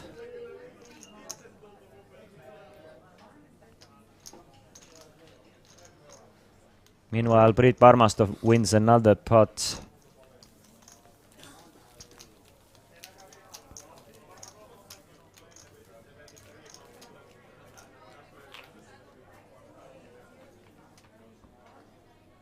So it was just a kind of a lucky game as well for Liverpool. If they had 8 shots and 8 shots and 7 goals, then it's like obviously they were playing better, but it has to be like super lucky game in that sense as well. Aren't you tired for streaming for almost 9 hours now? A little bit. I mean, not super tired. I mean, I don't mind hanging with the chat and, talking about football and other stuff, because at this point, until we see a decent hand or something clever happening in this poker tournament, there's not much to say. It's just mostly going to be folding, mostly going to be limping, and there's not too much to commentate poker-wise until we get to a hand where something interesting happens. Right now, these guys are just waiting for card distribution, and whenever like two of the players find anything playable, then we have something to talk about. But it's like 75% of the time at this stage of the tournament, there's not much to talk about poker-wise. So will get a little bit tiresome, trying to force like action poker-wise when there's none to be had. Meanwhile, Laiho actually does have the pocket fives, and he is going to open it up to 500,000.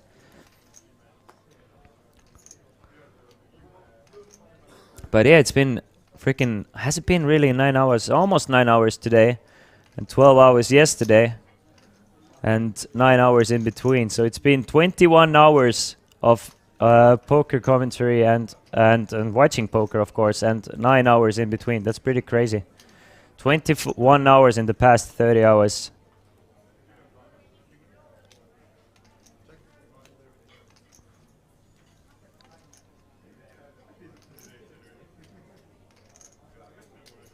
Real Svenza, I'm happy with what I make. I'm really happy with what I make.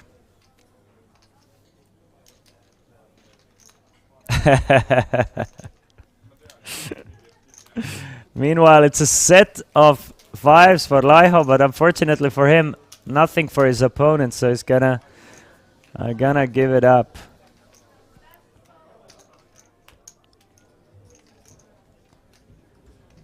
But as I understood from your comments, is that Manu is not like super awful. He just, I mean, as I understand, Manu just shut down Barcelona from the Europa League.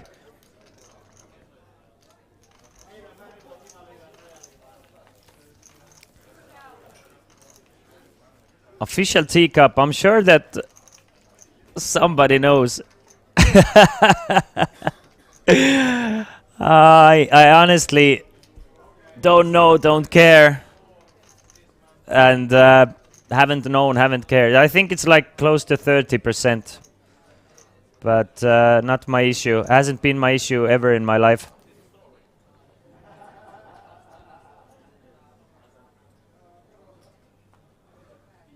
So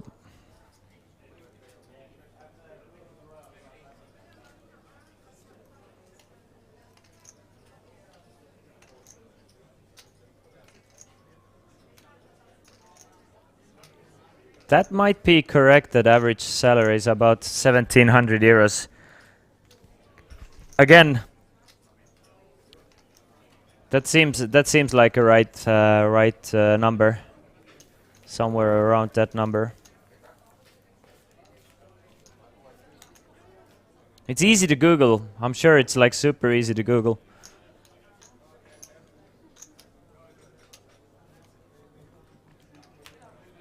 Yeah, it's there's way more taxes for the employer than there is for. Yeah.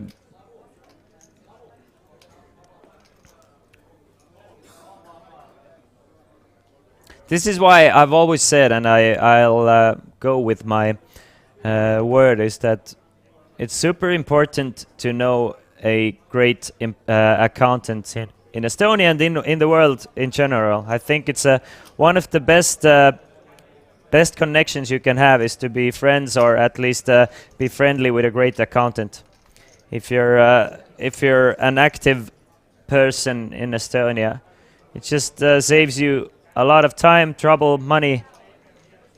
So I think, well, that was one of the first things I learned coming into like a business side of the world.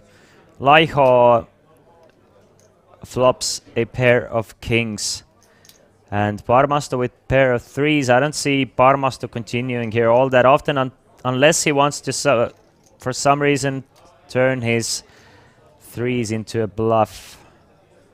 He's gonna at least peel one off here. It was a raise from Laiho pre-flop. Parmasto called. Laiho continuation bet on the flop, and not the best board for Parmasto, and threes here.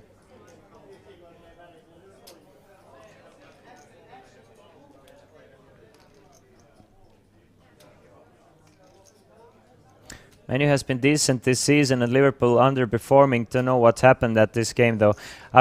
I guess, yeah, these are some, like, it's like an anomaly, right? So it's sometimes, I'm sure that Liverpool still has a great ceiling, high ceiling, and sometimes Manchester United, you know, whatever, whoever team it is, like they just kind of fall apart. And if this high ceiling like generates goals every single time, as somebody said, there was only 8 shots on target, right? And if 8 shots on target result in 7 goals, it's just a lucky game in that sense. And obviously one for the ages, and it's a very embarrassing game for Manu. But let's not deviate from the fact that it's mostly like super lucky getting 7 goals there. And it's not gonna happen again for a long time.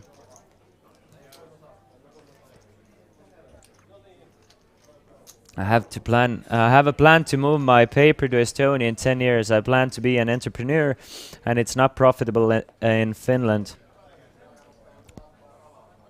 Why in 10 years then? Do it right now. Why lose profit for 10 years, my man?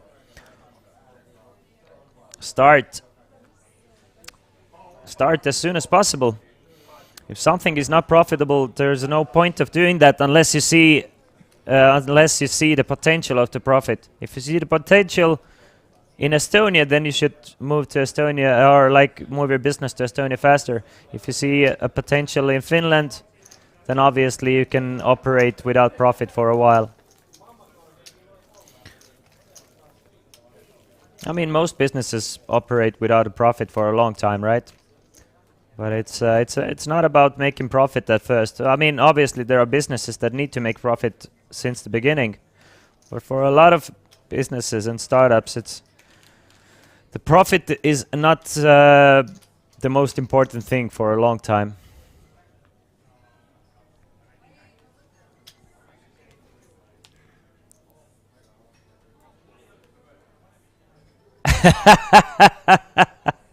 Did you give your vote to Henrik? Thank Moody. The buy-in mysterious was 1,100 euros. 1,100 euros. Thank Moody. I think you gave your I think you gave your vote to Henrik.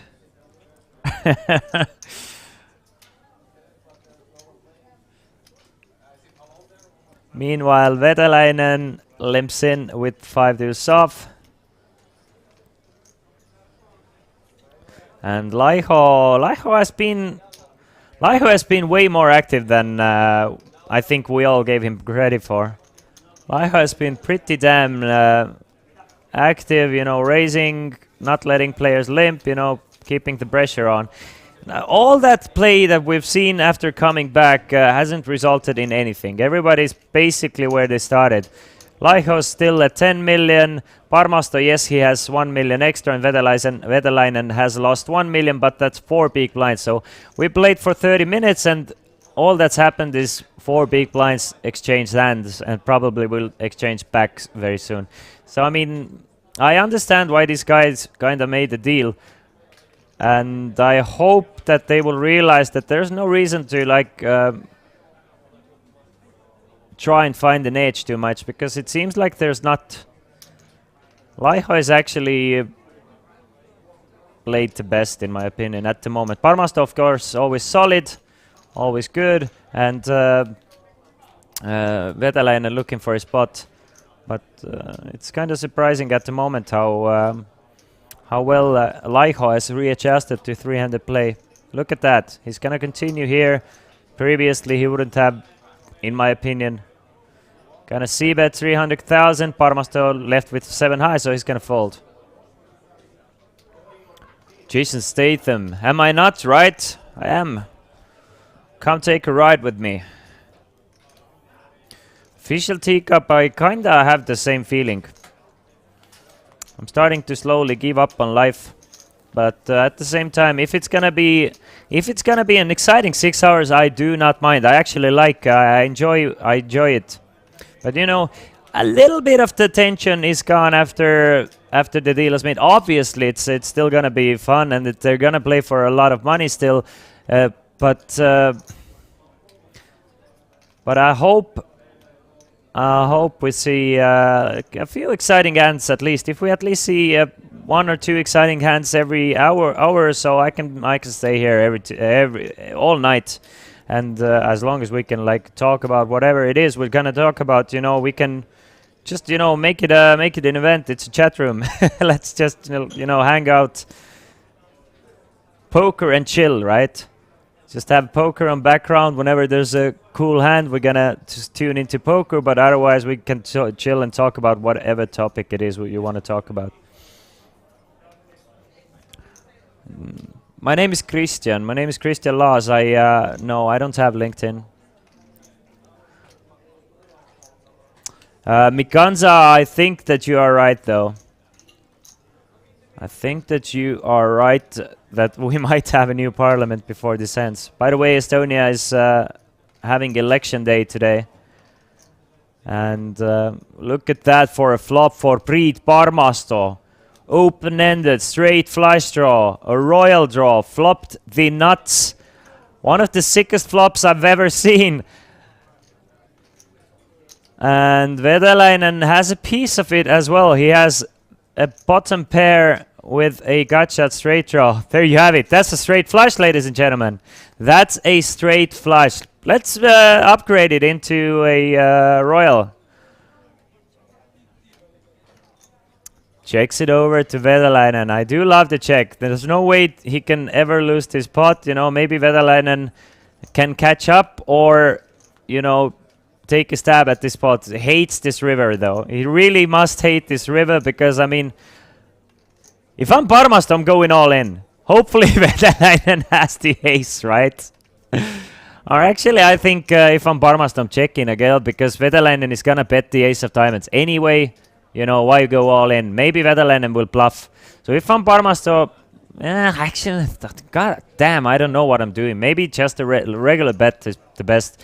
Yeah, that's it. I'm getting tired, but just betting 500k, trying to target and getting calls for 7 of the 6, 7, 8 of diamonds, all those hands. Ace of diamonds is gonna raise you anyway.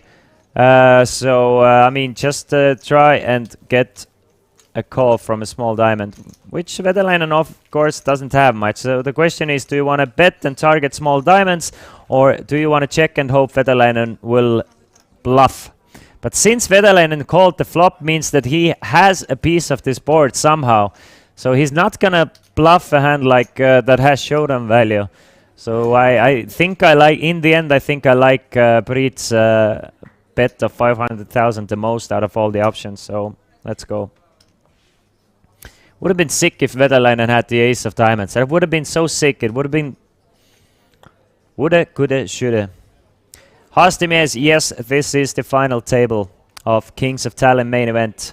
1,000 euro tournament with 716 players. And we are down to final 3.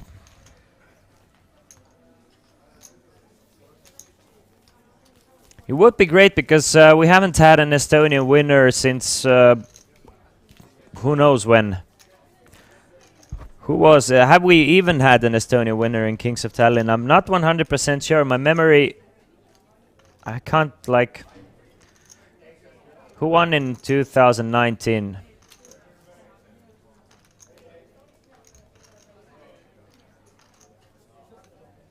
Who won in 2019? I think that was the first year I commentated on. Oh, that was the year Argo won, yeah? Jargo.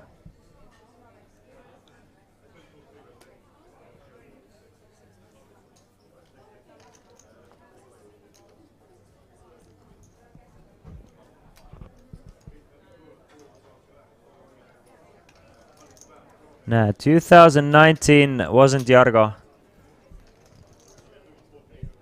Jargo won Summer Showdown, I think, not Kings of Tallinn. But 2019 it was Vitalis Zavodnis from Lithuania. That was the year Jussi Mattila got 3rd place. Meanwhile, Priit Parmasto facing a race from Laiho with pocket aces.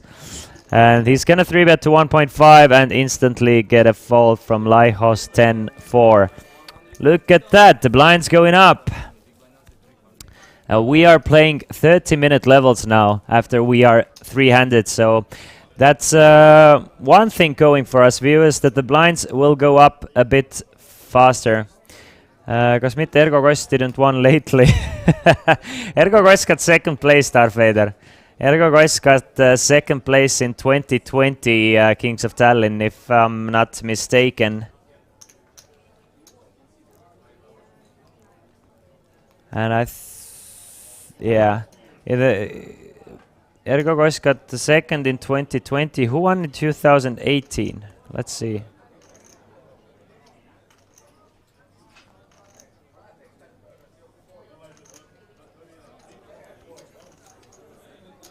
Yeah, anyway, an Estonian has not won Kings of Tallinn tournament ever since I started commentating, and that was 2018 or 19.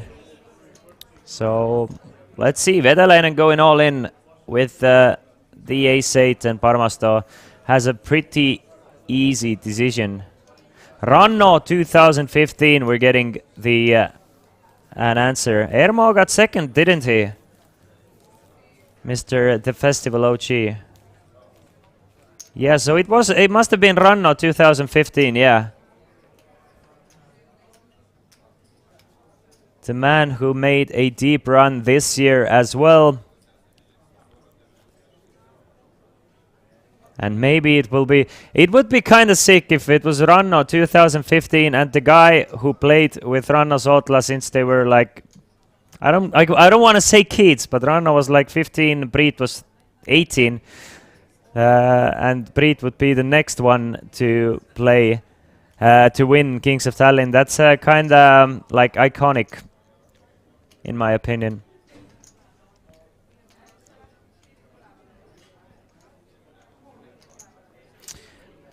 Vetalainen with the ace-9. Blinds have gone up to 150,000, 300,000. And a couple of all-ins for Vetalainen. And he's back in the game with 4.5 million. That's how easy it is. Get a few blinds and antes, and you know, every time you steal those blinds and antes, it's 750,000. You do it twice, it's 1.5 million, and you know, that's the swings that we've had. Christian last 2025. Yes! I agree. 2025 will be the year. But they're going to have to find someone to replace me here on the booth. And I'm going to fight for my spot because, you know, I'm working here for a Big Mac and fries, as you guys know. I'm working here for Big Mac and fries, and I'm freaking hungry. I have to wait a year to get those Big Mac and fries. And you know how good they taste if you wait for a year to get your Big Mac and fries? Pretty damn good.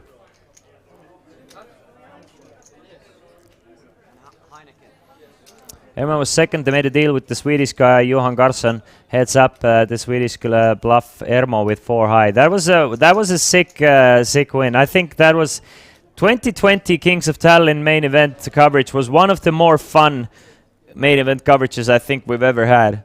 The chat was like, this year definitely has been a lot of fun. There's been a lot of conversation in the chat, and I've enjoyed it. But I think 2020, I remember it still as one of the like best times because we saw some sick plays. We saw some like crazy action, and a really cool dude ended up winning the tournament, in my opinion.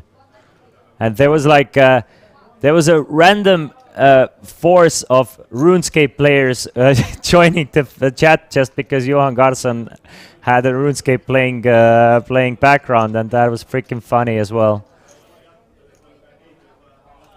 Meanwhile, Priit Parmasto flopping a nut flush draw against Vetalainen's open-ended straight draw. This might get interesting here. I think Parmasto bets 300,000. I don't think Vetalainen is going to do anything but a call here. Unless he's freaking tired and he's like, you know, we made a deal anyway, maybe I'll take my chances here and, you know, up the ante a bit. Sorry, second nut flush draw, yep. So Vetalainen has raised it up to 800,000, and let's see how Parmasto continues here. I mean, again, there's a chance he's gonna ship it in. There's a chance he's just going to calls. He's going to make the call for 500,000. Vetalainen with a little bit more than one SPR left and takes the lead on a turn. Now with a pair of 8s and a open-ended straight draw, but Parmasto with a king high flush draw checks it over to Vetalainen once again.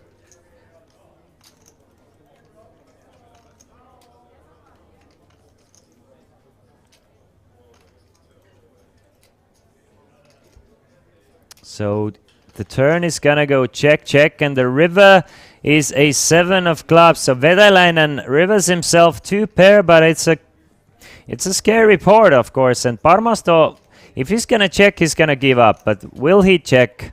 Because maybe a lot of the jacks that Vetalainen can have are going to continue betting on a turn, because Vetalainen did raise the flop. So why give up now after getting a pretty good card for a check? So maybe Parmasto will figure like there's a chance he can steal this one away from Vetalainen. Nah, he's gonna give up. Vetalainen is most likely not gonna bet. No, he's not. So back to where we started from. 5.7 million for Vetalainen, 6.5 million for Parmasto, and about 9.5 million for Laiho.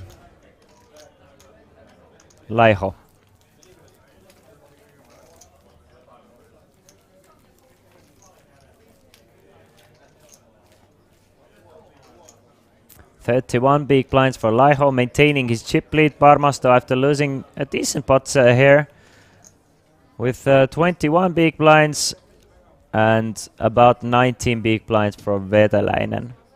And now it's time to get some beers, says Laiho. You can celebrate a little bit. You made it to the final 3. You made a little bit of a deal, still playing for a nice 15,000. Life's good, isn't it? Must be full. And if the stories from the women's sauna are correct, and the guy just entered the tournament because he won 2K from slots, and now he's at least made 100,000 euros. What a goddamn story that is. What a goddamn story that is.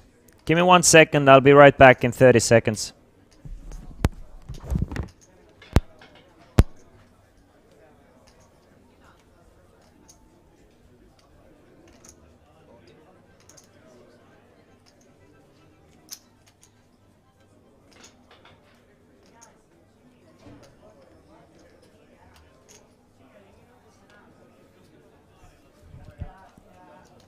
All right, I'm back. Had to get some water for myself. Meanwhile, Vetalainen is getting even richer, taking money away from Estonians. And Mr. Priit Parmasto is now third in chips. And Vetalainen, after being down to about... How much was he down to? About 3 million, right? Now up to 6.75.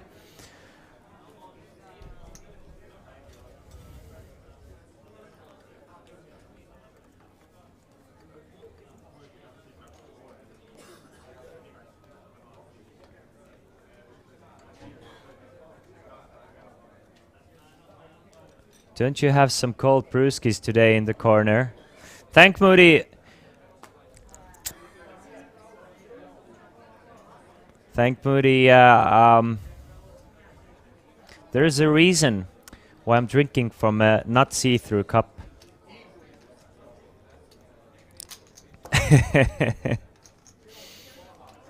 Darth Vader. Yes, there has been a discussion of a deal, and the deal has been made.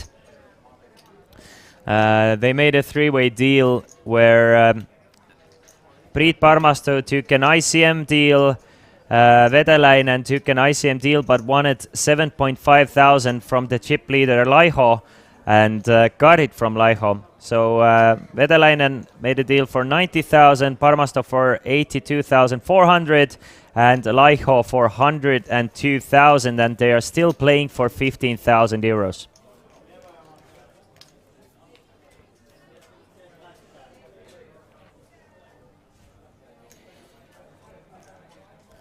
And if you're thinking after 150,000, 300,000, the next blinds will be 200 and 400,000, then please don't go crazy, guys. Let's not go crazy here. We're not playing some turbo tournament. After 150,000, 300,000, we are going to 175, 350,000 because why not? Who was in the chat saying that this is by far, this is way too turbo and not trolling?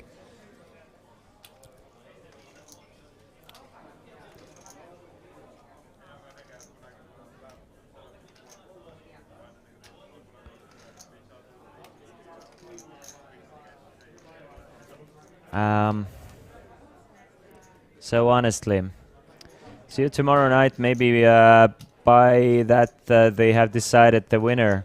It's Heshu. It's a bit possible. Yeah, I'll be here, Heshu. Don't go anywhere far. Yeah, I mean you can go anywhere far. As long as you come back by tomorrow.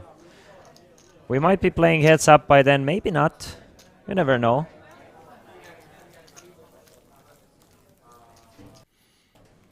Okay, no, I don't think we have any moderators. It doesn't matter that much.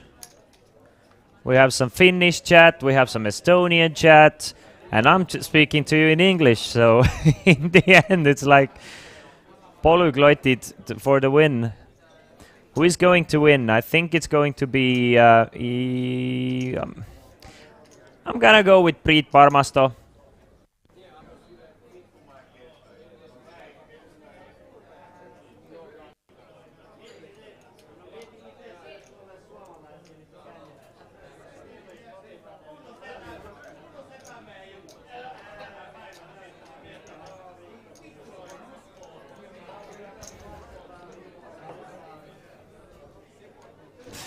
Parmasto opening things up to 600,000. And Laiho lets him have it. Let's Parmasto have a small little pot.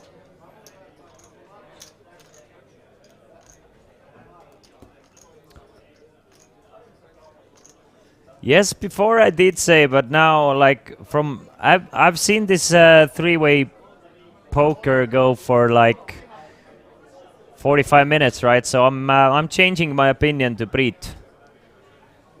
Because I think the thing is, I think that he's gonna rock up and he's gonna get his chips in while being ahead, and just like, you know, while I think he's decently balanced as well. I'm not gonna go deep into it. I'm just gonna say that from what I've seen from 300 play, it seems like he has an edge at the moment.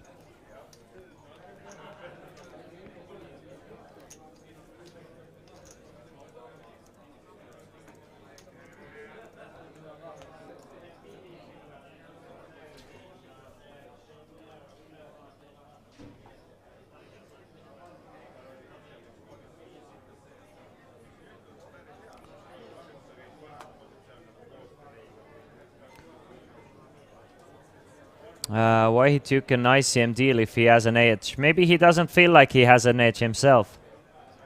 You know, I do not. I don't know.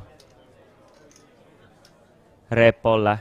Maybe he has some backers who told him to take a deal. You never know. Like maybe he sold action for 60%, so he had to answer to his backers in this situation and told them, you should probably take a deal.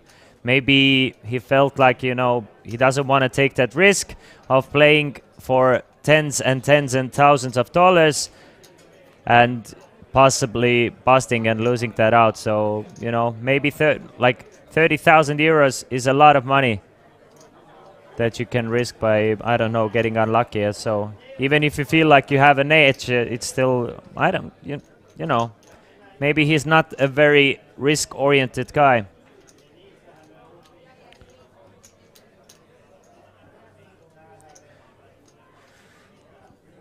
Why did Parmasto get the least amount of money? Was he the shortest as mate of Olympus? Mate, no, he was exactly the same stack as Vetelainen, but basically it's a matter of how well do you negotiate.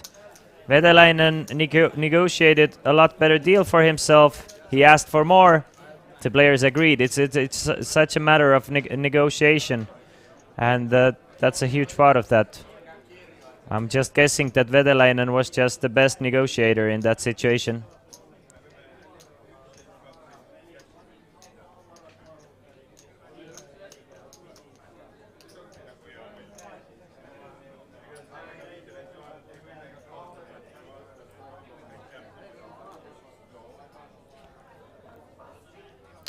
Vetelainen is old sale guru. It looks like it, yeah. He did a great job. He did a great job requesting for more.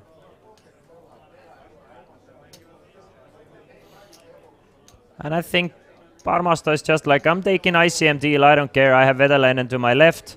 You know, there's one guy who has double my chip stack. I'll be happy with the ICM deal, but Vetelainen saying that, you know, I'm not happy. I want 7.5 thousand from the chip leader, and it's up for the chip leader. It's not a matter of Parmasto getting less. Parmasto got exactly what he was supposed to get. It was Vetelainen taking money away from Hielo. Laiho, Jesus Christ. taking money away from Laiho, and Laiho being happy to give it to Vedalainen. And yes, they are playing for 15,000. 15,000 still up for grabs.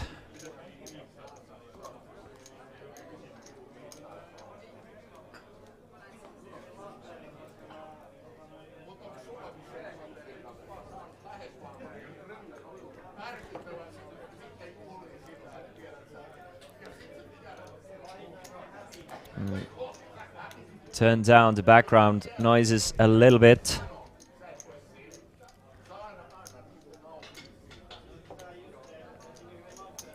Meanwhile, Vetelainen with ace-6 just limps in.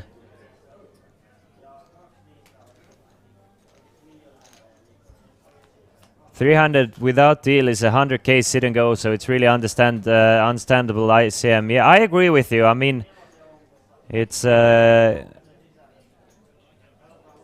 is super understandable.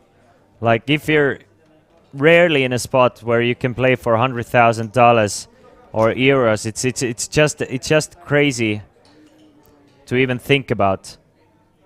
So I do get it why you want to make a deal in this situation. If you're a regular player, find yourself in big binds tournaments all the time, play 1Ks online every single day, of course you're not gonna care about it that much, but most normal people don't get to play for that money even once in their lifetime.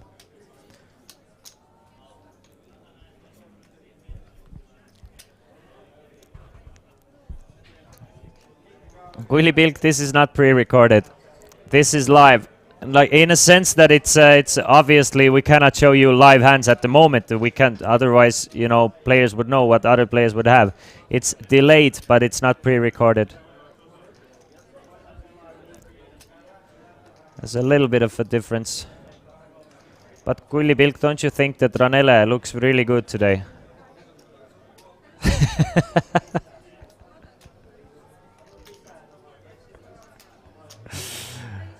Laiho bets 600,000 there and gets a call from Vedalainen, and Vedalainen has really gotten Laiho to, you know, fire into this pot. And after Vedalainen wins this pot,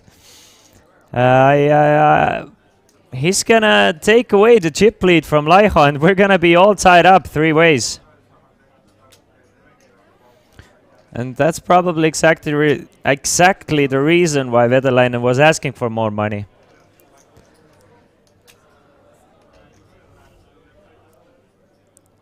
That's 700,000 on the river, and now Laiho left with the 3rd worst hander. He cannot do anything with the 5-4. He's gonna give it up. So Vetalainen now up to 8.1 million. Will he now start chipping away from these guys, or will he give something back? This and all other stuff you'll find about if you stay tuned at twitch.tv/OliBetPoker.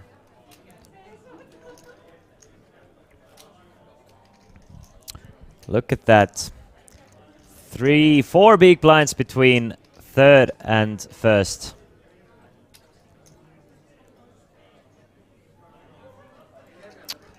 It has been like this whole final table, hasn't it? Nobody has like chipped away. Laiho's chip lead of 10 million was by far the biggest chip lead we've seen throughout this whole final table. It's been a story of 3 to 4 players being at lead at the top ever since we started at 12 p.m. and now at 9:30 p.m. Nothing has changed. Nobody's like edging out the lead. Nobody's edging out a huge edge. And it is anyone's game. Parmasto says, I wanted to make it my game by going all in with pocket 4s. And there you have it. Now, even more closer, because the chip leader lost 2 big blinds to the bottom stack. I think there's like 100k separating them. Wouldn't that be sick if they like did a 15,000 flip for it all, for the trophy, for the guts and the glory? I think that would be one for the ages. Everybody would remember the year of 2023 when these guys were like, let's flip for it. As the year with 3 players with the biggest amount of cojones.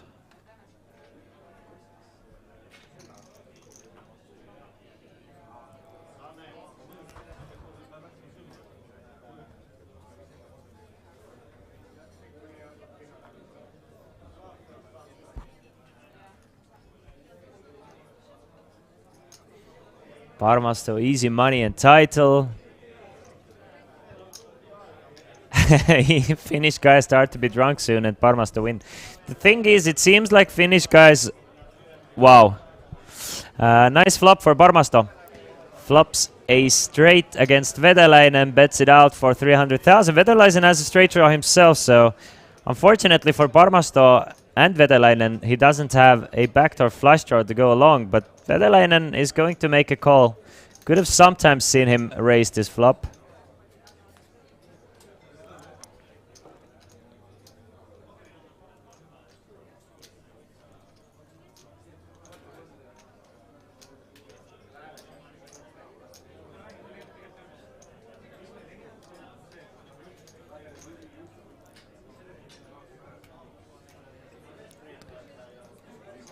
Ten of diamonds on a turn. Parmasto is gonna continue to bet. Bets 1 million and that's it for Veteläinen. And now it's Parmasto with the chip lead.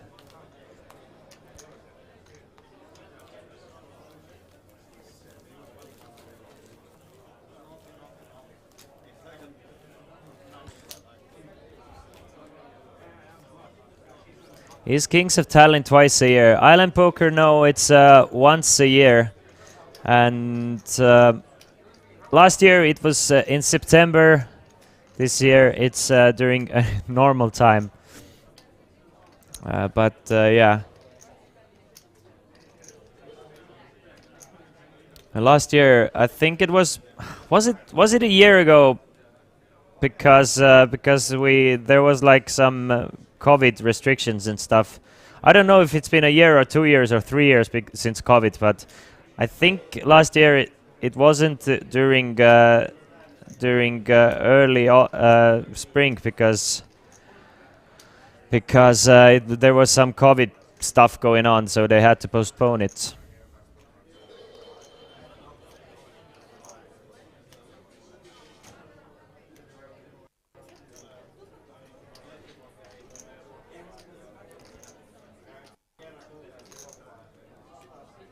Meanwhile, Parmasto, another raise from the button. I'm really liking the way Parmasto is playing short-handed poker here. I honestly am.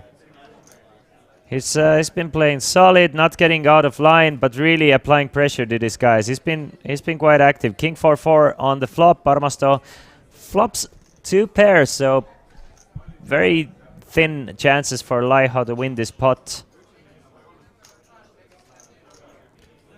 And Parmasto bets 400,000.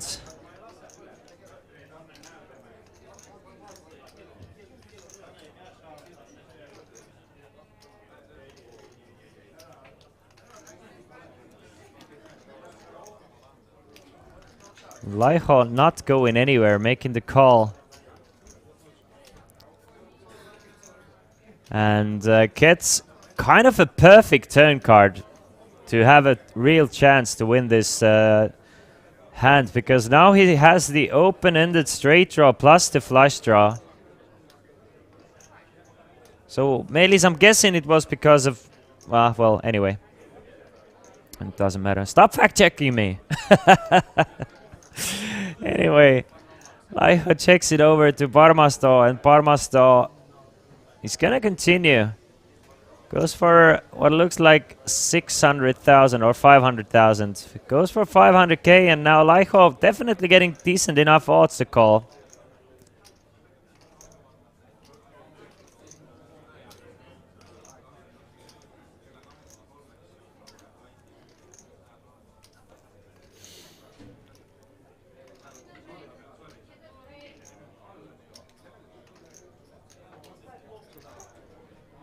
Laiho might even check raise the turn here.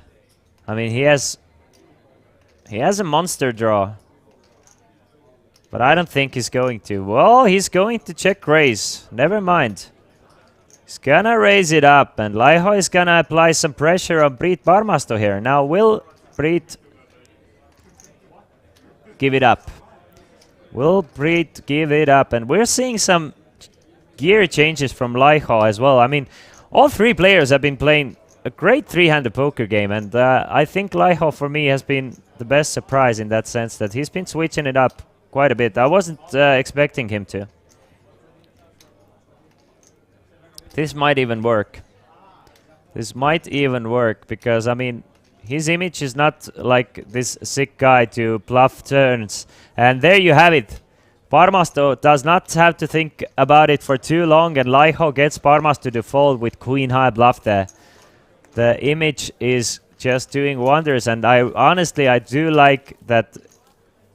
I'm in love with that play here. Exactly from exactly from him. I think Laiho is gonna get way more credit than anyone else in this situation.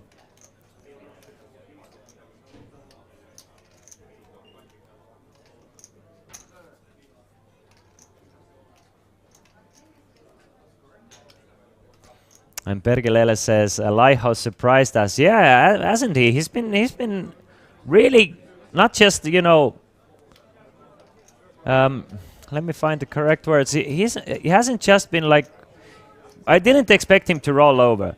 I expected him to try and play quite a few pots and try and hit and, you know, play straightforward. But he has been switching up gears. He's been playing aggressive. He's been raising. He's been three-betting. He's been bluffing. He's been calling. So, I mean, look at that. He's going in for a raise again with the King 5. Obviously, I think he should raise for a bigger amount to increase more folds from the big blind, especially with a hand like King 5. You really want to generate more forwards. But the fact that he's going for a raise is already a step in a very right direction, in my opinion. 10-10-8.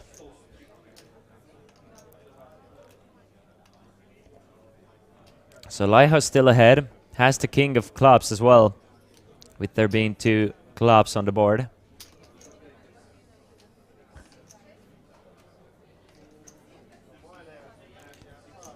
Bets 350,000. Another, I think it's a great sizing from Laiho. I really do like the sizing. Generates quite a few folds from hands that have like 30% equity against your King 5. Or like 25%. So you're risking 350, but Parmasto has some other ideas here with 5 deuce. Feels like he wants to raise it up here. Parmasto, I don't know if you guys have noticed, but Parmasto is playing pair board super aggressive.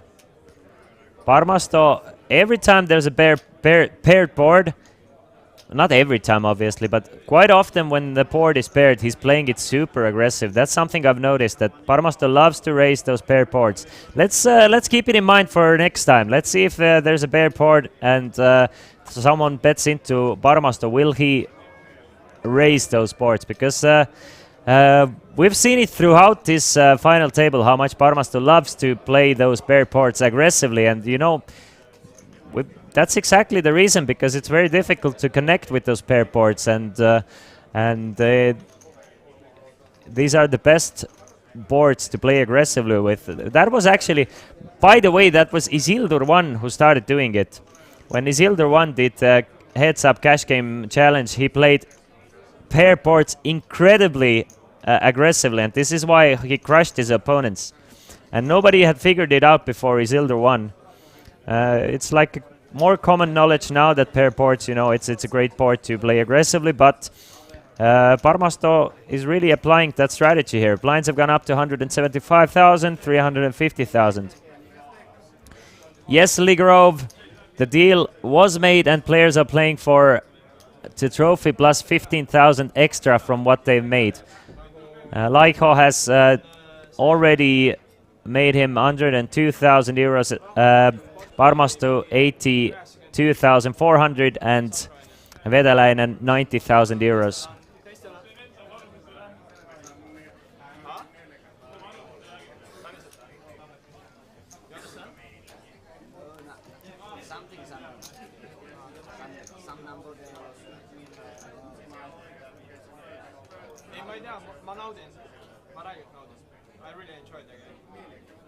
Fried Parmastu just someone on the rail. He told someone on the rail in Estonia that he's really enjoying the game, and then he let the guys know as well that he's really enjoying the game. So I'm guessing these guys asked Parmasto maybe, you know, kind of like finish this thing up, but Parmasto is like, nah, I'm enjoying the limelight, I'm enjoying the cameras, I'm enjoying the game, so I don't want to go anywhere. Let's continue on playing.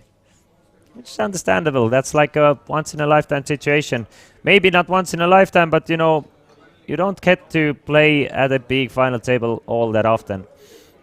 Vetalainen goes all in for 6.1 million, and Laiho from the button after raising with Jack 10. I don't know. I'm guessing, well, regularly we're gonna see a fold, but maybe after a deal we're gonna see a call, but no. I don't think players have deviated from their usual game plan all that much after making a deal. Maybe Laiho has become a little bit more loose, but all other than that, basically playing the same way they played throughout and playing the way that got them in this position.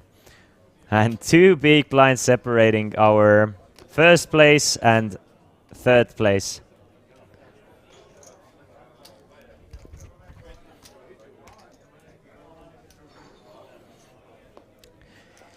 There are a couple of people I connect with throughout my different streams that I do, sometimes in Estonian, sometimes in a festival like this in English, that you know, attract my interest, that make me want to feel like, I wonder what this guy looks like in real life. Quillibilk, you are one of those guys. I wonder, like, who the F is Quillibilk in real life? I wonder, like, you're such a weird dude in chat, so I'm really wondering, what who are you in the real life? There has been a couple of those guys. You are one of them. Meanwhile, Laiho again with the Jack 10. Again with the raise. Min raise after Vetalainen limps. And Vetalainen limp calls with the Jack 3. Let's put a Jack high flop there.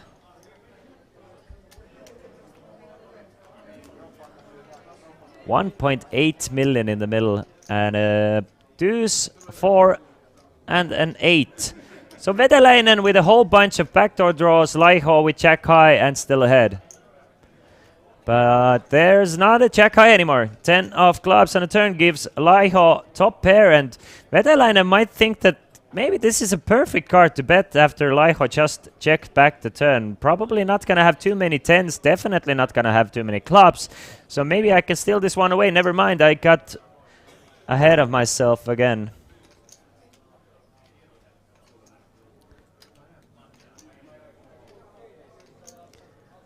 Checks it over to Laiho, who is now going to bet.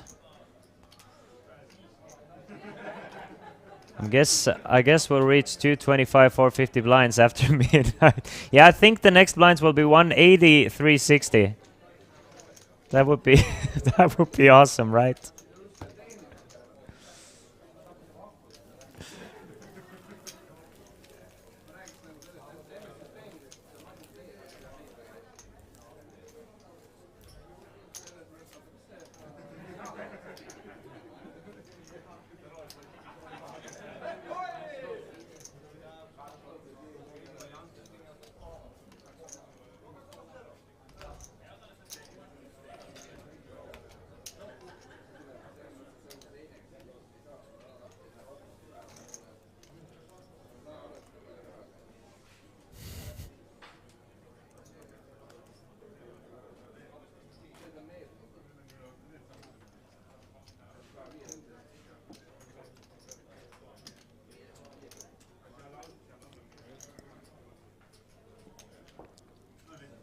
Chairs look very comfortable.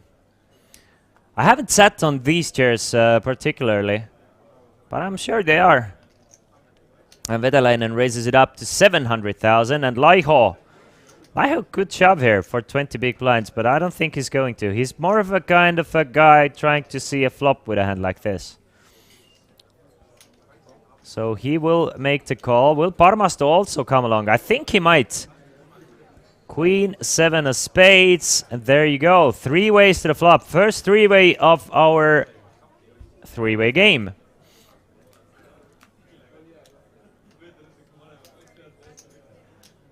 To be honest, whatever Kuilibilk, what you said, I will be 100% on your side. I agree with you. If I just guaranteed about 100,000 euros, I don't care where I'm sitting. I could be standing and playing this game. But look at that for a flop for Laiho, by the way. Laiho flops the Stone Cold Nuts. Still with the Stone Cold Nuts. 8 of hearts on a turn, now giving Parmasto an open and a straight draw. And Vetalainen with a cut shot straight draw.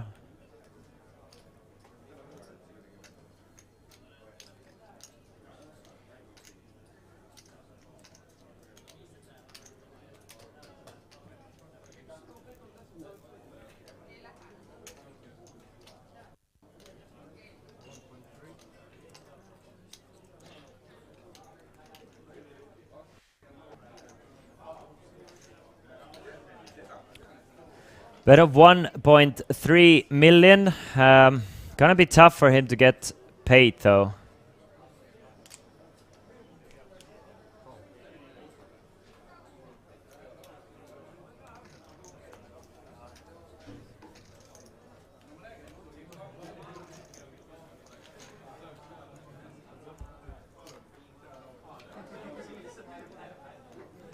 It's a call from Parmasto. 5.1 million in the middle already.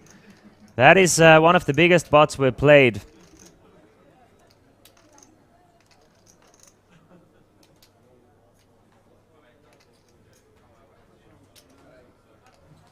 I don't think he's gonna get another bet out of Parmasto though. You know, we've seen crazier things. Interesting call from Parmasto. Really, I'm very super surprised that Parmasto all of a sudden ended up calling with a dummy end of a straight draw. Out of position as well. I would understand it more if it was in position, but out of position, check calling for 1.3 million with Queen 7. In this situation, it's just... Yeah, well, we'll see.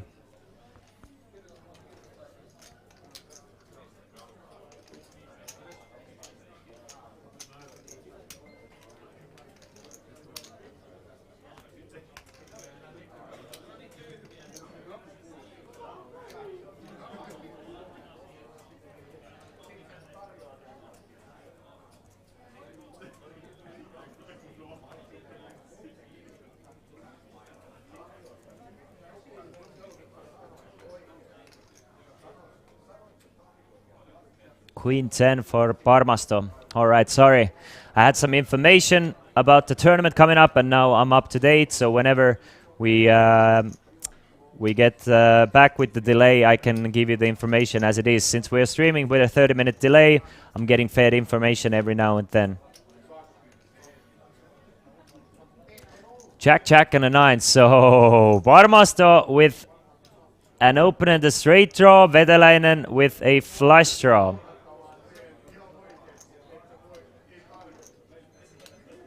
A bet of 350,000 for Parmasto.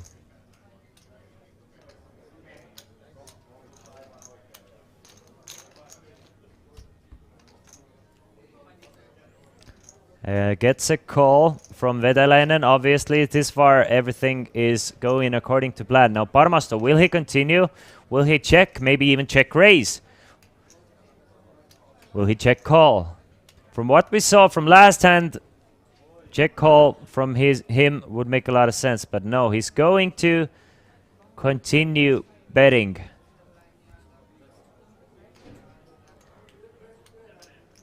Bets 750,000. Vetalainen still with a flush draw. I mean, something. 8 of clubs or a king of clubs on the river.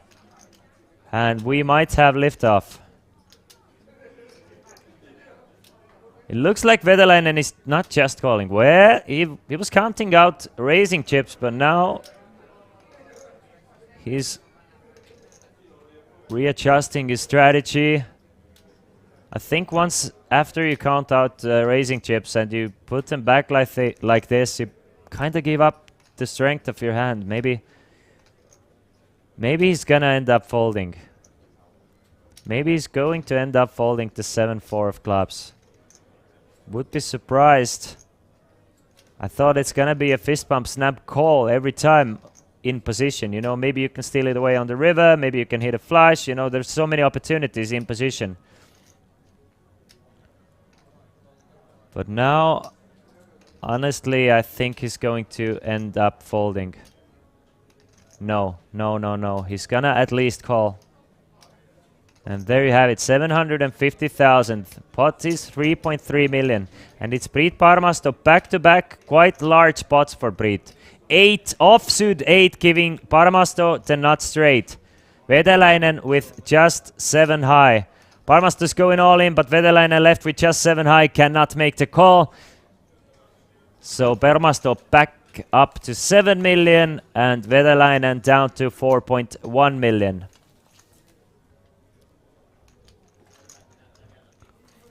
All right, so battle number 2 goes over to Priit Parmasto.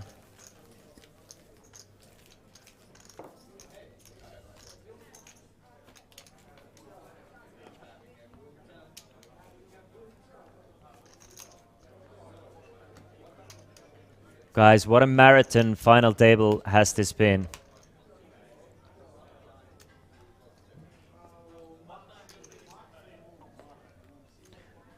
Obviously, still playing for so much money. Ace King for Parmasto. It's been this three-handed play. I'll say it here. It's been all about Parmasto. I think he's been dominating this three-handed play, even though he hasn't been able to gain a huge chip lead. I think it's been all about this guy here with the Ace King. Not by a large margin, but I think he has outclassed.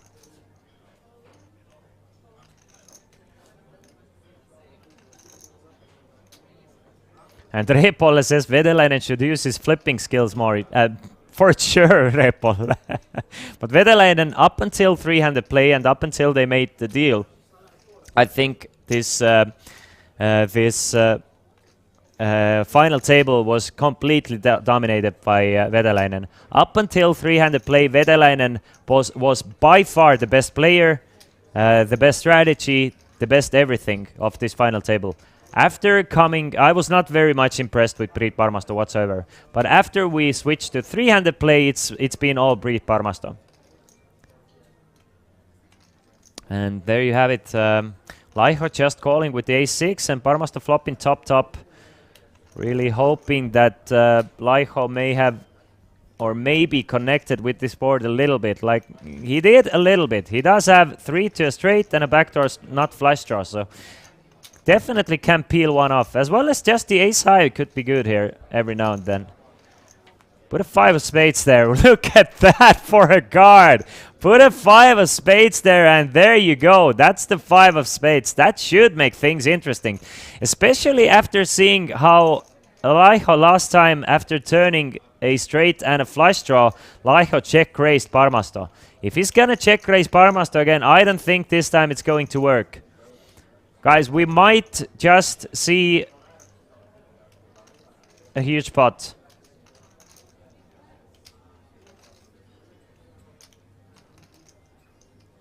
Remember when that one guy said next time the structure should be slower? Yeah, I touched on that as well. Let's go Breedix Giga Chat. Raket, my man. Calling him Breedix means that Raket is the OG. Meanwhile, Laiho is gonna lead into Parmasto here for 1.2 million. With his open-ended straight draw and a nut flush draw. What a turn card. Like, if you wanted action, that is the perfect turn card for you. And something tells me you guys wanted action. Call. Put an offsuit ace there. Well, obviously any ace is an offsuit. Put an ace of hearts there. We get a queen of diamonds, so no straight and no flush for Laiho. But will he go for it? Parmasto with less than a pot size bet left does not go for value on the river. Laiho is gonna check the river. Parmasto is gonna snap check behind. And is happy with the 5.2 million chip pot that he just won, and now up to 10 million in chips. Wow.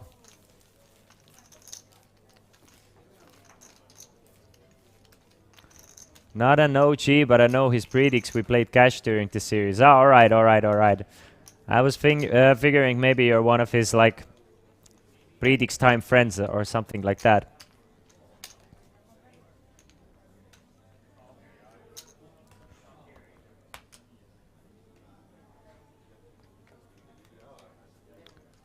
And we have a new player with almost 10 million. Brit needs just one more pot win now to get through that 10 million chip mark. Pocket fives for Laiho. Laiho has had pocket fives, I think, like 6 or 7 times this final table. Now, there's another time.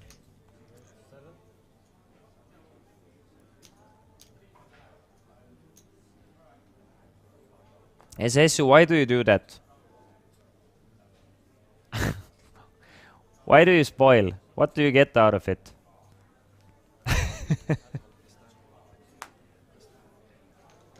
Meanwhile, Laiho is gonna raise it up with this pair of fives. And Parmasto is gonna fold to 9-3.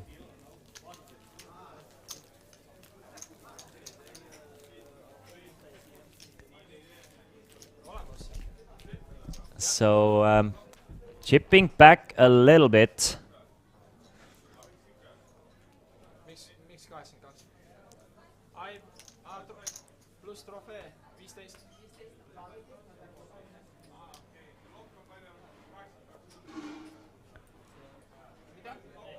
But still three-handed.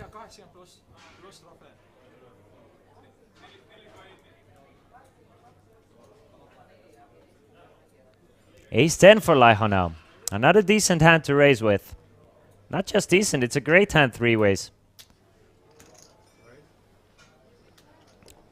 Especially with the average stack being like 20 big blinds, you know. Any ace is kind of great. It's definitely a hand you can contemplate calling a shove with, should you face a shove. Especially from Vedalainen. Against Vedalainen, it's a snap call.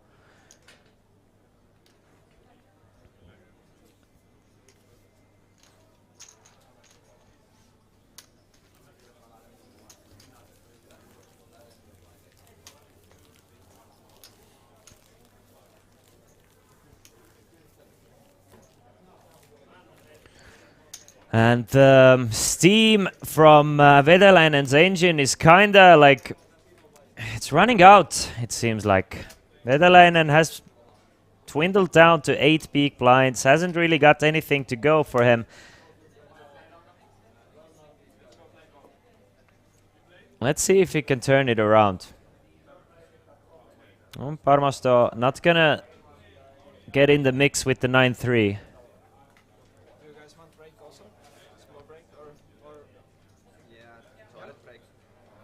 As I understood, we're gonna get a small break soon.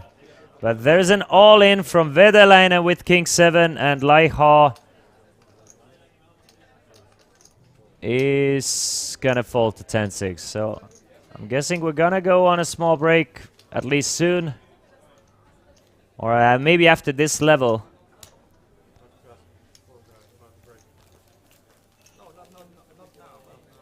Oh yeah, so okay. There's talks of a break, but I understand after this level that after 9 minutes the players are gonna go for a small break, so they can use a toilet.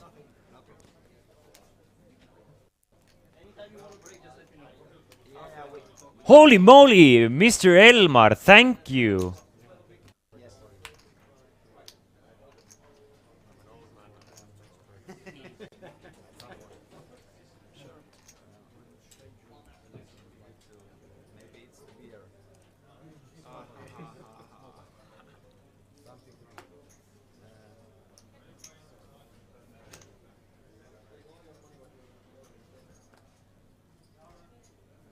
A6 now for Laiho. Another playable hand.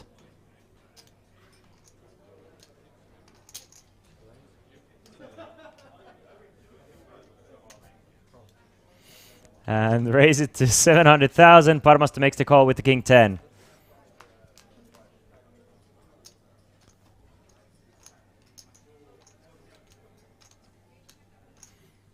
Queen 10 8 on the flop.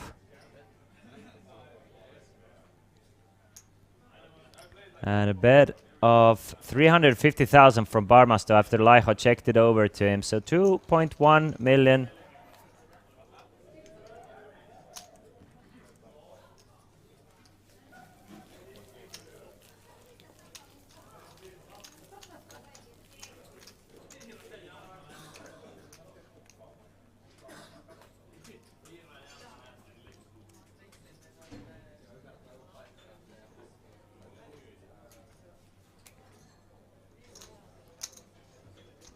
So what are the stacks now? It seems like Priit Parmasto and Laiho are very similarly stacked, both about 8 million. So 8 million for Laiho, Parmasto 9.5. So Parmasto still with a very decent chip lead. Ace Queen off for Parmasto. Let's see if he's gonna elect to go all in or maybe limp and try to really trap his opponent and get him to go all in himself. I really do like the move. He's gonna call for 350,000 and Vetalainen is probably gonna step into it. Queen Jack seems like a hand you really want to ship it all in with. We've seen him go all in with less. Against the limp.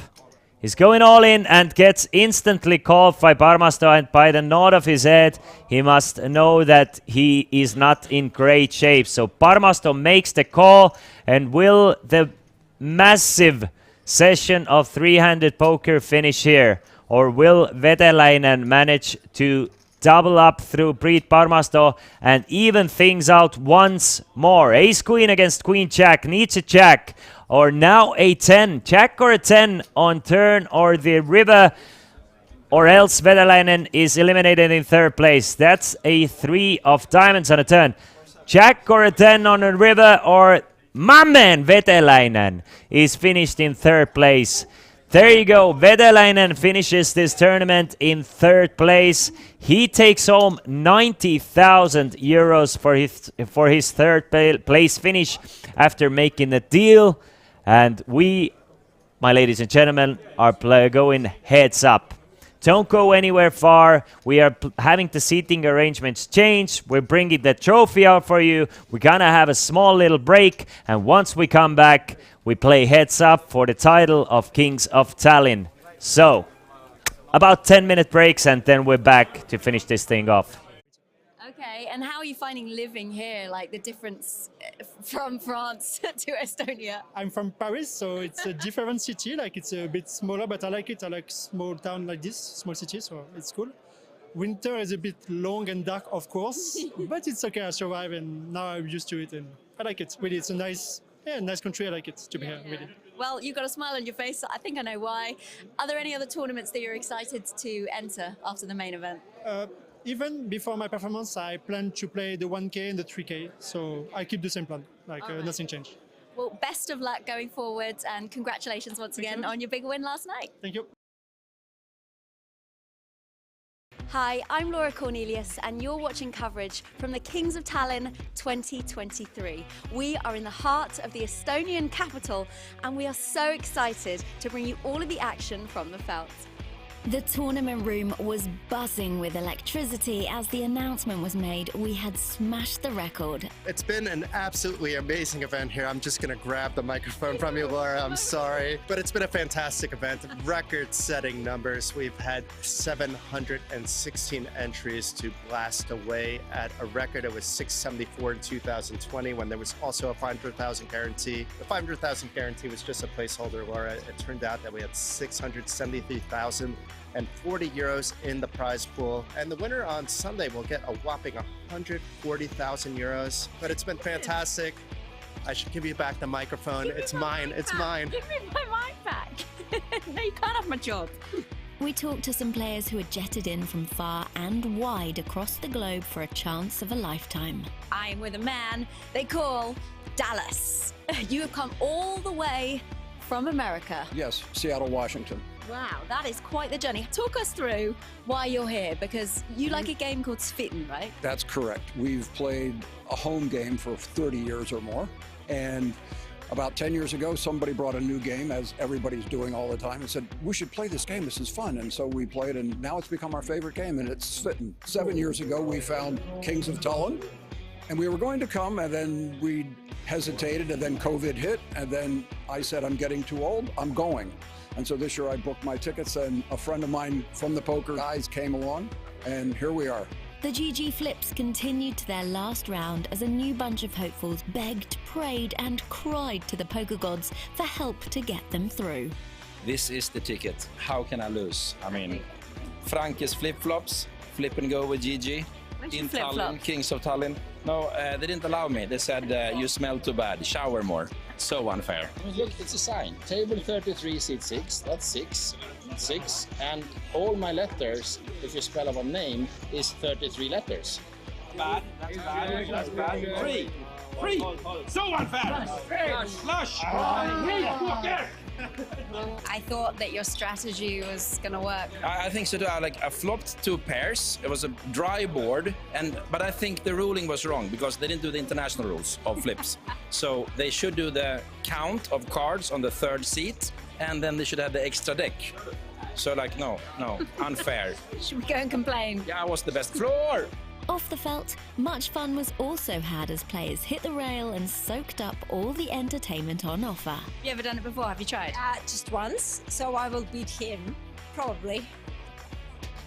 You're cheating. How can you cheat? Yeah, slow. Finished. Yeah. 28, 28. Come on! You can already see Left, the difference. bottom, bottom right, bottom right, bottom right. Left, bottom. Middle, bottom right. Left, right. Left, right. You're really not helping Right. her, actually. Right. Bottom right, bottom right. I told you! She did it! The lucky ones who made it through, ready to fight for another day and a dream of making it to the throne.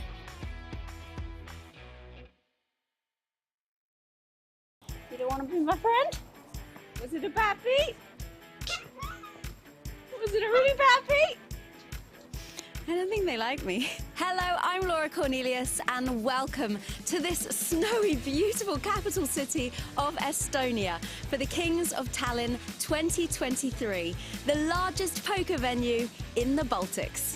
The action continued to be fast and furious as entries flooded into the main event and the record came closer to reaching.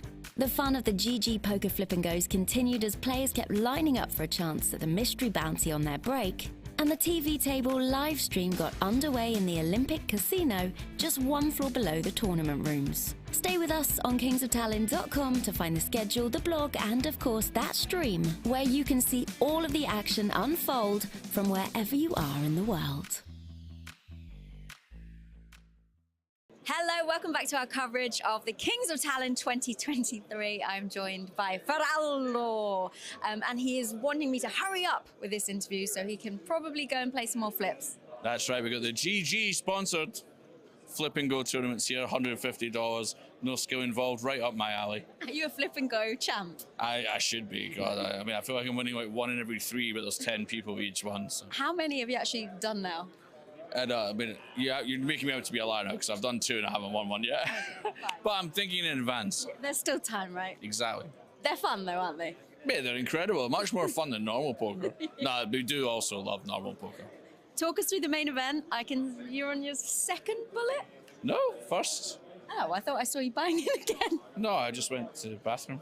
Oh, right. I'm not allowed anymore, Laura, no? No, not allowed to go to the toilet. No, I instantly doubled up to 60,000, then I slowly gave it away like a Scottish Bernie Sanders, and now I'm back to about starting stack. But we're all having a good time, which is the main thing. It's always fun to grind it out, isn't it? A bit painfully. Yeah, I didn't want to lord it over my teammates or my table mates either, you know, because there's a couple of Finnish guys having a few beers. I didn't want to be like, oh, I've got double your stack. It causes envy, makes the atmosphere a bit weird, you know what I mean? So I gave it away, so we're all even again and we're all having a great time. Ah, that's always nice, isn't it? I was going to guess what beer you're on. I reckon number 8. 8? You've seen me after 8 beers, Laura. You know I'm not this vertical. 6. Yeah, I think it is a bit. This might be the 6, but They're quite big. Yeah, I was going to say they're smaller, but they are actually quite big. Yeah, that's true. Yeah. The same way, like they're this size, which in my, well, if you ask my missus, that size is about 10 inches, so should be fine. Right, let's talk about Tallinn because you won the Summer Showdown. That's right. 3 years ago? Yes, it was during COVID. We were locked in the house for 6 months and we all looked around and we discovered that Tallinn in Estonia had managed COVID so well that they'd reopened. So we were like, well, we're going to bring our diseased bodies over. But we passed, we all done it. Everything was above board. We came across and everything was open. It was amazing. And I fell in love with the place. So every time I get a moment to come back, I do. And here I am. Back, yeah. It's nice to see you here. Exactly. It's a bit colder this time though, right? Yeah, no, to be fair, Tallinn in my head's always sunny because I've only ever been in the summer. Didn't really click that. And then there was 2, ladies and gentlemen. We are going to play heads up for the title of Kings of Tallinn main event. 2 strong competitors. Finland versus Estonia. It's Timo Petteri Laiho against Priit Parmasto. What a story for both of these guys. I mean, if the women from Sauna story is correct, and Laiho just won a few K from a slot machine and decided to enter the main event and didn't even plan to play. And now he's playing heads up. He has already guaranteed himself more than 100,000 euros. And now he's playing heads up for the title. And then you have Priit Parmasto, who used to be grinding like no limit 20s for years and years, has about like 15 million poker hands in his poker resume, and now getting his huge break, guaranteeing himself more than 80,000 and has a good chance to win another 15,000 extra. Sininen Toolik, the deal was made and we are playing for 15,000 heads up, and this might be it. This might be it. Laiho raises it up with pocket 5s. Parmasto has pocket 7s. We have 2 pocket pairs going up against each other. If Parmasto decides to just go all in here, which is a very real possibility with 23 big blinds effective, instead he's gonna 3-bet. Doesn't want to go all in. He's gonna 3-bet to 2 million with his pair of 7s. Now Laiho with his 5s, he can go over the top. He can definitely raise it over the top with his 5s, and you know, has plenty of fold equity still. Pocket 5s, you know, even if they get flipped, get called, I mean, they're doing decent. We'll see what happens. Mario Carmen, yes, only the winner will take an extra 15,000 in chips. Darth Vader, 102,000 guaranteed for Laiho and 82,000 guaranteed for Parmasto. Laiho went all in with his pocket 5s. Parmasto makes the call. He has the chip lead. Guys, this might be over in 2 hands. This is the second hand coming back.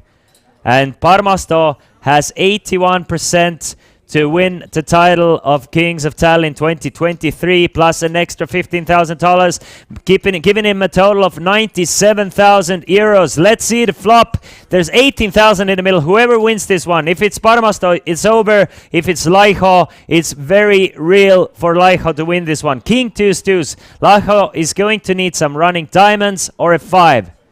He's going to need running diamonds or a 5. There's a 10 of clubs on a turn, so just a 5. 5% or it's going to come home.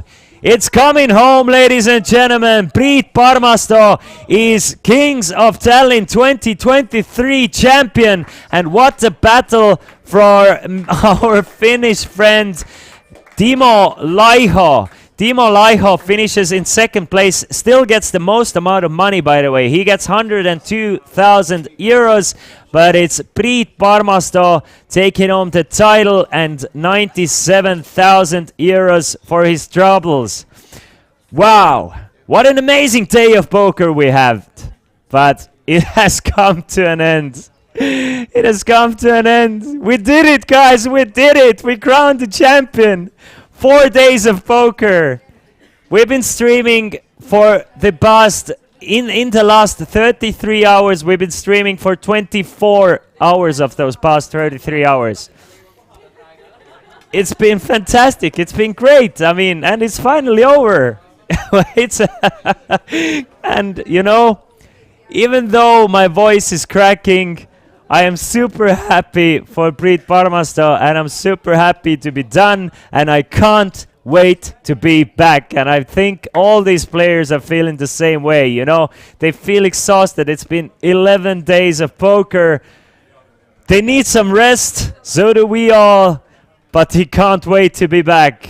And until then, it's gonna be Priit Parmasto. He's gonna be crowned the King of Tallinn. All hail the King! And I definitely will, guys. Thanks for joining me. You are the ones who actually made it, you know, fun. Poker, it's always incredible. It's cool to watch, but it can get repetitive. By filling those times with your cool conversations, whatever we were talking about, you guys taught me a lot. We were conversing about so many different topics. You made it you know, possible to be streaming here for 24 hours as it is. Thank you so much. I hope you guys will press the follow button. I hope you guys at least consider maybe taking part of one of these festivals. Summer Showdown is coming up soon, so if I'm not gonna see you here in Tallinn, I'll hopefully see you on the other side of the screen the next time we are live, which is going to be at the end of July when Tallinn Summer Showdown is coming to town. Until then, I thank you so much, and until next year.